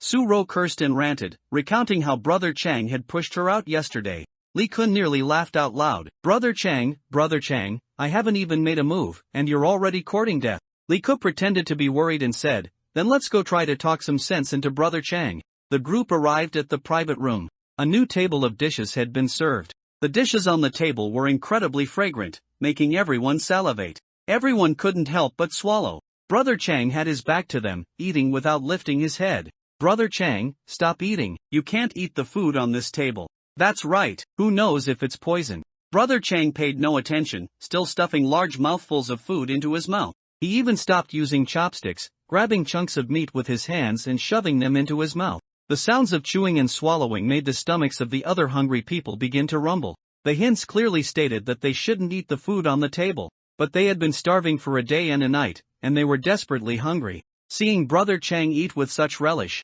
their eyes couldn't move away from the dinner table. "It smells so good. That meat looks so delicious." Li Ku swallowed again. He moved closer to Brother Chang. "Brother Chang, are you alright?" Brother Chang still ignored him. He continuously shoved food into his mouth, as if he possessed a giant stomach that could never be filled. "Brother Chang?" Li Ku nudged Brother Chang. Only then did Li Ku see that Brother Chang was missing an arm. The severed stump was still dripping blood, and due to excessive blood loss, his face was as pale as a corpse. But Brother Chang seemed completely unable to feel pain or fear, still devouring the meat without lifting his head. Li Ku backed away several steps, his intense hunger slightly diminished by the shock. Han Shirtao walked over and asked, "What's wrong with Brother Chang?" Li Ku jumped in surprise. With an unnatural expression, he said, "You'll know when you see it." The group walked around to Brother Chang's front. Brother Chang's face was as pale as paper, covered in grease from eating. He continuously stuffed food into his mouth, chewing a few times before impatiently swallowing it down. Half of the food on the table had already been eaten by him. His stomach was distended to an exaggerated size. Li Ku, a pregnant woman in her 10th month. Han Shirtao and Su Ro were too scared to speak. "Brother Chang? Has he gone mad?" Li Ku took off his glasses and wiped the dust from them. "It's no use, he can't hear. You see now, don't you? This is the consequence of eating that food." Han Shirtao sighed. How could Brother Chang eat that stuff? Brother Chang continued to stuff food into his mouth. The distension of his stomach was already terrifying, yet he kept stuffing food in as if he felt no pain. They watched from the side, utterly horrified, their fear of the food reaching its peak. Su Ro, however, was secretly pleased by Brother Chang's transformation. "I think he deserves it. He can't even control his own appetite. What's the difference between him and a pig? Bah! At least a pig wouldn't push me out to die." The moment she finished speaking, Brother Chang's stomach suddenly burst with a poof. Li Ku, a balloon finally overinflated and rupturing, spewing its contents all over the floor. "Ah!" Su Ro and Han Shirtao screamed in fright. The visual impact was extremely strong. Combined with a foul stench, mixed with the smell of blood and the aroma of food, the resulting odor was indescribably strange, perfectly complementing this disgusting and terrifying scene. The three couldn't help but rush into the restroom to vomit. After they had vomited until their limbs were weak, with nothing left to expel, they propped themselves up and quickly left. They were terrified that if they stayed there for another second, they would end up like Brother Chang. The three walked out, still shaken, and saw Du Jiashi and Bai Zuo leisurely strolling down the corridor. Han Shirtao noticed they had no bandages. "How come you two aren't injured?" Han Shirtao's fingers had ached all night, preventing her from sleeping well, and the pain was still unbearable. If everyone else was injured, then no matter how much she hurt, she would have to endure it and continue searching for the key to the next floor. However, unlike their pale faces and low spirits, Baizhua and Du Jiashi looked much more energetic, and their complexions were normal, appearing as if they hadn't been injured at all. Li Ku and Su Rou also looked at them. Li Ku, you didn't encounter that waiter yesterday? Du Jiashi, with an expression of adoration, explained Baizua's method. Li Ku's face darkened. Why didn't you tell us about this method? Su Rou and Han Shitao also looked at Baizhua and Du Jiashi with questioning eyes. Li Ku's malicious gaze was almost overflowing. Li Ku's fingers were still throbbing, and he began to resent Baizhua. Du Jiashi didn't humor them. Brother Bai was just guessing. It wasn't guaranteed to succeed. If it had failed, wouldn't you have blamed Brother Bai again? Brother Chang, whom Li Ku had always envied, had gone mad. His object of resentment now shifted to Baizhua. Just as Li Ku was about to put his schemes into action, Baizhua suddenly said, "How boring. I thought I'd see some good drama, but you're all so useless. The only thing still somewhat useful about you is the malice flowing from your bodies. Du Jiashi, deal with them. I've seen enough of this rotten play." Du Jiashi rushed forward, grabbed Li Ku fiercely, slammed him to the ground, and then dragged him to the dining table. Li Ku realized what was happening and struggled frantically, but Du Jiashi's strength was immense, and he was immediately pinned to the dining table. Du Jiashi grabbed a piece of meat from the table and stuffed it into Li Ku's mouth. Li Ku shook his head vigorously, keeping his mouth tightly shut, afraid to eat. Du Jiashi frantically pried open his mouth and forced the meat in. "Eat. Repent for the sins you've committed in the past. Dying from overeating is already letting you off easy." Li Ku was already starving. Once the meat was in his mouth, he finally couldn't resist chewing a few bites and swallowing it. Once he started eating, he couldn't stop. As if he had tasted some earthly delicacy, he suddenly broke free from Du Jiashi's grip, lunged at the dining table, and frantically grabbed the meat to shove into his mouth. Su Rou and Han Shitao were both startled. "Why are you doing this?" Han Shitao saw that Baizhua was orchestrating everything, and she questioned him. Baizhua said nothing, merely looking at them with deep, indifferent eyes. Han Shitao felt as if she had been seen through. Thinking of something with a guilty conscience, she turned to flee, but was still caught by Du Jiashi. "You too. I hate people like you the most, who think they're amazing just because they have a bit of dirty money, wantonly bullying and abusing others, thinking yourselves superior. You too shall pay the price for your past willfulness." Du Jiashi pressed her onto the dining table. Han Shitao's face was filled with fear, especially when she saw Li Ku frantically eating and Brother Chang still eating even after his stomach had burst. She cried out in terror. "I'm sorry, please spare me, it's all my fault, I'll never dare to do it again." "Du Jiashi, you think you made a mistake? I shouldn't have done those things, I really was wrong." Han Shitao wept bitterly, appearing sincerely regretful, but her heart was filled with hatred. If she could get out, she would definitely have her family find him. She would torture him severely. She would make him wish for death but be unable to die. Baizhua moved his fingers. Telepathy activated, connecting Han Shitao's mind with Du Jiashi's. All of Han Shitao's inner thoughts flooded into Du Jiashi's mind. Du Jiashi's face twisted in anger. "You lied to me." Soon, Han Shitao followed in Li Ku's footsteps. Su Rou saw Du Jiashi's gaze turn to her. Knowing she couldn't escape, she trembled as she asked Baizhua, "What do you know?" Anyone could see that Du Jiashi was merely Baizua's dog. Baizhua spread his hands and said in a very vicious and malicious tone, "I love watching people struggle with their ugly human nature, but what's most captivating is watching you, full of malice, yet pretending to live like normal people. Why can't you just let yourselves go?" Su Rou's well-maintained facade finally cracked. Before, she had been indulging herself, allowing herself to sink into an endless hell. Intense guilt tormented her ceaselessly, giving her no peace. She shrieked hysterically, "What do you know? I was tormented, beaten, and cursed by him for so many years. Shouldn't I get revenge on him? It was just a few dishes with conflicting ingredients. Who knew he'd suddenly have a cerebral infarction? He deserved to die. What did I do wrong? I'm already utterly ruined." Su Rou broke down and cried.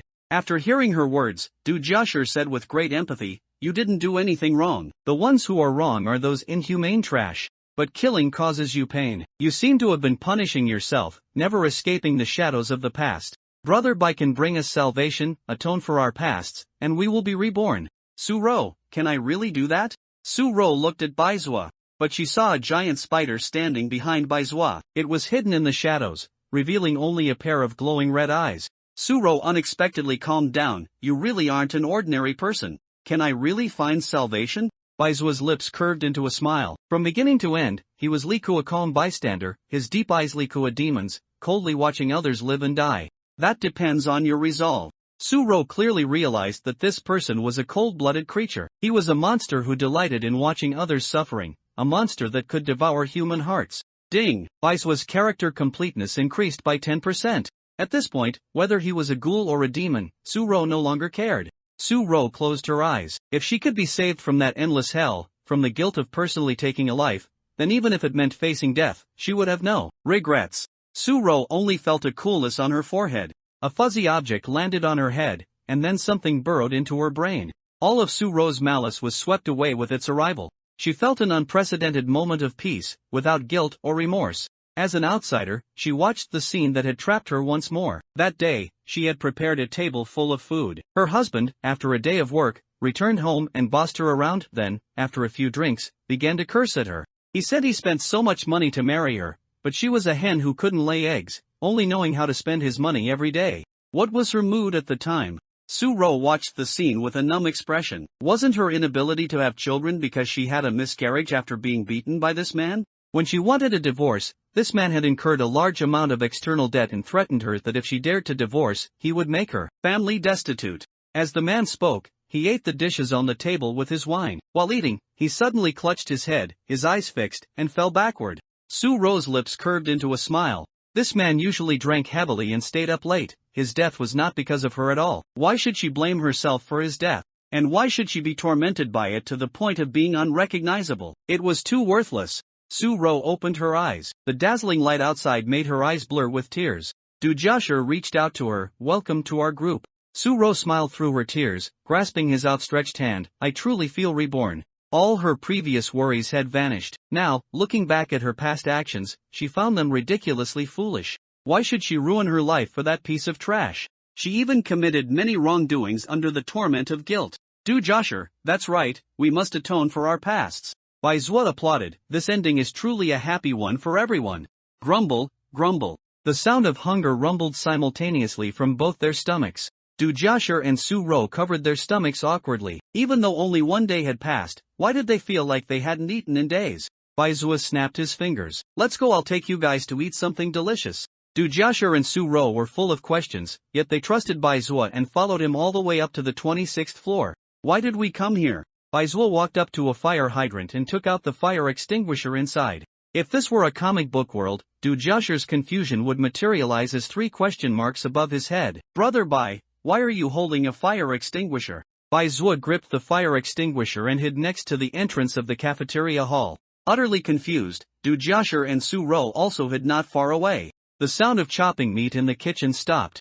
Heavy footsteps sounded. It was time for the chef's patrol. Dujasher and Su-ro, their faces filled with terror, quickly pulled Baizuo, trying to drag him into a private room to hide. But Baizuo didn't move an inch. Under their terrified gaze, Baizuo flashed a mischievous smile. Give him a lesson. He then suddenly jumped out and smashed the fire extinguisher toward the pig-headed man who had just stepped out of the large door.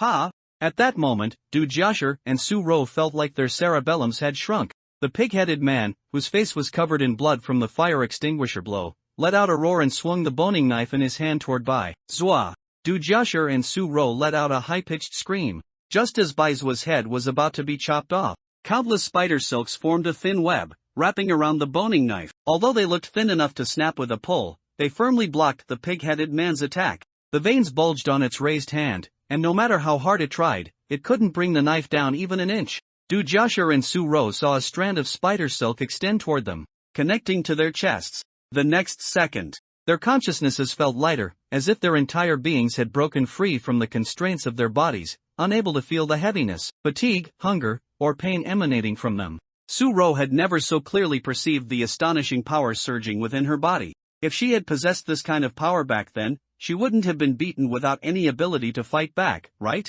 Dujasher felt the same way. He could sense it. His body took a step forward, all his strength mobilized and concentrated at a single point, launching him forward with the force of pushing off the ground. This terrifying explosive force required an extremely difficult technique, one that only famous ancient martial arts masters could achieve. However, under Baizuo's control, Dujasher accomplished this with ease. He watched himself jump 2 meters high and kick the pig-headed man. The pig-headed man finally broke free from the spider silk's obstruction, but just as it tried to swing its knife, Su-ro closed in, grabbed its wrist, and used a subtle technique to disarm it.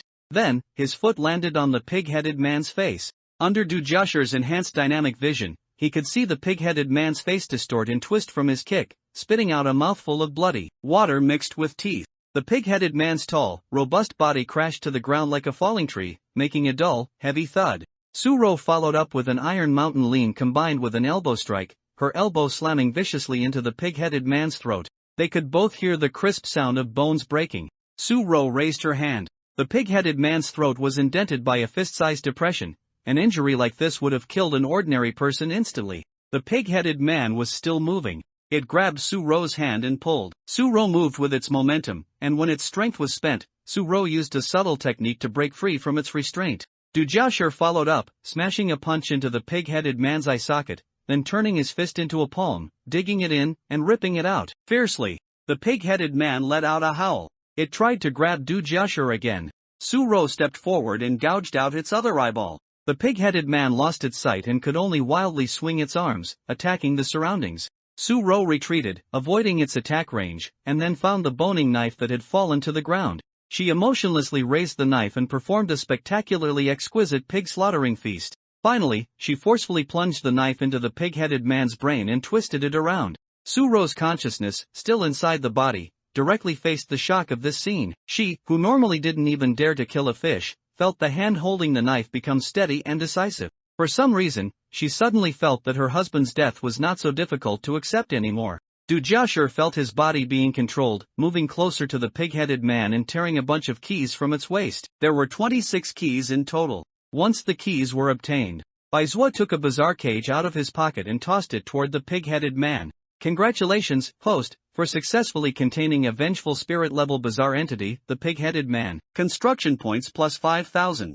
You have indirectly publicized the existence of the organization. Construction points plus 20. Baizhua walked over, picked up the bazaar cage, tossed it in his hand, and said, done. A vengeful spirit-level bazaar entity, he could handle it without even activating his uncanny domain. Baizhua didn't look at Du Josher and Su-ro, he simply controlled them and made them walk toward the stairs. After an ordinary person's body is controlled to fight a bazaar entity, they will suffer some degree of harm. Suddenly bursting forth with such immense power would have side effects. Once the control was lifted, after their consciousnesses returned to their bodies, they would feel the soreness and exhaustion of their bodies rush over them all at once. At that point, they wouldn't even be able to stand steady. Therefore, Baizhua directly controlled them to prevent them from collapsing on the floor, which would make them difficult to carry down. With the keys, they quickly opened the series of large doors blocking their path, until they opened the main door on the first floor of the restaurant. Dazzling light streamed in. D-rank multiplayer instance, strange food has been fully conquered. This instance will be permanently closed. Completion time, January 2nd, 2025. Conquerors, Baizhua, Su-ro, Du Josher. Death toll, 14 people.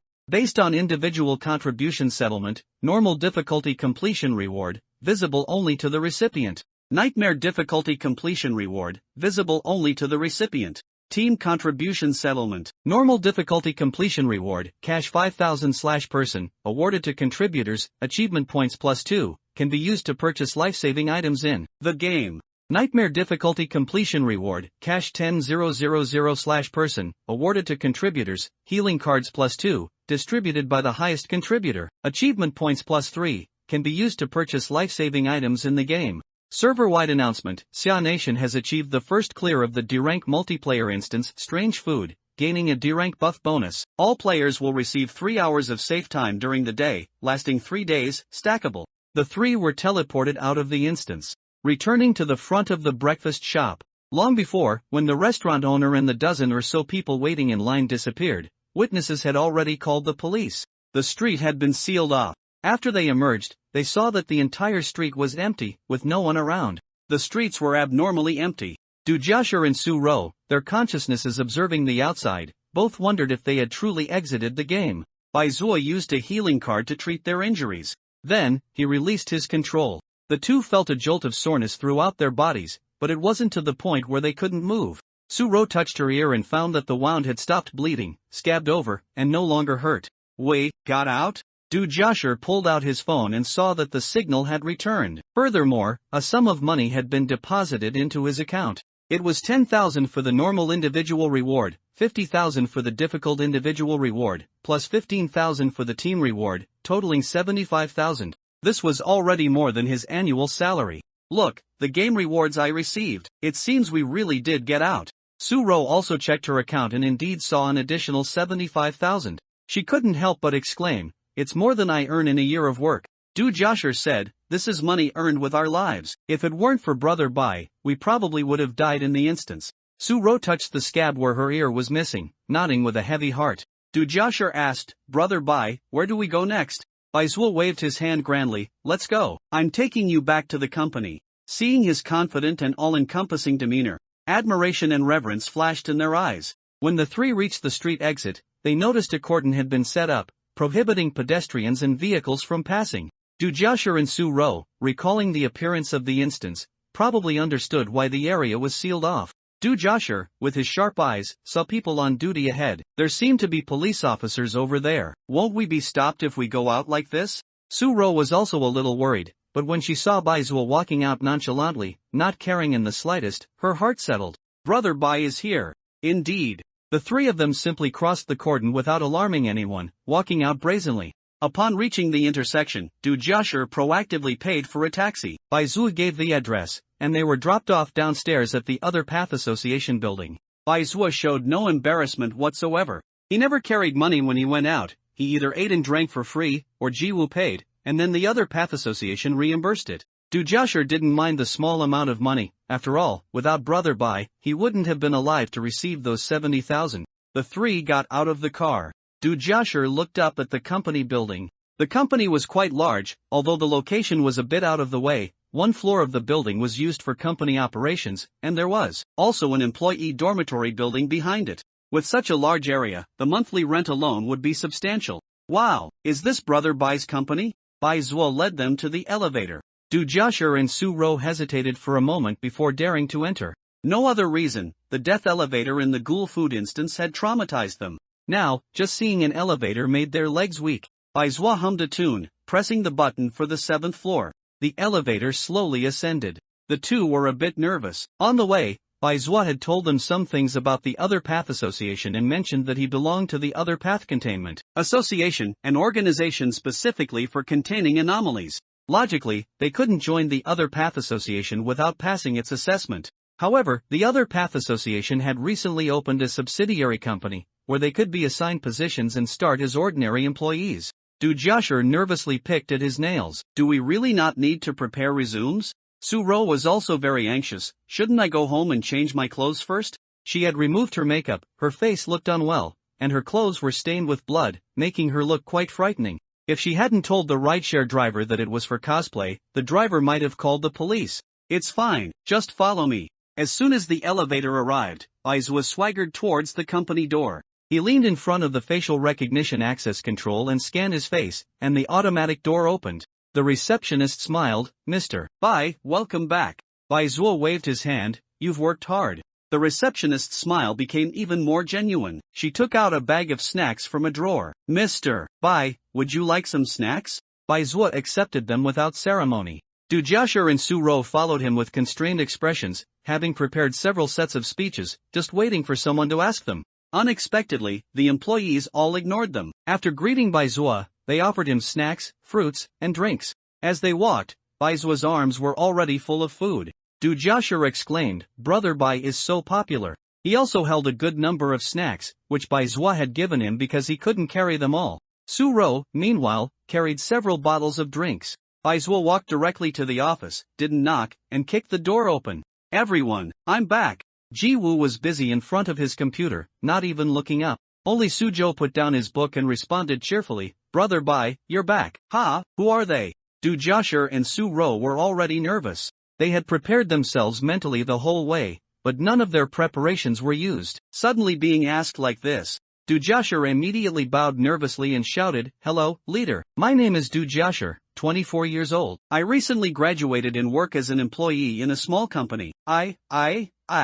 Du Josher suddenly remembered that he still had a job and hadn't resigned yet. To apply for another company at this moment, and to say it during the interview in front of the leader, was somewhat disrespectful. So, his prepared self-introduction got stuck, and he couldn't utter another word for a long time. He was flushed, scratching his ears and cheeks, and at a loss. Do Joshua's blunder made Su-ro even more nervous. She took a deep breath, exhaled, and put on a practiced smile, appearing calm. My name is Su-ro, 28 years old. I have done many jobs, sales, receptionist, administrative assistant. I can handle all these positions. Although I haven't been in the workplace for 2 years, I believe I can adapt quickly to company life. In reality, her hands were trembling nervously. If it were just an ordinary company, they wouldn't be so nervous, but this was Brother Bai's company. A company that could command Bai's service must be extremely mysterious and powerful. For such a company, even if they hired people, they would surely have very strict requirements. If it weren't for Brother Bai, people with their qualifications probably wouldn't even get a second glance, right?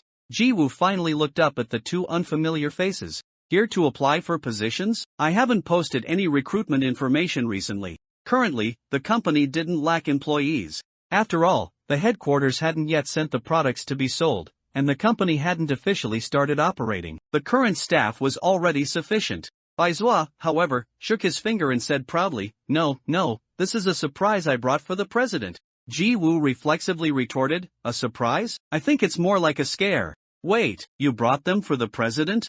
Ji-woo carefully observed Du Jiashi and Su-ro, seeing the fatigue on their faces, their blood-stained clothes, and the faint, familiar anomalous aura around them. A familiar sensation of stomach pain surged within him. Surprise, my ass. Who are you trying to scare to death? What's wrong with them? How come I'm sensing the aura of a heart goo from them?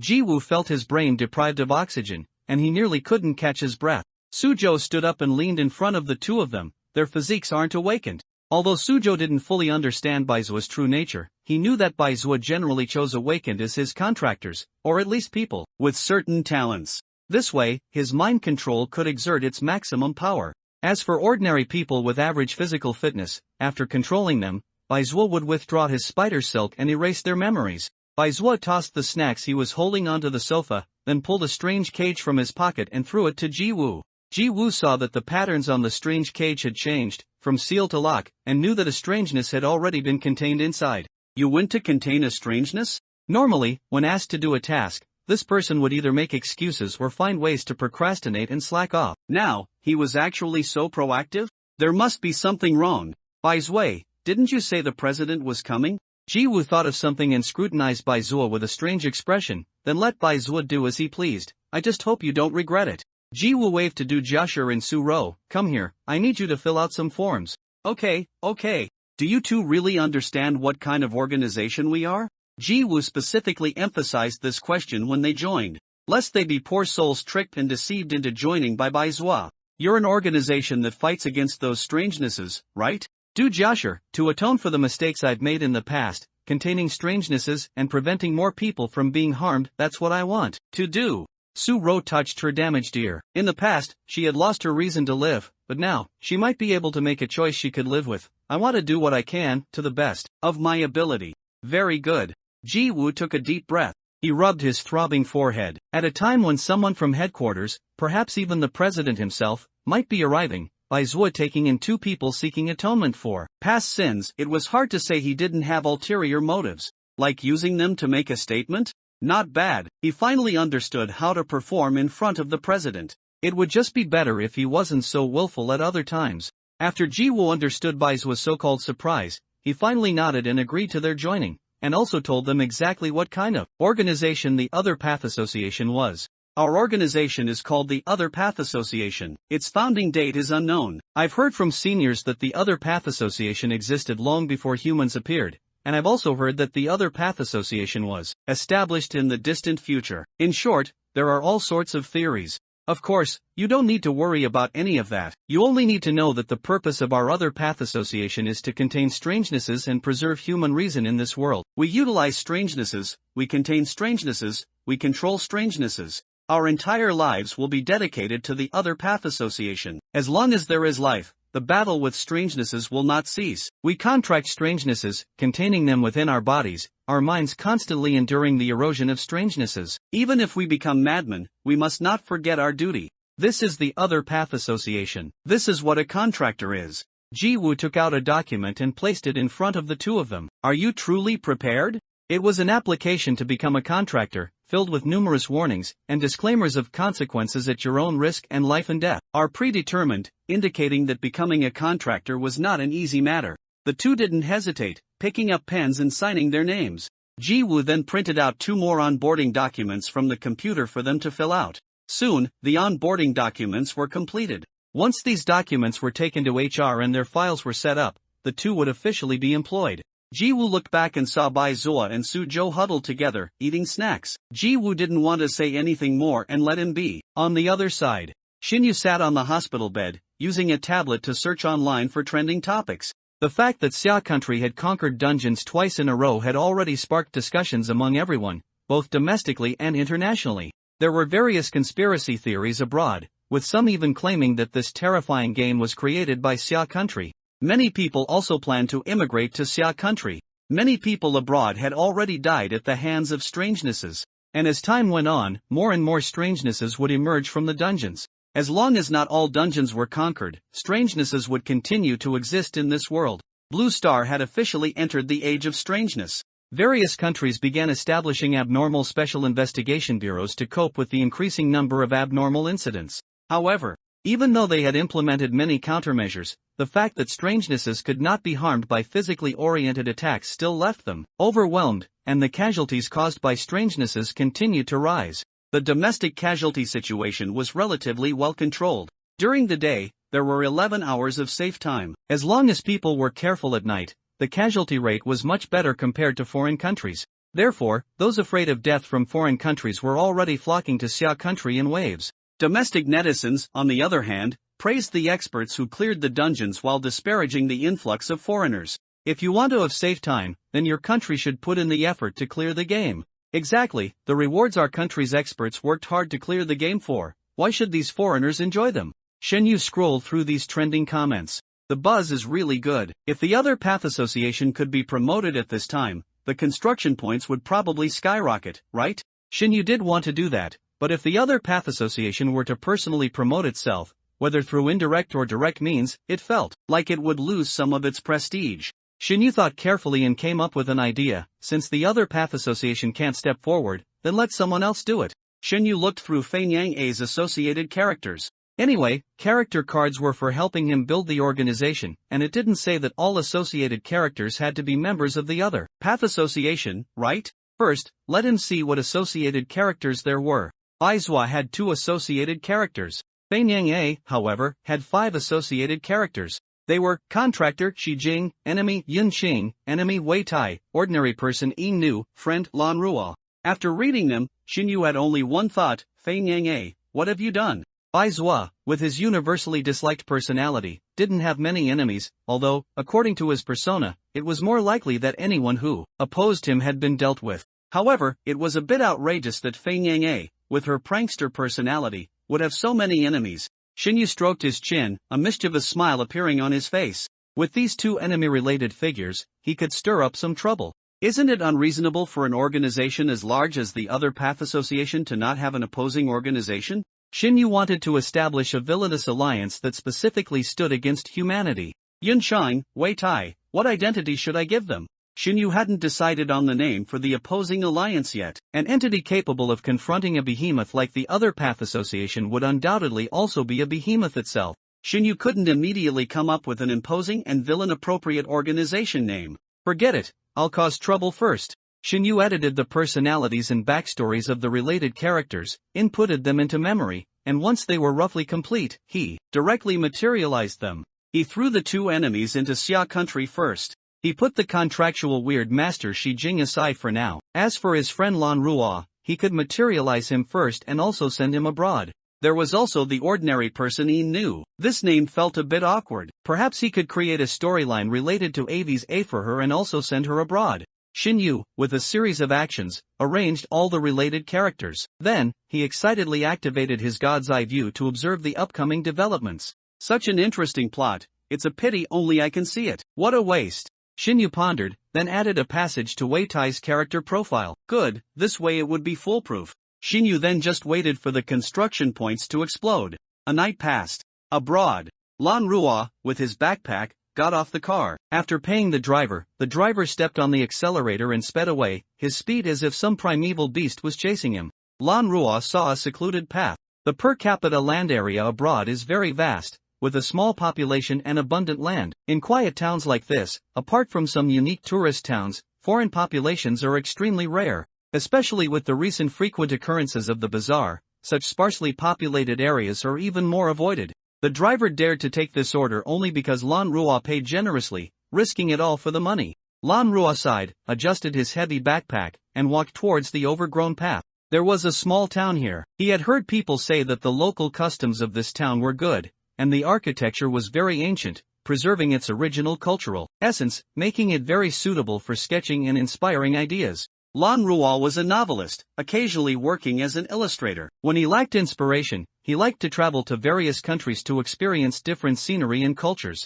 He was only interested in traveling such a long distance after hearing that the town's culture was very unique. After walking a long way, he finally saw the outline of the town. The ancient Greek-style stone fortress architecture, with walls worn and weathered by wind and time, Lan Rua admired them with an amazed expression, taking photos as he went. "Who are you? What are you doing here?" A town resident shouted at him. He spoke the local language with a special regional accent, making it difficult even for Lan Rua, who was fluent in multiple languages, to understand what he was saying. However, Lan Rua understood the anger in his words, so he immediately replied in the country's language, "I am a novelist. I heard that this town has a unique culture, and I came here specifically for inspiration." After hearing Lan Rua's reply, the man's expression softened considerably, but there was still a hint of impatience on his face. "We don't accommodate outsiders here. Once you've seen what you want, leave quickly. There's no place for you to stay here. Don't damage anything here, or you won't want to know the consequences." The man finished his harsh warning and strode away. Several families in the town had opened their doors and watched Lan Rua warily. After seeing the man warn Lan Rua, they quickly shut their doors again. It was clear they didn't welcome Lan Rua's arrival. Lan Rua wasn't surprised. Many indigenous people were very xenophobic. He had visited many such unique and remote places, and most people would be wary and guarded towards outsiders. He didn't mind the man's unfriendly attitude and leisurely strolled through the town, occasionally stopping to admire the local architecture and scenery. From time to time, he took out his notebook to jot down notes. Sometimes, when he came to a distinctive place, he would write about the scenery, objects, and also people and events. Encounters and interactions with indigenous residents were also one of his sources of inspiration. Strolling to the town center, Lan Rua wasn't surprised to find a large and culturally rich building there. There was a wide stone platform, surrounded by 4 stone-carved pillars. The pillars were engraved with various symbols and drawings of unknown meaning. Lan Rua walked around the pillars, recording the patterns with his camera.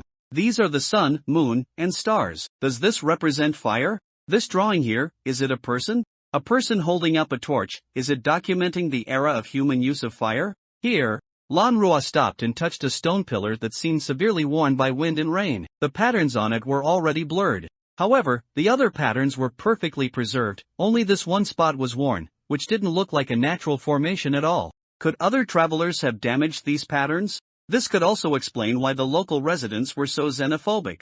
No, if an outside traveler really did damage the patterns, then the local residents wouldn't let me walk around here alone, they might even drive me away on the spot. The more remote a place, the more devoted people are to their beliefs and things passed down from their ancestors. If you dare to damage their things, you might get beaten up by the entire town. Could it have been damaged by a local? But why only damage this one spot?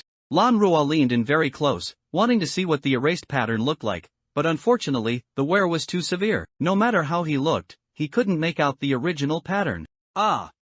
A small gasp came from nearby. Lan Rua turned his head to look. He saw a small boy, clutching an armful of fresh flowers, fall awkwardly to the ground. He seemed startled by seeing Lan Rua, an outsider, and accidentally fell. "Hey, boy, are you okay?" Lan Rua slowly approached, extending his hands as much as possible to show he wasn't aggressive. Although the boy was surprised, he didn't run away. Instead, he stared blankly at Lan Rua. He looked at Lan Rua and said something in the local language. Seeing Lan Rua tilt his head in confusion, he then asked in broken national language, "Angel?" Lan Rua touched his light blue hair, feeling a bit amused. Although his hair color was rare, people could dye their hair now, so having such blue hair would at most make him seem unconventional. No one would find it strange. Only an innocent child would think he was an angel. "No."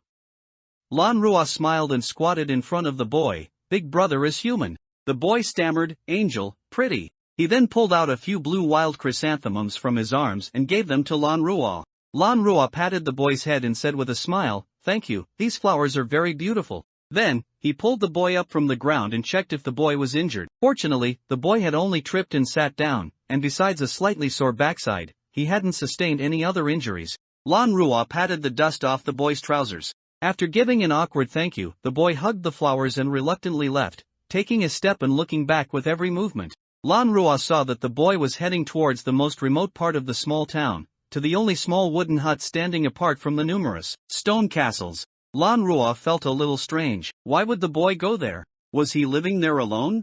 Lan Ruo chose to trust his intuition and followed the boy from a distance. The boy arrived in front of the small wooden hut. He looked around cautiously, and only when he confirmed no one was nearby did he carefully slide open the door bolt and slip inside the wooden door. He placed the fresh flowers into a crude vase. Are you all right? Then he took out a piece of cake wrapped in a banana leaf from his pocket. Here. Inside the dark wooden hut, an incredibly beautiful, white-haired girl was chained to a stone pillar. She was covered in injuries and lay weakly half-reclined on the floor. The boy carefully avoided her wounds, fed her a little water, and then held the cake to her mouth. Eat something. A tear rolled down the girl's cheek. She nodded and laboriously ate from the boy's hand. The girl turned slightly, and a piece of tattered cloth covering her slipped down, revealing something bulging beneath the torn fabric on her back. I saw a foreigner today. Perhaps we can ask him to help you escape, the boy said to the girl. A light finally appeared in the girl's eyes. It seemed she had also been constantly hoping to escape from this place. Lan Ruo had been quietly leaning outside the door, composing a text message on his phone and sending it out. Then, he pushed open the wooden door. The boy and the girl inside were both startled. Lan Ruo raised his hands. Sorry, did I scare you? I was just curious and followed you over to see. I didn't expect to witness something like this. The boy stood in front of the girl, struggling to beg Lan Ruo in his broken, vocabulary-poor language, Angel, please, help her, rescue out. Lan Ruo sighed. Anyone who sees a scene like this wouldn't just stand by, right? Why is she locked up here? Lan Ruo thought of human traffickers, but although the girl had injuries, she didn't seem to have been abused, and there were few signs of other people in the wooden hut. Only the boy and the girl were active inside the hut. The boy hesitated, but since Lan Ruo was their only hope, he asked the girl for permission and, after receiving her consent, the boy had the girl expose her back. A strange growth had sprouted on the girl's back. If it were just a tumor, it wouldn't be so terrifying. It could simply be treated as a disease. But on this growth, a distorted human face had actually appeared. It had eyes, a nose, and a mouth. Except for the fact that it didn't move or speak and seemed lifeless, it looked exactly like a human head growing out of the girl's back. Seeing this sight abruptly was quite horrifying. The boy said haltingly, Sir, she witch, tied up. The boy spoke while gesturing. Although his speech was clumsy, Lan Ruo could generally piece together what he meant. Are you saying that the adults saw this thing growing on her and tied her up, believing her to be a witch? The boy nodded. Lan Ruo felt an immense sense of absurdity. The boy wanted to say more, but having only spoken the local dialect previously, he was terrible at the national language. He waved his hands frantically, unsure how to express himself. She, monster, wizard, day after tomorrow, burn dead, remove disaster. A wizard said she is a monster and wants to burn her to death the day after tomorrow to remove the disaster? The boy nodded again. Lan Ruo knew that the beliefs of some local natives were extremely stubborn and feudal, but when he was actually confronted with such an event, he still couldn't understand the mindset of these people. If the girl truly was the monster they claimed, and they dared to treat her like this, were they really not afraid she would kill everyone? How could they be certain she lacked power? Or did they believe the girl was incapable of harming them? If so, why were they afraid of her? To tie up a girl who hadn't harmed anyone and put her on a pyre just because of fear, Lan Ruo almost thought he had traveled back to the Middle Ages. Lan Ruo immediately stepped forward, intending to free the girl. However, the sound of many footsteps echoed outside the wooden hut.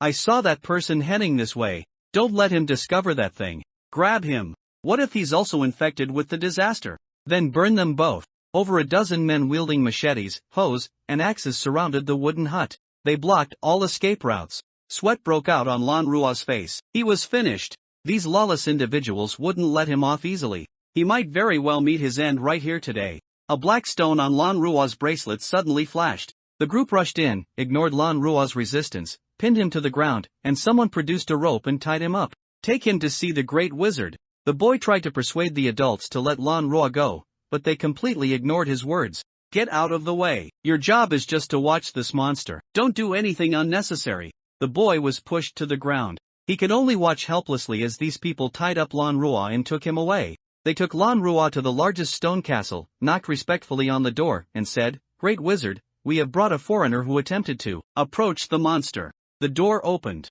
A person wearing a wizard's robe, with a hood covering most of their face, walked out. He spoke in an aged voice. Since he touched the monster, he must also be infected by it. Send him to the pyre with her the day after tomorrow. Burn him. The wizard curved his lips into a smug smile. He had completed the superior's mission. Now, it was up to the superior's arrangements. The foreign anomalies were not being contained, and the number of dead was rising, with most people meeting gruesome ends. On the internet, more and more people were discussing these anomalies. They expressed excessive pessimism, stating that if no one could conquer the instance dungeons, they would inevitably be wiped out by the anomalies. Online, many people were fiercely criticizing the nation for its inaction. All topics related to the anomalies were pushed to the top. Among these many topics, one title stood out. Does anyone know those Xia Kingdom people who cleared the dungeons? I saw one of their names appear in two clear announcements. Baizhua, is that the name? And Fanioa, which sounds more like a code name than a name. Why doesn't our country have such powerful figures appear?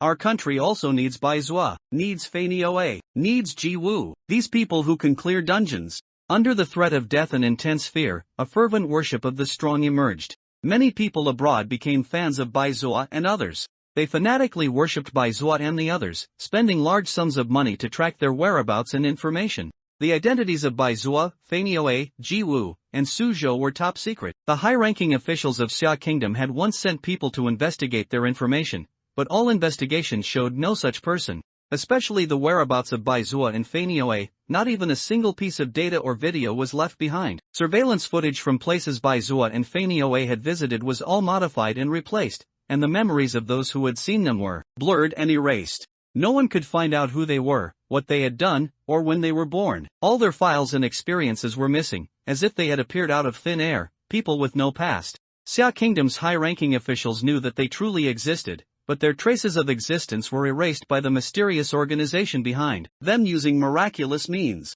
Kong Yuba and his teammates were originally from Xia Kingdom, so there was no need to investigate them. Originally, the identities of Su Rou and Du Jiashi were investigated and stored in archives, but ever since Su Rou and Du Jiashi joined the Other Path Association, their identities were erased from public view. On the internet and in reality, all archives and data containing their personal information mysteriously disappeared.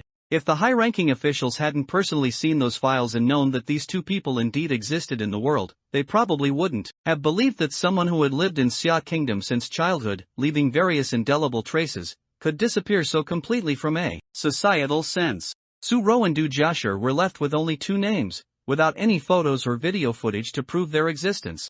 But they did indeed exist. Such unfathomable methods made the high-ranking officials' hearts pound more than once. You have indirectly promoted the existence of the Other Path Association. Construction points plus 578. What Xia Kingdom couldn't find out, other countries naturally couldn't either. Other countries thought Xia Kingdom was protecting these people and deliberately hiding their files. Some people also started to curse Xia Kingdom. They said that everyone was from the Blue Star Village, all in the same boat, a community of shared economic interests. If they fell, Xia Kingdom shouldn't expect to remain unscathed. The anomalies were their human counterparts. Xia Kingdom should contribute these people to clear other countries' dungeons. In the discussion, people kept replying. This morning I saw a family next door mysteriously die at home. It was so tragic, blood flowed out the door. It scared me so much I quickly moved away. Done by an anomaly again? Who else could do such a thing besides an anomaly? I heard that the official organizations have sent many teams to clear dungeons,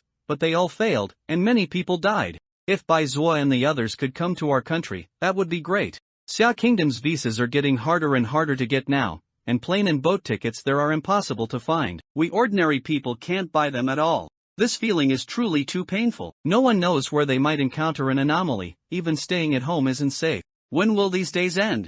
Let's just be destroyed. Ha ha ha ha. Anyway, even the rich will be killed by anomalies. When I think about those high and mighty people facing anomalies, they're no different from us commoners, and I feel so relieved.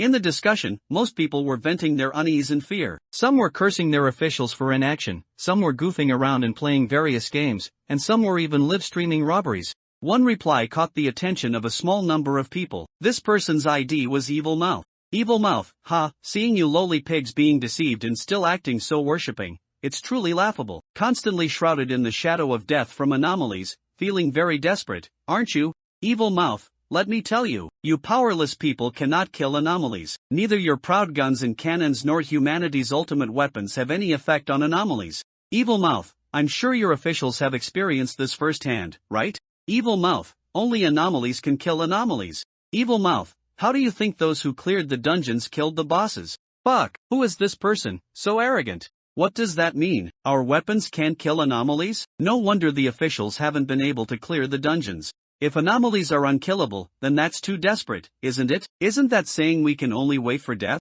Only anomalies can kill anomalies. Does he mean that those who cleared the dungeons are not human, but anomalies? Some people couldn't stand Evil Mouth's arrogant attitude and kept cursing him below his posts. Others rationally analyzed Evil Mouth's words and discovered a fact that almost made them despair. That is, anomalies cannot be killed by physical weapons. This meant that humanity lost its long-held dominant position of using tools to fight other creatures. Humans, without weapons and relying only on physical strength, could not reach the top of the pyramid. Facing anomalies, humans were like weaponless, powerless children with no ability to resist, only fit to be preyed upon. Then, wouldn't humans become mere pigs to anomalies? Perhaps even worse than pigs. After all, although the possibility of a pig killing a human is very low, it's not impossible for them to have a chance to kill a human. But humans could never kill anomalies. Desperate? Desperate. Impossible. I don't believe it. How do you know that physical weapons can't kill anomalies?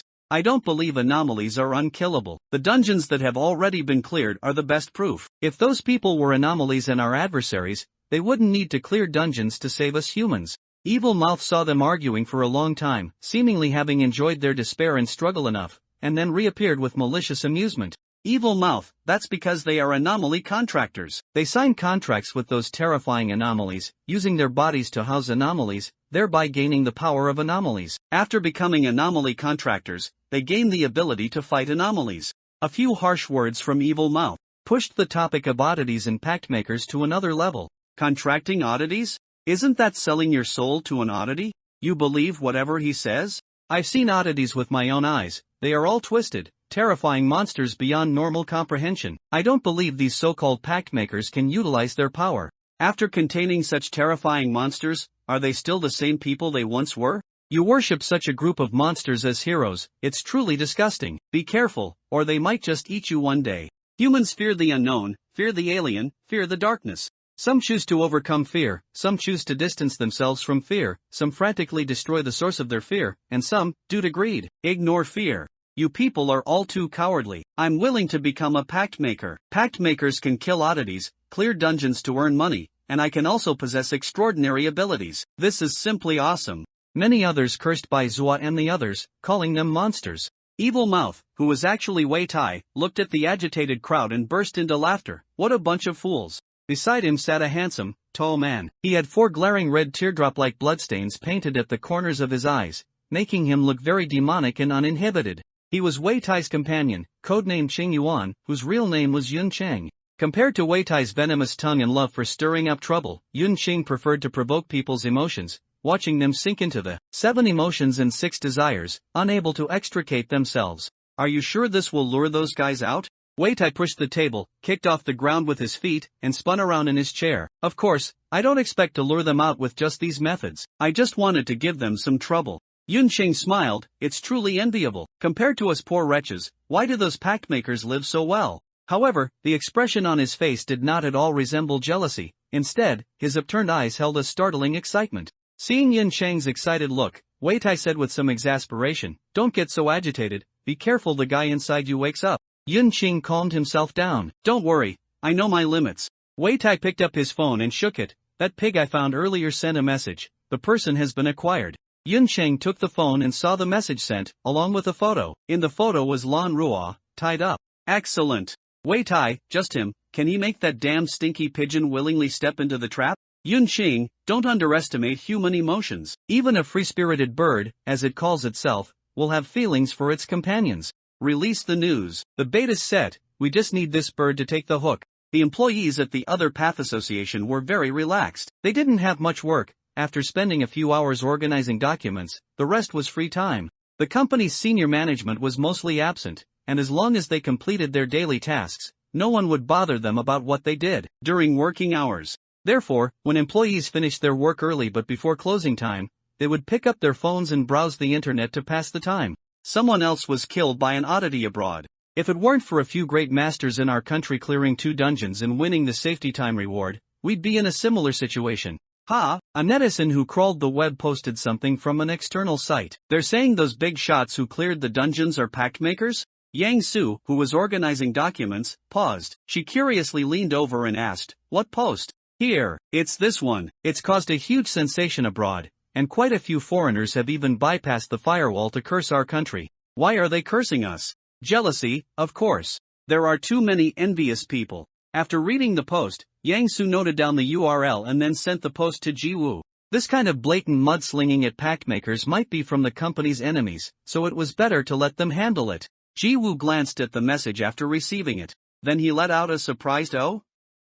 Someone actually knows Baizuo and their identities?" The Other Path Association has always been very thorough in its information handling. Ordinary people shouldn't be able to remember Baizuo's identity, or even their existence. Jiwoo looked up at Baizuo. Baizuo had been quite well behaved, staying in the company recently. "Baizuo, do you remember who Evil Mouth is?" Baizuo looked up. "Evil Mouth?" Suzhou also perked up his ears curiously. "Sounds like a codename." Baizuo, in Buddhism, evil speech is one of the 10 evil deeds. As the saying goes, calamity comes from the mouth, and those who commit verbal karma will descend to the 18 levels of tongue-pulling hell after death. Jiwoo listened very seriously at first, but then he saw Baizuo holding his phone, reading as he spoke, and realized he was just bluffing again. "Be serious. I'm not asking you what evil speech means. I'm asking if you know the person named Evil Mouth." Baizuo spread his hands. "Don't know him." Jiwoo had a bit of a headache. This makes it difficult. Why would he know the identity of a pact maker? "Baizuo, if you want to know, you can naturally know." Baizuo opened his tablet, stretched his fingers, and said, "Let me see who this Evil Mouth fellow is." He quickly typed a string of code, swiftly hacking into the website where the post was published to find the publisher's IP address. The other party also seemed to have some hacking skills, reacting the moment they were targeted and quickly shielding their location. But that instant was enough. Baizuo found the other party's location, abroad? Jiwoo, let Flying Bird go there. Whatever his purpose, he must be brought back.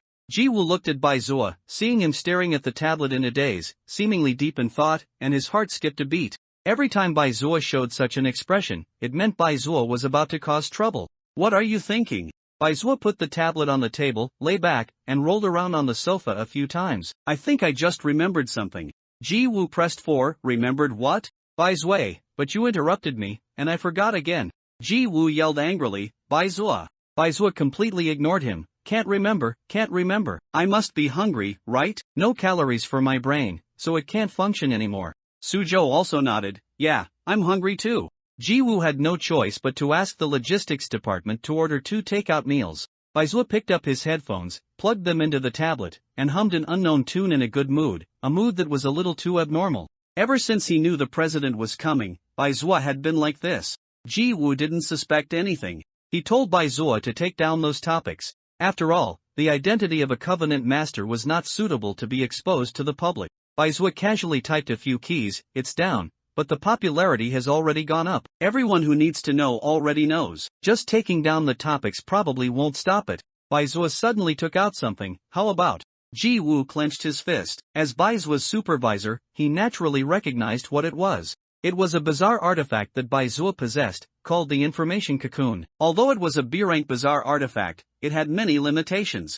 This bizarre artifact, only in Baizuo's hands, combined with his mind goo ability, could its effect be maximized, thereby breaking through some limitations and achieving incredibly heaven-defying results. This was also why the Other Path Association gave this bizarre artifact to Baizuo.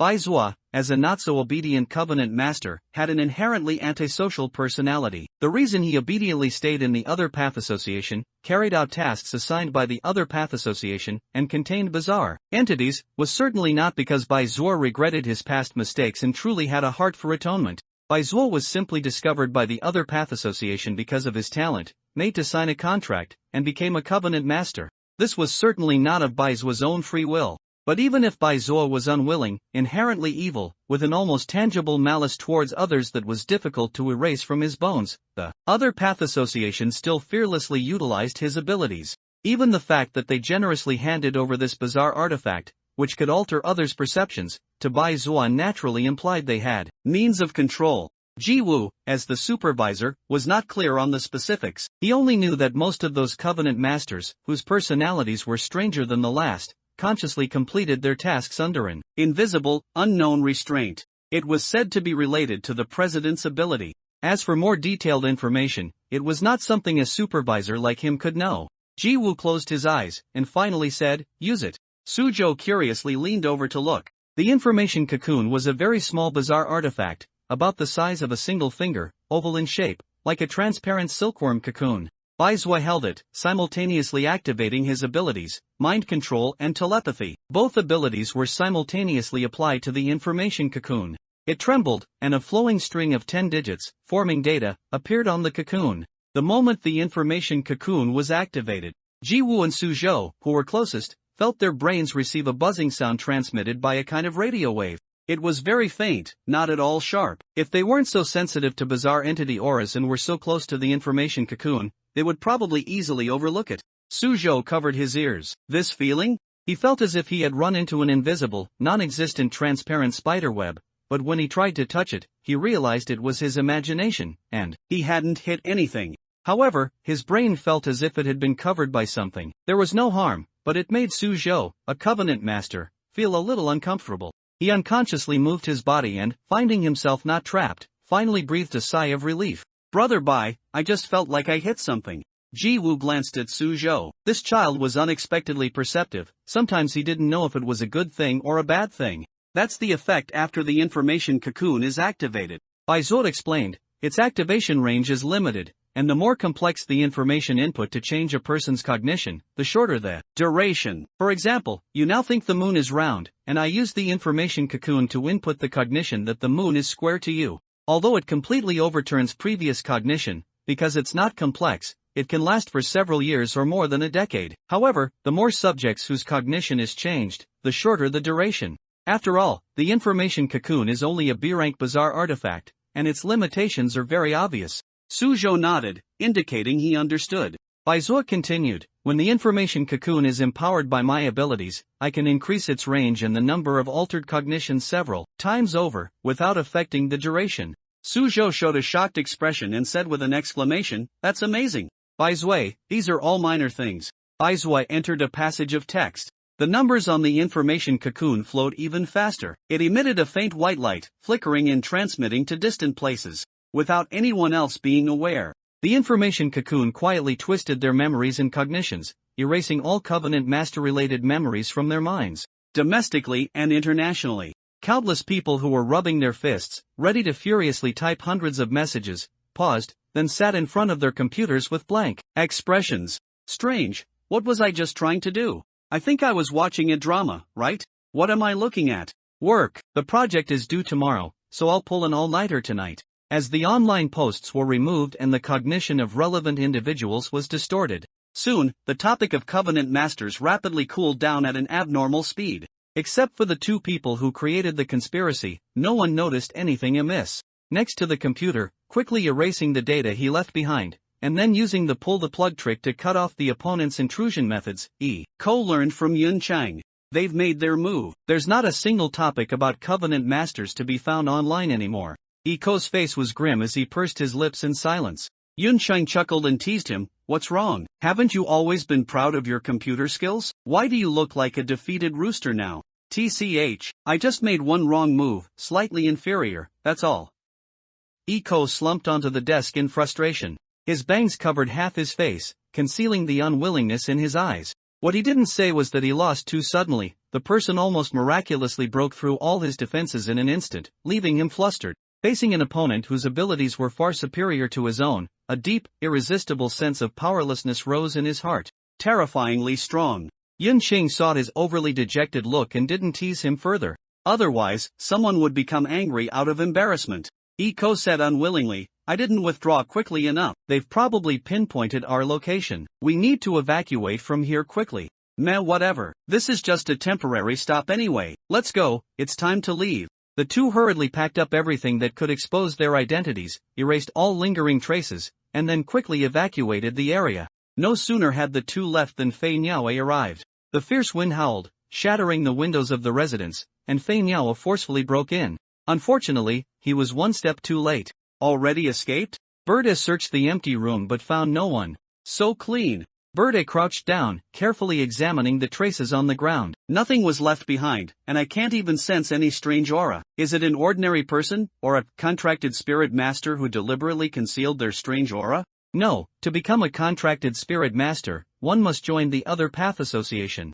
Birde stood up, one hand in his pocket, and looked up at a hidden corner. Or perhaps, it's just a group of pitiful worms who accidentally gained power? He extended his right hand, made a gun gesture, and fired a shot at the miniature camera hidden in the corner. Such annoying little bugs. The miniature camera was destroyed by a wind blade, torn into fragments. Behind the camera, Wei Tai, who had been monitoring the situation, broke out in a cold sweat. He looked at the now dark monitor and muttered, as expected of an S-rank contracted spirit master, such a strong oppressive aura. Yun Qing, did he find the note we left? Wei Tai, I put it in the most obvious spot, there's no way he couldn't have found it. Yun Qing, then let's see if this bird will willingly jump into the cage. On the other side, Bird A, who had decisively destroyed the monitor, was completely unaware that he had just subtly threatened the person hiding behind the monitor. He looked at a piece of paper placed conspicuously on the shoe cabinet, clearly waiting to be discovered. Bird A, bold due to his skill, picked up the paper directly. On it, a message was pieced together using words cut from a newspaper.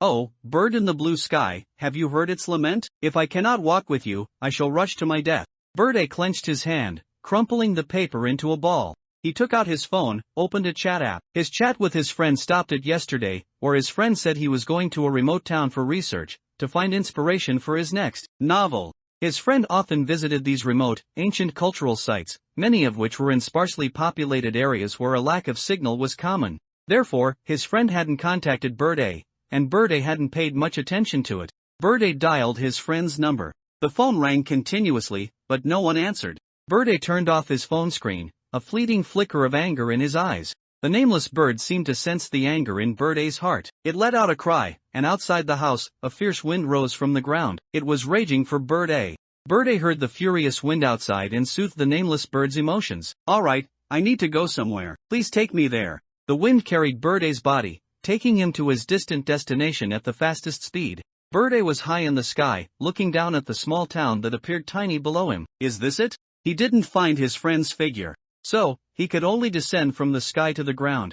As soon as he approached the town, Bird A felt a faint, elusive strange aura lingering over it. The entire town was filled with this faint, elusive strange aura, making it impossible for him to pinpoint the location of the strange entity based on the aura. Shinyu manipulated Bird A to glance at a certain spot with his peripheral vision. Indeed, according to the character he had set, Wei Tai harbored deep hatred for the Other Path Association and was very keen on causing trouble for Bird A, who was wanted by the organization. Wei Tai harbored intense killing intent. For this trap set for Bird A, someone with Wei Tai's personality would surely record it and make it public. Shinyu hoped to use this opportunity to indirectly expose the existence of the Other Path Association, allowing him to gain a large number of construction points to build a headquarters. Shinyu looked at his script again, nodded, very good, perfect. He just needed to play along. With Bird A's keen five senses, he couldn't possibly fail to notice the surveillance equipment placed all over this small town. In such a remote town, having so many surveillance facilities was clearly abnormal. Yet, Bird had deliberately allowed them to remain, not destroying them. Behind the camera, Wei Tai, who had been monitoring the situation, excitedly bit his fingernails. Excellent, he really came. Wei Tai chuckled softly, his laughter echoing around him, slightly eerie. Hurry up and go. This is a bird in a cage specifically set for you.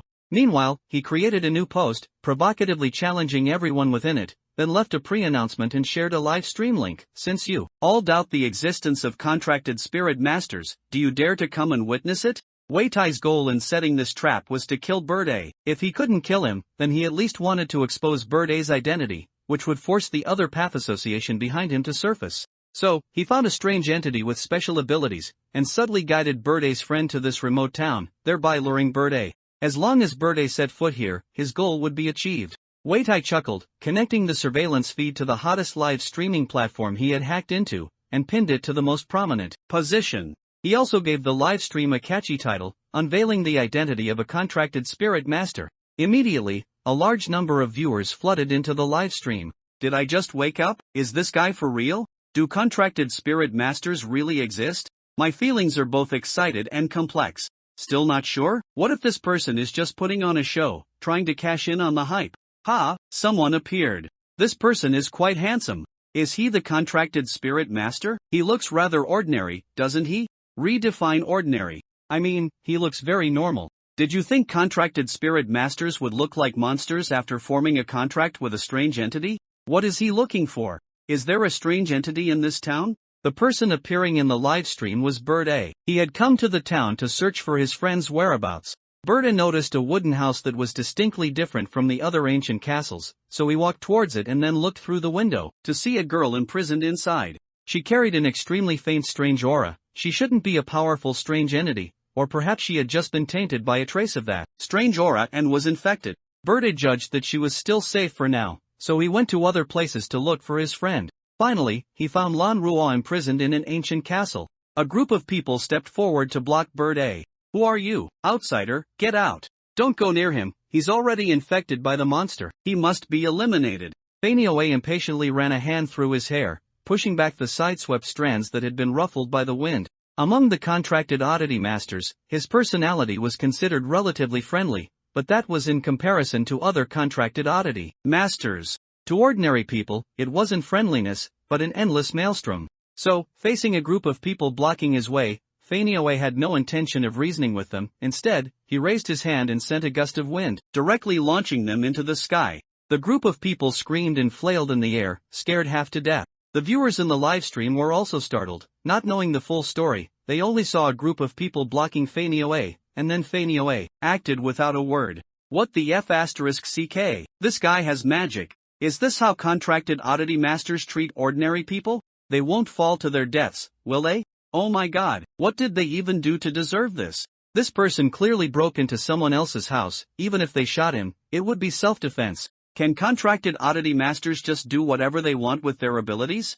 I've said it before, contracted oddity masters are just a bunch of monsters colluding with devils. What is the country even doing, letting people with such abilities exist? Some cursed and feared, while others, of course, envied and admired. Wow, this guy is so cool. So handsome. I wish I had abilities like that too. Ding, Fanio A's character completion increased by 5%. Unlocked special ability, Extreme Shadow, excellent, allows for rapid movement within a certain range, leaving an afterimage at the original spot. The movable distance and number of uses depend on the strength of mental power. Fanio A glanced at the newly unlocked skill. This skill was equivalent to a wind-based instant movement, a powerful life-saving skill that could also be used to disrupt an enemy's judgment. Shinyu's mental power was limited. He wasn't sure if he could sustain the consumption of this ability. He planned to have Fanio A experiment with it alone later. If it was a high-consumption ability and he collapsed after using it during a roleplay, it wouldn't just be a matter of breaking character, it would make people question whether an S-ranked contracted oddity master's strength was really that pathetic. The scene changed, and the previously arguing viewers saw Fanio A break down the door, revealing a man tied up inside the room. The arguments suddenly ceased. The viewers belatedly realized they had cursed the wrong person. Fanio A hadn't attacked those people without reason. He wanted to save the person inside but was blocked, which was why he acted. Those who had cursed Fanio A for abusing his power fell silent. Their faces flushed in front of their screens, feeling the sting of being proven wrong. Lan Ruo looked up, and upon seeing that it was Fanio A, he was somewhat surprised. Why are you here? Fanio A helplessly reached out and tore the ropes binding him. Sorry for getting you involved. It's probably some annoying little bugs causing trouble.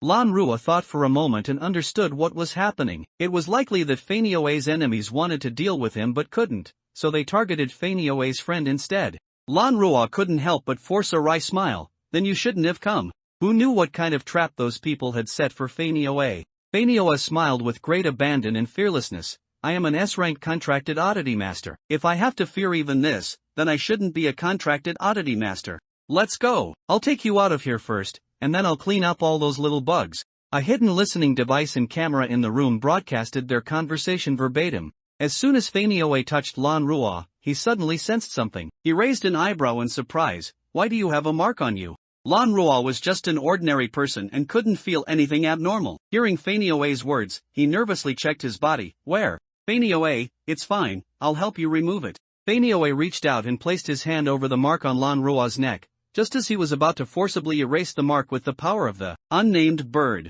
The power on the mark manifested. It instantly spread from Lan Ruo's body to Fanioe's. Lan Ruo now clearly saw the appearance of the mark. Its shape resembled an hourglass, with blue sand slowly flowing down.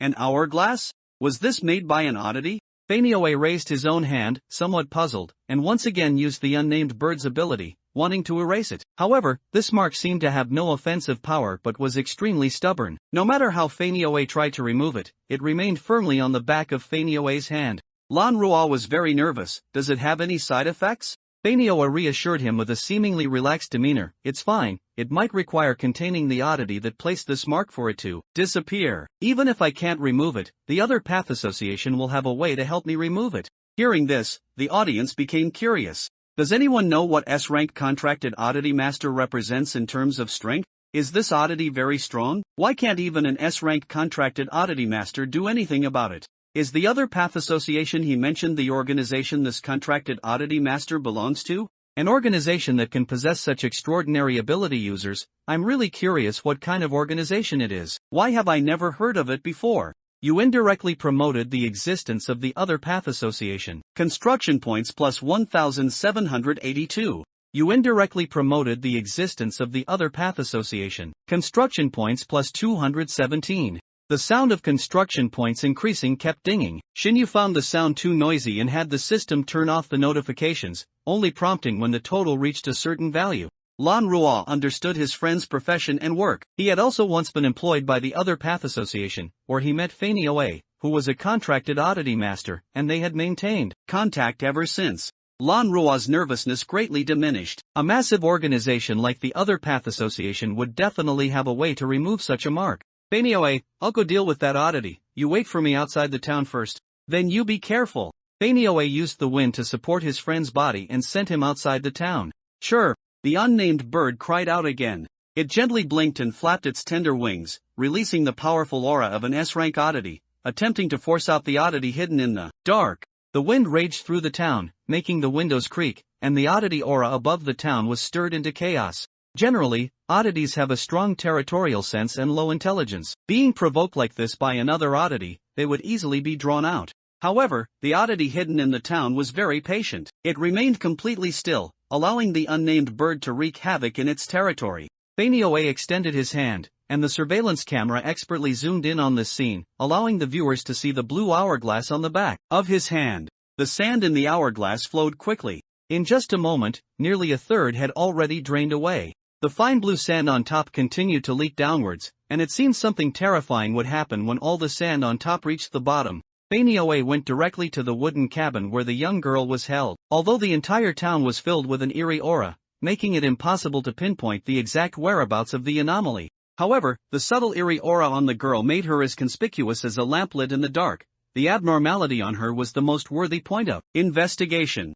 Fanioe's phone suddenly rang. He took it out and saw it was a call from Ji Woo. Ji Woo usually wouldn't contact him unless it was urgent. The call connected. Fanioe put the phone to his ear. Ji Woo's anxious voice came through the phone. Fanioe, you're being live-streamed. Fanioe looked up, searching for hidden cameras, and destroyed each one he found with a wind blade. He found several in a row. I've already had Baizhua hack into the surveillance system, but since the viewers in the livestream are all foreigners, Baizua's heartgoo hasn't reached the level where it can remotely wipe the memories of so many people. Baizhua might be able to do it by fully unleashing the power of his heartgoo, but the backlash Baizhua would suffer at that point would likely cause his brain to explode like a watermelon. Fanioe smiled. It seems the person behind this has planned everything. Then let them watch closely. Fanioe knew this was all a trap specifically set for him, but just as he didn't take Baizua's provocation seriously, he was confident that no matter what he encountered, he could resolve it. Because he was no longer like the fledgling of yesteryear,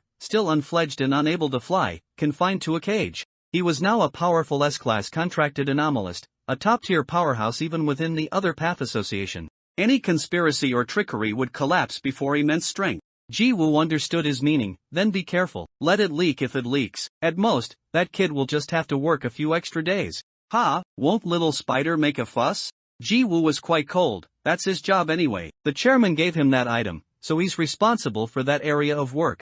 It's not bad to mess with that guy either. Fanioa maliciously chose not to destroy the remaining few surveillance cameras, even though he had already found them.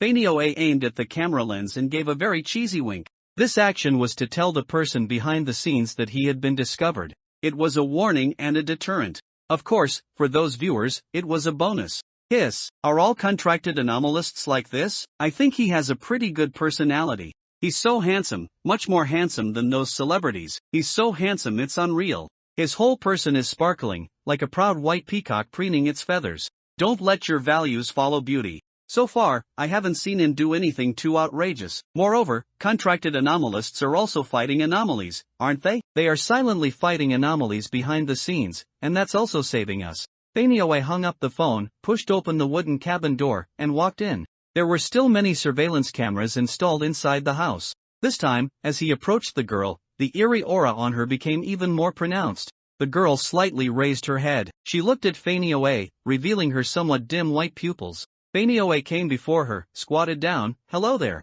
He waved his hand in front of the girl's eyes. Can't you see anymore? Almost the moment he saw the girl, he understood her predicament. This extremely unpleasant sense of similarity. If an enemy had deliberately provoked him, then Fanioe could only say that the opponent truly underestimated him. He, Fanioe, was not the kind of coward who would dwell on the past and lament his own weakness. Because of your difference, you are feared, hated, and guarded against. This should not be your fate. Let me free you. Upon hearing Fanioe's words, a stream of pink tears mixed with blood flowed from the girl's eyes.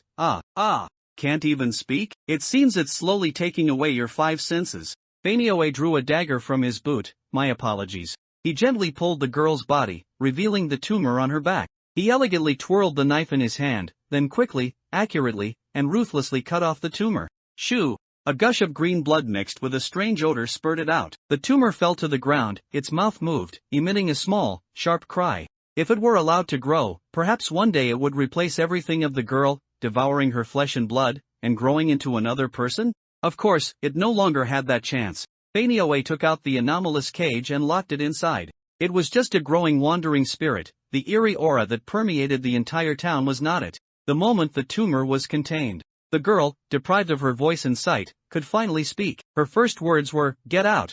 The tumor let out another sharp shriek, like the cry for help of a young beast forcibly thrown from its nest. A violent flash of strong light emanated from the cabin center, and the entire town shook intensely. Clatter! The anomalous cage fell to the ground and rolled to the girl's leg. And Fanioe, who had been standing in front of the girl, disappeared. Inu had just regained her sight, and her eyes couldn't adapt to such strong light. After opening her eyes, she didn't see Fanioe and looked somewhat blankly at the golden inverted pyramid beside her. It was something placed on a shelf, like a decoration. But Inu knew that it hadn't existed before. Everything in the wooden cabin was incredibly simple, so such a decoration should have been very conspicuous, yet the boy who frequently came here ignored it. As if in others' eyes, it didn't exist. She had always been afraid to speak about this obvious anomaly. What good would it do to speak about it? It would only add another piece of evidence to her being a monster. The golden inverted pyramid had always been unremarkable, without any unusual movement, but after that strong flash of light, it floated up, spinning, in mid-air. Behind the surveillance monitors, countless viewers were bewildered. They didn't know what had happened there, why Fanioe disappeared from his spot after a strong flash of light. Why did this delicate model-like object fly up? Was it an anomaly? It didn't look like it. But Wei Tai and Yun Xing, who had set this trap, knew that their plan had succeeded. He actually jumped into the cage willingly. Fanio? Without feathers, let's see how he flies. Yun Xing, separated by the screen, gently tapped the inverted pyramid on it. We'll go retrieve it, and then fledgling A will have no wings to fly. Both of them were in excellent spirits. So far, their plan had been executing very smoothly. Whether it was exposing the identity of contracted ghoul masters to the public, dragging the Other Path Association into the fray, or successfully outmaneuvering fledgling A. Once the inverted pyramid, which imprisoned fledgling A, was recovered, this fledgling would never be able to fly again. To be honest, the plan was going so smoothly that they still felt a sense of unreality. No matter what, fledgling A was a powerful S-rank contracted ghoul master. Although he was arrogant and disdained conspiracies, he genuinely possessed the strength that even they, as his enemies, had to admit. If it were a head-on battle, their chances of defeating fledgling A were very low. They never expected that this arrogant bird would still be caught by them. Wasn't he locked in? How can he still attack? Wei Tai, who had been staring at the livestream, suddenly exclaimed in shock. The cry of a fledgling echoed through the sky. A furious storm swept the inverted pyramid into the air, and wind blades capable of cutting steel mercilessly struck its body. Yun Qing, it's useless. That's an A-rank ghoul artifact. Once trapped inside it. Before his words finished, an endless barrage of wind blades carved a crack into the inverted pyramid. Damn it! Wei Tai watched, dumbfounded. He even felt a chill run through his body. This terrifying attack power, if it were him, he estimated he wouldn't last a minute before being reduced to minced meat. No wonder, the leader and the others had never directly confronted fledgling A, but instead sought various methods to weaken him. Yun Qing also sighed, this is the endless raging torrent. It truly is terrifying. Then, he curled the corner of his mouth, but this is as far as it goes. The durability of an A-rank ghoul artifact was not something a trapped fledgling A could destroy. Wei Tai, whoa, that really gave me a fright. I almost thought a bird locked in a cage could still escape. Perhaps because a corner of it was damaged. The inverted pyramid emitted specks of golden light, forming a thin, pale golden screen around it. What is that? Wei Tai and the other person looked puzzled. This was something they hadn't anticipated. Inside the livestream, the continuously watching audience also raised questions. What is that pyramid? It seems like there's a picture appearing on it. Inside the inverted pyramid, fledgling A opened his eyes and found himself in a place that was both very familiar and very strange to him. It was familiar because he grew up there, but strange because he hadn't returned for over a decade. Fledgling A extended his hand and looked at the pattern on the back of his hand. The fine sand in the blue hourglass had all fallen to the bottom. The ghastly ability had already taken effect on him. Fledgling A stared at his shrunken hand, his pale skin, his weak and powerless body. How long had it been? He hadn't felt this kind of fragile, heavy shell since he signed a contract with the nameless bird. Outside, Xin Yu, who was manipulating the situation, smiled. Behind a perfected character design, the character must be vividly three-dimensional, and the plot rich and smooth. Without a good plot to match, no matter how excellent the character design, it wouldn't reach an unforgettable level. A dramatic plot, combined with an excellent character design, is what truly perfects a character. And an outstanding plot performance is even more captivating. He had already maxed out his buffs, so constructing a point was surely effortless? Xin Yu dedicated more of his mind to playing fledgling A, completely immersed in the role. Outside, the audience erupted in an uproar. Is this that contracted ghoul master from before? How did he suddenly become so small? Can contracted ghoul masters achieve rejuvenation? Some people suffering from illness and aging were ecstatic, especially those with power and influence. Their minds were already frantically calculating how to establish contact with these contracted ghoul masters.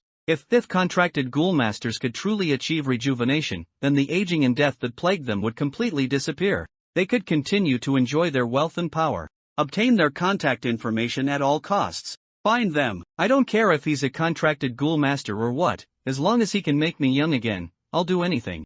Reward 10 million, no, 100 million. I want all information about contracted ghoul masters. And that other path association. If such an organization truly exists in the world, I don't believe it left no information behind. Find it for me. Dig 10 feet deep if you have to, but find it. Ordinary people, seeing this scene, were at most envious. They knew that even if such power existed in the world, it wasn't something they could access. But the rich and powerful were acting like madmen. When faced with life and death, no one can remain rational, especially when one faces the slow, step-by-step arrival of aging, personally experiencing their body deteriorating day by day, death drawing ever closer, not knowing which day they will pass away. Even ordinary people struggling to live in the world don't want to face death, let alone those who hold vast resources and wealth, enjoying a beautiful life beyond the reach of ordinary people. Those inside could not know of the commotion outside. Fledgling A sought his current self through a mirror. A body of roughly 6 years old. His vision was somewhat blurry, even in the dim environment, he could only barely make out some reflections on the mirror. This was a sealed basement. The more rural a place, the more ignorant it was. Fledgling A had been born with white hair, an abnormally pale complexion different from ordinary people, and white hair and white eyes completely unlike others. This made him an anomaly, disliked by his family from birth. In reality, he was simply a person unfortunately afflicted with albinism. But in this closed-off and remote place, his appearance, as well as his fragile body, became the reasons for his rejection. Neglect, indifference, imprisonment, abuse. All of this was a past Fledgling A did not wish to recall. Fledgling A couldn't help but punch the mirror. The shattering fragments cut his hand, and his hand touched the cold mirror surface. The coldness in his eyes was enough to deter anyone. Is this your scheme? To make me experience the helplessness and weakness of my childhood again? Too bad, I don't want to be that performer. And I am not the weak me from back then. As a child, he could only be a fledgling obediently staying in a birdcage, waiting for others to save him. But now he was fledgling a powerful contracted ghoul master. He grabbed a mirror shard with his hand and used its sharp edge to pry open the dilapidated lock. The sunlight outside shone on him, causing a faint burning sensation on his skin. But he still walked into the sunlight without hesitation. The dazzling sunlight shone on him, and Fania Owa felt as if his entire being was about to melt. The next moment, he vanished from his original spot. Outside, the inverted pyramid glowed faintly, and a passage of text entered the minds of everyone who saw it. If life could be restarted, would you stick to your original choices? Or would you choose to change your life? If, no matter what choices you make, you will ultimately head towards a future of despair, do you still wish to continue this life? A-grade Bazaar. Item, Inverted Life. This was a limited-time item Shin-yu had purchased from the mall, valued at 5,000 construction points. The reason it was so cheap was that it could only be used once. Inverted Life could simulate a person's entire life based on the memories of the imprisoned individual. Combined with the bizarre ability Shin-yu had discovered, which briefly reversed a person's time, it could give people the illusion of traveling back to the past. Just now, a passage of text suddenly appeared in my mind. A-grade Bazaar item Inverted Life? What is a Bazaar item? This Bazaar item sounds somewhat connected to Bazaar. A weapon used by Bazaar? Or a weapon used against Bazaar? Do you remember someone saying before that Bazaar couldn't be killed by physical weapons? Only contracted Bazaar masters in Bazaar can kill Bazaar. Perhaps these Bazaar items possess various abilities, and some of those abilities can attack Bazaar. I wonder if Bazaar items are expensive. I'll offer 1 million. Such a priceless weapon is only worth 1 million. Who are you fooling? I'll offer 10 million. I'll offer 50 million. I'll offer 100 million. There are so many rich people. Looking at the big shots upstairs, I shed tears of poverty. If I could get a Bazaar item and sell it, wouldn't I strike it rich? Is this Bazaar item's ability to send people back to the past? Then the scene we're seeing is what this S-grade contracted Bazaar master looked like when he was a child. Didn't he have red eyes? Why are they white now? I'm a medical student. Pale skin, photophobia, poor vision. Based on my observations, his condition can be confirmed as albinism. Albinism? Doesn't that mean he can't be in the sun? It depends on the situation. He can be in the sun, but not for extended periods. Many people watched the scene broadcast in the inverted pyramid with complex expressions. Inside, Fania Oa constantly relived his past. The ignorance of the village. His indifferent parents. Fania Oa, viewed as a monster, an ill omen, a burden. Any normal person in such an environment would find it difficult not to break down. Fania Oa returned to the past, but he lost his abilities, losing the powerful strength of an S-grade contracted Bazaar master. He became that defenseless child. The first time, after escaping the room that held him captive, he was discovered by his relatives, caught by them, and locked back inside. The second time, taking advantage of everyone being asleep at night, Fania Oa escaped the village. But because he was small, weak, and lacked stamina, he couldn't go far at all. The entire village mobilized, found him, caught him, and locked him back up. The third time, the fourth time, the fifth time, Fania Oa was covered in wounds. This time, he didn't run directly, instead, he chose to set a fire. While everyone in the village went to extinguish the fire, he finally escaped the suffocating village. Why did he run? Did you think before you spoke? If he didn't run, was he supposed to be locked up there forever? He'd go crazy after being locked up for so long, wouldn't he? What I mean is, since in his original fate, he grew up to be a powerful contracted Bazaar master, that means someone came to rescue him at that time. As long as he stayed there and waited for the person who would save him to appear, he wouldn't have needed to expend so much effort to escape. There might be some reason we don't know about. The audience watched with bated breath, all wanting him to stop, to give up. Couldn't he have been saved by following his original fate? Fania Oa successfully grew up and became a powerful contracted Bazaar master, which indicated that he had already escaped that ignorant little village. Only Wei Tai and Yun Qing had solemn expressions. Wei Tai, has that guy already noticed? Wei Tai found it hard to believe. He had thought that Fania Oa, having fallen into the trap, would definitely have no power to resist. After all, the ability of this A-grade Bazaar item was very special. Most people, when faced with such a repetitive life, as long as the future is smooth, after a difficult struggle, most would conform to nature rather than make changes. Although the known future was bad, as long as the outcome wasn't a certain death, it was acceptable. But for an unchosen future, achieving it requires you to make efforts repeatedly, and you don't know what achievements those efforts will bring. Most people would choose to give up, especially when the original fate wasn't so bad, and might even take a turn for the better. Wei Tai was confident that Fania Oa would fall for it precisely because of this. Inverted life has an ability: one absolutely cannot conform to fate, otherwise, you will become increasingly immersed in that fabricated life, eventually forgetting everything in the outside world. Yun Qing kept staring at the projected image. How could he know the ability of inverted life? He found it strange how Fania Oa had guessed it. After all, the ability of inverted life was very subtle. Everything was achieved subtly. If you didn't make a choice and conform to fate, you would become immersed and unable to extricate yourself. If you made a choice and resisted fate, it was normal for the original fate to change, and it was normal to start over if you failed. How did Fania Oa detect it? Wei Tai rubbed his temples. A lucky guess? Perhaps that proud bird wasn't willing to stay in a cage, so he would rather find every possible way to escape? Yun Chang, I heard that it was that person who brought that bird back. If we can catch a glimpse of that person's true face through inverted life, then this trip won't have been in vain. That person, all the glory of the Other Path Association stems from him. It can be said that without him, there would be no Other Path Association. That person has never shown his face. If we can see him this time, even if this mission fails, the leader and the others won't blame us. In the inverted pyramid, Fania Oa arrived at the small town outside the village. A mysterious outsider was asking the residents of this small town about interesting local legends. Interesting legends? Where do we have such legends here? But if you're talking about strange occurrences, there is one. I heard that a family in a certain village gave birth to a monster. That person was born with white hair and couldn't be exposed to light. It sounds very strange. Didn't they say it was a disease?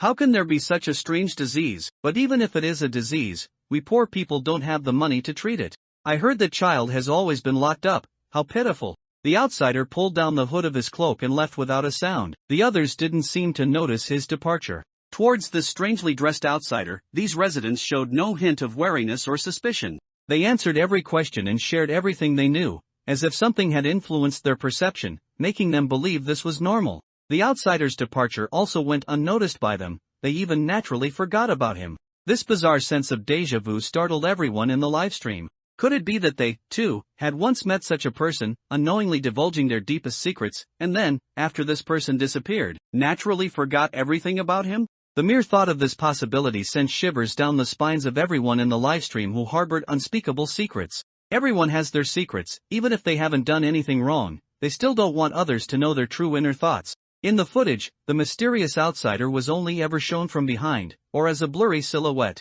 He wore a wide-brimmed hooded cloak that obscured his face and figure. It was difficult to determine who he was. Not only were the viewers curious, but Wei Tai couldn't help but hold his breath, turn around, look back. Why is he always facing away from the camera? Wei Tai was so anxious he almost smashed his computer, but Yun Qing, with quick reflexes, stopped him. Keep watching. The perspective we're seeing is what Flying Bird saw. He's definitely going to interact with that person next. Flying Bird had been trailing behind that person, neither too close nor too far. He watched as the person visited house after house, making inquiries. Finally, he uncovered an anomaly and, based on the location provided by a farmer, contained a strangeness from the town. The viewers could see that the reason this mysterious outsider appeared in such a remote countryside was to search for these monsters. Wait. If this is Flying Bird's childhood experience, then it must have happened at least over a decade ago, right? That's right. Were strangenesses already appearing back then? Perhaps. No one knows if January 1st was when strangenesses officially appeared. We are just a bunch of ordinary people kept in the dark, not qualified to know anything. What's the use of knowing? Can we defeat strangenesses, or what? Actually, it's understandable that they don't let us know. After all, now that I know strangenesses exist in the world, I can't eat or sleep well every day, fearing that I'll be killed by a strangeness one day. This kind of anxious life is really hard to bear. Unlike the concerns of ordinary people, Wei Tai and Yun Chang were focused on that person's face, his face. Show your face. They had never been so eager. Not even a young man in a new relationship facing his beloved girl was as eager as them. Ahem, this analogy might be a bit inappropriate, but their eagerness was extremely difficult to bear, filled with longing and anxiety. Wei Tai bit his sleeve, feeling his emotions fluctuating too much, and the entity within him seemed to be stirring.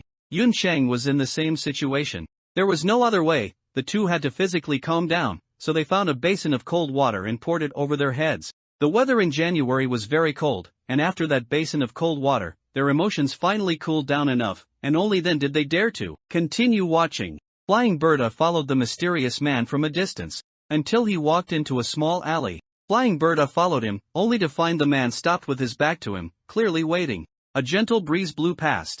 "I didn't expect you to escape from there. It seems you and it will get along very well." The man turned around and said in an indescribably elegant tone and a deep, magnetic voice, "I am the president of the Other Path Association. Are you yearning for freedom?" The wind gently lifted his hood and bangs, revealing a perfect jawline under the sunlight, while the upper half of his face was obscured by shadow. His face was still unclear. The livestream was filled with boos, as if they wanted to crawl into the screen and pull off the hood. Not to mention Wei Tai and Yun Xing. They even felt that Flying Bird was deliberately working against them. Otherwise, why such a coincidence that they just couldn't see this person's face? Flying Bird met his gaze, and the man's gentle and calm eyes fell upon Flying Bird. There was no discrimination, no pity, and no disdain in them. Flying Bird smiled. "Yes, I yearn for freedom, so I want to join the Other Path Association. However, a flying bird that constantly chases the wind will eventually have a time to stop. Only with enough power can you do as you please." However, the Other Path Association is not an easy place. Flying Bird showed a wild and unrestrained smile. He made a very dashing expression as an adult, but on his current youthful face, it added a touch of cuteness. "I don't care. I've been trapped in that small cage long enough. I will always pursue freedom and excitement." It's also very interesting to constantly deal with anomalous and distorted things. The president, excitement, containing strangenesses is not exciting at all. It is often accompanied by death, blood, pain, terror, and distortion. Even powerful contract strangeness masters with abilities might die in the mouth of a strangeness.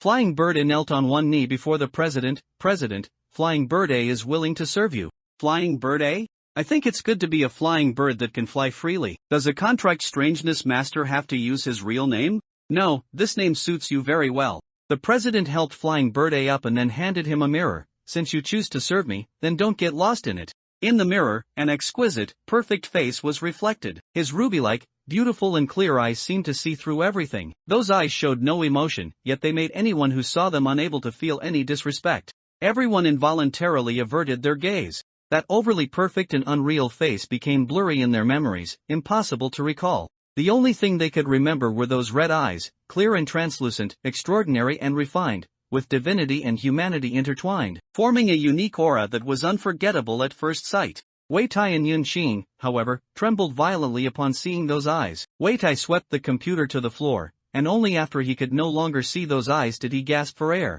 It was clearly a phantom from the past, yet why did it feel as if, across time and screen, in that instant of seeing, they were being watched by him? It was terrifying. Is this the president of the Other Path Association? The two exchanged glances, both seeing the lingering fear in each other's eyes. Not long after the words fell, this virtual world, supported by the A-grade strange artifact Inverted Life, began to crumble. Flying Bird suddenly woke up. The next moment, the inverted pyramid emitted a golden light. The cracks on the inverted pyramid expanded little by little. Finally, the inverted pyramid let out a loud bang and exploded into dust. Fei Niaowei appeared inside the wooden house. However, Fei Niaowei was still in a child's body. He would only recover once this anomaly was contained. Yingnu saw him and only then did her heart, which had been half raised, finally settle. After all, Fei Niaowei's current appearance really couldn't be described as fine. "Fei Niaowei, sorry there was a slight mishap, but it'll be resolved immediately." Fei Niaowei sighed inwardly, marveling that it was indeed the president. Even if it was just a past illusion, it could possess such powerful strength. The person who set this trap was targeting him from the start. The first step was to use his friend Lan Ruo, and an ordinary person with an anomaly mark, as bait to lure him into the game. He inadvertently got tainted with that anomaly mark, and then, when he removed the anomaly infecting the girl, he triggered the next trap. The conditions for the anomalous artifact's activation were met, sealing him inside. The mark on him was at least from an A-rank anomaly, plus an anomalous artifact that was at least A-rank. Even if he was an S-rank anomaly contractor, it would be impossible for him to break free from this double trap. Unfortunately, the person behind it still missed one crucial detail. That was the president of the Other Path Association. Even if it was just an intangible illusion, he could still help Fei Niaowei escape from the anomalous artifact. Fei Niaowei's eyes narrowed in a smile. The president was super cool. Fei Niaowei touched his eye socket. After coming out of the anomalous artifact, his vision was no longer blurry, and his eyesight had recovered. And the nameless bird, which he had been unable to sense before, was now constantly sending him emotions of nervousness, anger, and grievance in his mind. It seemed that during the time his connection with the nameless bird was severed, it had been a little frightened. A boy's voice came from outside. "Everyone's gone, I didn't find the key, but I brought this, wait for me, I'll get you out right now." The boy poked his head in, but suddenly noticed that besides Nu, there was also an unfamiliar stranger in the wooden house. He looked at Fei Niaoe nervously, very wary of the unknown Fei Niaoe who had suddenly appeared in the village. Fei Niaoe looked with interest at the boy, who was carrying a very heavy axe. It turned out that this village was not beyond saving, but with just the little boy alone, without external help, he couldn't fight the entire village by himself, and in the end, it would only become a tragedy. "Who are you?" the boy asked in the local common language. "The one who came to save her." The boy didn't doubt him, and his eyes immediately lit up with surprise. "Really? That's great, thank you." The boy originally wanted to hand the axe in his hand to Fei Niaoe, but Fei Niaoe didn't even look at it. He just raised his hand and said an incredibly Chunibu summoning chant, "Shatter, raging gale." A fierce gust of wind swept through the wooden house. The boy's eyes widened. He saw the invisible gale blow past, and the chains on Inua's body instantly snapped. The shackles that had been trapping her were finally opened. The boy couldn't help but let out a wow, his eyes practically overflowing with admiration. Every child's heart holds various fantasies: Superman, Ultraman, gods, world-saving heroes, and so on. But the boy had never encountered a hero who could respond to him. He never expected to see a miracle appear today. Fei Niaoe winked his right eye at him. "Want to experience flying?" The boy was also bold. He nodded without hesitation, answering with great anticipation, "Yes." Fei Niaoe looked at Nu, and Nu also nodded. Then, both of them heard a tender chirping sound, like a fledgling bird, by their ears, and then, a gentle wind lifted their bodies.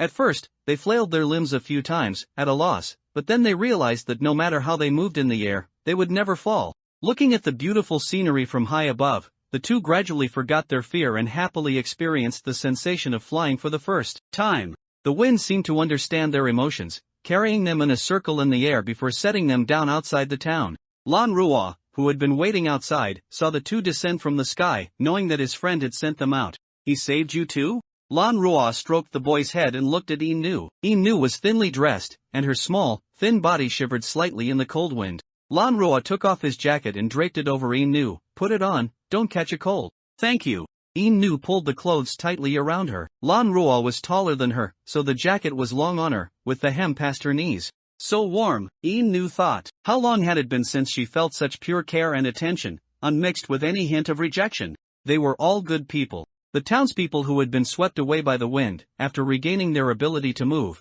ran back to the town, cursing and grumbling. They were deeply affected by the anomaly. Even after encountering such an illogical event, they should have been too terrified to approach the place again, but under the anomaly's influence, they still returned. "Where is that person? Wizard, what should we do now?" The wizard's face was filled with resentment. He had always wanted to contact that lord. That lord had promised him that as long as he worked for him, he would receive medicine to prolong his life. The wizard had once seen that lord perform incredibly miraculous divine skills, so he naturally wouldn't doubt the lord's words. For this, he had done his best, wanting to gain the lord's approval, so that the lord would bestow upon him the medicine for longevity. If he performed well, perhaps he could even learn the divine skills bestowed by the gods. Therefore, the wizard would absolutely not allow anyone to ruin his plans.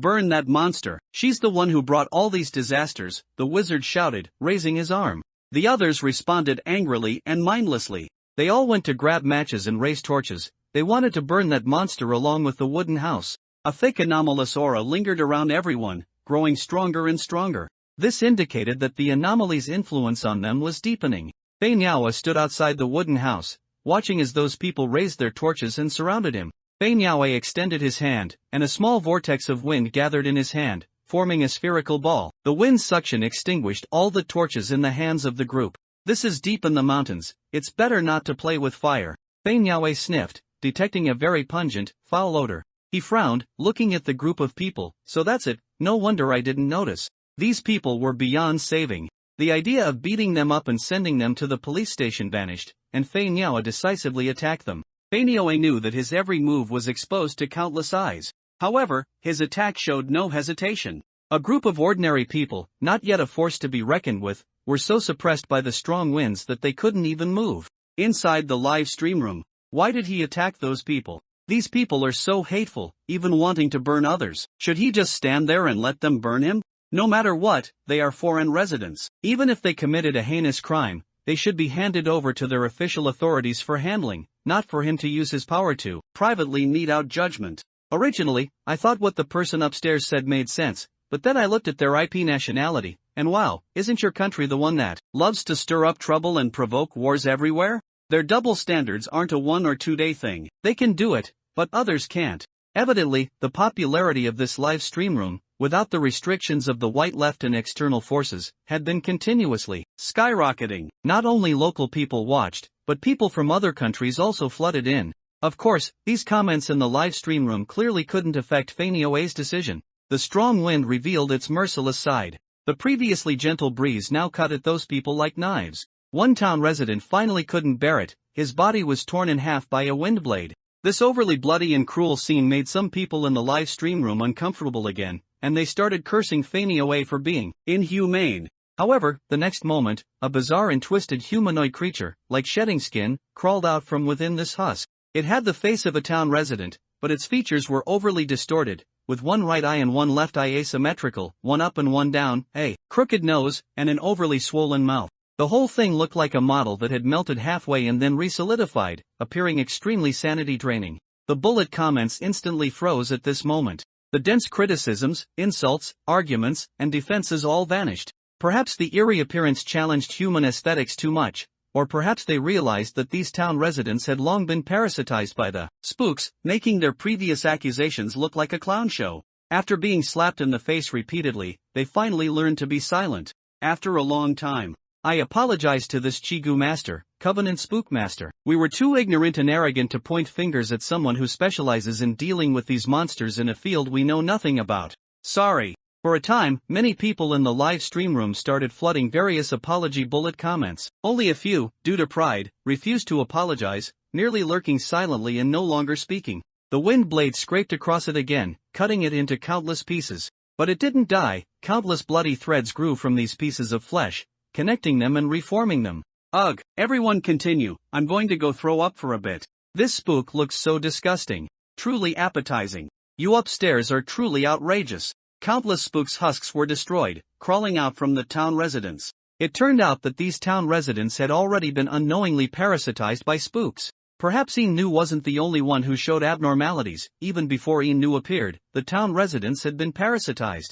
The spooks within them had already hatched and burrowed into their bodies, just like parasites controlling insects. On the surface, the town residents were still alive, but in reality, their every move was controlled by the spooks inside their bodies. This was why the town was permeated with a spooky aura everywhere. Seriously, it even tricked me. These spooks were the final, fully formed version of the parasitic spook behind Inu. If the spook behind Inu could grow, it would burrow into Inu's body, parasitizing her beneath the husk. On the surface, Inu would still appear to be an ordinary person. Even with the cover of the husk and the pervasive spooky aura of the town, she would look no different from an ordinary person. They would still possess their previous memories and thoughts, and their actions would be much the same as before. If an A-rank or even lower Chigu Master, Covenant Spook Master, had come here, they would likely have fallen into the trap without the proper spook artifact, and might even have been killed here. Fortunately, it was him, Fanny Oa, who came. The phantom of the president in Fanny Oa's memory shattered all the conspirators' tricks. Let's finish this quickly, Nameless Bird. Sure. The nameless bird in his mind made a sound, echoing him. Just like his first meeting with the president, as the president said, Fanny Oa and the nameless bird got along very well. Their relationship was very harmonious, and their bond was deeper than that of other Chigu Masters, Covenant Spook Master, S. Ding! Fanny Oa's character completion increased by 12%. Completion reached 26%. Unlocked special ability, Call of the Wind, perfect. No matter where you are, the breeze will bring you calls from afar. You can hear messages carried by the wind. Even across thousands of miles, you can still hear him calling your name. At this moment, words from all directions surged into Fanny Oa's mind from the wind. Countless people's whispers, conversations, arguments, screams, and other chaotic sounds. His brain began to throb with pain. This was no easier than accepting the malice drawn by the white left. The overwhelming amount of information and chaotic sounds were almost enough to burst Fanny Oa's brain. Fortunately, Fanny Oa's ability to control wind had become instinctual. He subconsciously slowed the wind's speed and filtered out some useless information. Only then did he gradually adapt to the massive information flow, without showing any expression inconsistent with Feinyao's persona. The next second, a strong wind suddenly rose. The nameless bird finally unfurled its spook domain. An S-rank, offensive spook. Its unfurled spook domain appeared even more grand and imposing than the white left's spook domain, which specialized in mental attacks. A completely different world appeared. Pale, tattered black earth, a gloomy sky. Countless white feathers drifted down from the horizon. A white bird with a broken wing soared in the sky. It spread countless wings, crowded together, each somewhat underdeveloped, some twisted, some broken off at the root. It shrieked, flying in the center of a giant wind vortex. That tornado covered the sky and earth, like a terrifying giant pillar, wantonly destroying everything here. Anyone who dared to step into the spook domain would likely be shredded into pulp by the ubiquitous wind blades instantly. The spook domain almost controlled the area in a single breath. That spook was forced to reveal its true form. A miniature spook domain, large enough to envelop the entire town, appeared above the town. The two spook domains collided, like two eggs hitting each other. Unfortunately, one was a raw egg, and the other was an iron egg cast from steel. Almost as soon as it appeared, this spook domain was shattered by the nameless bird's spook domain. Even the entire town was razed by the wind blades, and the bizarreness that had been hiding so well finally appeared before people. It wasn't as terrifying or grotesque as other bizarre entities. On the contrary, its appearance was rather cute, wearing a blue princess dress, like a delicate doll. It held an hourglass in its hand, its face filled with terror as it looked at Feinyaoe. It was surrounded by wind, with nowhere to escape, just waiting for Feinyaoe's command, and the wind blades would rush up and tear it to shreds. Feinyaoe sensed the intensity of the bizarre aura on it. Indeed, this was a bizarreness that could rival an A-rank contracted bizarreness master, its rank being Blood Robe. A Blood Robe rank bizarreness can already fully deploy its bizarre domain. Your ability is very special, though it has no offensive power. It can reverse a person's time, turning them back into a child. The hourglass in the bizarreness's hand flipped, and the sand began to fall again. Feinyaoe felt a pulling force acting on his body. If he were to be hit this time, his body's time would reverse, and Feinyaoe would directly turn into an embryo. Feinyaoe clasped his hands together, cracked his finger joints, and pulled his lips into a wild grin. Then, get ready. It's going to hurt a little. Feinyaoe landed a punch, and the bizarre doll flew into the sky, getting tossed around by countless tornadoes, enjoying a superb 360-degree aerial spin experience. The unnamed bird flew beside him, cheering him on. Feinyaoe was lifted by the wind and kicked it down from the sky. It landed with a crash, and the ground cracked inch by inch. The bizarre doll was tattered and covered in wounds, one eye swollen shut, one hand twisted and broken, yet the other hand stubbornly clutched the hourglass, refusing to let go. As a Blood Robe, successfully ambushing an S-rank contracted bizarreness master was something it could brag about for a lifetime. The unnamed bird couldn't stand its stubborn, dead pig not afraid of boiling water attitude and was about to teach it a lesson by swallowing it whole. Feinyaoe stopped the unnamed bird. I still need to contain it. After speaking, he took out a bizarre cage and contained the bizarreness. A gust of wind blew, and Feinyaoe vanished, along with Lan Rua and Yin Nu. The live broadcast ended. Countless people were fiercely discussing the content of the broadcast. Unfortunately, the broadcast could not be recorded, and they also seemed to be affected by something, unable to save videos or photos. But the content of the broadcast was still spread by these viewers. Topics about contracted bizarreness masters, the other path association, and bizarreness once again reached new highs. This even led to the development of a new field of study, bizarre studies. Some people analyzed the broadcast, bit by bit, to uncover the truth behind it. When my friend dragged me to watch this broadcast, at first, I thought it was a prank,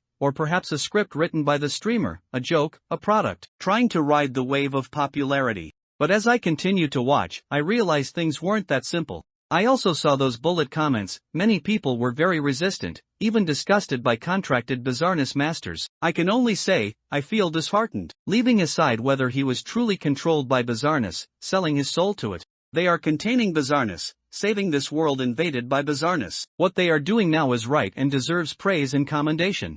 I also saw someone theorizing, why, after so long, have we never heard of the existence of contracted bizarreness masters? Why are so many people still dying at the hands of bizarreness? I find such statements ridiculous. No matter how much power contracted bizarreness masters possess, first and foremost, they are human. As long as they are human, it's impossible for them to save everyone. People die every moment in the world. They are the silent cultivators hidden in the darkness, the firekeepers in the dark, the light that illuminates the darkness. They conceal their glory behind others, which is precisely the result of their indifference to fame and fortune. If not for them, perhaps the number of people who died at the hands of bizarreness would be far greater than it is now. I admire them greatly. If I had power like theirs, I would find it very difficult not to show off. I might become complacent, arrogant, and use that power for my own gain. As for fighting bizarreness, such a dangerous thing, I would likely avoid it. After all, as long as I can protect myself, what do I care about the lives of others? Finally, please be sober. This broadcast exposed the contracted bizarreness masters who were originally hidden in the dark,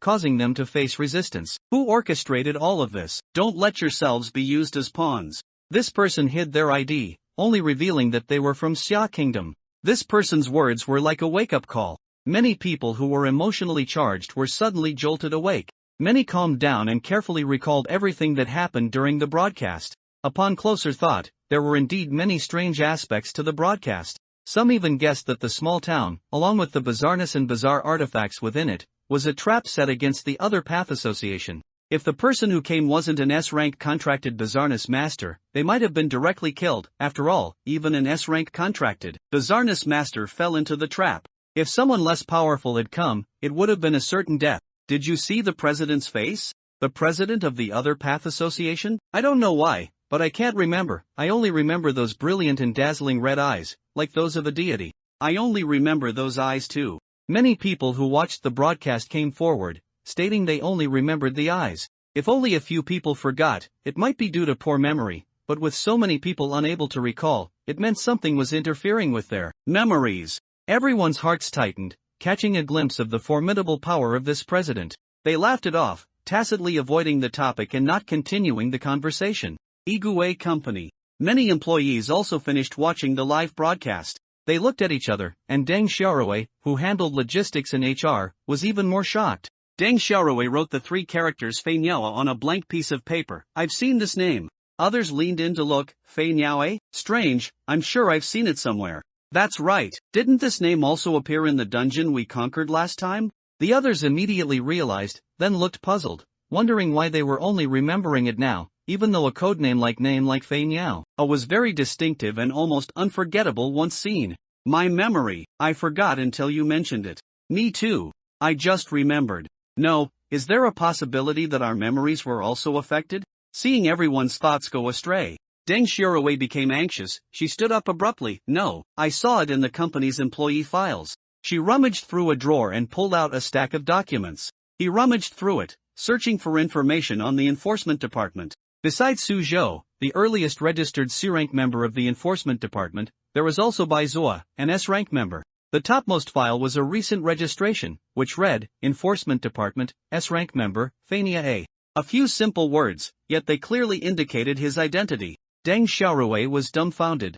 It really was Fei Niaoe. Deng Xiaorui covered her face, silently screaming. Why was Fei Niaoe an employee of Igue Company? Wait a minute. It's known that all enforcement department personnel come from the headquarters, and it's also known that Fei Niaoe is a powerful S-rank contracted ghoul master, belonging to a mysterious containment organization called the Other Path Association. Therefore, it can be concluded, the legendary headquarters of Igue Company, whose name is heard but never seen, is the Other Path Association. It all matched up. Everything matched up. At this moment, Deng Xiaorui began to brainstorm. I seem to be gradually understanding everything. The other employees gathered to look. When they saw the name on the topmost employee file, they also experienced a brainstorming session, just like Deng Xiaorui. From shock to confusion, and finally to understanding everything. The employees, looking dazed, said in disbelief, is our company really that amazing? It was only then that they remembered the employee contract, which seemed unreasonable no matter how they looked at it. At this moment, they suddenly understood the previously incomprehensible clauses with absolute clarity. No wonder the enforcement department people have such high benefits. No wonder they seem so mysterious and don't do much work at the company. Now that you mention it, Manager G, Mr. Bai, and Xiao Zhou were indeed on the list for tackling instances. After remembering everything, these employees were incredibly excited. That was a legendary organization. Although they were not employees of the Other Path Association, they were employees of an affiliated company of the Other Path Association, which made little difference. One was the headquarters, the other a branch. So, contracted ghoul masters were so close to them. Deng Xiaorui thought about her usual interactions with Bai Zhuo and the others, and couldn't help but cover her face. Fortunately, for the sake of this high-paying job, she had always been quite diligent and responsible. She hadn't ignored Suzhou just because he was too introverted. However, Assistant Gui pushed up his glasses. So that's how it is. My memory and perception were blurred? No wonder I never noticed it. After saying that, he calmly returned to his workstation and continued with his work. His calm demeanor truly made others look sideways. As expected of Assistant Gui, possessing a calmness that ordinary people could not. Originally, more or less all the employees in the company had complaints about the enforcement department established by the company. After all, they hadn't seen the enforcement department people working. Instead, they only saw them idling around the company, like rich, second-generation heirs with connections who came to the company to play.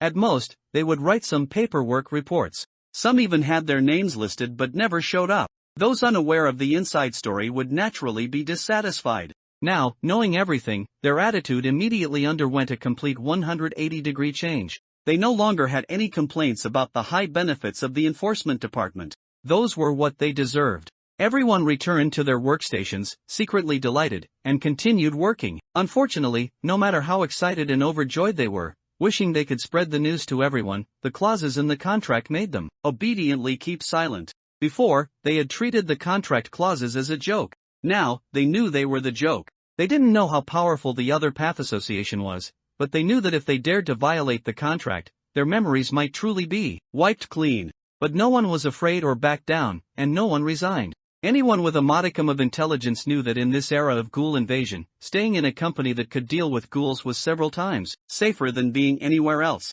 Not to mention that this company's benefits were very good. If word got out internationally, countless people would probably scramble to get in, even willing to pay to work there. Shinyu watched with relish the psychological activities of the employees in the company. Occasionally, a few overimagined things made him laugh out loud after reading them. He hadn't expected such brilliant talents in his company, with great potential to be comedians. It was truly a waste for them to be working. They would surely become famous as comedians. After finishing, Shinyu happily clicked on the system notification. Congratulations to the host for successfully containing the blood-clothed ghoul hourglass doll. Construction points plus 100,000. Congratulations to the host for successfully containing the wandering soul ghoul human-faced tumor. Construction points plus 1,000. You have publicized the existence of the other path association. Construction points plus 67,892. This live broadcast brought him nearly 70,000 construction points, plus the reward for containing the blood-clothed ghoul, making him instantly rich. Now he had 228,860 construction points. Shinyu summoned the system, established the headquarters. Do you wish to deduct 100,000 construction points to establish the headquarters building? Yes. You have consumed 100,000 construction points. The headquarters building is beginning to be established. Please select the location for the headquarters building. 1. On the mountainside outside Yeyang City. 2. A random location in the Ghoul Realm. 3. A random location in the Origin World. 3 options. First, rule out Yeyang City. Shinyu had already established an affiliated company in Yeyang City. Building the headquarters there would be redundant. As for the Ghoul Realm and the Origin World, these two places were quite interesting. System, what are the Ghoul Realm and the Origin World? The Ghoul Realm is the birthplace of horror games. It contains countless small and large worlds, inhabited by countless ghouls. The Origin World is a space opened up in the cracks of the world. It connects various universes and countless spaces. Only civilizations with powerful strength and supreme technology are qualified to enter. Both sound quite interesting. Shinyu's indecisiveness kicked in. He wanted both. Can the headquarters building be moved after it's built? After the host upgrades the headquarters building, corresponding permissions can be unlocked. Then that's no problem. Choose the Origin World first. Do you wish to establish the headquarters building in the Origin World? Once established, it cannot be changed for a short period. Confirm. Headquarters building starting to be established. Address, center of the Origin World, Eastern Continent, White Plateau. Headquarters building construction commencing. Countdown, 10 minutes. 10 minutes passed quickly. A majestic, grand, and magnificent building, incorporating elements of future technology and fantasy, stood on the plateau. Shinyu tapped the building. Other Path Association Headquarters. Level, LV.1. Building attributes, sturdy, magic-resistant, defensive. Owner, Shinyu. Enforcement Department, 4 people. Research Department, 1 person. Energy Department, 1 person. Supervision Department, 1 person. Sales Department, 1 person. Transportation Department, 0 people. Security department, 0 people. Below there was also a teleport button. Shinyu pressed it. The next moment, he vanished from the hospital room. When he reappeared, Shinyu arrived in a spacious, luxurious main control hall, filled with high-tech facilities. "Welcome, President." The system's mechanical voice rang out, and this time, its address had changed. It seemed to indicate that Shinyu's authority had been elevated. Shinyu sat at the main control console, where several large screens displayed various data from the other path association. Shinyu touched a screen, and a transparent floating box immediately popped up. "Hello, President, how may the anomaly containment system serve you?" Shinyu asked. "Didn't it say that once the headquarters building was established, anomalies could be permanently contained? Do you want to activate the anomaly containment facility? Once activated, anomalies can be permanently contained, and all abilities of the contained anomalies will be acquired."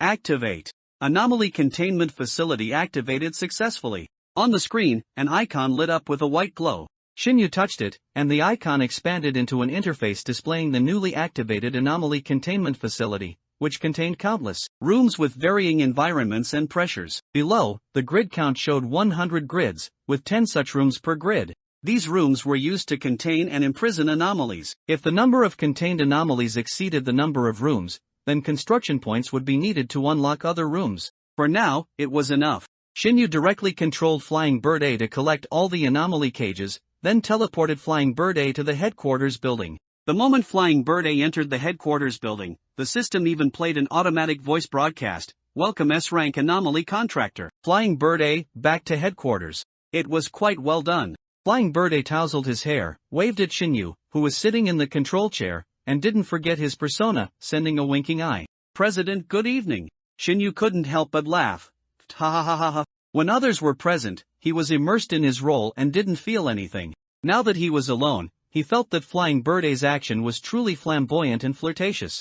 Forget it, as long as he wasn't embarrassed, others would be. As long as he had a thick skin, others would be cringing. After Shinyu had his fun, he had Flying Bird A take the anomaly cages to the anomaly containment facility. One by one, he imprisoned the 7 contained anomalies in their respective rooms. Although the twin infants were 2 anomalies, they were interdependent and stronger when combined, so they were imprisoned in the same room. You have contained the wandering spirit, parasitic maggot, and acquired all of its abilities. You have contained the green-faced, twin infants, and acquired all of their abilities. You have contained the evil curse, Yama, and acquired all of its abilities. You have contained the vengeful spirit, pig-headed man, and acquired all of its abilities. You have contained the wandering spirit, human-faced tumor, and acquired all of its abilities. You have contained the blood-robed, hourglass doll, and acquired all of its abilities. The powers of all the contained anomalies surged into Shinyu's body. At this moment, Shinyu's physical strength, power, mental strength, and so on, all increased significantly. He found it easier to control characters, capable of managing 3, 4, or even 5 at once without difficulty. Ding! Daily drop of anomaly crystals +7. Upon hearing the system prompt, Shinyu immediately opened the system's warehouse to check the drops. Anomaly crystal has a chance to drop after containing an anomaly. The more powerful the anomaly, the more energy the dropped anomaly crystal contains. Can be used as a clean, high-purity energy source. Here came the clean energy. Shinyu took out 7 anomaly crystals and placed them one by one on the counter. They appeared as irregular black crystal shapes. Shinyu could tell that the more powerful the anomaly, the richer the energy contained within its anomaly crystal. However, looking at these crystals, Shinyu was troubled. They probably won't sell like this, right? Anomaly energy, in some sense, was indeed a new type of pollution-free, high-energy source. However, extracting and utilizing it was not an easy task. Does the other path association have any technology that can harness their value? The system quickly replied, you can unlock the technology tree in the research department. It contains many corresponding devices that require energy to produce items. Shinyu clicked on the research department's technology tree. It displayed a vast, tree-like technology tree. From bottom to top, each level climbed represented a significant increase in technological content, with no end in sight. Shinyu didn't need to spend time researching technology, he only needed to spend construction points to unlock the corresponding technology. Afterward, he just needed to have the researchers produce the finished products according to the blueprints and data. Shinyu also saw one particular technology, the anomaly cage. As long as this technology was activated, the research department could directly produce anomaly cages, eliminating the need to buy them from the mall. With construction points, Activating this technology only cost 100 construction points. Although it was 20 times more expensive than a single anomaly cage, it was a profitable long-term investment. After all, when containing anomalies, this item was a necessity. Xinyu immediately activated it. What other technologies do I need now? Xinyu scrolled through the technology tree. The technologies here were diverse and complex, divided into many categories: life, entertainment, weapons, spacetime, biological, medical, and so on. To activate all of them would require countless construction points. Xinyu didn't have many construction points currently, so he had to use them sparingly. He opened the lowest tier technologies and carefully examined them, eliminating some flashy and overly expensive ones. He decided to activate a small portion of technologies that could sustain the other path association's operations first. First, weapons. The technology for special bullets and firearms needed to be activated. Otherwise, when Jiwu's bullets ran out, he wouldn't have any in stock. Construction points minus 5,000. Light blade, a weapon activated by special energy, capable of dealing damage to anomalies. Construction points minus 7,000. Next was the medical category. He activated the medical pod, which could treat most illnesses and injuries. Aside from not being able to regrow severed limbs, even severe injuries could be healed by lying in the medical pod for a few days. Construction points minus 10,000. Then came the spacetime category. Xinyu was quite envious of the technologies in this category because they involved space and time, boasting very high technological content. Things like the disc fixed-point teleportation device, 24 netherworld subway, spacetime train, space blocker, spacetime reversal, space teleportation, time stop, space compression, space storage device, and so on. All kinds of advanced technologies. Unfortunately, there was one word for them: expensive. Extremely expensive. Even the cheapest one required 1,000,000 construction points to unlock. Xinyu silently looked at them several times, then reluctantly exited this category. He activated several life and entertainment technologies, consuming 6549 construction points. Finally, the biological category. Xinyu immediately set his sights on one of the technologies. This technology was prosthetic limb generation and installation. Its detailed description stated, custom made for those missing limbs, with no rejection, side effects, or sequelae. The types of prosthetic limbs that can be generated include, but are not limited to, 5 limbs, 5 senses, and internal organs. This technology required 50,000 construction points to activate, but Xinyu didn't hesitate for a moment, mainly because its function was too heaven-defying. Although prosthetic limbs are artificial limbs, with Blue Star's technology, they are generally made of materials like aluminum plates, wood, leather, and plastic, while some also use titanium alloys and carbon fiber. However, the other path association's technology was different. It used pure biological technology. This meant that the newly installed artificial limb was no different from the original part you lost, both made of flesh and blood. There was no need to worry about becoming half human, half machine after the replacement, nor about rejection or side effects. Except for one point: if the brain was injured, it couldn't be saved. Otherwise, this technology was a great boon for humanity. It was also the best welfare the other path association provided to its contracted oddity masters and employees. Activated. After the technology was unlocked, Xinyu assigned the only researcher to the research and development department, instructing him to operate the instruments and begin producing the corresponding items. As for the related materials, the unlocked lifestyle robots would go outside to collect them. The headquarters building occupied an entire plain, and behind the plain were continuous mountain ranges. Just the resources detected nearby would be enough for Xinyu to use for a long time.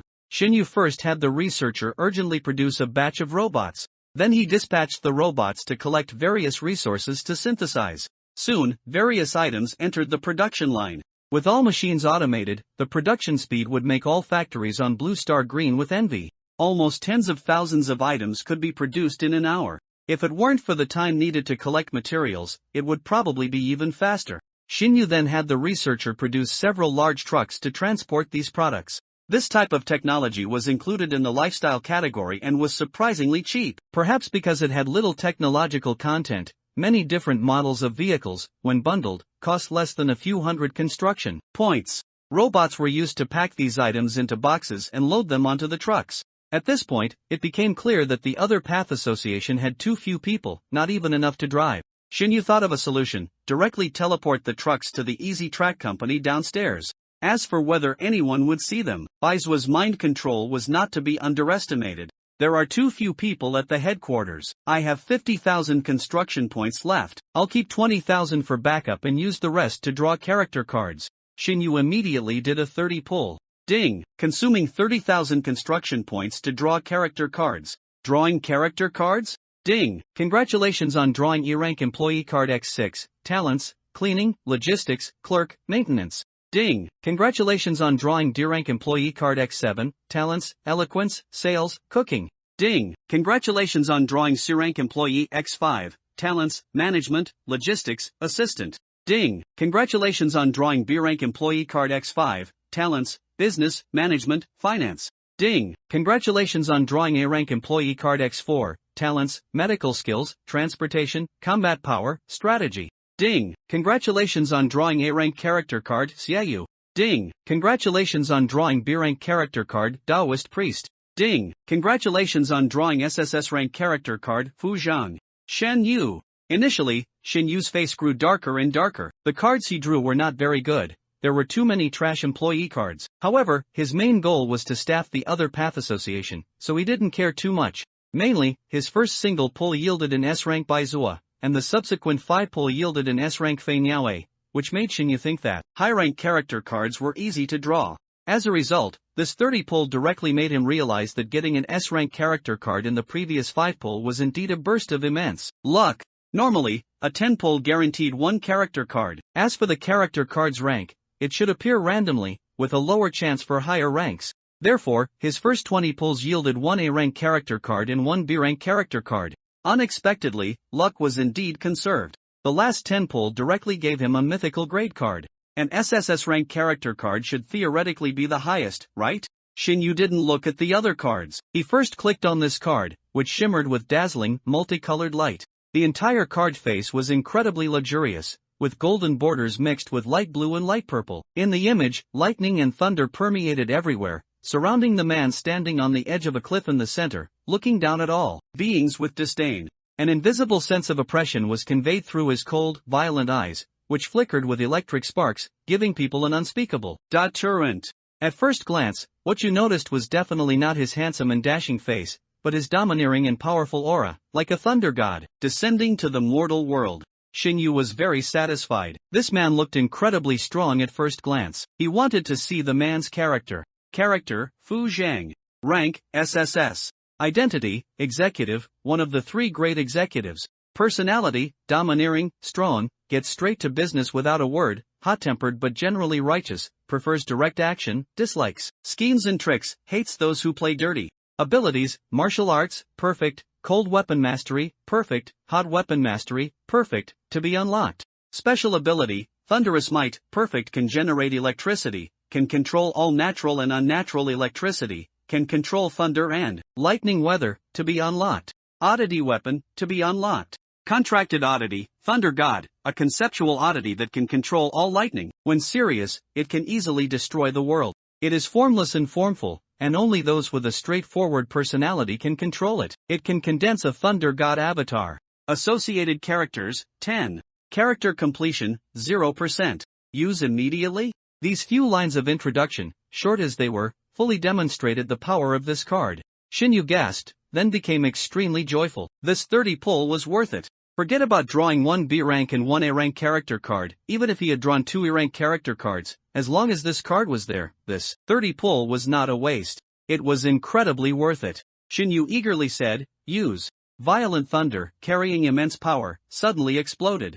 The entire hall was instantly filled with white and purple electric light. That domineering and violent aura of thunderous rage, capable of slaying millions, made Shinyu temporarily unable to control his emotions. Hiss! Fu Zhang clenched his fist, feeling the crackling sound of lightning flashing around his body. He consciously controlled the stray electricity, and after accepting that violent emotion, his proficiency in controlling lightning was almost perfect. This is great. Now we won't lack powerful combat strength to guard the headquarters. A sufficiently strong pillar, capable of instantly reversing all unfavorable situations, is the best face for an organization. With him around, no one could question that the other Path Association was a powerful organization. Fu Zhang crossed his arms, striking the condescending pose from the card. His 1.85 meter height gave him an aura of 2.8 meters. It was rare for his mental energy to be so abundant, and he didn't feel tired or have a throbbing headache when controlling the character. Xinyu, playing Fu Zhang, patrolled the headquarters. Along the way, the employees he encountered all bowed to him, respectfully calling out, "Lord Fu Zhang." Xinyu nodded, feigning seriousness, and waved for them to return to work. After he turned and left, he could still hear the employees conversing in low voices behind him. Lord Fu Zhang's aura is so strong. Indeed, I didn't even dare to look up when facing Lord Fu Zhang. As one of the 3 executive officers, and one of the only 3 pillars of the executive department, it's normal for him to have such presence. Are you new? Lord Fu Zhang is very easy to get along with. As long as you don't cause trouble or have any ulterior motives, Lord Fu Zhang is considered a relatively approachable contracted spirit master. However, always be respectful when facing Lord Fu Zhang, because due to the influence of his contracted spirit, Lord Fu Zhang's temper is unexpectedly volatile. When he starts a fight, no one can stop him except the president. Yes, how could I dare to be disrespectful to Lord Fu Zhang? I'm not tired of living. Even though he had walked far away, his keen hearing could still catch the whispers of his subordinates behind him. Fu Zhang did not go back to reprimand those employees. Gossiping about a contracted spirit master behind their back was a great disrespect. If they encountered a stubborn and petty contracted spirit master, they would probably suffer some hardships. Xinyu played for a while, making a round inside the headquarters building, before remembering that it was almost time for the nurse's rounds. Several large trucks were already loaded with goods, parked at the entrance of the headquarters, awaiting further arrangements. Some items took longer to produce, requiring an entire night to produce a sufficient quantity. Xinyu didn't linger. With a thought, he returned from the headquarters to his hospital room. He managed to lie back on the bed just before the nurse came in for her rounds. The nurse came in, checked Xinyu's body, and said happily, "Your body is recovering well. You'll be able to be discharged after staying for a while longer, but you'll still need to rest for some time after discharge. Here's tonight's medicine. Take it before you sleep." Xinyu obediently took the bag, which contained a few pills. The nurse poured him hot water and placed it on the bedside table before leaving to check on the patient in the next room. Xinyu took the cup, swallowed all the pills with the hot water. Anyway, with his current physical condition, these few pills would be metabolized quickly, so he just considered them candy. After taking the medicine, Xinyu summoned the system. A miniature 3D model of the headquarters building appeared before his eyes, and he could clearly see the employees inside busy at work.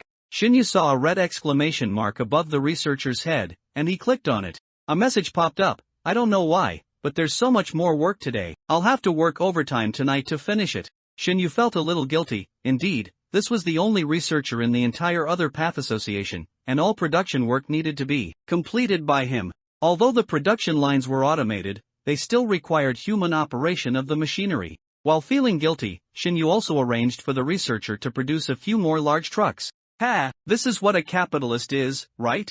And others, there are so few people from the Other Path Association today. I heard most of them went on business trips out of town. Those troublesome contracted spirit masters aren't here either. Finally, we can relax for a few days." All these employees' memories and personas were set by Xinyu. He deliberately blurred some areas to facilitate later completion. And these employees, knowing the nature of the Other Path Association, regarded any issues that appeared in their memories as arrangements made by the organization to keep certain content confidential. Thus, no one questioned the current situation. They all diligently carried out their work. Xinyu glanced around. Since the Other Path Association headquarters was running without problems, he didn't continue observing. He went online to search for abnormal events, so that he could later send Flying Bird A and others to contain them. He didn't turn off the bedside lamp and lie down to rest until the middle of the night. The next day, Igue Company. All employees were busy decorating the company. Above the main entrance, a striking red banner was hung, inscribed with,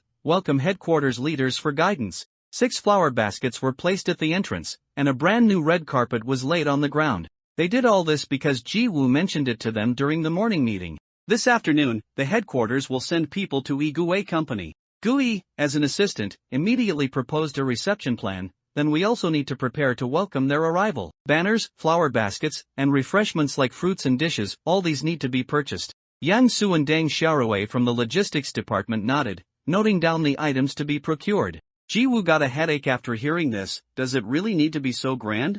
Gui pushed up his glasses, ignoring Ji-woo's unprofessional response. In terms of management, Ji-woo acted like a novice, appearing like a parachuted young master who knew nothing and was sent to a small company for experience. Gui had always been suspicious, but he didn't delve into it. For him, as long as he completed his own work, he didn't want to inquire about other matters. Later, when he learned that this person was backed by a mysterious containment organization, all the doubts were resolved. Ji-woo was just a supervisor, only responsible for matters related to contracted spirit masters. Managing the company was truly too difficult for him. Fortunately, Igue Company didn't have many employees and hadn't officially started operating yet, otherwise Ji-woo could have ruined the company in minutes. Good E, we need to show the headquarters the new look and vitality of our company, to make the headquarters invest confidence and expectation in our company's future. Very official language.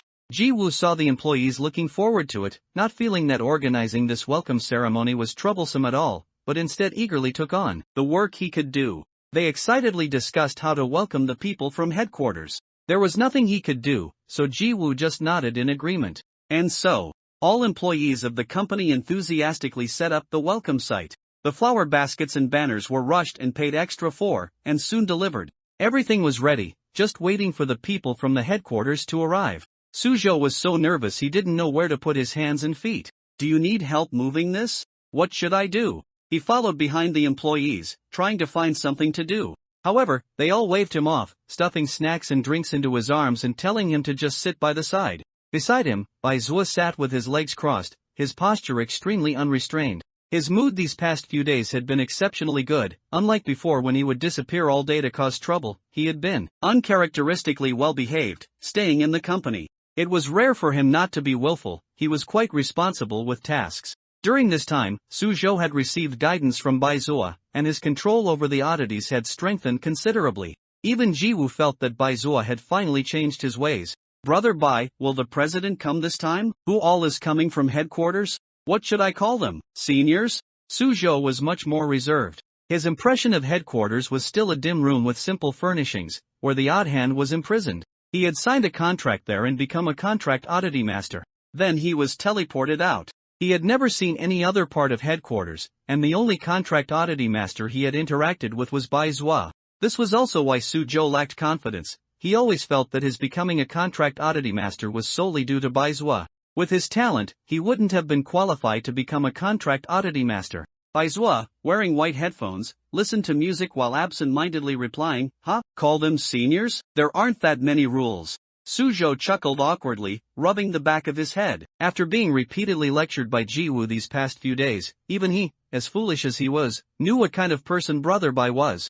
In front of Brother Bai, it seemed no rules mattered, right? But Brother Bai could be so willful because of his personality and his immense strength, he had the right to be willful. Suzhou was just a rookie, facing contract oddity masters from headquarters. It was better for him to be well behaved. But he had asked the wrong person. Brother Bai, will the president really come? What does he look like? I heard from Supervisor G that the president is a very special person. Bai Zhuo, you haven't met him yet, have you? When you do, you'll know who the president is. Suzhou was puzzled. What did that mean? Was he saying the president looked very distinguished, or that he was very unique? Ji-woo received a call. He rushed out of his office. People from headquarters are here. All employees immediately put down their work and went to the entrance to greet them.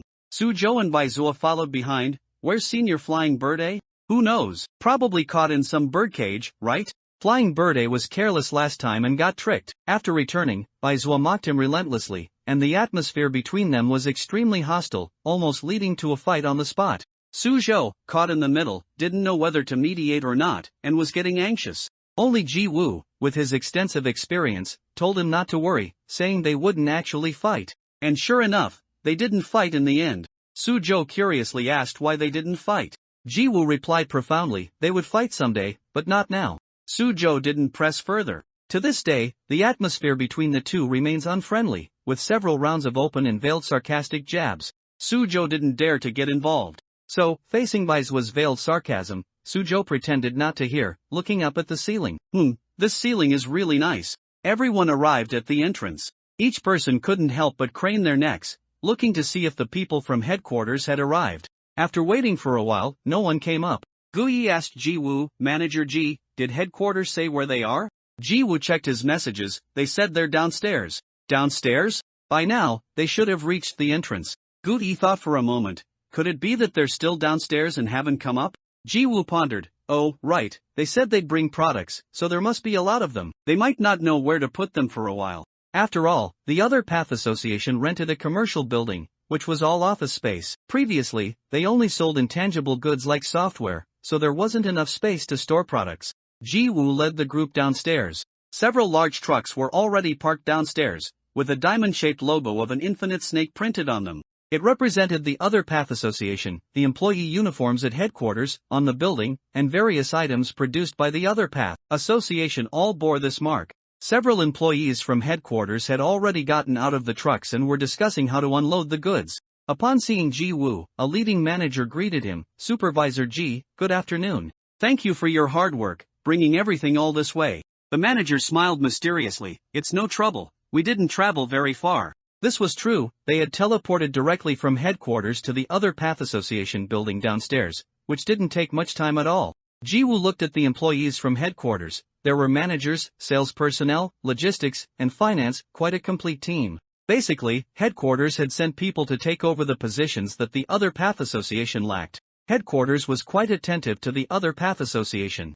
Ji-woo turned his head again to look around. "Where's the president?" The manager wiped his sweat. "Oh, I forgot to tell you about this. The president was delayed by something and couldn't come. The one who came is Executive Department Captain Amber, CIU. The president didn't come?" Ji-woo's expression remained neutral. "Captain Xie? That's truly an honor. Where did he go?" But inwardly, his heart sank. Baizuo's unusual behavior these past few days was all because the president might be coming. If Baizuo knew the president wasn't coming, who knew what kind of trouble he would stir up? "We only found out upon arriving here that the subsidiary company couldn't accommodate so many goods, so Captain Xie took some people to look for a warehouse to rent." "Ji-woo, it's windy outside, let's go upstairs and wait." The manager looked troubled. He glanced at the large trucks, then leaned in and whispered to Ji-woo, "There are quite a few good things in these goods. If they get lost, my job will be over. I'd better stay here and guard them." Ji-woo nodded subtly, then he went to the back of one of the trucks and looked inside. The items inside were neatly stacked in boxes, making it impossible to tell what they were, but when Ji-woo got closer, he smelled the cold scent, unique to firearms. He pulled open the lid of one box, and it was filled with magazines of special bullets. He happened to be low on special bullets, so he took a few magazines from inside and put them into his trench coat, then took out the gun from his waist, ejected the empty magazine, and loaded a new one. The manager didn't say anything when he saw this. Given Ji-woo's position, he had the authority to access these items. A group of employees stood to the side. Suzhou and Baizuo, who were a step late, finally arrived. President. Ji-woo felt a slight headache. They were here, the troublemakers had arrived. Baizuo jumped out, placing a hand over his eyes and looking around. "Where's the president?" The manager from headquarters saw Baizuo, sweat continuously pouring down his face. He wiped his face and stammered, the president had an urgent matter, so Captain Xie came instead." Baizuo's expression changed almost instantly. The malice he had previously reined in was suddenly unleashed. The dense malice became almost substantial, pressing down on everyone present, making it impossible to breathe. The manager was trembling, his face pale, on the verge of fainting, when a man in a long red trench coat, with shoulder-length light golden flaxen hair, and a gentle, refined demeanor, slowly walked over. He wore a smile, his aura powerful yet gentle, and his appearance immediately neutralized the overly tense atmosphere. "Am I not welcome here?" Xie waved his hand, his smile tolerant and gentle. "Long time no see, Baizuo." Such a person, even if you directed overt malice at him, he would smile and tolerate everything about you, making you feel like you were punching into cotton, unable to go up or down. Finally, you would drown in the vibrant, emerald green of his eyes, full of life. Baizuo turned his head away. The heavy pressure that had been weighing on everyone significantly lessened. Baizuo turned and left.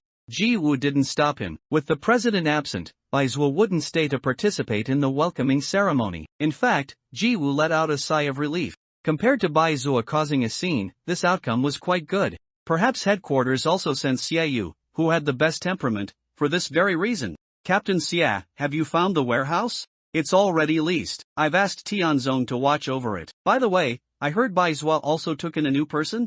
Ji-woo had Suzhou step forward to introduce himself. "This is the child, named Suzhou." Suzhou straightened his body, tensing up, and said loudly, "Yes, hello Captain Xie." Xie smiled gently. "No need to be so formal. I have a new person as well, his name is Zhang Tianzong. You two should get along." Under that tolerant gaze, Suzhou gradually became less nervous. Suzhou thought, this is a contracted abnormality master completely different from Baizuo and Fei Niaoe. He looks too normal, almost unreal. Although Suzhou hadn't been a contracted abnormality master for long, he had learned quite a bit about them from Ji-woo. Contracted abnormality masters themselves sign contracts with abnormalities. While the possibility of being backlashed by the abnormality is very low, the emotions from the abnormality constantly affect the contracted abnormality master, so most contracted abnormality masters are not quite normal. The stronger the contracted abnormality, and the deeper the control over the abnormality, the more the twisted malice from the abnormality will continuously erode the contracted abnormality master, penetrating deep into their bones and soul, making the contracted abnormality master's personality more extreme. Ji-woo said that only a few contracted abnormality masters are unaffected by abnormalities, and Bai Zua is one of them. This is also why it has always been rumored within the Other Path Association that Bai Zua is inhumane. Even before Bai Zua became a contracted abnormality master, he was already steeped in malice, a dark mire himself. So, after contracting an abnormality, even adding more malice into his body, it merely blended into the bottomless mire, indistinguishable, and naturally wouldn't change or affect anything. Captain Xiaoyu appeared very natural and normal, but the more he was like this, the more abnormal he was among contracted abnormality masters. Suzhou hadn't understood things that deeply yet, and feeling the positive emotions transmitted by Xiaoyu, he relaxed. Is he a new person too? That's great. This way we can discuss how to control abnormalities. I've always had trouble controlling the abnormalities I've contracted. Xiaoyu, take your time, all new people are like this. Ji-woo, I'll take them to the warehouse, do you want to come along? Ji-woo nodded, let's go. Then he instructed the employees of the Other Path Association, you all entertain the people who stayed behind for now. We'll unload the goods and then come back. This time, headquarters sent quite a few people, mostly management, with a few logistics staff. The warehouse Xiaoyu rented was not far from the company, and they soon arrived in front of it. A person about Suzhou's age was guarding the warehouse entrance. He was quite tall and handsome, compared to Suzhou, who still had a bit of a student air about him. His eyes showed a maturity born from facing reality and enduring many hardships. Xiaoyu introduced him, Zhang Tianzong, a new person who just joined. He's an E-rank contracted abnormality master. Zhang Tianzong nodded at Ji-woo and Suzhou, his expression a bit grumpy, but he greeted them politely. Hello. Suzhou, hello, I'm also a new person who just joined. My name is Suzhou, and I'm a C-rank contracted abnormality master. Zhang Tianzong's expression grew even grumpier after hearing that. He scoffed and turned his head away from Suzhou. Ji-woo, you two are both new people and around the same age, you should chat properly. Ji-woo and Xiaoyu went to direct the hired workers to unload the goods. Those items were very important, and they weren't at ease without supervising. The two stood rooted to the spot, the atmosphere becoming very awkward for a while. Suzhou wasn't the type to be naturally outgoing and talkative. Seeing that Zhang Tianzong seemed to be rejecting him, he didn't initiate conversation. Zhang Tianzong stood for a while before turning to Suzhou. Hey, how long have you been in the Other Path Association? Suzhou, huh? Less than a month, I think. Zhang Tianzong's brows furrowed high, almost forming a character. What? That's about the same as me then? I just completed 1 week in the Other Path Association. Oh, that's pretty good. The conversation ended abruptly. Suzhou was sweating profusely internally. It was the first time he realized he was a conversation killer. Zhang Tianzong struggled for a long time before asking, unwillingly, hey, why did you become a C-rank contracted abnormality master after joining for such a short time? Suzhou then suddenly understood the reason for the other party's bad attitude towards him. It turned out to be because, as fellow new recruits, his rank was 2 levels higher than the other parties, so he was unhappy? Suzhou scratched his head, I don't know either. After contracting the abnormality and going on a few missions with Brother Bai, I was rated C-rank. Zhang Tianzong's expression was very complex, containing many emotions. Finally, he said, what? So you got promoted by relying on that demon? You're really lucky. You don't have to strive for anything, you can easily get high benefits, while I risk my life on missions and only get a reimbursement limit of 200,000 per month, plus my salary, that's only 500,000. Zhang Tianzong became more agitated the more he spoke. Suzhou didn't dare to refute and could only mumble softly, 500,000 is already a lot, I don't even know how to spend it all. Suzhou's frank attitude left Zhang Tianzong with nowhere to vent his anger. Zhang Tianzong deflated. Forget it, what's the point of telling you all this? Zhang Tianzong dropped Suzhou, turned, and ran into the warehouse to help sort and stack the unloaded goods. Soon, everything from the truck was unloaded and piled up in the warehouse. Ji-woo walked towards Suzhou. Why didn't you chat a bit longer? It was rare for Suzhou to meet someone close to his age. Boys his age would probably have a lot in common, right? Suzhou said awkwardly, perhaps my personality isn't very likable. After only a few sentences, I managed to annoy him. Jiwoo patted Suzhou's head. There you go again. Why do you always belittle yourself? Your personality is quite good. Compared to that little rascal, you're a rare normal person. Although they had only met briefly, Jiwoo, with his keen supervisory observation skills, could tell that the person named Jiang Tianzong also had significant issues. However, since it wasn't his area of responsibility, he didn't feel it was appropriate to say more. Xiaoyu, as the captain of Amber, should have noticed the issues with this newcomer. It was up to him how to guide him. Suzhou responded uneasily, not knowing if he truly took it in. Past bullying, and a long-term environment of suppression and belittlement, still affected Suzhou's personality. Even with Baizuo's intervention, Suzhou had forgotten many things, but those experiences still left indelible marks on him. He could only take it slowly, gradually building his confidence and helping him completely break free from the shadows of the past. All the goods were stored in the warehouse. Jiwoo had also checked the types of goods during transport. There were many firearms and bullets. Most contracted weirdness masters wouldn't use firearms because their weirdness was enough to solve most problems. These bullets were made of special materials and contained energy that could harm weirdness. They were usually given to security department personnel, and supervisors like Jiwoo also needed them. But this quantity was too much. It was more than enough to arm a 1,000-man squad, wasn't it? Jiwoo looked at Xiaoyu. Is the other path association planning to focus its efforts here? Xiaoyu smiled and nodded. This is the president's decision. Jiwoo instantly had no more questions. The president's decisions were always the most correct. No one would question or contradict them. Jiwoo sighed. I wonder how many people will. This time. Xiaoyu, this is a necessary sacrifice. There were more and more weirdness on Blue Star. The other path association would certainly focus its attention on Blue Star. Not just Xia Kingdom, but the weirdness in other countries also needed the other path association to deal with it.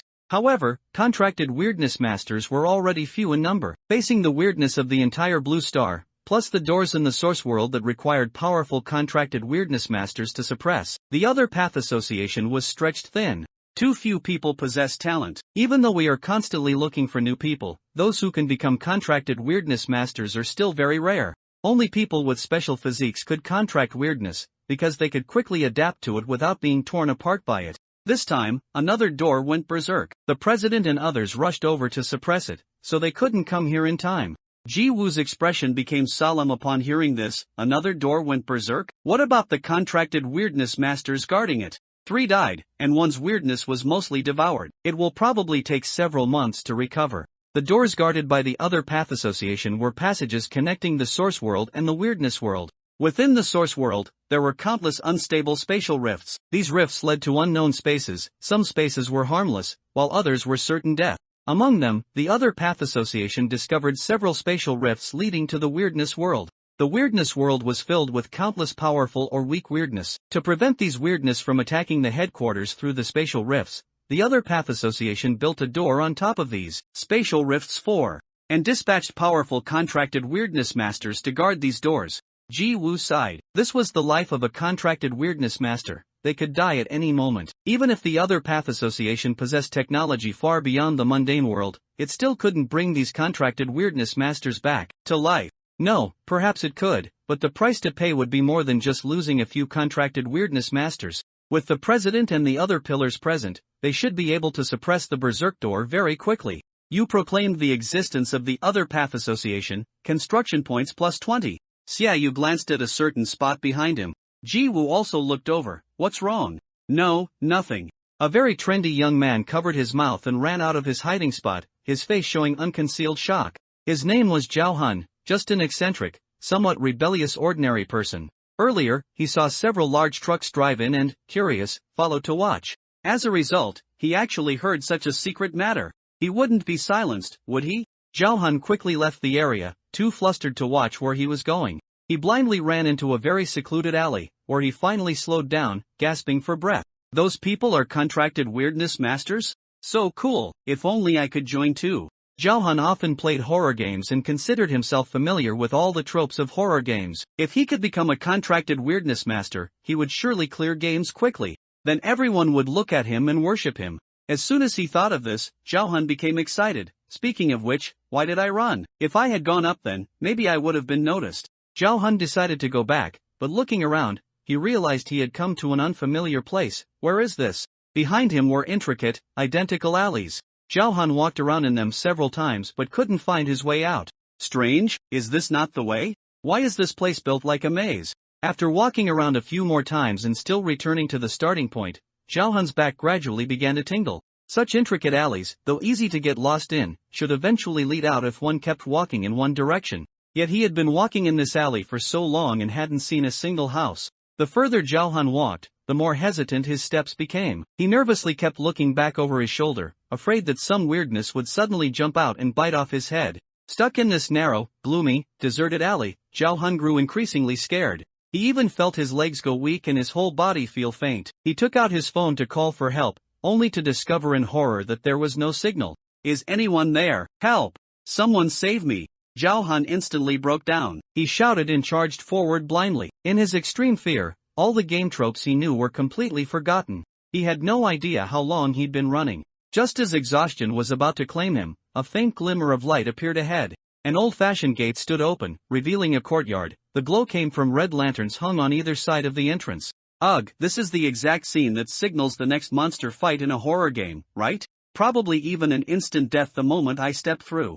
Zhao Han's whole body shook uncontrollably, a chill seeping into his bones as though he'd fallen into an ice cellar. Sitting at his desk, no matter how many times his game character died, Zhao Han could still crack jokes. After all, it was only a game. He knew that no matter how terrifying the game, no matter how vicious the monsters, nothing could leap through the screen and hurt him.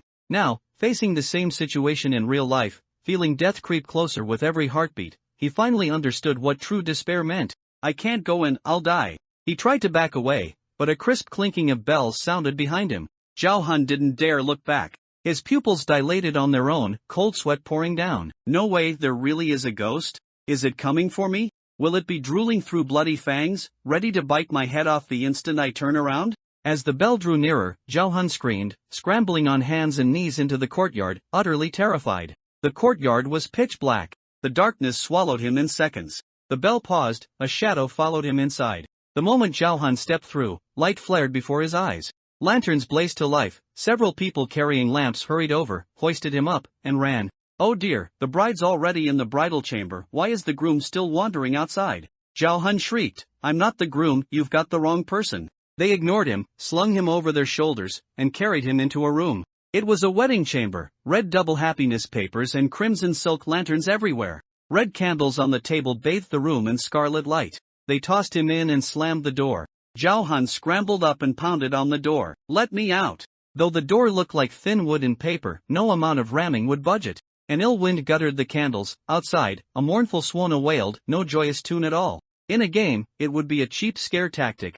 Zhao Han couldn't help glancing toward the bridal bed. A bride sat composed, hands on her knees, red veil hiding her face. If you ignored the pale, bloodless hands and the long, razor-sharp crimson nails, she didn't look frightening. To Zhao Han, she was terrifying. Memories of every horror game he'd played flooded back, conjuring a twisted face beneath that veil. Flattened against the door, he trembled. I'm done for today. Creak. The door he'd battered without success suddenly gave way. Zhao Han toppled backward. A warm, strong hand pressed against his back, steadying him. Clink. A familiar bell rang as the newcomer stepped forward. The sound froze Zhao Han, then the warmth against his back told him it was safe. Body heat, it isn't a ghost. He turned to look. The man wore a yellow-red Taoist robe, hair tied in a small topknot with the rest left loose, rakish and eccentric. Odder still, yellow talismans wrapped his eyes, neck, and arms. The paper felt like silk, supple and strong. Vermilion runes, indecipherable, covered them. A yellow bell at his waist chimed as he moved. A human. Strange attire, but unmistakably alive. Meeting another living soul here brought tears to Zhao Han's eyes. Quick, let's run, there's a ghost here. As if sensing their intent, the Swona outside quickened, the windows rattled. Zhao Han glanced back, the bride on the bed had vanished. His scalp prickled. Before he could warn, a gust brushed past. To his horror, the bride now clung to the Taoist's back. Why you, behind you, he stammered, finger shaking. Every hair on his body stood on end. A low chuckle snapped him back from the brink of blackout. The Taoist grinned, half mad. My lady, over-familiarity is unbecoming. Yellow talismans veiled his eyes, hiding any fear. His tone was calm. Zhao Han, terrified, felt a surge of awe. Chatting casually with a ghost on his back, this guy's nerves are steel. If it were me, I'd have fainted already. The bride giggled sweetly, whispering at his ear, Husband, let us retire. The Taoist remained unmoved. A beauty before me deserves tenderness, but I already have one at home, hard to appease. I must decline. Slender arms hooked around his neck, squeezing as if to strangle. Today is our wedding day, we vowed to live and die as one. His fingers brushed the bell at his waist. It rang 3 times in a peculiar rhythm. Then you must ask my wife whether she agrees. Zhao Han stared, dumbstruck. Another ghost, talismans plastered over modern clothes soaked in blood, appeared beside the Taoist. The moment she arrived, she slashed at the bride. The bride was forced off the Taoist's back. Rubbing his bruised neck, the Taoist muttered, looks like she disagrees. Watching the 2 ghosts clash, Zhao Han's jaw dropped, and it took him a long moment to find his voice. What are they? The Taoist priest slipped his hands into his spacious Taoist robes, concealing them. The corners of his mouth lifted as he replied in a light, airy tone. They are probably just another form of light. Hey! Zhao Han twitched his mouth. Why did this person sound so mystical and strange? Are they ghosts? The Taoist priest turned his head. Although his eyes were covered by a yellow talisman, Zhao Han could feel that the other party was watching him. What do you think a ghost is? Zhao Han opened his mouth. Wasn't a ghost just a ghost? They were the anomalies created by the horror game. The Taoist priest peeled off a layer of the paper talisman on his face, revealing his somewhat vacant and lifeless eyes. Zhao Han was startled by this sight. This Taoist priest was actually blind? From his movements just now, it was impossible to tell he was blind. A ghost, isn't it just a ghost? It was a monster distinct from humans and other creatures, one that shouldn't exist in reality. Pity, it seems you haven't seen through it. The Taoist priest's profound words left Zhao Han utterly confused. He desperately tried to figure out what he hadn't seen through. At the same time, Zhao Han felt a fleeting sense of discomfort and strangeness flash past him. Over there. The 2 female ghosts fought their way from inside the room to outside the house. The strength of the bridal robe ghost was comparable to that of the resentful woman. They fought fiercely, making it difficult to determine a winner. The Taoist priest saw that if they continued fighting like this, the resentful woman, whom he controlled, would narrowly win, but she would also be severely weakened and require several months of recovery. Therefore, he stopped observing the battle and joined the fray. The Taoist priest carried no weapons. He faced the bridal robe ghost barehanded. Each of his moves seemed to lack great power, until, during one attack, he struck straight through a decorative rock. Zhao Han gasped sharply. Good heavens, if that palm strike landed on him, he guaranteed the opponent would immediately kneel and beg him to come back to life. He hadn't expected the seemingly frail and blind Taoist priest to have such high combat power. With the Taoist priest joining in, the human and the ghost working together were finally able to suppress the bridal robe ghost. The Taoist priest chanted incantations, seemingly activating some Taoist technique, yet his hands ruthlessly delivered a punch. No spells or magic were visible, it was all physical attacks. Zhao Han watched with excitement at first, but gradually felt that something was off. Why was the Taoist priest chanting thunder spells and exorcism incantations while attacking with his fists? Zhao Han rubbed his eyes, questioning himself. Could it be that only those with abilities could perceive the existence of spells? And since he was an ordinary person, he couldn't see the energy fluctuations displayed by the magic, which was why the fighting Taoist priest looked like he was just boxing. It was a little strange. Nevertheless, the bridal robe ghost's incomparably malicious attacks, the occasional red silk ribbons, and the blood splattering everywhere added considerable visual appeal to the fight. Although the only audience member was huddled inside the room, too terrified to step outside. Sharp claws scraped past the Taoist priest's face, tearing a long slit through the talisman paper wrapped around it. If that strike had landed on his face, the result would have been his flesh being ripped open. The resentful woman refused to be outdone, raking her claws across the bridal robe ghost and tearing off a piece of its flesh. The bridal robe ghost couldn't hold on any longer. After blocking the Taoist priest's attack, she suddenly began to wail. 2 streams of bloody tears flowed from the eyes beneath her red veil, dripping onto her lapel and spreading into a stain. My husband, I am filled with hatred. Why did you abandon me? Suddenly, the entire manor began to shake. Countless red silk ribbons surged out from all directions. They were incredibly resilient. The resentful woman had to expend a great deal of effort to tear them apart. Caught off guard, the resentful woman was bound by these red silk ribbons. The bridal robe ghost lifted her red veil, revealing a face adorned with makeup. She was not ugly, on the contrary, she was the delicate, refined, and elegant type often associated with the waterside towns of Jiangnan. Now, with bloody tears streaming from her eyes, she adopted a posture of pitiful vulnerability. My husband, my husband! The Taoist priest swiftly dodged the red silk ribbons. These ribbons seemed endless, wrapping around him with the agility of snakes. There were too many. Even if he tore dozens of them, an endless stream of ribbons continued to replenish the supply. The bridal robe ghost managed to leave several wounds on his body. Resentful woman, deploy the uncanny domain. This manner was the bridal robe ghost's semi-complete uncanny domain. Fighting her inside the uncanny domain would only lead to them being exhausted to death. The resentful woman shot the bridal robe ghost a venomous, jealous look. She let out a low hiss, and a massive aura spread out from her body. The surrounding scenery twisted. The rocks and water features in the courtyard were covered by white walls, the full moon overhead was blocked by a ceiling, and an incandescent lamp flickered, emphasizing its presence. The resentful woman's rank was blood robe. Boosted by the uncanny domain, she immediately broke free from the red silk ribbons, tearing the surrounding ribbons into shreds with a few swipes of her claws. Then, holding a deep grudge, she attacked the bridal robe ghost's face, tearing off flesh.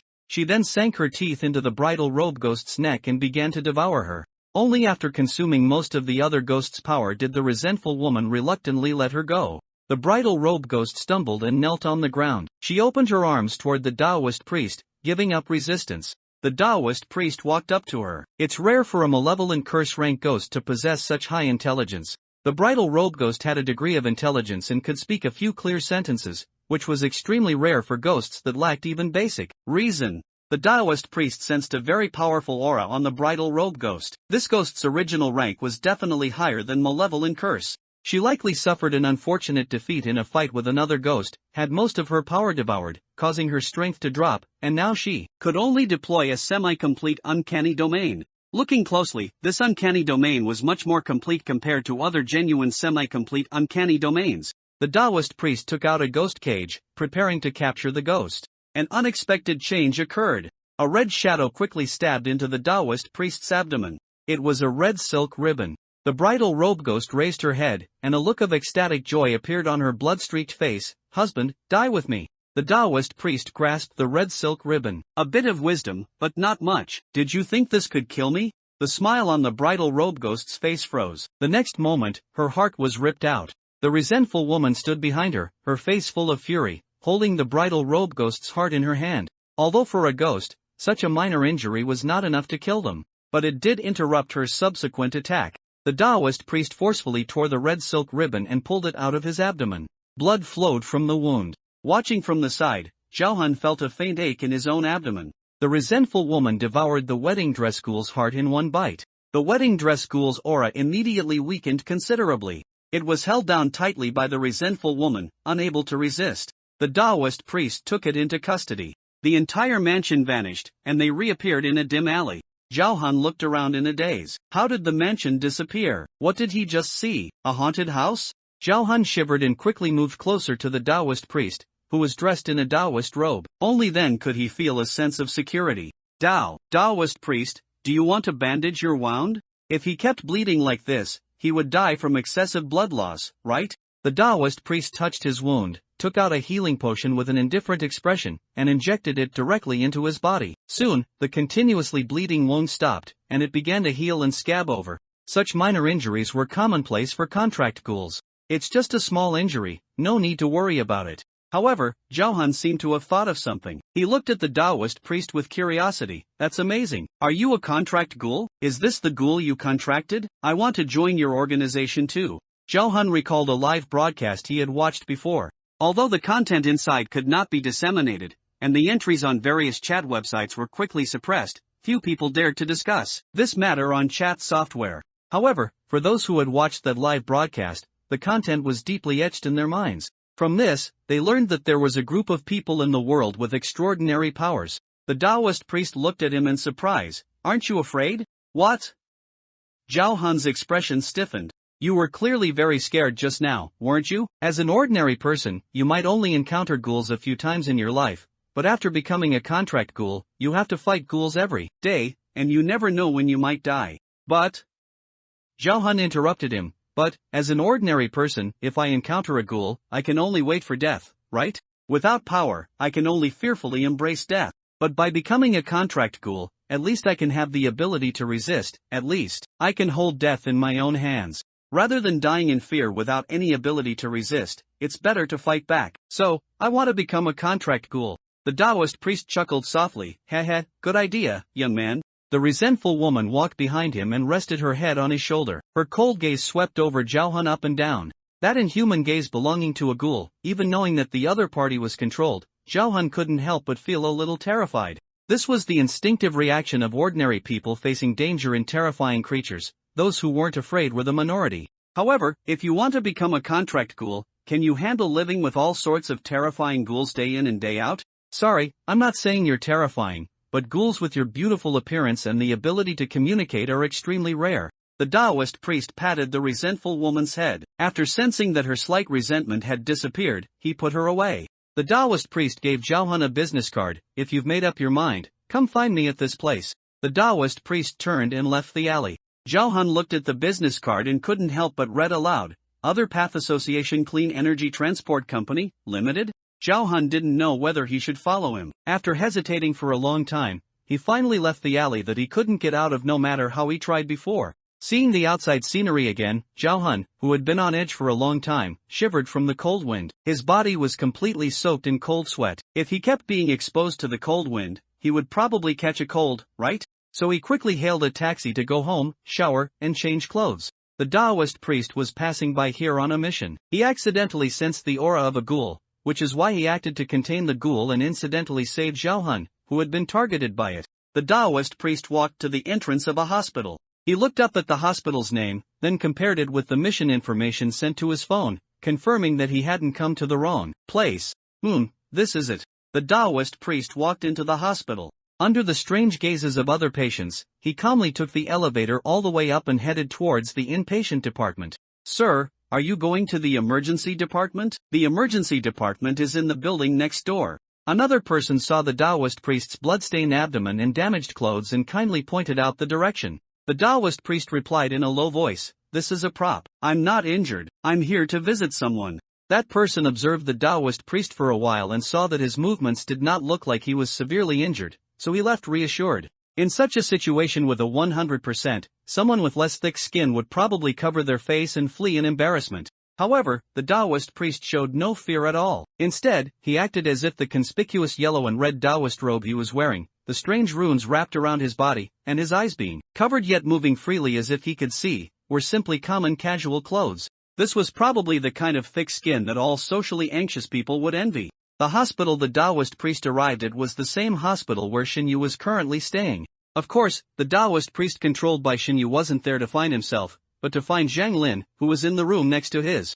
Zhang Lin had previously considered joining the other Path Association, but the reason he was prevented from joining was that he was injured and inconvenient to move. Knock, knock, come in. Zhang Lin was lying in the hospital bed, a little surprised. It wasn't time for the nurses to check on patients, and nurses wouldn't knock before entering. When the Taoist priest entered, Zhang Lin was immediately stunned by the other party's exaggerated attire. Then he realized that the other party was a contract ghoul.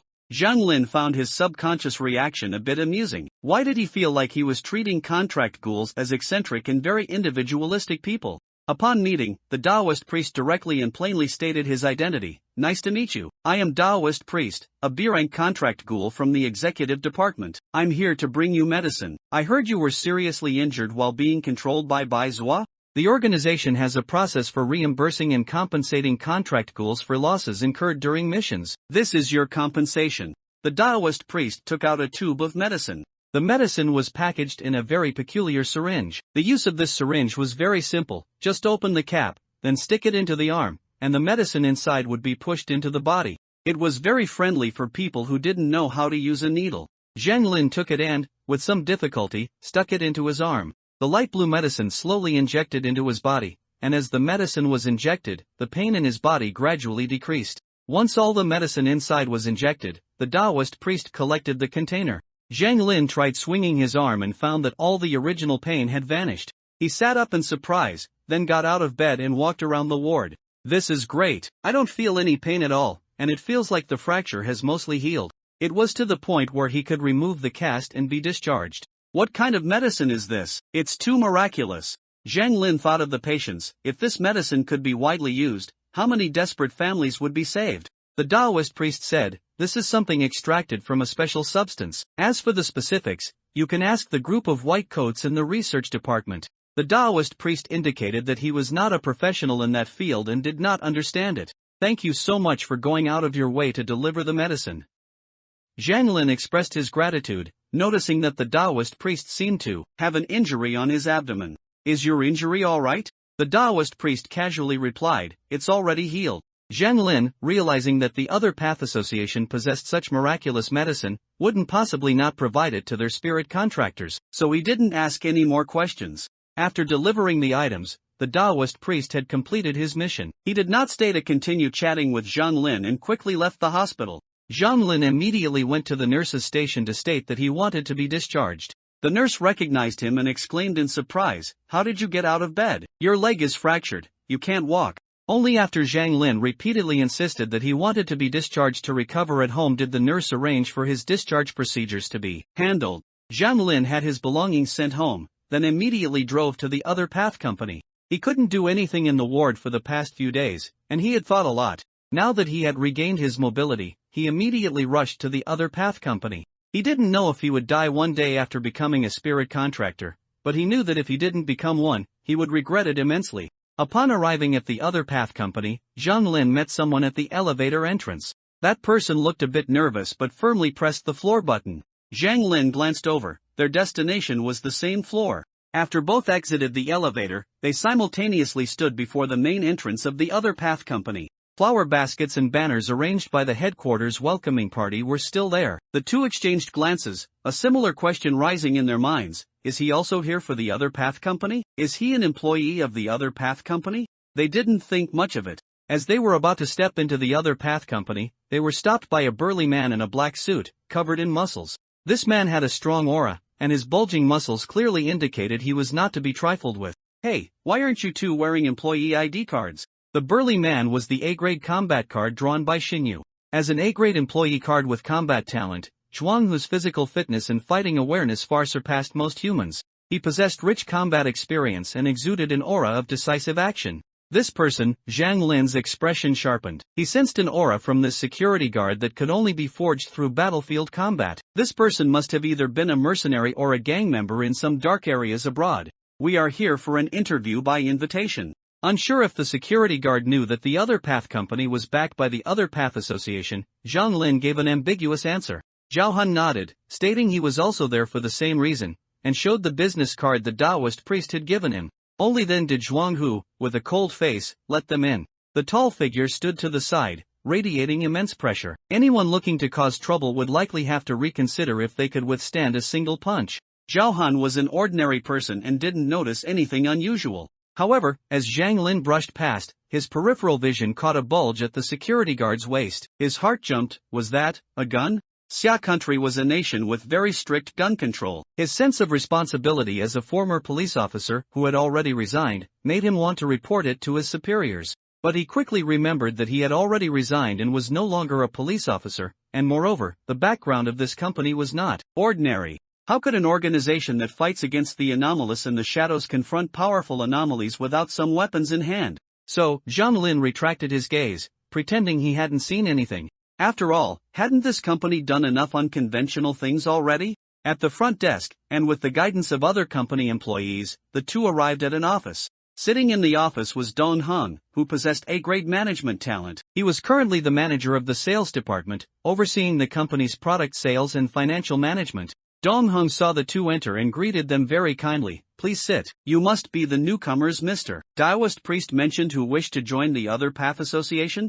Zhang Lin and Zhao Han sat opposite him. Deng Xiaorui from the logistics department came in, poured 3 cups of tea, placed them in front of them, then quickly left, thoughtfully closing the door so as not to disturb their conversation. Dong Hung picked up the 2 files on the desk. He had already reviewed these files, which contained the biographies, deeds, family relatives, and other information about Zhang Lin and Zhao Han. It was a regulation that the other path association would investigate the background information of anyone wishing to become a spirit contractor. Both files were in order, and both individuals had spirit contractor recommendations. Zhang Lin was recommended by Bai Zua, and Zhao Han by the Taoist priest. Zhang Lin had already been designated by Bai Zua, making him a confirmed internal member. As for Zhao Han, Dong Hung asked Zhao Han, do you know what kind of profession a spirit contractor is? People who fight against anomalies and specialize in containing them. Dong Hong nodded. He wasn't a clueless hothead. He didn't have the authority to dissuade Zhao Hun. Or rather, once Zhao Hun became a spirit contractor, even if he was only an E-grade spirit contractor, he would be someone Dong Hong needed to treat with respect. Most of the other path associations' other departments were established to provide assistance and services to spirit contractors. Alright, then you can go and enter your employee information. Oh, and when you become spirit contractors later, don't forget to come to the company to update your status. Dong Hong gave the two a contract with information to fill out, then had someone take them to HR to handle the onboarding procedures. It was a simple and crude vetting process, not at all like a mysterious organization's. The two hadn't expected to join the other path association so easily, without an assessment, or even complex questions.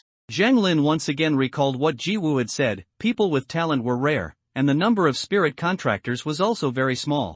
Facing such a multitude of anomalies, spirit contractors simply couldn't keep up. Zhang Lin clenched his fist, thinking of the ever-increasing number of people killed by anomalies reported in the news. He resolved to become stronger. Zhao Hun clenched his fists and said to Zhang Lin excitedly, "This is great. We've joined the other path association. Once we become contracted strangeness masters, we won't have to fear being killed by strangeness anymore." Zhang Lin discreetly probed him and learned that Zhao Hun had encountered strangeness and was saved by a B-rank contracted strangeness master, a Taoist priest, which sparked his desire to become a contracted strangeness master. But, after becoming a contracted strangeness master, would he truly no longer be afraid, and would he truly not die? Zhang Lin didn't want to see young people with infinite futures silently die in some corner, which was why he wanted to join the other path association and become a contracted strangeness master. Zhang Lin was about to expose his fantasy and tell him the cruel reality, lest Zhao Hun regret it later. Zhao Hun then spoke, "I also know that becoming a contracted strangeness master doesn't mean absolute safety, but at least I'll have the power to resist." Seeing the determined look on Zhao Hun's face, Zhang Lin swallowed the words of persuasion. This is good too. He knows what kind of path he's chosen. They left the Human Resources Department. As soon as they stepped out, they saw a woman with bandaged ears standing in the corridor, excitedly grabbing a logistics officer from the headquarters and shouting, "What? My ear can be healed?" The woman's clothes had an employee ID clipped to them, with her name written on it, Su Ro. The logistics officer raised his hand, helplessly telling her not to be so agitated. "Yes, it can be healed. Didn't you read the employee handbook? Our employee benefits are quite good. Many people choose to join the organization because of the employee benefits." Su Ro removed the bandage, revealing the bare side of her face where an ear was missing. "But my ear was completely cut off, and it's already been destroyed by strangeness. Can it really grow back?" The logistics officer nodded without changing his expression. "We can help you order a biological prosthetic." Though called a prosthetic, it's actually made of flesh and blood, just like your original ear, and there won't be any side effects. Not only Su Ro was shocked, Zhang Lin and Zhao Hun were equally stunned. "No way? Does such high-tech stuff really exist?" The logistics officer replied proudly, "Of course, the other path association's technology is hundreds of years more advanced than Blue Star's. This is nothing to the other path association." Zhang Lin could hardly believe it. Hundreds of years? Isn't that a bit exaggerated? Humanity has only entered the technological era for a mere 100 years. Surpassing by a few decades or 100 years is understandable, but hundreds of years? What kind of concept is that? It means the other path association is a dimension-crushing force compared to Blue Star. Seeing the shocked expressions of the three, the logistics officer patted their shoulders with satisfaction. "The longer you stay in the other path association, the more you'll realize how unfathomably deep and immensely powerful a behemoth the other path association is." The logistics officer asked Su Ro to follow him to draw blood, specifically to custom-make a biological prosthetic for her. Since the logistics officer said so, it was impossible for him to be lying to them. Then, the other path association really could create biological prosthetics to replace disabled limbs. Zhao Hun looked yearningly. His organization was so powerful, he naturally felt honored. "This is amazing. The other path association is too incredible. Even this kind of high-tech exists." The two walked down the corridor, chatting. Suddenly, they were bumped by a person with their hands in their pockets and a foul expression. The person glared at them unhappily, let out a tch, and said, "Hey, don't you have eyes? You bumped into someone. Aren't you going to apologize?" Zhao Hun quickly apologized. "I'm sorry, I'm really sorry. I was talking to him just now and wasn't paying attention to where I was going." Zhang Tianzong's face was sour. He had just sparred with Su Zhou and lost, which had already put him in an extremely bad mood, and now he was bumped into again. Naturally short-tempered, he didn't want to tolerate it and immediately exploded. Seriously, you're so clumsy and you want to become a contracted strangeness master? Heh, I bet you'll soon be scared and run back to your mommy, won't you? Jiang Tianzong had overheard their previous conversation and knew these were two newcomers who wanted to become contracted strangeness masters, so he seized on this point to mock them. Zhao Hun trembled with anger. However, the other person's aura clearly indicated they weren't to be trifled with, and they were likely a contracted strangeness master. If he fought, he might end up at a disadvantage. So Zhao Hun held back. Zhang Lin, on the other hand, was not surprised. Another troubled youth, he sighed inwardly. Are all contracted strangeness masters like this, more or less problematic? Sorry, we didn't mean to bump into you. If anything happened to you, we can compensate. Zhang Lin knew that some contracted strangeness masters had eccentric personalities and didn't want to provoke the other party. Jiang Tianzong grew even angrier at these words. Was he like some petty hoodlum who extorted money through physical contact? Jiang Tianzong was about to curse, but then he felt a very threatening strangeness aura from Zhang Lin. This aura?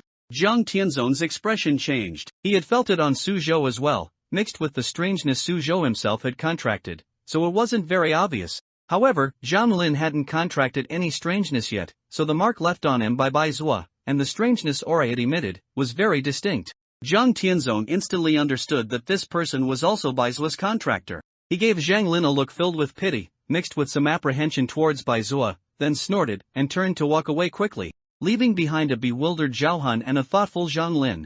Jiang Tianzong passed a trash can and kicked it over in annoyance. Damn it, every single one of them. His phone in his pocket vibrated. Jiang Tianzong impatiently pulled it out. A mission? Ha, what a joke. Why should I go on a mission with that guy? Jiang Tianzong saw that the mission stated that he, Su Zhou, and two newly joined newcomers would be going on the mission this time. This mission wasn't dangerous and would allow him to let the two newcomers experience the mission process. Jiang Tianzong ruffled his hair in annoyance. What the heck? Why did he have to lead newcomers? He was clearly a newcomer himself, having only joined recently.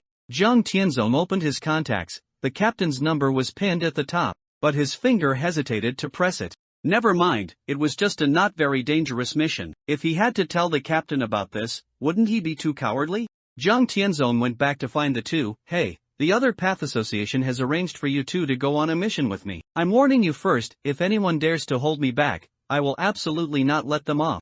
Zhao Hun's mouth dropped open. He pointed at himself and Zhang Lin. Us? Go on a mission? Hadn't they even contracted strangeness yet? Why were they going on a mission? Zhang Lin was also surprised. Only contracted strangeness masters can fight strangeness, right? We're just two ordinary people. We can't cause any harm to strangeness and will only be a burden. Jiang Tianzong made a call. Hey, send me some weapons suitable for newcomers. Something easy to use. The headquarters employee guarding the warehouse respectfully agreed to Jiang Tianzong's request. He had someone pick out a few firearms most suitable for newcomers, along with a dozen magazines, and after asking how many people there were, he also took 3 light blades and urgently had them sent to Igue Company. The 3 waited downstairs. Suzhou rushed down. Sorry, I'm late. The logistics personnel quickly delivered the weapons. The 4 of them rummaged through the car's trunk. Wow, there are even guns, that's so cool. Zhao Hun picked up a gun and caressed it with adoration, having only touched a gun a few times during military training.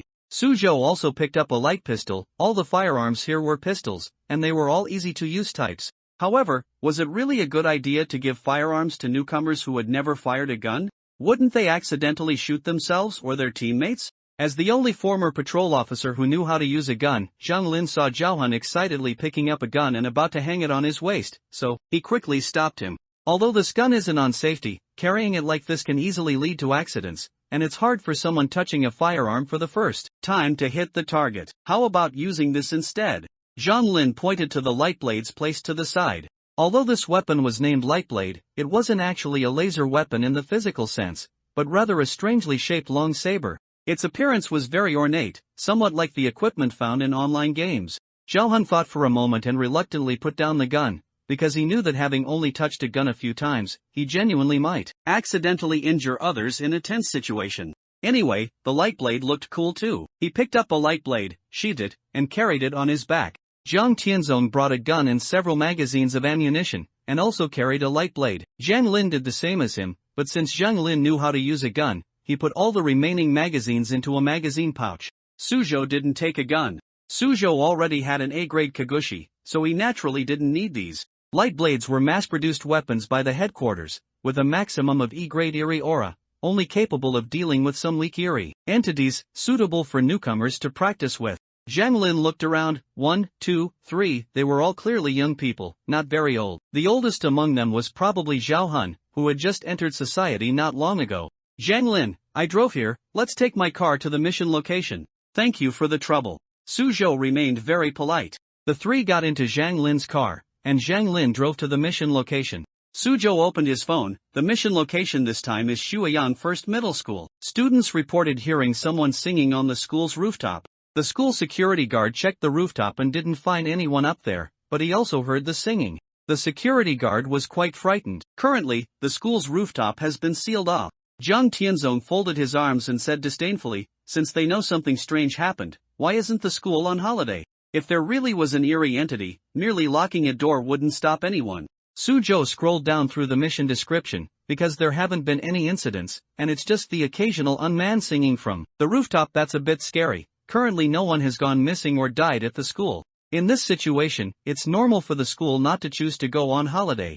After all, First Middle School was one of Anyang City's top schools. It's been several days since the anomaly was discovered, so the organization has also judged this mission to be of low difficulty. Not all eerie entities are actively aggressive. Some eerie entities, despite varying in strength, prefer to stay in one place without moving. As long as no one disturbs them, they are not aggressive.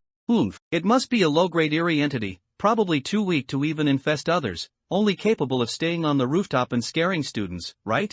Zhang Tianzong also finished reading the mission description and had a grasp of the mission's difficulty. I can contain this kind of eerie entity by myself. Suzhou rubbed his nose, chuckled, and didn't refute him. After all, Suzhou was also a newcomer and couldn't make any experienced judgments. If Mr. Ji Wu were here, he might be able to figure something out, right?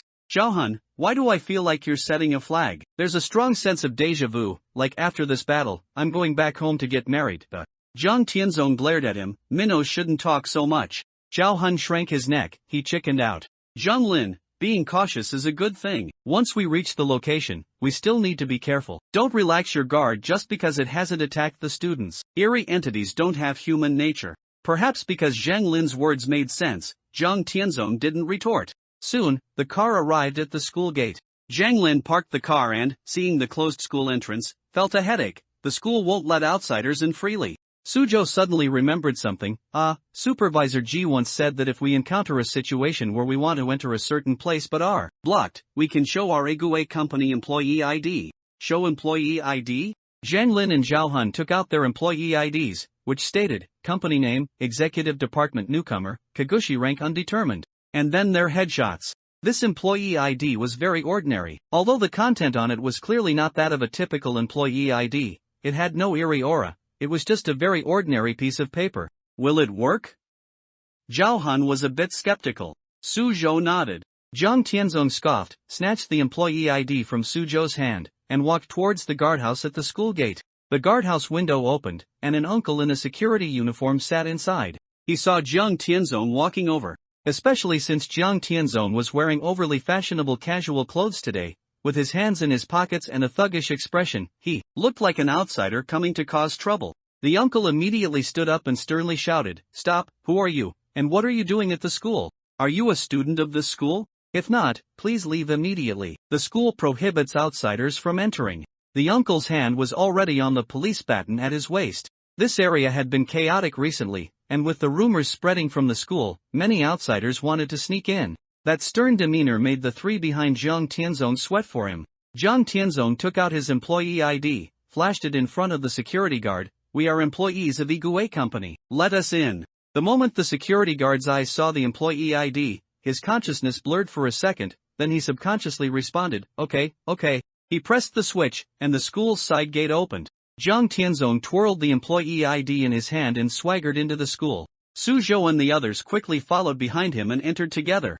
Oh, that's amazing. That, right, Suzhou? Suzhou nodded, right.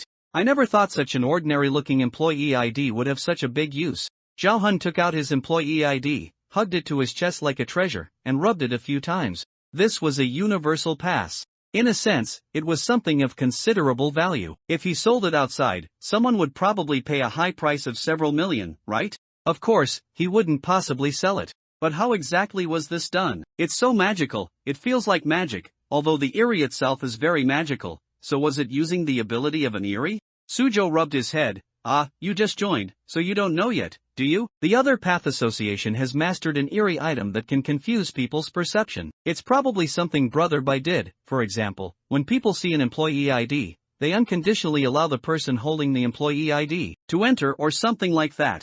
Zhao Hun, that's still very magical. The other Path Association is truly too strong. Zhang Lin hissed. He said helplessly, although doing this doesn't comply with regulations, well, the work of a contracted Erimancer is already unconventional. If they are hindered during an urgent mission and can't arrive in time, it could lead to a major disaster. Thinking of it this way, it's understandable. Zhang Lin was not the kind of person who was stubborn and inflexible. Hey, what are you dawdling for over there? Hurry up and catch up. Jiang Tianzong, who was ahead, turned back impatiently and shouted, Coming. Sorry to keep you waiting. We'll be right there. It was class time, and there weren't many people on the school's playground, allowing them to smoothly reach the door to the school's rooftop. The large door leading to the rooftop here was locked, and many miscellaneous items were piled around it to prevent students from approaching. It took the group some time to clear the clutter aside before they could get close to the rooftop door. Zhao Hun, as expected, it's locked. Zhang Lin, it's actually normal for the rooftop to be locked. After all, this is a school, and dangerous places like rooftops wouldn't be casually open for students to play on. Su Zhou, that's true. Zhao Hun, how do we get in without a key? Jiang Tianzong pushed Zhao Hun, who was blocking the way, aside. Move. He took off his light blade and aimed a slash at the lock. Click. The lock was split into two halves. Zhang Lin, that was truly swift and decisive. Jiang Tianzong kicked open the door. A large cloud of accumulated dust rose up. Cough, cough, cough. The group covered their noses one after another, constantly batting away the dust that rushed at them. The group walked onto the rooftop. The school's rooftop was empty, with nothing on it, and anti-fall railings were built along the edges. As soon as Suzhou stepped in, his expression turned stern. This aura. Jiang Tianzong looked around. This concentration of eerie aura doesn't seem to be left by a low-level eerie. He said in a heavy tone, it's possible we've really encountered a big one. Suzhou took out his phone, about to send a message to Bai Zua and Ji Wu. But he found that his phone had no signal at all. Messages sent only showed a red exclamation mark. Jiang Tianzong turned around and ran towards the rooftop door. What are you standing around for? Run. The others then reacted and followed him, running towards the door. Just as the group was about to reach the door, it suddenly closed right before their eyes. Bang! Jiang Tianzong slammed his light blade against the door, but it didn't leave a single mark. Something's wrong. We've already stepped into that eerie domain. Although the light blade wasn't a high-grade eerie item, it wouldn't fail to leave even a trace when cutting an ordinary iron door. Everyone immediately became vigilant. An eerie with an eerie domain could not be low-level. Only eeriness of at least C rank possessed an eerie domain. Eerie domain? Zhao Hun was stunned. This was the first time he had heard this term.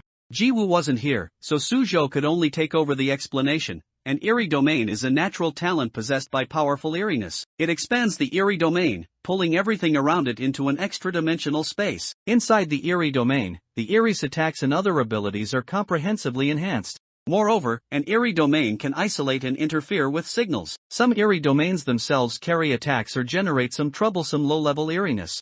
Zhao Hun, that sounds very difficult to deal with. Is there a way to leave an eerie domain? The others looked at Suzhou.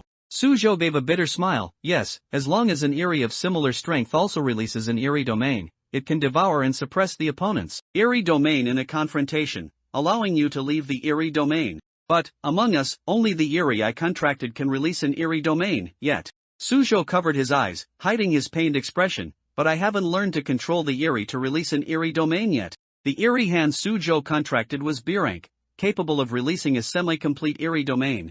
Zhao Hun's face turned pale.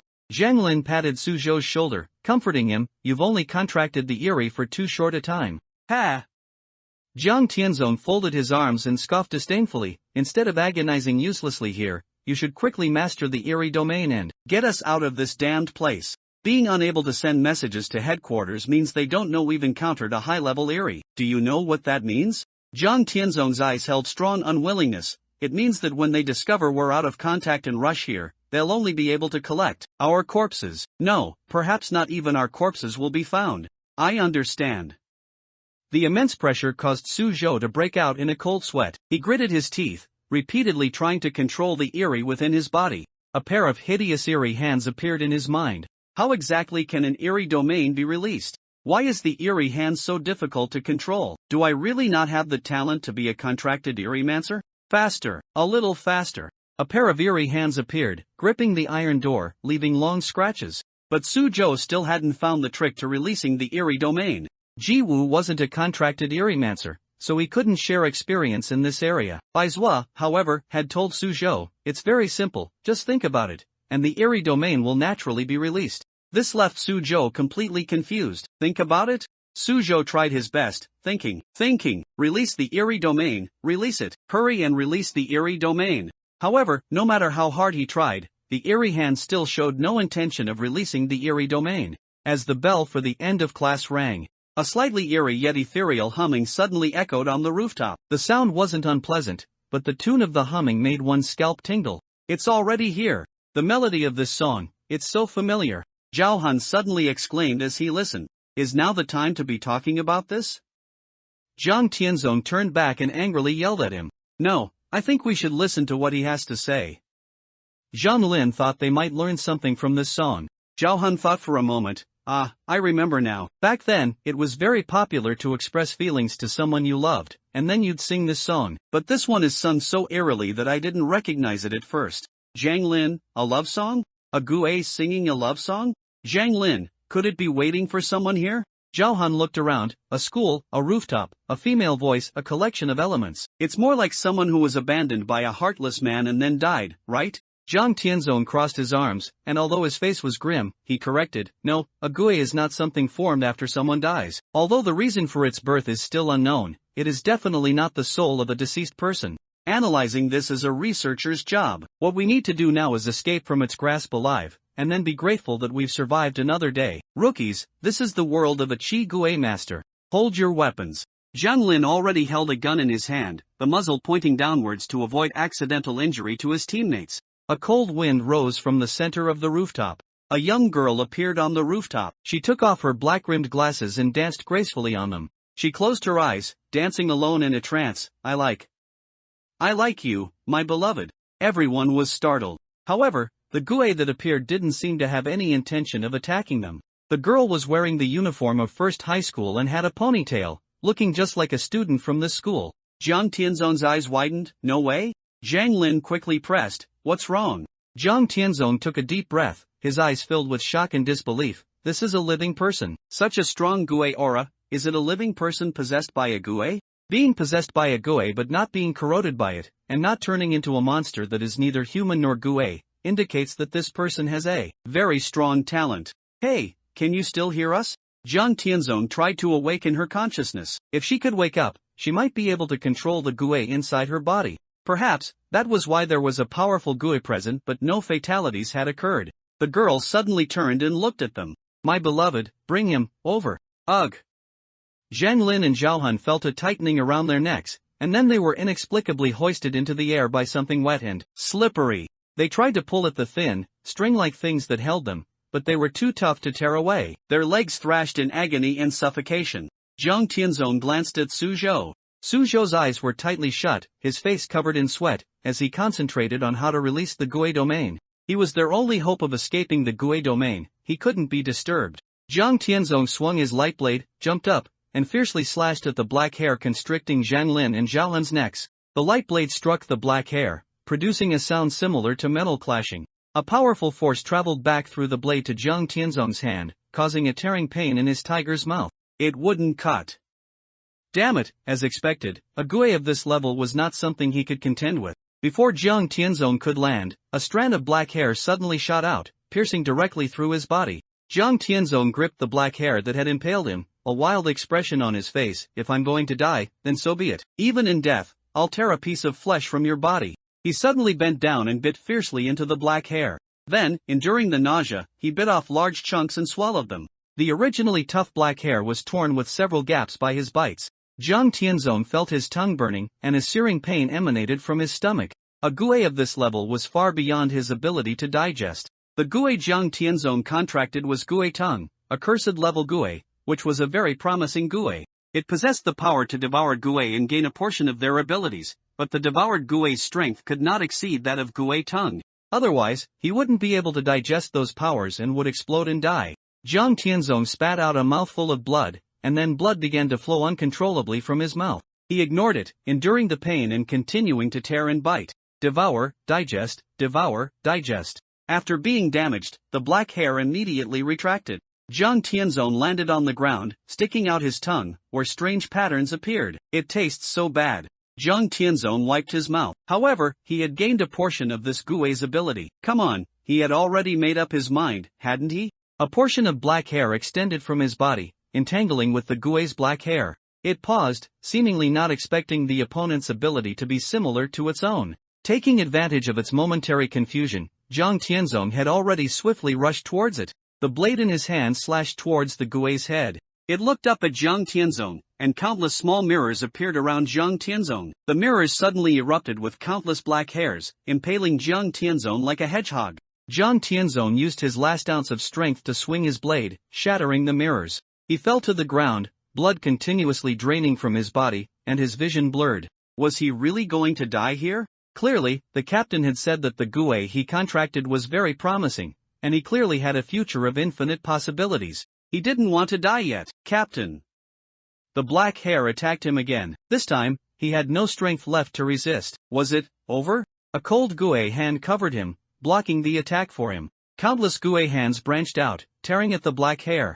Zhang Lin and Zhao Hun were also rescued by the gue hands. Jiang Tianzong struggled to turn his head and look. Suzhou stood there, panting heavily and drenched in sweat. Starting from him, he had unleashed the gue hand's gue domain. At the last moment, Suzhou had finally mastered the method of releasing the gue domain. His eyes burned with rage, and he gripped the great Xia dragon sparrow in his hand, beginning to attack the gue in conjunction with the gue hands.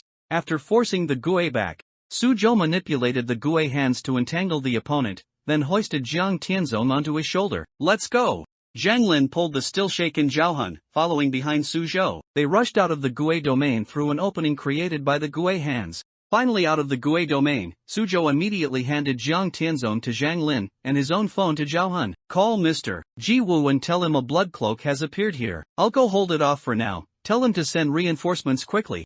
Zhang Lin knew the situation was urgent. He said nothing more, carrying Jiang Tianzong on his back and rushing downstairs. At the same time, Zhao Hun dialed the number the moment the signal returned. The phone rang a few times before it was answered. Suzhou? Is this Mr. Ji Wu? We've encountered a blood robe here. Please send reinforcements immediately. Suzhou stayed behind to hold off the otherworld contractor.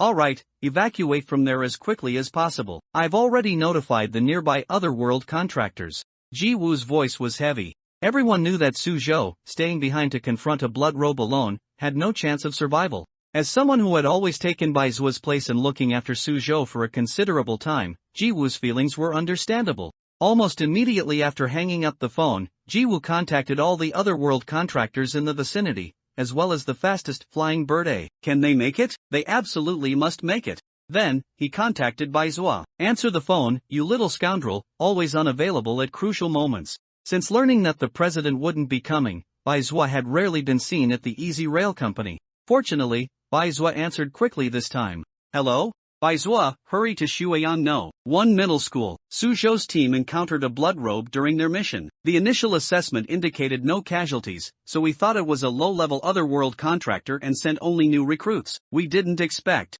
No way? That's truly unfortunate. Bai Zuo's voice was a bit distorted over the phone, but his tone didn't convey much concern or regret. Those who can become otherworld contractors are already few. Suzhou is very talented. Didn't you use your ability to shape his cognition precisely because you wanted this useful blade? Suzhou won't last much longer. Ji Wu saw a message from the president and exhaled in relief. The president just instructed me. He allows you to use that ability. Upon hearing president, Bai Zuo's voice brightened considerably. The president? Since it's the president's order, then I have no choice but to obey. Ji Wu was the one most aware of Bai Zuo's terrible personality, but when it concerned the president, Bai Zuo's promises became much more genuine. Ji Wu sighed in relief. Although Suzhou would once again become a tool in this person's hands, it was at least better than losing his life. Only by staying alive could there be a future. On the rooftop, Sujo struggled to fend off its attacks, relying on the otherworld contractor he had released. Sujo could feel his mental energy growing weaker, while the opponent didn't seem to be serious, as if it was waiting for someone to arrive. Its attacks on him were more like a beast whose territory had been suddenly invaded by an outsider, instinctively wanting to kill or drive away the intruder. The aggressiveness of this otherworld contractor was indeed lower compared to other otherworld contractors Jiwoo had told him about. If they hadn't suddenly intruded, or perhaps the otherworld contractor they had contracted had stimulated the other party, maybe the other party wouldn't have attacked them. Sujo gave a wry smile. I can't hold on much longer. The otherworld contractor was entangled by the sky-high black hair. The black hair looked pliable, but when it pierced, it went straight through. After the otherworld contractor opened its otherworld contractor, the thousands of otherworld contractors that had dispersed were dealt with one by the black hair. The released otherworld contractor was also on the verge of breaking apart under the opponent's subconscious erosion. If this continued, once the otherworld contractor broke, he would probably be impaled like a porcupine by those black hairs. Sujo heard the laughter and chatter of many students from the school. Classes were over now, and many students had gone out to the corridors or downstairs to play, enjoying their rare break. He hoped that after he died, this otherworld contractor wouldn't involve other students. The otherworld contractor was torn apart. The otherworld contractor's fingers were broken. Countless black hairs pierced it, drawing power from its body. Sujo knelt on one knee. Countless black hairs surged towards him, about to engulf him. Suddenly, many memories flooded Sujo's brain. Bullying, abuse, blood. Sujo clutched his head, letting out a heart-wrenching scream. His tears flowed. How could he forget? Scene after scene of horrifying and desperate memories flashed through his mind. His gambling father lost a large sum of money outside. He rushed in, panicked, pulling his mother to get her to produce money to pay off the debt. I can't give it to you. This is Jojo's tuition. Do you want to ruin his life forever? His mother was uncharacteristically firm. Please, just this once. I swear I'll never gamble again. If I don't pay them back, those people will kill me. Do you want Sujo to lose his father at such a young age? With a father like you, he won't have a good life. I won't give you this money. If you want to pay back, go find a job, earn it, or borrow it yourself. Just don't even think about his tuition. Arguments, fighting and scolding. Finally, Sujo returned home, opened the door, and saw his mother lying in a pool of blood. He took that man to court. In the end, Sujo stood on the rooftop. It was then that he met Baizua. You can no longer live? Sujo looked back, his eyes filled with pain. I'm in so much pain. Someone like me is completely useless. I can't find a reason to live. Baizua sat on the railing, his legs dangling outside, a dangerously heart-stopping pose. One wobble, and he might fall from the height. A reason? Is a reason all you lack? No. Sujo looked up at the sky. Perhaps, it's not just a reason I lack. It was the loss of the desire to live. Then I can give you a reason to live. A reason? How did he answer then? He seemed to have agreed. Memories were disrupted, reorganized at this moment, his memories were altered. Only now did he recall them. Sujo clutched his heart, suddenly feeling his heart ache, and his breathing became increasingly difficult. Soon, those heavy memories sank, and some even more unbearable memories resurfaced. Sujo nimbly rolled on the ground, dodging the black hair's attack. He looked up, his usually timid and cowardly personality having undergone a drastic change. His eyes were calm. While dodging the black hair, he calculated the odds of victory in the battle. The power gap is too large, the chances of winning are less than 10%. Too much mental energy has been consumed, it's difficult to release the otherworld contractor again. Sujo swung his blade, precisely severing the black hair that lunged at him, then rolled again, avoiding other black hair attacks. He fought while retreating. Even the moment mirrors appeared around him, he decisively avoided fatal injuries, shattering them with minimal loss. His calm and decisive demeanor was as if he had suddenly become a different person. Sujo blocked an attack, then immediately retreated from the rooftop, walked out the iron door, and closed it. He took a few steps back, staring at the iron door for a few seconds. It didn't pursue me. It seems this otherworld contractor only moves on the rooftop. Several students were startled by him bursting out. There's an outsider here. How did he get in? He's holding a knife, and there's blood on his clothes. Could he be a serial killer? The students screamed and turned to run. Sujo took a bandage from his bag, dressed the still bleeding wound, then sat on the ground and closed his eyes to rest. He was trying to recover his physical strength and mental energy as much as possible. There are too many students in the school. If the bazaar goes berserk, these students will be the first to be affected. Suzhou analyzed the various possibilities that might arise next, a thoughtful expression on his face. A large number of students will hinder the contracted bazaar master's containment and may also increase the bazaar's strength. Suzhou propped himself up against the wall and stood. He rubbed his face, putting on a ferocious and arrogant expression. It's a bit difficult, but if I can imitate 70% of Jiang Tianzong's demeanor, it should be enough to scare these people. He picked up the great Xia dragon sparrow and smeared some of his own blood on it. Coupled with his current expression, he looked every bit like a serial killer about to go on a rampage. Indeed, every student who saw him cried and screamed, like a flock of sheep chased by wolves, bleating as they were driven downstairs. Suzhou's pacing was excellent, his speed was neither too fast nor too slow, creating a sense of urgency while giving them enough time to run down. By the time he had walked a few laps around the building, everyone in it had fled. Suzhou looked downstairs. Many students had already run to the entrance, but they were stopped by the school guards and couldn't leave until several equally frightened teachers came forward, after which everyone was allowed out. Now, I'm the only one left in the school. Suzhou leaned against the wall, silently calculating the time since Zhang Lin and the others had evacuated. The contracted bazaar master dispatched by headquarters would arrive within 10 minutes. By his calculations, they should have arrived already. That's right, Fei Niaowei had already arrived. He appeared directly above the rooftop, which was why Suzhou hadn't noticed him. As soon as Fei Niaowei arrived, he glanced at the battle situation on the rooftop. The floor of the rooftop was extensively damaged, with blood splattered everywhere, but he didn't see any corpses. Xinyu, who was controlling Fei Niaowei, looked at the bazaar standing below. His eyes held a complex expression. He recognized that bazaar. The person possessed by the bazaar was his classmate, Song Xiajie. Were those emails sent by her? It seems she's deeply affected by the bazaar. Is there still a shred of sanity left? Song Xiajie's consciousness was trapped within her body, rising and falling. She could perceive the outside world, but the feedback she received was very blurry. She could feel her body being controlled by a monster, her memories being rummaged through, and she could only desperately restrain this bazaar, preventing it from going on a killing spree. Fortunately, ever since it went to a certain place and returned, it seemed to have been severely injured, and she could sometimes regain control of her body. This was how she managed to confine it to the rooftop. However, today some strange people appeared. They carried a power that made the bazaar feel threatened. So she lost control of her body again, only able to watch the bazaar within her body attack those people. She could only desperately hold on to it, preventing it from leaving the rooftop's confines. Fei Niaowei landed in front of it. You are the first person to retain your consciousness without signing a contract with a bazaar. Fei Niaowei carefully observed the young girl's body in front of him. It's already fused with it, this makes things difficult. In his line of sight, the girl's soul had already fused with the bazaar. If they were forcibly separated, the girl would not survive. Fei Niaowei spread his hands. Let the research department's people worry about this. Fei Niaowei reached out his hand. The bazaar sensed the threat, and this time it held nothing back. The full force of its power made the entire building begin to shake precariously. Ah!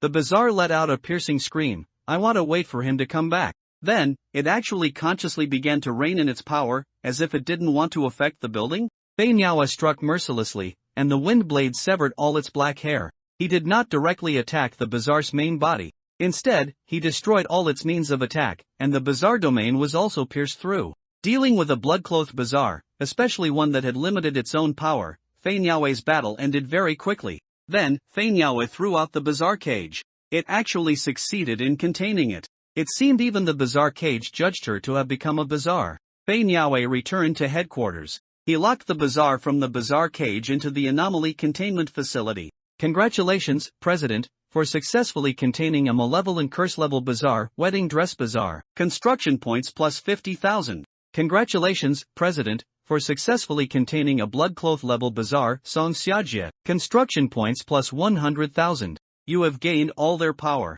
You have publicly proclaimed the existence of the Other Path Association. Construction points plus 593. Xinyu completed his discharge procedures today. He no longer wanted to stay in the hospital, so he checked out and went home to recuperate. Now he was back in the main hall of the Other Path Association headquarters. Xinyu wanted to confirm something. Xinyu walked towards the anomaly containment facility. Along the way, he met many busy employees, who respectfully made way for him, President. Only after Xinyu passed did they dare to whisper, "Is that the president? He looks too young, doesn't he?" A contracted bazaar master's age cannot be told from their face. Don't let the president's youth fool you. The other path association was established by him personally, so it's clear his true age must be very old. Hiss, so he's thousands of years old? Can people really live that long? Is the existence of bazaars normal? That's true. We should go move the goods. Shinyu didn't pay attention to what these employees were saying. He arrived at the anomaly containment facility. The first few rooms already contained several bazaars. Looking at the serial numbers above, Shinyu raised an eyebrow. 1 to 108?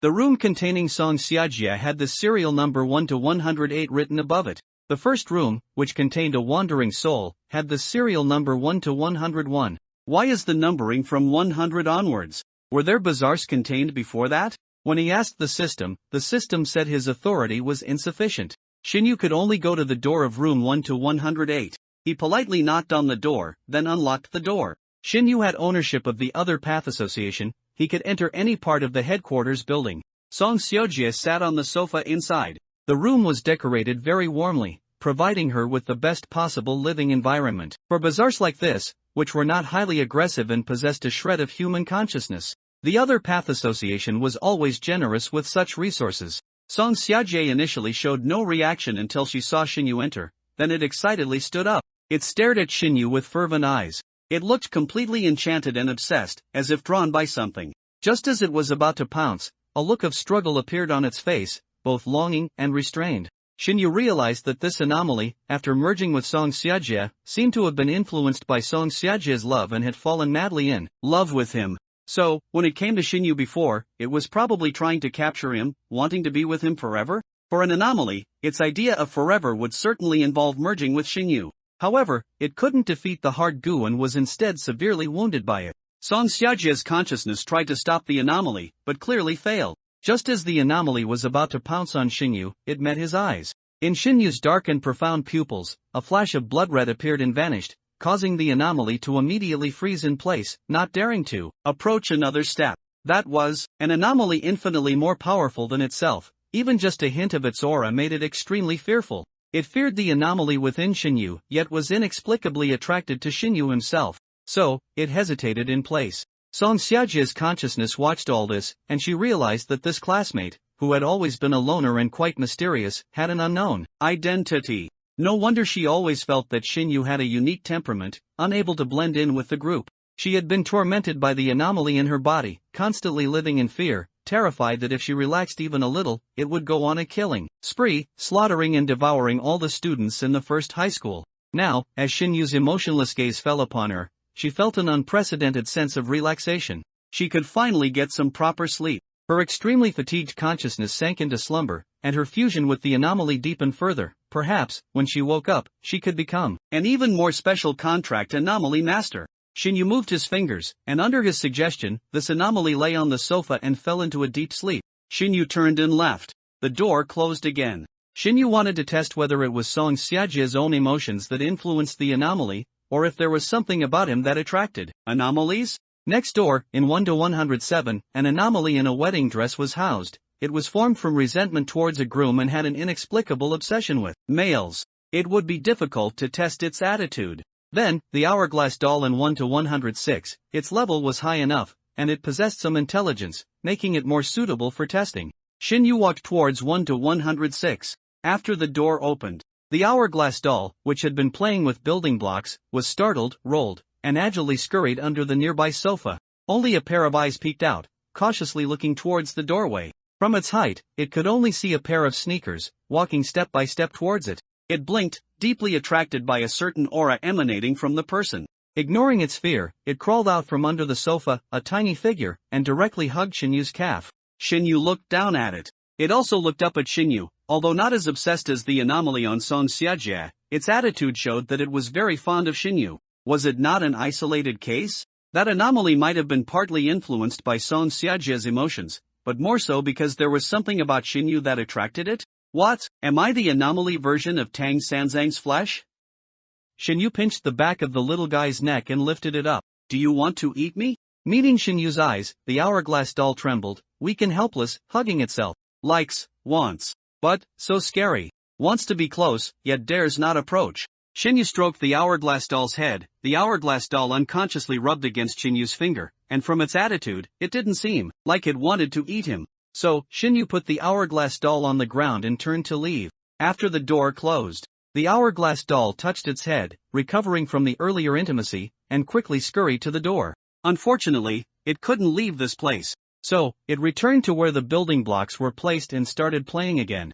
This time, its posture was filled with joy, as if it had found something worth pursuing for its entire life, and it was willing to stay. Shinyu went around to other anomalies and basically confirmed one thing. The higher the level of the anomaly, the more it was attracted to him. What exactly about him attracted these anomalies? As for the inexplicable fear, it was probably because after he gained so many anomaly powers, his aura became too strong, which is why these anomalies feared him. So my previous setting was partially fulfilled, right?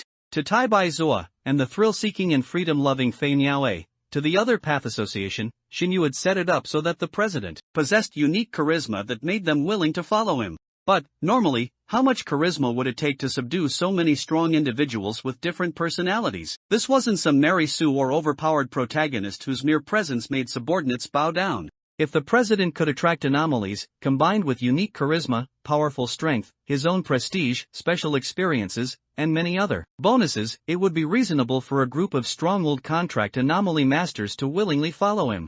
Shinyu hadn't thought so much at first, but events were unfolding exactly as he had hoped. Shinyu pulled up the Other Path Association interface.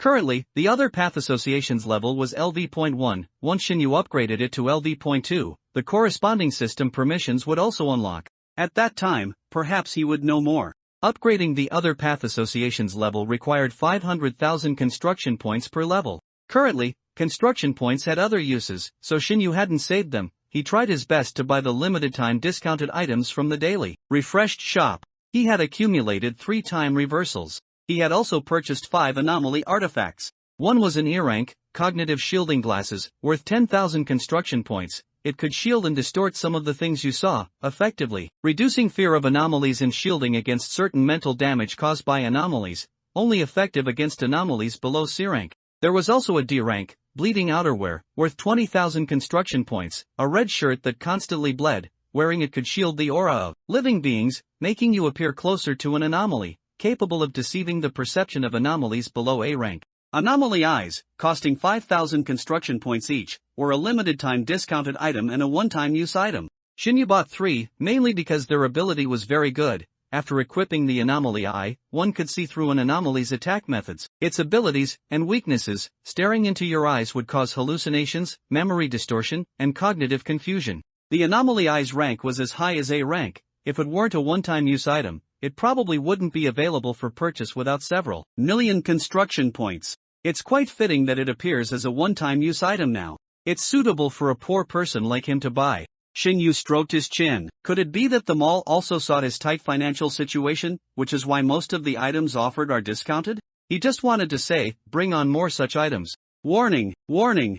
Abnormal spatial fluctuations detected near White Plate Plains. Please, President, dispatch employees or personally investigate.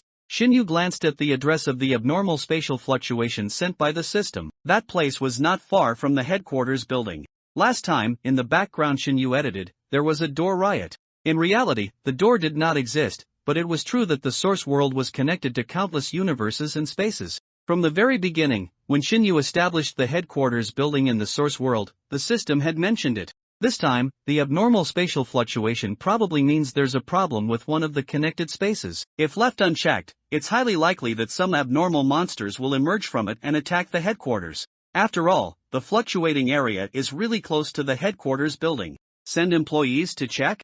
No, the Other Path Association has too few employees. It's already barely functioning. If a few more die, the Other Path Association will become an empty shell. Just right, he had drawn an SSS rank card. With that level of strength, he shouldn't get stuck in a space, right?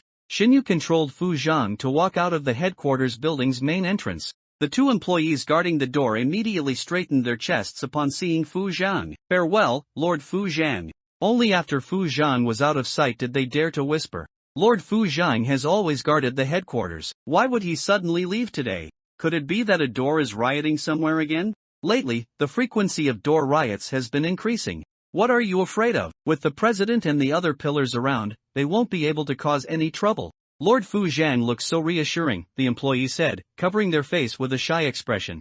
Why are you blushing like a teapot? Don't you think so? Although that's true, why are you blushing like crazy? Gross. You're too hurtful with your words. The two bickered for a while, and when they heard someone else coming out from inside, they immediately stood straight and resumed their guard duty. Today was another day of slacking off. Of course, don't let their current idleness fool you. They are equipped with weapons and constantly hold firearms. If anyone tries to break into the building, they would be the first to rush forward. Their leisure is due to the absence of danger around them. If they were to become vigilant, it would indicate that danger is approaching. Fu Zhang arrived near the address provided by the system. The spatial fluctuations here were very obvious. The surrounding space twisted from time to time, and the weeds and soil on the ground were messed up by the chaotic spatial energy. As soon as Fu Zhang approached, he felt a repulsive force obstructing him. A piece of information entered his mind. The space connected here is a dungeon of a strange world? The level is too high to enter? However, it's somewhat different from the dungeons on Blue Star. Once you clear a Blue Star dungeon, it's permanently closed. Dungeons are formed only because of a certain strangeness. By killing or containing the strangeness, the dungeon naturally ceases to exist. Dungeons in the strange world are different. They are actual, existing spaces, but they are often guarded by many strange entities. This means that the resources existing within these spaces can be extracted. Xinyu increasingly felt that the system was a cultivation game. Now even dungeons for collecting resources have appeared. Xinyu became interested. He checked and found that this space required people below C rank to enter. It seemed to be a lower-level space, prohibiting powerful individuals from fishing there. I don't have anything else to do anyway, so I'll go in and take a look. Xinyu possessed so many strange powers, he wondered how he would be judged. Xinyu also arrived before this space. He suppressed all his powers, only revealing the power fluctuations of a vengeful spirit. The space detected his power, probably only sensing the power fluctuations Xinyu released, so Xinyu received a message, entry allowed. It seems the rules of this space are very rigid. It probably didn't expect Xinyu alone to possess several strange abilities. Then I'll go in and see. Xinyu stepped into the space without hesitation. A cold, emotionless mechanical voice, different from the abnormal containment system, sounded, "You have arrived at Vaser Underground City. The city lord is greatly troubled, brave warrior from afar. Please accept the bounty and go to subjugate the monsters invading the underground city." Xinyu looked up and saw a bustling underground city where people were active everywhere. There were even living people here? Xinyu examined them carefully. He didn't detect any strange aura from them, and their appearances were normal, without any mutations. Were they really ordinary people? So many ordinary people could survive in a strange world? Xinyu didn't know much about the strange world. He walked through the underground city. On the streets, many residents were selling various fabrics and other manufactured goods. Their overall attire resembled that of Western medieval times, quite primitive. They conversed, their faces grave. They spoke a language Xinyu had never heard before, but as it reached his ears, it was automatically translated, conveying the meaning of their words. Are those monsters invading the city again? How terrifying. If this continues, the city won't be able to hold out much longer. The city lord has issued a bounty. He is willing to offer half of his wealth to a warrior who can eliminate these monsters. I hope these monsters can be eliminated soon. I don't even dare to let my children out to play anymore. Food in the city is also running low. If we remain trapped in the city and can't go out to farm, we probably won't last much longer either, will we? Oh, is this an outsider warrior? Many people noticed Xinyu's arrival. As Xinyu walked down the street, others would consciously make way for him. Such strange attire, very much like those adventurers from outside who always wear armor, carry weapons, and dress oddly. A warrior has come to our city. Are we saved? That's great. Xinyu was being watched by them. However, they seemed to be wary of the warrior's strength and never got too close. It didn't affect Xinyu, so he continued walking on his own. He arrived at the public notice board. A bounty issued by the city lord was posted here. Anyone who could eliminate the invading monsters would be given half of his wealth as a reward to the warrior who completed the bounty. Xinyu looked at the bounty notice, a very classic game mechanic. He reached out and took down the bounty notice. Oh, he took it off, he really took it off. The warrior chief this time is truly handsome. I wonder how long this warrior will last. It would be great if all those monsters could be cleaned up. The residents cheered. A trembling old man, leaning on a cane, walked over. He took out a bag of gold coins, a pot of water, and a bag of dry rations. Warrior from afar, this is a small token of our appreciation. Please accept it. Many people looked over. This bag of gold coins was what they had all pooled together. If the warrior could solve the monster problem, they would be able to go out of the city and farm. Shinyu didn't stand on ceremony and accepted the items the old man offered. Shinyu stored the items in his system's warehouse, asked for directions, and then turned to walk towards the city gate. This was an underground city. Reaching the city gate required climbing a long flight of stairs. Outside the city gate, that should be the surface, right? A guard nearby mechanically pulled up the city gate. Shinyu walked out of the city gate, then looked back at the descending iron door.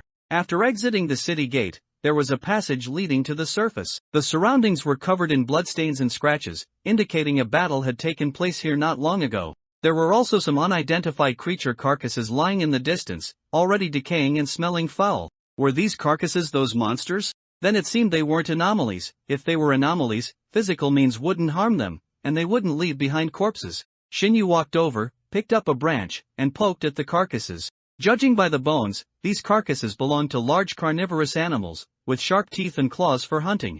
They were quite large, probably over a person's height when standing. Were they large predators unique to this space? There were some arrows and spears embedded in the carcasses, which seemed to be the cause of their deaths. If the monsters are just these things, an underground city with an iron gate shouldn't be so afraid of them. As long as they take their time and slowly clear them out, they can definitely kill them all. These large predators generally don't gather in groups, and even if they do, their total number wouldn't be very high. If their numbers were too large, they would need more food. Once a group exceeds a certain number, it would definitely split, which is a law of nature. They don't farm, and the food they hunt daily cannot feed so many mouths. Shinyu continued walking towards the surface and soon arrived there. As soon as he exited the cave, the eerie aura that assailed him on the surface made Shinyu pause. Numerous wandering souls drifted aimlessly in the forest. This grand sight greatly broadened the horizons of Shinyu, who worked himself to death every day searching for anomalous events. Although the wandering souls were low-level and didn't provide much construction points upon containment, even a mosquito's leg is still meat. So many wandering souls accumulated would be a considerable sum. Wedding dress ghoul. A wedding dress ghoul in red, with her face obscured, appeared behind Shinyu. Her long-nailed hands were elegantly placed in front of her, and she called out in an affectionate tone, "Husband." Shinyu shivered, almost getting goosebumps. Don't call everyone husband, use a different address. The wedding dress ghoul felt very wronged. She had clearly called him Langjun before. Langjun could refer to a bride's address for a groom, or it could be a term for officials, wealthy young masters, or young men. Whereas husband is a wife's address for her husband. She distinguished them very clearly. Those she captured into her ghoul domain were merely her prey. How could they compare to her husband? However, due to a certain power emanating from Shinyu, even though she liked Shinyu so much she wished to tie him up and possess him forever, she didn't dare to act presumptuously. She had no choice but to change her address, President. Alright, collect all these things. Shinyu took out dozens of ghoul cages and had the wedding dress ghoul capture the wandering souls that were hanging on branches, floating in the air, or darting through the weeds. These wandering souls were generally not actively aggressive. They would only erode or possess living people if they accidentally came into contact with them.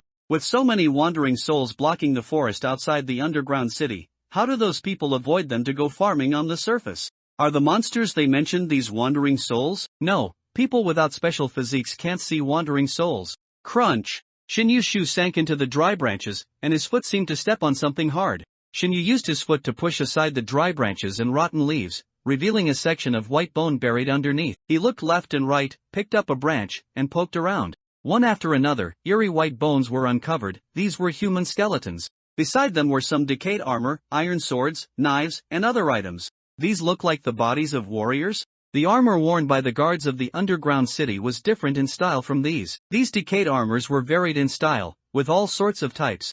It seemed these were warriors who had failed in their monster hunting expeditions and fallen here. The wedding dress ghoul was diligently clearing the nearby wandering souls. Wandering souls were easy to catch. In just a moment, she had caught over a dozen with her red silk sash. Then she brought them before Shinyu, who only needed to raise his hand to contain them in the ghoul cages. The notification for construction points being credited kept refreshing on the system interface. Soon, the wedding dress ghoul had cleared out all the wandering souls in this area.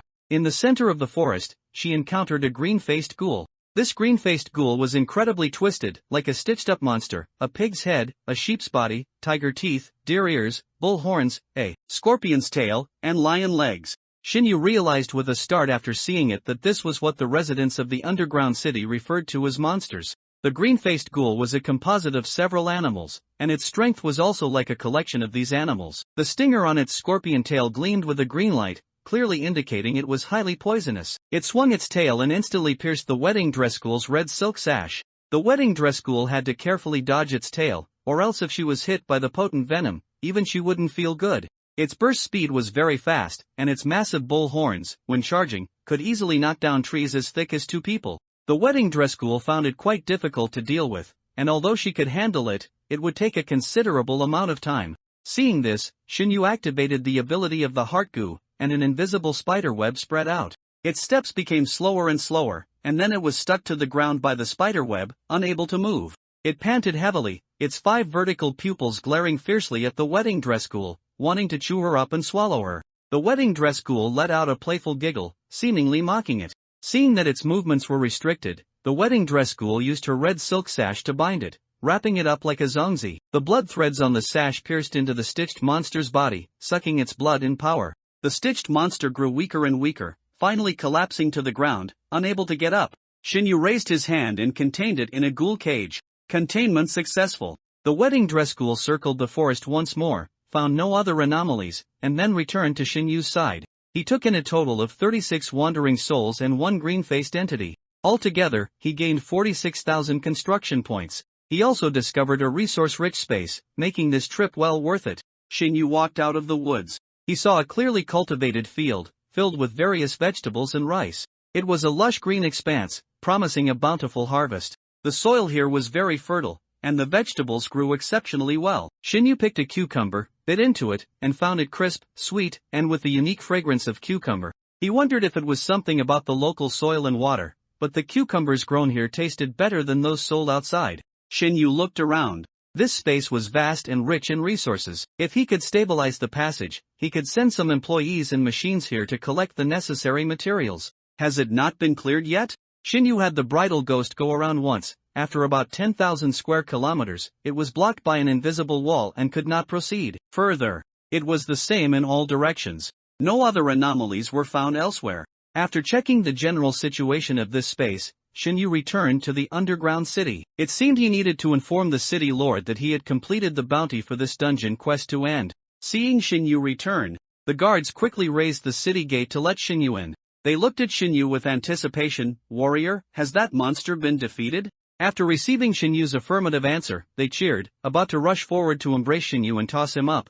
But under Shinyu's cold gaze, they dared not approach. They could only follow Shinyu, announcing the good news to the residents along the way. "That monster is finally dead. This warrior defeated that monster." "What? The monster was really defeated? Oh my, that's wonderful. Whoa, my deceased child can finally rest in peace. Warrior, you are a true warrior. Warrior, my daughter admires you greatly. Warrior, please accept these foods." Amidst the excited throng of residents, Shinyu arrived at the castle where the city lord resided. The city lord was a seemingly shrewd and very handsome middle-aged man. He wore a luxurious court costume and carried himself with impeccable manners. With an exaggerated and warm smile, he spread his arms to welcome Shinyu's arrival. "I didn't expect, warrior, that you would actually eliminate that monster. Warrior, you are truly unparalleled in bravery. This is wonderful. Now the residents of the city are saved. On behalf of the 100,000 residents of the underground city, I thank you for your help." These words sounded very pleasant. The city lord showed no arrogance as a ruler of a city, nor did he look down on Shinyu, an outsider. "I have already prepared a banquet, just waiting for the warrior's triumphant return. Come, please step inside." The residents were not invited and could not enter the castle. Therefore, Shinyu entered the castle with the guards and the city lord. The castle hall was already filled with a banquet of food and wine. A fragrant aroma permeated the entire castle. The city lord stroked his mustache, smiled, and extended his hand to pull out the chair at the head of the table, inviting Shinyu to sit down. For someone of his status, doing such a thing was a great honor for a warrior. If it were any other adventurer or warrior from outside, they would probably be moved by the city lord's attitude. Shinyu, however, had no particular feelings. He sat down quite naturally, completely oblivious to politeness. The city lord, still smiling and in a very good mood, stroked his mustache. He clapped his hands, calling for servants to bring fine wine. Then he returned to the main seat and sat down. "I originally thought that monster would require an adventure team of at least 10 people to deal with. I didn't expect. You are truly young and accomplished, with extraordinary strength, able to defeat that monster by yourself. I am truly filled with admiration. He raised a glass of wine, and the mellow wine in the glass emitted a sweet aroma. One could tell that, in that era, this was already a fine wine. Come, I toast you. He tilted his head back and drank the wine in the glass in one gulp. Then he laughed heartily. Good wine. A glass of wine was also placed on the table in front of Shinyu. According to general etiquette, after someone toasts, one should also drink a little. Although not necessarily drinking at all, at least taking a sip to show respect, otherwise it would be disrespectful to the other party. The city lord probably didn't expect this warrior to be so unconventional.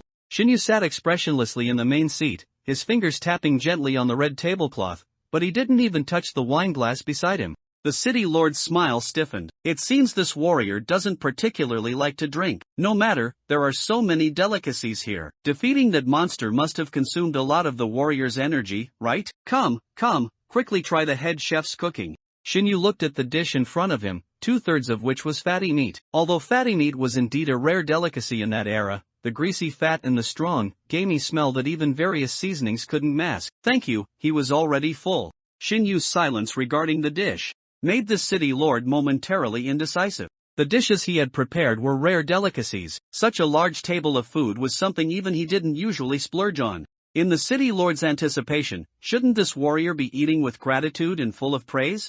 This reaction was a bit strange, wasn't it? Could it be that the other party had noticed something? Cold sweat profusely broke out on the city lord's back. This, warrior, are you dissatisfied with these dishes? If the warrior wants to eat something else, I can have the chef prepare it again. He shook his head and said with a look of shame, if the warrior went through great hardships to defeat the monster, and I failed to entertain the warrior properly, that would be my dereliction of duty as city lord. He began to play the emotional card. Another person might have forced themselves to eat a few bites, so as not to waste the city lord's kind intentions. However, Shinyu said very straightforwardly, it looks unappetizing. The city lord's mouth twitched, his eyes darted, and he came up with another idea. Then, warrior, you've come all this way, you must be tired, right? How about resting in the city for a night? It was a pity for the city lord's good intentions. Shinyu stood up, no need, I still have matters to attend to. Let's settle the bounty mentioned earlier. The bounty posted by the city lord stated that he would use half of his wealth to fight the monster, and whoever could defeat that monster would receive half of the city lord's wealth. This underground city had 100,000 residents, and as the sole city lord who owned the entire underground city, his wealth must be quite considerable. The city lord's expression turned somewhat unpleasant. He glanced at the time, finally stopped pretending, and let out a cold snort as he stood up and shouted, guards. A group of guards in armor, armed with long swords, rushed in and surrounded Shinyu. Shinyu said speechlessly, do you really think that I, who could defeat a monster you all were helpless against, cannot deal with you? The city lord said, I laced the candles with poison. Though the time was short, it was enough for you to inhale the toxins. I took the antidote in advance, but you'll soon succumb to the poison. Ugh! The city lord suddenly clutched his neck. A high stream of blood even splattered onto the wall. Shinyu said coldly, noisy. The pig-headed man appeared before the city lord with a knife and ended him with one strike. The city lord's eyes were wide, filled with disbelief as he fell. Seeing this, the other guards all threw down their weapons in terror and scattered. Monsters. However, they didn't get far before they were entangled by red ribbons. The giggling ghost infant appeared, and one by one, wound-like masses wrapped around these guards. They merged with the flesh, digested, and in the end, not even bones were left. A noble woman covered her mouth, watching everything from behind a screen in horror. She dared not make a sound, slowly retreating, trying to escape these monsters. She accidentally bumped into a nearby decoration, making a crisp sound. Her eyes widened, and upon seeing the monsters all look her way, she let out a scream, completely abandoning her usual composure, and fled in panic. The grotesques looked at Shinyu, and Shinyu nodded indifferently. Anyway, he needed to control this space. If the city lord had been sensible, he could have incorporated them into his subordinates, but since he was so insensible, there was no need to leave obstacles behind. The grotesques pounced gleefully, following closely behind that person. Soon, throughout the entire castle, except for the servants, everyone connected to the city lord was cleared out. The entire castle, from top to bottom, was soaked in blood. Blood even flowed outside the castle. Outside the castle. Some residents looked up curiously. Usually, at this time, the castle is brightly lit, but why is it so dark today? Didn't the city lord invite the warrior to a banquet? Do you think the city lord will really give half of his wealth to that warrior? As residents under his rule, they knew best what kind of person the city lord usually was. They hesitated. The city lord probably wouldn't dare to do that, right? A warrior who can defeat such a monster must be very powerful. The previous warriors all failed. This time, a warrior finally resolved that monster. Isn't it good to pay half the wealth in exchange for the coming peace? Let me tell you something, the city lord never intended to share his wealth. I accidentally overheard the guards talking earlier. The city lord plans to poison that warrior at tonight's banquet. What? An old man was so shocked he couldn't hold his cane steady. This old man was the one who had previously gathered many residents to offer a bag of gold coins. What a sin! He sighed, if the warrior who saved us dies here, who will dare to come and save us in the future when such things happen again? The residents were enraged. They raised their hoes and shovels. We must stop him. The warrior rid us of the monster, he saved us. This time, it should be our turn to save him.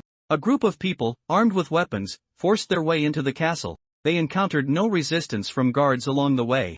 Instead, along the way, they could see countless splattered blood, almost painting the castle's walls and floors red. They clutched their weapons tighter, becoming somewhat nervous. What's going on? Why is there so much blood here? Everyone walked cautiously, fearing that a monster might suddenly leap out from some corner and attack them. So much blood, even though they didn't see a single corpse, still terrified these simple residents. Fortunately, servants who had escaped, some of whom were relatives of these residents, and others who were hereditary servants of the city lord, emerged from various places. The servants' faces were pale, and they stammered, unable to speak, but after reuniting with the residents, their complexions improved considerably. The residents also dared to embolden themselves and continued further inside. They followed the trail of blood, arriving in the grand hall where the banquet had been set. The tables and chairs were gone, and the entire hall was empty. Thus, they immediately saw the city lord lying in the center of the hall. He was clutching his neck, his face contorted in a grimace, his pupils bulging, as if he had died with his eyes open. At this point, the truth of the matter had largely come to light. The city lord had tried to poison the warrior, but was instead killed by the warrior. The guards had probably also been cleaned up by the warrior. The guards were basically all the city lord's men, and they often engaged in collecting protection fees, so most residents had little affection for them. Therefore, they did not feel resentment towards the warrior. Just as everyone was at a loss, all the candles at the head of the hall suddenly lit up. These candles were newly replaced and contained no poison. Everyone instinctively looked towards the bright area. They saw a person sitting on a magnificent throne, one hand propping up his cheek, looking down at them with a hint of boredom. Even though his posture was casual, a powerful and dangerous aura emanated from him. Under the light, a cold, bloody glint flashed in his deep black eyes, deeply imprinted in everyone's hearts. Everyone couldn't help but tremble. With each breath, the scent of blood filled their nostrils, and for a moment, everyone saw him as if he were sitting on a blood-soaked throne, accompanied by crimson blood, like a demon king, looking down upon his subjects. The residents had never encountered such a terrifying scene. Their scalps tingled, their legs went weak, and they knelt down. As soon as one person knelt, the others seemed to be influenced, one after another kneeling before Shinyu. From a perspective invisible to the residents, countless grotesques surrounded Shinyu on the throne, their eyes burning with fervent adoration and obsession, as if Shinyu was their everything. With just one command from him, they would swarm forward and tear apart all enemies. This scene of a multitude of demons dancing was unseen by the others, otherwise, those people would surely have been scared witless, wouldn't they? A cold, mechanical voice sounded in Shinyu's ear, "Ding! You have defeated the boss, Stitch Monster, and killed the hidden boss, City Lord Vassar. You have reclaimed Vassar Dungeon." Due to the Conqueror's extremely bloody methods and the approval of many residents, the Conqueror has gained the title, Bloody Lord. Wearing this title will grant territorial rights in the grotesque world. Continuing to conquer other dungeons can increase territorial area. Within your own territory, the Conqueror can freely teleport to any location and gains a beneficial buff. Territorial resource production plus 100%. Shinyu raised his hand, gesturing for them to stand up. From today onwards, Vassar Dungeon will be under my control. I am the president of the Other Path Association, and Vassar Dungeon will be incorporated under the name of the Other Path Association. This time, the dungeon that was conquered did not trigger a global announcement on Blue Star. It seemed there was a fundamental difference between the two. The dungeons on Blue Star were more like a game, a method for the horror game to harvest lives. Even if a dungeon was conquered, it only meant its permanent closure. Apart from some money and potions, the conquerors on Blue Star didn't actually receive any more valuable rewards. However, the space Shinyu arrived at directly through the source world was the origin of the bizarre world. When Shinyu conquered a dungeon, it was equivalent to gaining all permissions for a space within the horror game. Such a vast space, with the resources it contained, even if only the surface resources were developed, would undoubtedly be invaluable. Shinyu left Wather Underground City. After gaining permission to this space, it essentially became his private garden. He could enter and leave as he pleased. Because he had become the owner of this space, it would only change hands if another conqueror appeared and defeated Shinyu. Shinyu reappeared on the White Plate Plains. He looked at the space. After its conquest, the previously highly unstable spatial fluctuations had settled down. There were no longer any dangers inside. It seems I can have employees establish a stable passage here. I remember there's a technology for this on the tech tree. As for the form of the passage, let's make it look like a door. Establishing a passage connecting two spaces with a door would be more intuitive, and it would also align with previous settings, killing two birds with one stone. Shinyu spent 10,000 construction points to light up the technology. Then, using his authority to control space, he used materials to install a 10-meter-high, 7-meter-wide grand door at the passage. Current machines should be able to pass through smoothly. If it's not wide enough, it can be expanded further. Fu Zhang stood in front of the passage. Seeing him emerge, he asked with concern, "Are you all right after the poison?" Shinyu replied, "The wedding dress bazaar can immunize against toxins, so I, possessing its abilities, naturally wouldn't be poisoned." "Isn't it strange for us to talk to ourselves like this?" Fu Zhang smiled. "To outsiders, we are two different people. It's best to get used to it, President." Shinyu waved his hand. "All right, the matter is resolved. Go tell the employees to come in and collect resources. And while you're at it, make sure the residents of the underground city live better lives. Those residents rarely got to taste that rancid meat. It was already difficult for them to get some grease during festivals. All 100,000 residents were taken under his wing. They could be assigned to do some hands-on work. Shinyu was short on employees, and he wouldn't let so many people go to waste. Of course, it was only right to provide more benefits to employees who worked for him. Fu Zhang returned to headquarters. He took a portion of employees and machinery to Wather Underground City. The employees excitedly discussed amongst themselves. "Wow, I thought the door had gone wild, but I didn't expect another new door to be reclaimed. Did Lord Fu Zhang personally take action this time?"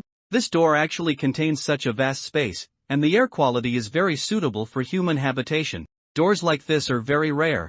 We have another resource area. I hope rare materials can be found here. The employees bought crops grown by the underground city residents and then sold them manufactured clothes, food, medicine, and other items. The items produced by the Other Path Association were infinitely more exquisite and delicious than what the residents had. The residents quickly accepted their new identities. Becoming a member of the Other Path Association meant having so many things they couldn't even imagine. Furthermore, the chronic illnesses caused by years of labor and fatigue were also treated for free due to employee benefits. Almost completely renewed, with health they had never experienced before, the residents' loyalty to the Other Path Association was immediately maximized. Not to mention, the Other Path Association didn't demand their lives, they only needed them to continue planting, farming vegetables, grains, and raising animals like chickens, ducks, pigs, sheep, and cattle. This meant all residents of the underground city became logistical support for the Other Path Association. 100,000 people could easily support the current Other Path Association. And the Other Path Association would also bring them more things, allowing their quality of life to improve by leaps and bounds. These matters aside for now. After Fein Yaoa dealt with the bizarre entity, he didn't inform anyone else, which led to Su Zhou not daring to leave the school. He was almost caught by the police who arrived to apprehend the serial killer after being called. Fortunately, Ji Wu arrived in time and took him away before the police officers broke into the school. Ji Wu, who had climbed over the wall to escape the school, wiped a bead of sweat. Looking at Su Zhou, who followed behind him with a calm expression, Ji Wu tentatively asked, "Su Zhou, do you still remember me?" Su Zhou nodded. "Mr. Ji Wu." Very good, he was still quite well behaved. Although his eyes had changed somewhat, his demeanor was much calmer, and a lingering scent of blood surrounded him, making him a completely different person from the university student he once was. However, Su Zhou still recognized him, so it wasn't too bad. Ji Wu still had a headache. He knew Su Zhou's current situation. Su Zhou had once been brainwashed by Bai Zua. However, that was to save him at the time. Coupled with Su Zhou's special physique and Bai Zua's first use of the Heart Goose brainwashing ability, the Other Path Association had only disciplined Bai Zua. Su Zhou also knew that Bai Zua's punishment was for his sake, which was why he tried every means to help Bai Zua make up for this punishment as quickly as possible. After brainwashing, Su Zhou's original personality would be completely shattered. His cognition, memories, values, and thoughts would all be twisted. As for the extent of the twisting, Ji Wu tentatively asked Su Zhou, how do you feel now? Suzhou checked his injuries. I avoided vital points. It's nothing serious. Only when Suzhou mentioned it did Jiwoo realize that all the blood on Suzhou came from himself. Suzhou had walked all the way, climbed walls, and jumped from heights without a single change in expression, making Jiwoo think he wasn't injured. You're injured? Let's go back to the company now. There's a medical pod there. Zhang Lin and others had already returned to the company to treat their injuries. Jiwoo had applied for a special vehicle from headquarters, which was why he was able to rush over in time. Jiwoo drove the car out from where it was parked. Get in quickly. After Suzhou got in the car, Jiwoo drove him to the company at the fastest speed possible without exceeding the speed limit. Both times, people rushed back, covered in blood and injuries. The employees working at the company naturally saw them. Their faces were extremely worried. Are you all right? Were they injured while fighting bizarre entities? They lost so much blood, how painful must that be? The sight of several young contract bazaar masters severely injured was deeply etched in the minds of these employees. Jiwoo hastily put the person into the medical pod. He pressed the lid, and the treatment began. Suzhou had intentionally avoided his vital organs. Although all his injuries were penetrating wounds, none had struck a critical spot. After lying in the medical pod for 10 minutes, his injuries were mostly healed. After finishing their own work, the employees, carrying various foods and drinks, surrounded Zhang Tianzong and the others who had emerged from the medical pod earlier. This is chicken soup my mom made. It's perfect for recovery. I made you some red date, goji berry, and brown sugar water to replenish your blood. You must be hungry after your mission, right? Here's some pork rib char siu rice with old-fashioned soup. Eat quickly, don't starve. The employees eagerly offered their food to Zhang Tianzong and the others. Zhang Tianzong grumbled with a sour face, I don't need these things. Grumble. His stomach, however, rumbled loudly at that moment, a sound everyone present could hear. Zhang Tianzong couldn't help but flush at the ears. He tooted, pulled up his hood to cover his face, and said, I have something else to do, I'm leaving first. With that, he turned and left, and no one could stop him. Helpless, the others could only surround Zhang Lin and Zhao Hun. The two found it hard to refuse their enthusiasm but also didn't want to eat the employees' lunch. Fortunately, Jiwoo came out to rescue them. Headquarters will send meals over. They've lost a lot of blood and need special nutrition. The medical pod could heal injuries, but the lost blood couldn't be replenished quickly. Fortunately, the physical constitution of the contracted strangeness masters had been modified by the strange power. As long as they supplemented enough nutrition, they would recover quickly. Since Jiwoo had said so, the other employees had no choice but to take back their lunches, but they still stuffed snacks and drinks into Zhang Lin and Zhao Hun's hands before returning to their workstations. Suzhou followed behind Jiwoo, looking exhausted. Zhang Lin scrutinized him. Are you all right? Suzhou nodded. I'm all right. Zhang Lin found it somewhat strange. Just now, after he met Suzhou's gaze, the other party didn't shy away or avoid his eyes as before. Instead, he stared at him with great determination and calmness. Zhang Lin inexplicably felt that he, too, had been thoroughly scrutinized and analyzed by the other party. Was Suzhou this kind of person? Why did his entire personality change after coming out of an injury? Suzhou, you. Zhang Lin's subsequent words were stopped by a single look from Suzhou. Zhang Lin's brows twitched. What on earth caused an honest child to possess such cold, killer-like eyes in such a short period? Seeing his hesitation, Suzhou asked, is something wrong? Zhang Lin, no, nothing. Zhao Hun looked from one to the other, not knowing what silent game they were playing. What's wrong? Such a heavy atmosphere. Mr. G, did headquarters really send a big meal? My stomach is practically caved in from hunger, quickly take me to eat. Zhao Hun was still thinking about the nutritious feast from headquarters that Jiwoo had mentioned. Jiwoo had no choice but to take them to eat first, and also called out Zhang Tianzong, who was holed up in the office, afraid to come out. Headquarters used vegetables and grains exchanged from the residents of Wei's underground city, plus beef and pork bought to make steaks and pork chops, 6 dishes and 1 soup. The portions were very generous. Perhaps the land in Wei's underground city was incredibly fertile, or the rice seeds they had were different, but the rice grown from them, when cooked, was crystal clear and plump. It was incredibly springy to eat, with a slight chewiness that wasn't too hard, and the rice was very sweet. It was so delicious that one could eat 2 large bowls of rice without any side dishes. A group of young men ate without even lifting their heads. After eating 3 bowls of rice, Zhao Hun patted his bulging stomach contentedly and let out a burp. That was delicious.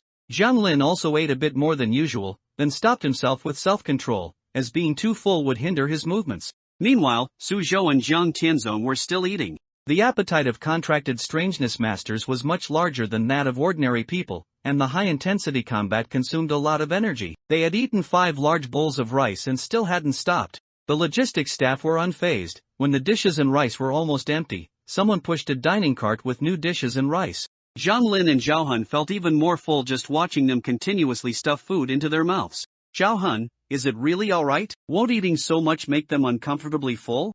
Ji Woo, it's fine. Contracted strangeness masters have excellent digestive abilities. This amount of food won't harm them. By the time the two finally finished eating, an hour had already passed. Phew! Suzhou let out a satisfied breath. After eating his fill, he felt sleepiness surge over him again, so he stood up. I'm going to take a shower and rest. Go. You all too, go get a good night's sleep. After worrying about these newcomers, Ji Woo went to clean up their mess. Fortunately, with the information cocoons, no one else could trace anything back to them. Ji Woo only needed to send people to clean up the lingering bloodstains. Headquarters had employees specifically for cleaning up such things. Ding dong! A message arrived on Ji Woo's phone. Ever since the last time Flying Birthday was live-streamed, Ji Woo had been paying close attention to news on the internet. After all, the mastermind behind the last incident hadn't been caught, and who knew when they would cause trouble again. So Ji Woo had white-left edit and automated retrieval software. As long as certain keywords appeared on the internet, a notification window would pop up for him. Ancient civilization ruins discovered abroad, suspected contracted strangeness masters appearing? A certain country claims, contracted strangeness masters are not unique to Xia. In much older times, we also possessed these mysterious supernaturals. Ji Woo, indeed, people with special physiques have a certain chance of coexisting with strangeness and gaining its power. However, only the other path association has the unique method of contracting strangeness, which is the least costly and least likely to result in backlash. Only then can they be called contracted strangeness masters. Ji Woo had once heard from other contracted strangeness masters that outside the organization, there were many people who wanted to gain power and thus took risks. They would capture strangeness, use special methods to increase their compatibility with it, and then try to contain and control the strangeness with their bodies. These people succeeded. However, every time they used the power of strangeness, their bodies would be further eroded by it. In the end, it was hard to say whether they were controlling the strangeness or if the strangeness was controlling them. The mental state of these people was even more unstable, even crazier than contracted strangeness masters, and it was a kind of reckless madness that burned themselves out. If it really is these people, what have they done abroad? Ji Woo thought for a moment and decided that he still needed to report this to headquarters. Let headquarters handle the matter. Xin Yu had discovered this matter even before Ji Woo reported it, because he, too, had a hand in it. The situation at the time was like this. Originally, the Eldritch he had taken in at the Vassar Underdark was supposed to appear on Blue Star and become a dungeon boss. However, it was contained before it could even appear. This led to the collapse of that dungeon. Thus, a small spatial collapse occurred between the Vassar Underdark and Blue Star. However, Xin Yu was the master of the Vassar Underdark space, so this minor collapse couldn't affect his space. Only Blue Star experienced a slight disturbance, and the location of that disturbance happened to be directly above an ancient ruin. This caused the space there to collapse, bringing the ancient ruin to the surface. Xin Yu, thinking, since I'm already here, and it's such a coincidence anyway, decided to add a little something to it. This is also why foreign countries were able to unearth items related to Eldritch contractors from within. The first to discover this ruin was a group of outdoor adventurers. At the time, the ground collapse caused a localized earthquake, and they were camping nearby, thoroughly frightened by it. After the aftershocks subsided, as they explored outwards, trying to leave, they discovered this ruin, a part of which had emerged from the ground. Hey, Gore, we're rich. Is this a treasure? I wonder if there are any gold coins or gems inside. Everyone cheered and began digging with their shovels. As the entrance to the ruin was gradually unearthed, they found that the long-buried stone door was vaguely imprinted with some kind of pattern. They all wiped away the dirt from its surface with their hands. A very strange and mysterious pattern was revealed. Within an upright rhomboid shape, a snake with its head and tail intertwined coiled, its head dragon-like, its golden vertical pupils gazing at you with cold sharpness. The moment they first saw its pupils, they felt as if it leaped out of the pattern, fiercely biting at their eyes. The fright made several people gasp. My God! Oh, fuck! Looking again, the snake in the pattern was still in place. It seemed to have been an illusion caused by the pattern being too lifelike. Everyone was momentarily bewildered, then burst into laughter. This pattern is truly eerie. It's so realistic, perhaps only a renowned master painter of that era could have painted it so vividly, as if it's about to leap out. I almost thought it was going to jump out just now. Me too. To achieve this with painting skills, his surviving artworks must be incredibly valuable, right? I wonder which painter it was. They only discussed it for a few sentences before dismissing it from their minds. The treasure buried beneath was what they eagerly desired. They continued digging. The stone door might have been damaged by the earthquake. After they dug out a passage, a combined push from several people was enough to open the stone door, just enough for one person to enter. Everyone was incredibly excited, squeezing into the ruin one after another. This ruin was not large, and there was little treasure inside. They only found many rotten grains, and some medieval copper and silver coins. These coins had high collection value. Fuck, why so many copper and silver coins, but not even one gold coin? Everyone, come look, I found a stone tablet. On the stone tablet, several passages were recorded in medieval language. I was once in darkness, a beast ignorant and oblivious, never seeing the light, until that person arrived. He lit a beacon for us beasts, allowing us to shed our ignorance and become individuals. I have no great achievements, but I wish to leave a trace for that great lord. He once saved us from monsters. Those monsters, like domesticated beasts, obediently prostrated at his feet. Thank him for bringing us civilization. Thank him for dispelling the darkness for us. Thank him for illuminating our path forward. On the wall above where the stone tablet fell, several murals were painted. In the first painting, they were being hunted by monsters, living lives of constant hunger. The monster was depicted as distorted and terrifying, exaggerated to appear hundreds of times larger than a human, with the tiny figures in the mural, standing at its feet, as small as insects. A small mountain of bones piled nearby indicated that this monster was a mass murderer. The second picture showed a clever lord offering a reward to warriors to defeat this monster, but all failed. Until one day, a person stepped into this place. The third picture showed only a silhouette taking down the reward poster.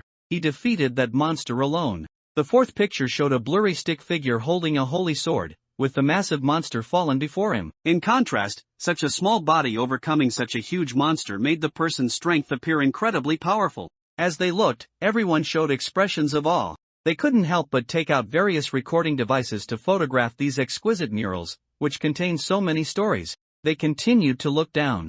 The fifth picture showed the lord setting up a lavish banquet to reward the victorious warrior. The sixth picture showed the lord with a devilish smile, arms open, gazing greedily at the warrior, with green liquid, symbolizing poison, poured over the dishes. The seventh picture showed blood everywhere, the banquet having vanished into thin air, and the lord lying on the ground with a contorted, ferocious face. Finally, the eighth picture showed a person standing silently with his back to everyone, his head slightly turned, seemingly looking at something, with countless faint, distorted, and terrifying things prostrating at his feet. Upon seeing this, everyone broke out in a cold sweat, because they truly felt a cold gaze fixed upon them, just as they saw the eighth picture, and the figure with his back to them. This strange, eerie feeling made everyone's hearts go numb. Coupled with the recent appearance of Eldritch, everyone thought they had encountered an Eldritch and scrambled to escape from the ruin in a panic. It wasn't until they had calmed down, still shaken, and were questioned by their relatives that they recounted what they had experienced. Then, word spread rapidly, and a busybody uploaded it to the internet, which caused a huge stir abroad. Initially, many people didn't believe what these people said, but when they presented the photographs of the murals, the matter truly exploded in popularity. Some analyzed that if the murals were real, then the monsters mentioned in the murals might be Eldritch, and that Eldritch had appeared long ago, and the person who could defeat the monster was, of course, a transcendent with mysterious powers. Because everyone was frightened, they hadn't photographed the last painting. Only Gore, who had kept his camera recording, captured that painting. They were trying to persuade Gore. Why don't you release that video? Aren't they disbelieving? Exactly, once they see that video, they'll understand. That painting has a demonic quality. Gore, if you don't want to post it, send me the video and I'll post it. These people were all Gore's good friends, otherwise, they wouldn't have gone on the expedition together. Gore held the camera in his hand. It stored all the content he had recorded. At the time, after seeing the last painting, he was so terrified that his mind went blank, completely forgetting he was still recording the video. Fortunately, in his panic, his hand didn't shake too much. Because of this, he was the only one among them who had captured the image of the last painting, though it was only for a brief 2 seconds. Gore clutched his head, groaning, let me think. What's there to think about? Do you know how popular this is right now? The first few paintings we posted quickly earned us tens of thousands, and many people approached us for advertisements. My social media followers have increased by over 100,000. Once we expose the last painting, we'll become famous. Then we'll have both money and fame. Gore opened his reddened eyes. Do you really think that painting can be released? Didn't someone online analyze that it was a Chi-Gui master who possessed eerie abilities? If we release his portrait like this, will he take action against us? After Gore finished speaking, everyone fell silent instantly. Their minds, which had been clouded by money and fame, suddenly cleared up quite a bit. No way, right? Look at the text on that ruin, it's at least a few hundred years old. Even if that person was a Chi-Gui master, he would have died a long time ago. Exactly, what's there to fear from a dead person? Gore recalled the feeling of being watched when he saw that painting, and he couldn't help but murmur, is he really dead? Gore's friend laughed and patted his shoulder. Don't overthink it. Maybe that painting was influenced by some kind of power, gaining a hint of sentience that made us feel that eerie force. I know, we know too little about these mysterious powers that are beyond ordinary people, and people are always afraid of these unknown forces. But look, so much time has passed, and nothing has happened to us, right? No matter how mysterious a power is, as long as its vessel is human, it will eventually perish. Gore, don't worry too much. Let's make a fortune, buy whatever we want, and live a free and easy life. Isn't that why we chose to go on expeditions? Gore was eventually persuaded by his friends and handed over the footage. His friends eagerly edited the video, adding suitable music and narration, then uploaded it to their social media. As soon as the video was released, many netizens who had been following the matter clicked to watch. At first, seeing the backpackers in the video acting surprised and startled was quite amusing. Ha, that pattern on the door does look pretty realistic. What kind of pattern is this? I searched online, but I didn't find anything similar. The Ouroboros inside represents the infinite snake of endless cycles. There's also a corresponding symbol in mathematics, infinity. It also embodies the meanings of infinite, immortal, limitless, and world. Then it's framed by a diamond shape on the outside, which makes it look a bit like an organization's emblem. Is this pattern the emblem of the organization that the extraordinary person in that painting belongs to? Because they had seen the previous few paintings, these netizens were still relatively calm. Some people were debating whether the person in the mural was an extraordinary being, as the mural didn't depict what extraordinary powers the person who defeated the monster possessed. We all know that people of that era, due to their undeveloped minds, would view some inexplicable natural phenomena as mysterious and miraculous creations. They firmly believed in the existence of gods and devils. Therefore, the mural must have exaggerated parts. Perhaps that monster wasn't that big, it might have just been a bit taller than an ordinary person, and then a brave knight defeated it with sharp weapons and strength greater than that of an ordinary person, and these people worshipped him like a god. We need to view these murals through the lens of that era, and not, after learning about the existence of the eerie now, project our own associations onto the murals, distorting their original meaning. That's possible, after all. People back then could associate anything they saw with gods and devils. So these murals are just describing a story where a brave knight eventually defeated an insidious lord and became the new lord? Some people agreed with these views, while others insisted that the warrior in the mural was an extraordinary being. These people debated endlessly, until the video played to the end. For a brief 2 seconds, the camera stability was less than before due to the unconscious shaking of the hand holding it, but the lens still captured the content of the last painting. Unlike the previous few paintings, which were relatively abstract and brief, in the last painting, the artist had utilized all his skills to depict it. The well-managed light and shadow made the image appear very three-dimensional, and the painting used a large amount of black and white, yet it was not a colorless painting. There were lit candles on both sides, and a person stood at the intersection of light and shadow, slightly turned, his head also turned to the side, not allowing his full face to be seen, seemingly looking at someone or something beside him. He was clearly wearing luxurious and intricate attire. The painter used all his skill to depict this magnificent clothing. Every fold, reflection, and color was handled perfectly. One could tell its material was excellent, and the craftsmanship and materials used were the most expensive. Only a lord or king could wear such noble clothes. The painter was able to convey these, but for the person's face, he used light and shadow to create a blurred effect, with shadows falling on his face, obscuring most of his features. There was no one or anything else around, yet the scene didn't feel empty, because, all around him, faint, twisted, and terrifying monsters surrounded him, prostrating as if guarding him as their king in the center. Even though it was a side profile, and the person in the painting was clearly not looking out of the frame. However, when these netizens watching the video saw this painting, a strange and peculiar feeling of being watched descended upon them. Everyone who saw this painting shivered. The blood in their bodies felt as cold as if it had frozen solid. That cold, majestic, scrutinizing gaze swept over their entire bodies, as if it could see the most unbearable thoughts deep within their hearts. In extreme fear, many people smashed their phones and computers. Once their emotions calmed down and rationality regained control, many looked at their broken phones and computers, wanting to cry but having no tears. Ah, what the F***ck? What's going on? That painting is problematic. The bizarre painting, imbued with mysterious power, made people both fearful and intensely curious to discover its secrets. Thus, this video instantly went viral across the entire network. The previous theories were completely overturned. This person is indeed a transcendent being. Why do I still feel like the person in the painting is watching me, even though I'm viewing it through the internet and haven't made eye contact with him? This is too terrifying. I don't dare to watch until the end now. This painting is so captivating. Please tell me where the mural is located. I'll pay a high price to acquire it. You have indirectly promoted the Heretic Association. Construction points plus 20,832. Some were afraid, some were obsessed. Some desperately wanted to pursue this mysterious power. Others found the video's creator through the backend and offered a high price to obtain the mural's location. This was a very substantial sum, and it greatly tempted Gore and his companions. However, before they could act, their door was kicked open from the outside, and a tear gas canister was thrown in. The few of them immediately burst into tears and, completely unable to resist, were rushed by a group of heavily armed soldiers and pinned to the ground. Don't move! Their heads were covered. All the equipment inside was confiscated, and they were taken away. Soon, this video was taken down. That same day, a group of fully armed individuals took a plane and arrived at the ruins. They sent people to surround the ruins, preventing anyone from approaching, and then took away everything inside. A high-ranking national leader found a person.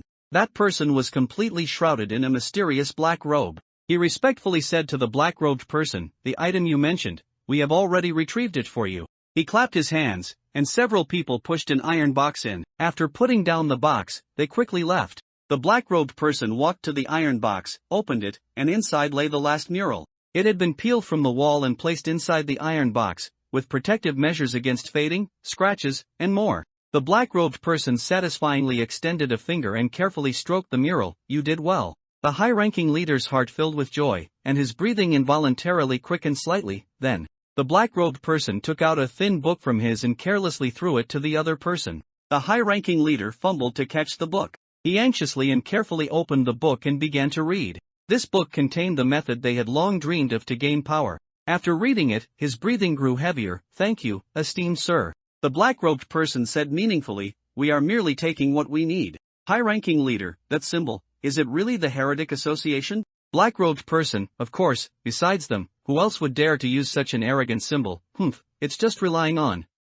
He spoke the last words very softly, and the high-ranking leader didn't hear clearly. "You have indirectly promoted the Heretic Association, construction points plus 53. He also didn't dare to ask further.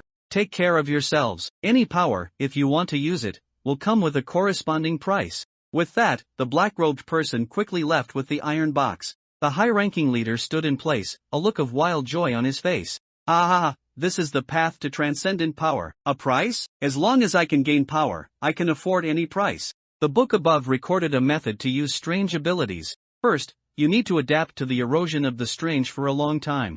Allow your body, under artificial intervention, to become accustomed to the power of the strange. This step is extremely prone to failure, ultimately leading to the person being eroded by the strange, losing their sanity, and turning into a twisted, terrifying monster. But once one can adapt to the power, then the next step can be taken. To use one's body to contain the strange. Then, through some special means, seal them within one's body, and suppress and control the strange through one's will and spirit. After some time, one can use its abilities. People who gain abilities through this method are called ghost masters. Unlike contract ghost masters pay a very small price to use the abilities of the strange. However, every time a ghost master uses the ability of the strange's erosion of their body deepens by 1 degree. In the end, when the strange within the body can no longer be suppressed by one's spirit, it will merge with the ghost master, completely replacing the ghost master. At that point, it's hard to say whether the ghost master will even be able to retain his consciousness. Of course, these hidden dangers were not explicitly stated by the black-robed person in the book. They themselves were plagued by the erosion of the strange, so why would they be so kind as to inform greedy latecomers? The high-ranking leader, with a joyful expression, tucked the book into his. He planned to find some people to experiment with the method in the book. If it worked, he would be able to gain transcendent power and become a transcendent being. By then, the entire nation would depend on his strength. Wouldn't he then become the supreme ruler of this nation? Ha ha ha ha ha ha ha. He was immersed in the beautiful dream he had constructed, unable to extricate himself for a while. Meanwhile, on the other side, the hastily departing black-robed person returned to his secret stronghold. Evil Mouth was gloomily squatting on the sofa, idly playing with his hair. Seeing him walk in, he immediately asked, "How was it?" The black-robed person pulled back his hood, revealing the handsome face underneath. He was Qing Yuan. Qing Yuan said irritably, "You shut in, otaku. Every time there's an errand, I have to go." Evil Mouth scratched his hair. "I don't want to be with those foul-smelling humans. It makes the strange within me restless." Qing Yuan, don't make excuses. I brought the item back. Qing Yuan placed the iron box on the ground. Evil Mouth quickly walked over to look. Wow, is this really that person's portrait? Looking at the pigment and painting style of this mural, these should be from the Middle Ages, probably hundreds of years old, right? I didn't expect it to be so well preserved until now. Qing Yuan nodded. These are all very important pieces of information. The leaders will surely like them. Evil Mouth carefully examined the mural. He rubbed his arms. Ugh, this uncomfortable feeling of being watched is really unbearable. He immediately closed the iron box. Qing Yuan, after all, it's that person. Even the leaders don't dare to underestimate him. No, they are wary of him. Evil Mouth let out a mocking and sinister laugh. Now aren't we unable to contact the leader and the others? Maybe we were released just to be a discarded piece, used and then thrown away. Sentimental grudge touched the iron box. The leader wouldn't do that. In reality, they really couldn't contact the leader and the others. Before, when the leader let us out, he said they were going to a newly discovered. They had sent people to investigate the situation, and the enemies inside were very powerful. It would probably take a lot of time to conquer it. Most would cut off all signals. Unless there was a special communication method, people inside that could not be contacted from the outside. There were also some where the flow of time was different from the outside world. There were cases where hundreds of years passed inside while only a few hours passed outside, and cases where a few days passed inside while several months passed outside. Evil Mouth broke out in a sweat. The leader said that? Sentimental grudge, don't you know? Evil Mouth angrily said, "You didn't tell me." Sentimental grudge showed no sign of guilt. Well, now you know. Evil Mouth originally wanted to lash out and beat the other person up.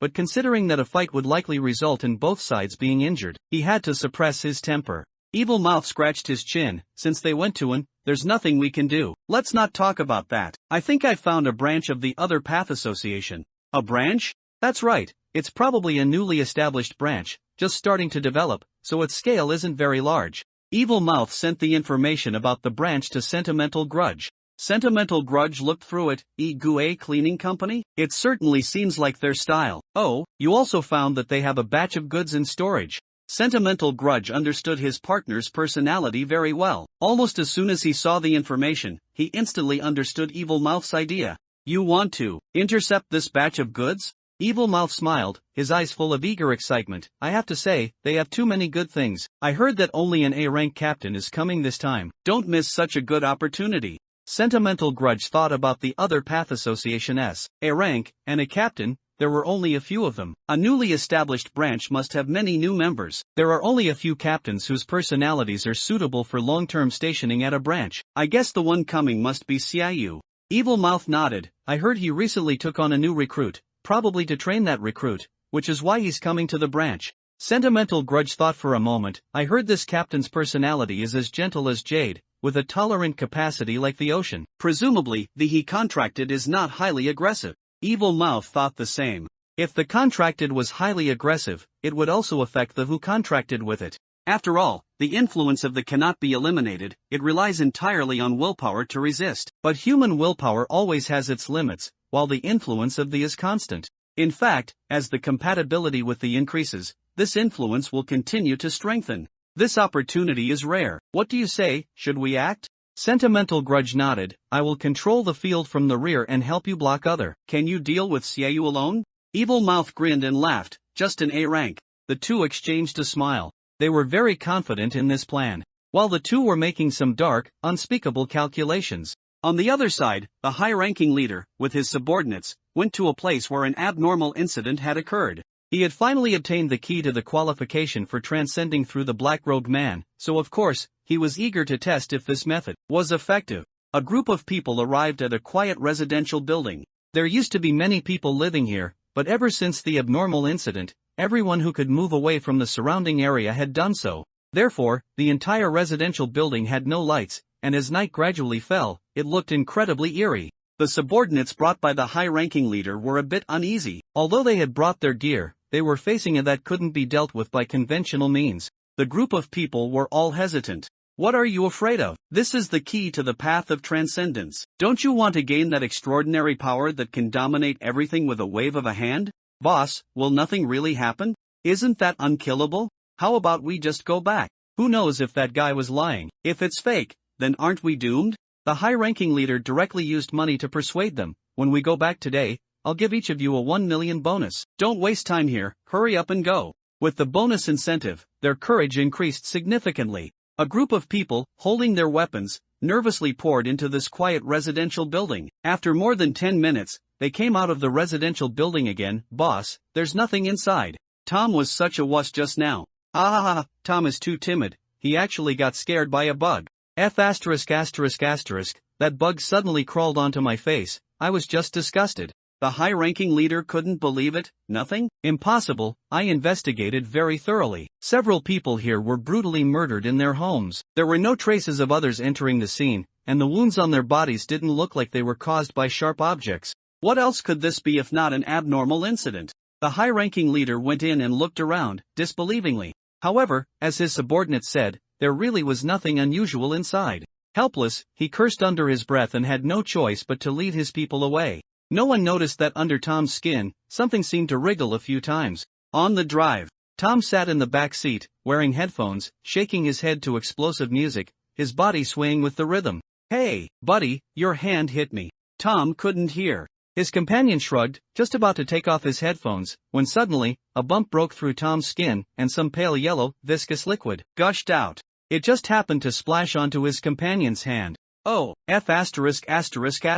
what is this? His companion felt a wave of nausea, quickly pulled his hand back, and frantically found a tissue to wipe it clean. Tom's swaying body gradually stopped.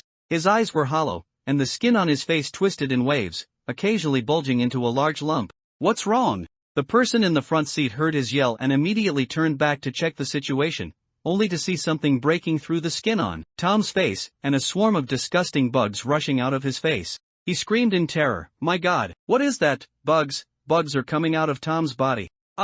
His reaction was too violent. He immediately crashed into the driver next to him. The driver, caught off guard, was knocked sideways, the steering wheel was jerked, and the entire car began to sway left and right. Are you crazy? The driver was so startled by the collision that he nearly lost his life. He quickly straightened the steering wheel. Bugs? There are bugs. What's there to be afraid of with a bug? I can just pinch it to death. The driver cursed a few times, annoyed, and was about to check the rearview mirror for the situation behind him when several bugs landed on his face. Then, one bug crawled into his eye. The driver let out a scream. He stomped on the accelerator, and the car slammed violently into the vehicle in front. With a loud crash, 3 cars collided. The high-ranking leader, who was in a car at the back of the convoy, saw the accident ahead and rolled down his window, asking, "What's going on up there? Can't you even drive properly?" The front car door was pushed open from the inside, and he saw several of his subordinates scrambling out of the car. A bad premonition arose. What happened up front? He quickly rolled up his car window and instructed his driver, "Reverse, quickly reverse." Several subordinates ran towards his car, their faces full of terror as they pressed against his car window, frantically pounding on it with their hands. The eerie scene terrified the high-ranking leader. The driver, too, was spooked by the strange sight, his back crawling, and quickly reversed away from those people. Then he spun the steering wheel, slammed on the accelerator, and quickly fled the scene. The high-ranking leader kept looking back. The cars were crashed together, and everyone seemed to be chased by something, running out of their vehicles. Then, not long after running, they would fall softly as if attacked by something. Soon, all his subordinates lay on the ground, their fates unknown.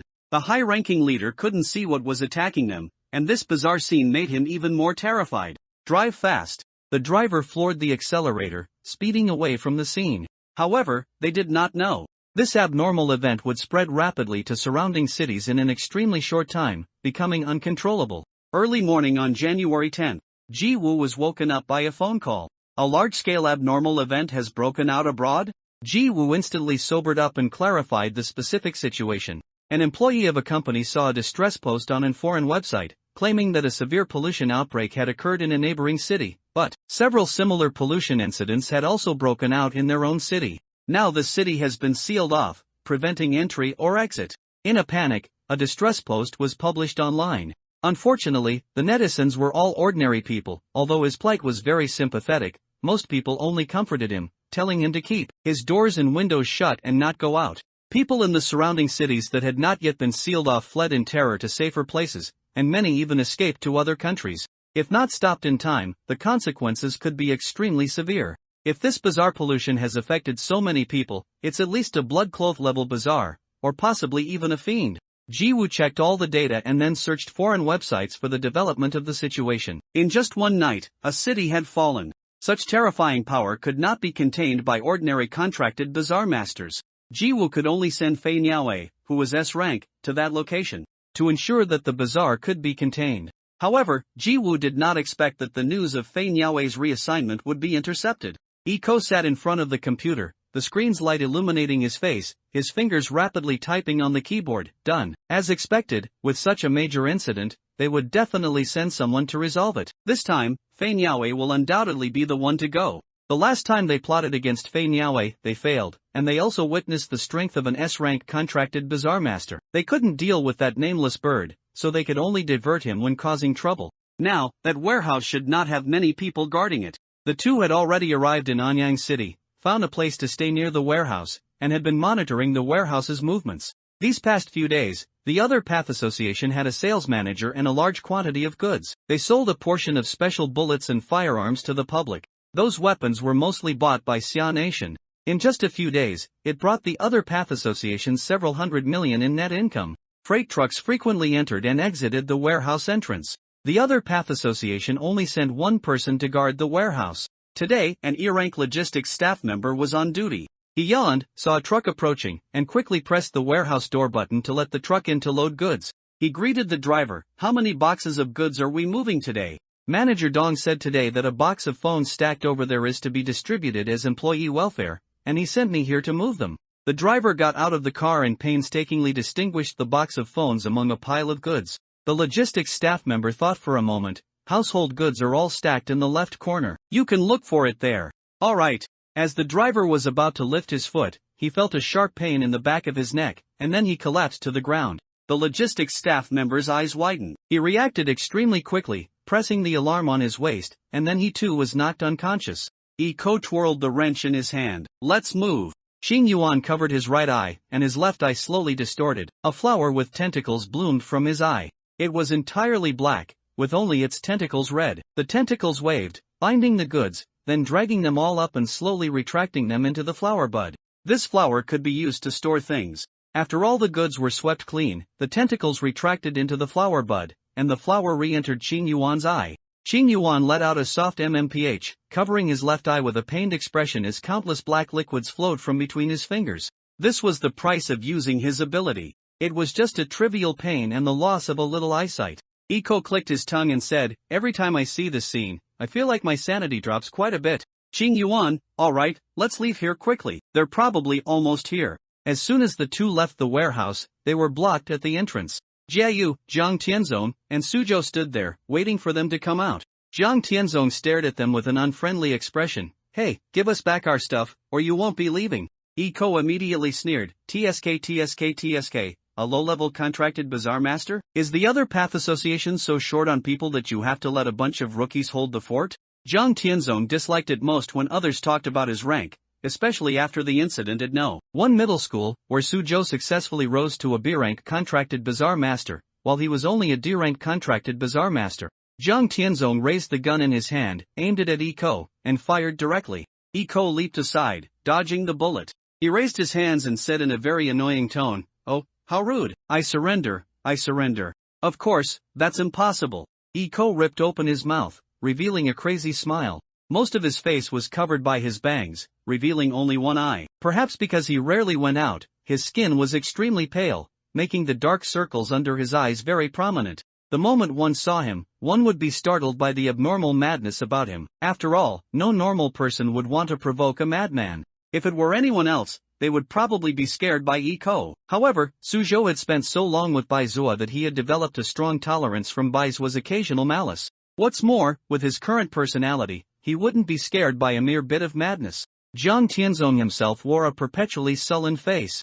And Jieyu, judging by his smiling appearance, clearly didn't care at all. Iko, what a boring bunch of people. Let's get started. After he finished speaking, Qing Yuan decisively made his move. His hands were pierced by green vines, which grew out of the flesh of his arms and quickly spread across the entire space after reaching the ground. To avoid these vines, Jiang Tianzong and Suzhou were inadvertently driven to one side, separating them from team leader Jieyu. Qing Yuan manipulated the vines to attack the two newbies. Suzhou, gripping the great Xia dragon sparrow, chopped off a section of vine attacking him. He calmly observed the situation, his brain working at high speed. These vines have low toughness and hardness, and their attack power isn't strong. Is their purpose to separate us? Do they want to hold us back first, concentrate on dealing with team leader Jie alone, and then come back to deal with the two of them after the victor is decided? From the intensity of their aura, Suzhou could tell that both opponents definitely possessed the strength of an A-grade Qi Guisher. If the two of them teamed up against team leader Jie might not gain the upper hand. Jiang Tianzong, can the two of us work together to hold him off? Jiang Tianzong gritted his teeth. What kind of talk is that? Of course, we must do it. Although he said it, he was actually so caught between the auras of the two sides that he could barely move. When they truly started fighting, Iko and Qing Yuan no longer held back. Powerful, anomalous auras were released wantonly, pressing down on everyone. Although Jieyu also released a similar aura to resist, the two newbies did not fare as well. They were caught between the oppressive auras of the two sides, like two pieces of driftwood in a flood, constantly battered and helpless. Jiang Tianzong gritted his teeth and held on. Too strong. This was the strength of an A-grade. Just the outward flowing aura made it difficult for him to stand. Jiang Tianzong grabbed a vine that was stabbing at him. Even though his palm was pierced, he did not let go. He put the vine in his mouth and bit it off. The bitter taste of the plant made him frown, but he swallowed it anyway. Ugh! As soon as he swallowed a bit of the vine, intense pain rose from his abdomen, and he vomited blood. Fortunately, last time he had absorbed a bit of the anomalous power of the blood robe, and this time, he was prepared to digest similar power. Despite the pain, he still digested that bit of swallowed power and made it his own. Then, he gained a bit of power to control plants, as well as toxins. Jiang Tianzong suddenly looked up and shouted to Suzhou, "Be careful, his vines are poisonous." The reason Jiang Tianzong was evaluated by Jieyu as having unlimited potential was because he could discern the opponent's abilities from the anomalous power he swallowed. Some anomalous abilities are strange and unpredictable. If a Chigui master doesn't understand them beforehand, they can easily be ambushed, and it's common to suffer unexpected setbacks. If the anomalies Jiang Tianzong contracted are cultivated properly, he can easily gain a portion of the power and abilities of the anomalies he fights. Suzhou blocked the stabbing vines. Upon hearing this, he avoided the subtle thorns on the vines and tried his best to avoid being touched by them. Qing Yuan, manipulating the vines, said with a somewhat surprised laugh, "How did you find out?" Most of the people he had fought only realized his vines were poisonous after being poisoned. To detect it before being poisoned, this newbie's ability isn't bad. Qing Yuan chuckled softly. The more outstanding he was, the less he could be left alive. Otherwise, once he grew up, he would become another formidable enemy. So, his attacks became even more ruthless. Jiang Tianzong dodged the vine attacks in a disheveled manner. The anomalous tongue he contracted was not very offensive itself and needed to constantly devour other anomalies to become strong. So he diligently practiced with swords and spears, and his skills were quite good. With Suzhou's support, he barely managed to hold on against the vine attacks. Jiang Tianzong looked at Suzhou, who was blocking in front of him, with a very complex expression on his face. He had fought Suzhou before. Originally, Suzhou's skills were very poor. He could defeat Jiang Tianzong entirely by relying on the powerful weird hand for offense, while Suzhou was, at most, providing support from the side. Jiang Tianzong was essentially fighting 2 against 1, which led to his defeat at Suzhou's hands. But now, Suzhou's skills had suddenly improved more than tenfold, and he even fought more decisively and cleanly than Jiang Tianzong.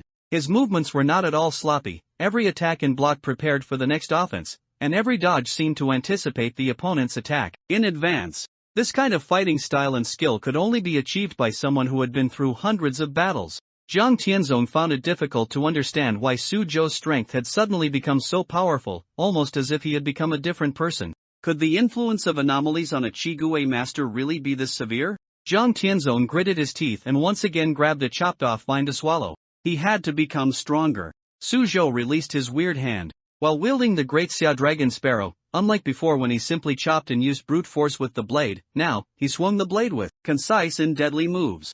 The Great Xia Dragon Sparrow seemed to have become an extension of his body, used with effortless skill, like a martial artist who had mastered the way of the blade. The blade light flashed continuously, countless vines were cut into pieces, unable to even get close to him. The weird hand, meanwhile, attacked Qing Yuan, interfering with his control of the vines. Under Su Zhou's cover, Jiang Tianzong devoured many vines, and he also began to manipulate a portion of the vines to fight back. A B-grade Pact Guaisher and a D-grade Qigui Master were actually fighting back and forth with an enemy whose strength was comparable to a powerful A-grade Qigui. Jie Yu saw that the two newbies could handle that enemy. He then put all his energy into dealing with Iko. Iko's anomalies had not yet appeared. However, a dense anomalous aura constantly surrounded him. The anomaly was hidden within him. Iko dodged Jie Yu's attack and mocked, "Is this all the strength an A-grade Qigui has?" Although the warehouse was not in the city center, there were still many vehicles coming and going. The commotion from the battle here was so significant. It had already attracted many people to stop and observe. Some even hid in their cars, excitedly pulling out their phones to record. "Brothers, I actually saw a battle between Qigui masters." "That's a Qigui master, right? Who is the opponent? Could it be an anomaly? Damn it, I can't see clearly from too far away." This person directly started a live stream using his own account. Coincidentally, this person was also a somewhat famous food streamer. As soon as he started streaming, many fans flooded into the live broadcast room. "Zhang, what are you eating today? If I don't watch your food stream for a day, I can't eat." "Zhang, why don't you try eating kiln-baked chicken today? It's super fragrant." "Eat pig trotters, eat pig trotters." "How about barbecue?"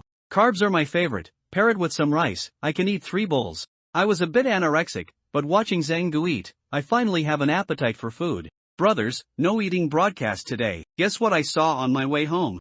Zhang aimed the camera at the distance. Dust was flying there, large patches of green suede, and several dark figures flashed through it. It wasn't very clear. However, once the camera focused, fans saw thick green vines whipping down from above, with such force that when they struck the ground, the concrete was shattered into pieces. "What's going on? Holy cow, plants versus zombies? These plants have become spirits? Is it the resurgence of spiritual energy? How did plants secretly evolve behind my back in just one day?" "Zhang, it's too far to see clearly, why don't you get a bit closer?" Seeing his fans' requests, Zhang couldn't help but sing, "If I get a little closer, I'll hold your hand." "Zhang, you're one of us, don't start singing." "Zhang, speak properly, don't just burst into awkward songs. I need to get that off-key tune out of my ears." Zhang laughed, pointing at the battlefield with a bit of a guilty conscience. "Brothers, look at this commotion, look at this concrete ground. Do you think the concrete ground is harder, or is my body harder, Zhang? If I get any closer, Zhang, I'm afraid I'll end up like that concrete ground, smashed to pieces." "Then Zhang, don't get closer. If Zhang is gone, whose food stream will I watch while eating?" Zhang, while securing his phone with a stand to avoid shaky footage, said, "There are quite a few cars parked near me now. Everyone is just watching the show." Sure enough, no matter who it is, everyone loves to join in on the fun. Some, fearing trouble, also called the police. However, when the police received the notification, they had already been stopped by the captain of the special operations team. Kong Yubal watched the retrieved surveillance footage. He watched the Qigui Master's duel with a serious expression. This was a battle that ordinary people simply couldn't get involved in. Moreover, the Otherworld Association hadn't informed him, so to avoid interference, Kong Yuba still stopped the police, telling them not to approach the battlefield. They only needed to evacuate the surrounding people. Kong Yuba looked at the group of people who had stopped their cars to watch the show and join in the fun, rubbing his forehead with a headache. "Sigh, our countrymen just love to join in the fun. Hurry and evacuate them." Watching from this close, I feel uneasy. Look at the destructive power of the Qigui masters above. A casual whip of a vine would render a section of concrete useless. If it struck a person, they would be silenced instantly. Even hiding in a car, it probably couldn't withstand its terrifying force. You indirectly promoted the Otherworld Association, construction point plus 236. Iko, while engaging with Jieyu, continuously spouted provocative words and some vile, non-explicit insults designed to strike at one's heart. Jieyu's temper was truly good. Despite being cursed at like this, the expression on his face didn't change, remaining as gentle as jade. Only Iko's face was somewhat displeased. He irritably scratched his neck. What's going on? Can't I affect him? Iko then partially removed the restrictions on the anomaly in him, intensifying the ability's influence. But his face also turned pale. Clearly, controlling the anomaly was a heavy burden on him. Jiayu, however, was much more relaxed. Iko, seeing that he would only be dragged down if this continued, forcefully pulled off the ornament from his neck, causing it to cut his palm. After absorbing blood, it began to enlarge, eventually transforming into a black scythe-like weapon. This was the A-rank weird artifact, Scythe of the Demon, whose power lay in draining a person's essence, spirit, and vitality. However, it would also inflict some mental influence on the person wielding it. As soon as Iko grasped the Scythe of the Demon, his vision blurred. He saw a white-haired demoness in a luxurious black robe, holding the scythe, smiling at him. What do you desire? I can give you everything you wish for, as long as you offer your soul. Iko shook his head. He swung the Scythe of the Demon, and it tore through space, rapidly slashing towards Jiayu. There seemed to be some kind of unavoidable effect. Jiayu couldn't dodge it at all and could only pay the price of a scraped arm to avoid it striking his abdomen. Jiayu felt something on his body being plundered away as the scythe grazed him.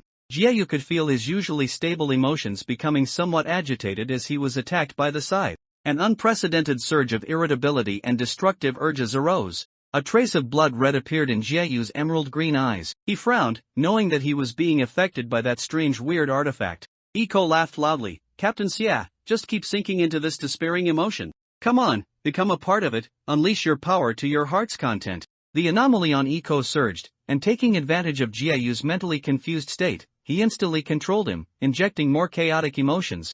Iko felt a significant amount of blood being drained from his body, and the anomaly's ability had been successfully activated. Iko laughed triumphantly. With Jiayu under his control, this battle should be over.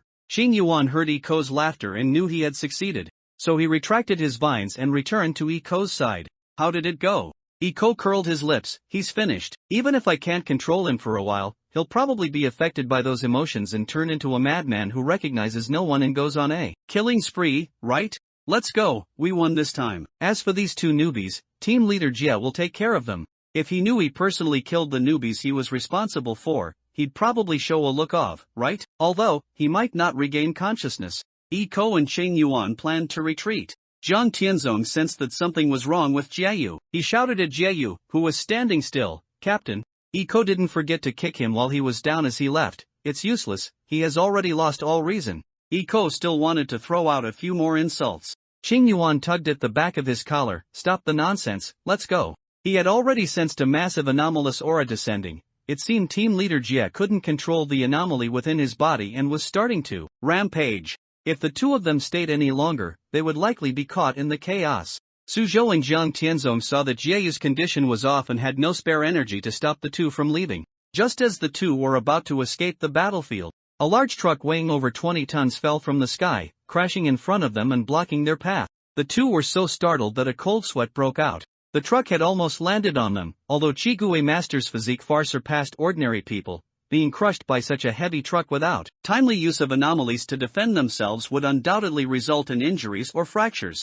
Both of them took a step back, looking terrified. Who is so violent? Did the Otherworld Association send a highly aggressive Chigue Master? Why hadn't he heard any news? Xing Yuan turned around, and his eyes immediately widened significantly. You're kidding, right? Standing in the center of the street was an evil god, 10 meters tall, pitch black, with red patterns flowing like molten lava across its body, and 3 heads and 6 arms. Its front face showed anger, its right face showed kindness, and its left face showed evil. When the expression on its front head displayed anger, its attack power would multiply. The green trees on either side appeared miniature in comparison to it. Its upper right hand gripped a massive, entirely black great hammer weighing over 100 tons. Just its presence standing there could make one lose the courage to fight against it.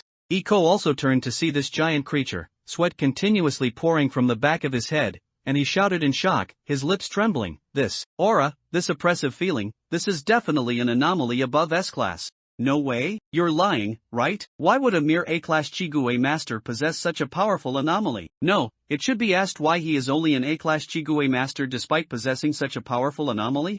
Isn't this just a pure scam? How exactly does the Otherworld Association rate things? Why is such a powerful Chigue Master's rank suppressed to A-class? Aren't they afraid of angering this Chigue Master? Jiayu slowly walked over. In contrast to the 10-meter-tall, fierce-faced evil god, he exuded a gentle demeanor with a warm smile, creating a huge sense of contrast. It gave people a very disconnected, unreal feeling. Iko somewhat doubted, was this really the anomaly Jiayu contracted? Or was it released by a powerful Chigue master hiding to support him? But that doesn't make sense. Iko, with a cold sweat on his face, asked bravely, why weren't you affected? Jiayu, affected? Are you asking why my personality didn't become paranoid and insane? Jiayu sighed slightly, and pressed his forehead. Who says there was no effect? I haven't felt such an uncontrollable surge of anger and killing intent in a long time. He frowned deeply, his expression one of forced restraint. I've always been restraining my emotions, because this fellow is truly too difficult to control. I didn't expect to happen to meet an opponent like you who can manipulate other people's emotions. Jiayu looked at the evil god with a headache, seemingly unable to control its actions. It seems a big commotion is unavoidable. He deftly distanced himself, leading Jiang Tianzong and Su Zhou out of the battlefield. Iko and Qing Yuan both looked terrified. They also wanted to leave, but the out-of-control evil god had already fixed its gaze on them. The massive hammer struck down, and the resulting air current directly blew away the green trees on both sides. The two frantically dodged the evil god's attacks. However, the evil god's attacks were too powerful. Despite wielding a giant hammer, which should have made its movements slow, its offensive showed no signs of slowing down. They had to exert all their strength to escape the giant hammer's attacks, to avoid being smashed into a pulp. Even so, they were covered in wounds from the splashing debris. Iko continuously activated his anomaly. His eyes had turned black-red, and black patterns even crawled onto his face, symptoms of being corroded by the anomaly. If this continued, the anomaly within his body would likely go out of control. Iko anxiously shouted, is it not ready yet? Qing Yuan angrily replied, just stall for a while longer. You messed things up, and now I have to clean up your mess. I can't hold on much longer. If you can't hold on, then die. Here it comes again. The two had completely lost their initial arrogance. They no longer cared about their dignity. Surviving was the most important thing. Jiang Tianzong watched in shock as two enemies, whose strength was comparable to A-class Chigue master, were chased frantically through the streets. Captain, this is too amazing, isn't it? Su Zhou silently nodded. This level of strength was far beyond A-class. Jiayu gave a helpless smile. Actually, it's like how Su Zhou contracted the evil curse grade Weird Hand. But his initial rating was E-class. Only after he fully controlled the Weird Hand and used the strange domain was he officially rated B-class. Although I contracted the Calamity class evil god, I can only unleash less than 1% of its power, so naturally, I can only be rated as an A-class Chigue master. Jiayu winked at Jiang Tianzong and the others, saying humorously, you could say, I still have a lot of room for improvement. Su Zhou nodded, team leader Jia, you can't control it, can you? Jiayu was a little surprised. That observation was truly sharp. He readily admitted, that's right, I can't control it yet. Jiang Tianzong silently turned his head to look at the evil god, which was like a demon god descending, seemingly toying with the two scurrying like rats. Was it acting on its own consciousness, then? It is said that the higher the level of the anomaly, the stronger its self-awareness. Some anomalies even possess intelligence and the ability to think like humans. He hadn't expected it to be true. Su Zhou, then can you still recall it afterwards? Jiayu waved his hand, don't worry, that much is possible. If it went berserk every time it was released and couldn't be recalled, I probably wouldn't be able to go on missions alone. At the very least, he would need a teammate with the strength to suppress a rampaging evil god. Otherwise, if Jiayu went on one mission and the evil god rampaged once, would this world still be salvageable? The destruction caused by other anomalies probably wouldn't even be as great as the evil gods. Su Zhou relaxed. Jiayu greatly admired this newbie. He had good skills, potential, a calm demeanor, keen perception, and strong thinking ability, a promising talent. As long as he could survive, he would surely become a powerful expert guarding a region in the future. Jiayu patted Su Zhou, if you can't stay in the Matter Reversal Alliance, you can come find me in Amber. The Matter Reversal Alliance was the Chigue Master Squad Bai Zua joined. As a newbie brought into the Otherworld Association by Bai Zua, Su Zhou naturally joined the Matter Reversal Alliance as well. Jiang Tianzong glanced at Su Zhou, not objecting. He even somewhat looked forward to Su Zhou joining. After today's battle, he recognized Su Zhou's strength and finally no longer thought of Su Zhou as someone who relied on luck to contract the anomalous and then on Bai Zua's connections to get promoted. Su Zhou was very strong, stronger than him, and was currently a goal he needed to pursue. Su Zhou firmly refused, sorry, Bai Gu is still in the Matter Reversal Alliance, and I will not withdraw. Jiayu didn't mean to pressure him, he just smiled, said he was welcome anytime, and then looked towards the battlefield. He was observing the battle there. Judging by his tense expression, he should also be trying to control the evil god from destroying the surrounding buildings too severely. Jiang Tianzong pulled Suzhou over. Do you know what kind of monsters are in the Matter Reversal Alliance? Suzhou was a little bewildered. I haven't met the other team members yet. Listen to the name of this team, Matter Reversal Alliance. It actually comes from matter reverses at its extreme. Everyone in there is a group of rebels. If they weigh 100 gene, they'll have 120 gene of rebellious bones, and the extra 20 gene are carried in their hands as weapons to attack people. Jiang Tianzong made a gripping gesture and, with a fierce expression, swung his hand, expertly demonstrating what the people in the Matter Reversal Alliance were like. Even with Suzhou's current composure, he couldn't help but feel a little speechless after hearing that. This description was too exaggerated. But compared to Baizu's personality, if everyone in the Matter Reversal Alliance had that kind of personality, then Jiang Tianzong's description was actually restrained. Suzhou found it hard to imagine a scene where a group of people with Baizu's personality ran rampant everywhere. Would the Otherworld Association really not be overthrown by these people? At this moment, he offered his admiration to the president, whom he had never met but greatly respected. Too strong. A president who could suppress such a group of people was truly worthy of being the president. Suzhou thought carefully for a moment and finally understood why someone with Bai Ji's personality would join a team that represented rules and constraints. If everyone in the team had that kind of personality, then it wasn't hard to understand. Suzhou just thinking about having to get along with a group of people with such personalities made his head ache. No wonder team leader Jie said he could come to Amber if he couldn't stay there. Still as gentle and tolerant as ever, he even considered this point. Of course, after seeing the anomalies released by Jieyu, no one would still think he was a good-tempered person. After all, regardless of one's inherent personality, the influence of anomalies on a Chigue master was widely acknowledged. Possessing such a terrifying evil god as a contracted anomalies, and still naturally believing Jieyu to be a good-tempered old man, then there was no room for complaint if one was tricked. The evil god let out a bizarre laugh that caused the brain to vibrate and sting. It was still excited about being let out for a long time, and it was rare for it to have the leisure to slowly toy with the two little bugs beneath it, instead of instantly crushing them. But even so, both Iko and Cheng Yuan were struggling. An overwhelming and powerful pressure bore down on them, like a mountain pressing on their bodies. The immense anomalous aura constantly stimulated their bodies, making their already unstable bodies, eroded by their own anomalies, even more dilapidated. Cough, cough. Iko continuously vomited blood, which soaked his clothes. The black marks on his face had already begun to spread towards his neck. Clearly, the evil god's current teasing was partly influenced by him. However, he was already on the verge of collapsing. The frequent use of his abilities had already increased his burden. For ghost masters like them, the price of using anomalies was inherently higher than for Chigue masters. Iko's vision blurred, and in a daze, he even saw a series of fleeting images flash before his eyes. Cheng Yuan finally used his ability at this moment. A flower bud emerged from his right eye and devoured his eyeball. Its ability to store objects indicated that it possessed spatial attributes. As long as a price was paid, it could even achieve instantaneous movement or spatial transfer. He paid the price of one eye. The surrounding spacetime began to twist. Cheng Yuan pulled the almost out-of-control Iko, just as they were about to step into the newly formed passage to escape. The evil god, who had been toying with the two bugs, also sensed this spatial fluctuation. It instantly realized the two bugs' intention to escape. So, it waved its second hand. In its hand was a faintly visible sword. As the sword emerged, the previously established passage shattered like glass. Cheng Yuan suffered a backlash, spat out a mouthful of blood, and collapsed. Iko frantically pulled him. Hey, are you alright? Messing up at this critical moment. It's over, we're both going to die here.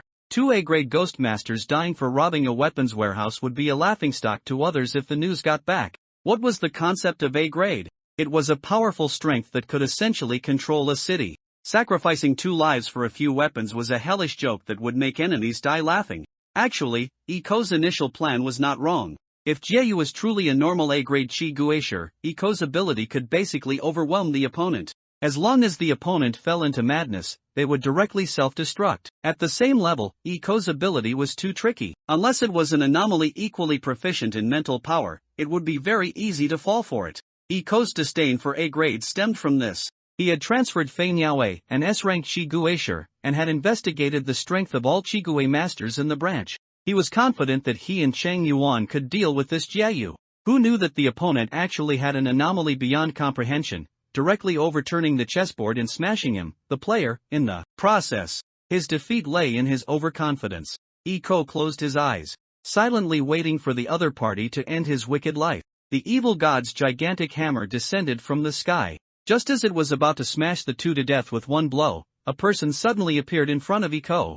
He was also wearing a black robe and long clothes, with a black mask on his face. On the mask was a cross-shaped sharp sword piercing a struggling giant snake underneath. The giant snake subtly hinted at the world and metaphorically represented the Otherworld Association. Such a symbol, a cross-shaped sword piercing the giant snake, also implied that this was a world-betraying organization, a doomsday organization, completely contrary to the aims of the Otherworld Association. He raised his hand, and the descending giant hammer instantly stopped. It seemed he had done something to block the hammer's descent. Iko wondered why so much time had passed, and he still hadn't felt the pain, so he opened his eyes. He saw the person blocking him and excitedly shouted, "Leader?" The leader waved his hand again, and with Iko and Qing Yuan, disappeared from the spot. The evil god, having lost its target, was somewhat angry and annoyed. Just as it was about to attack a nearby building to vent its frustration, it was forcibly recalled by Jiayu.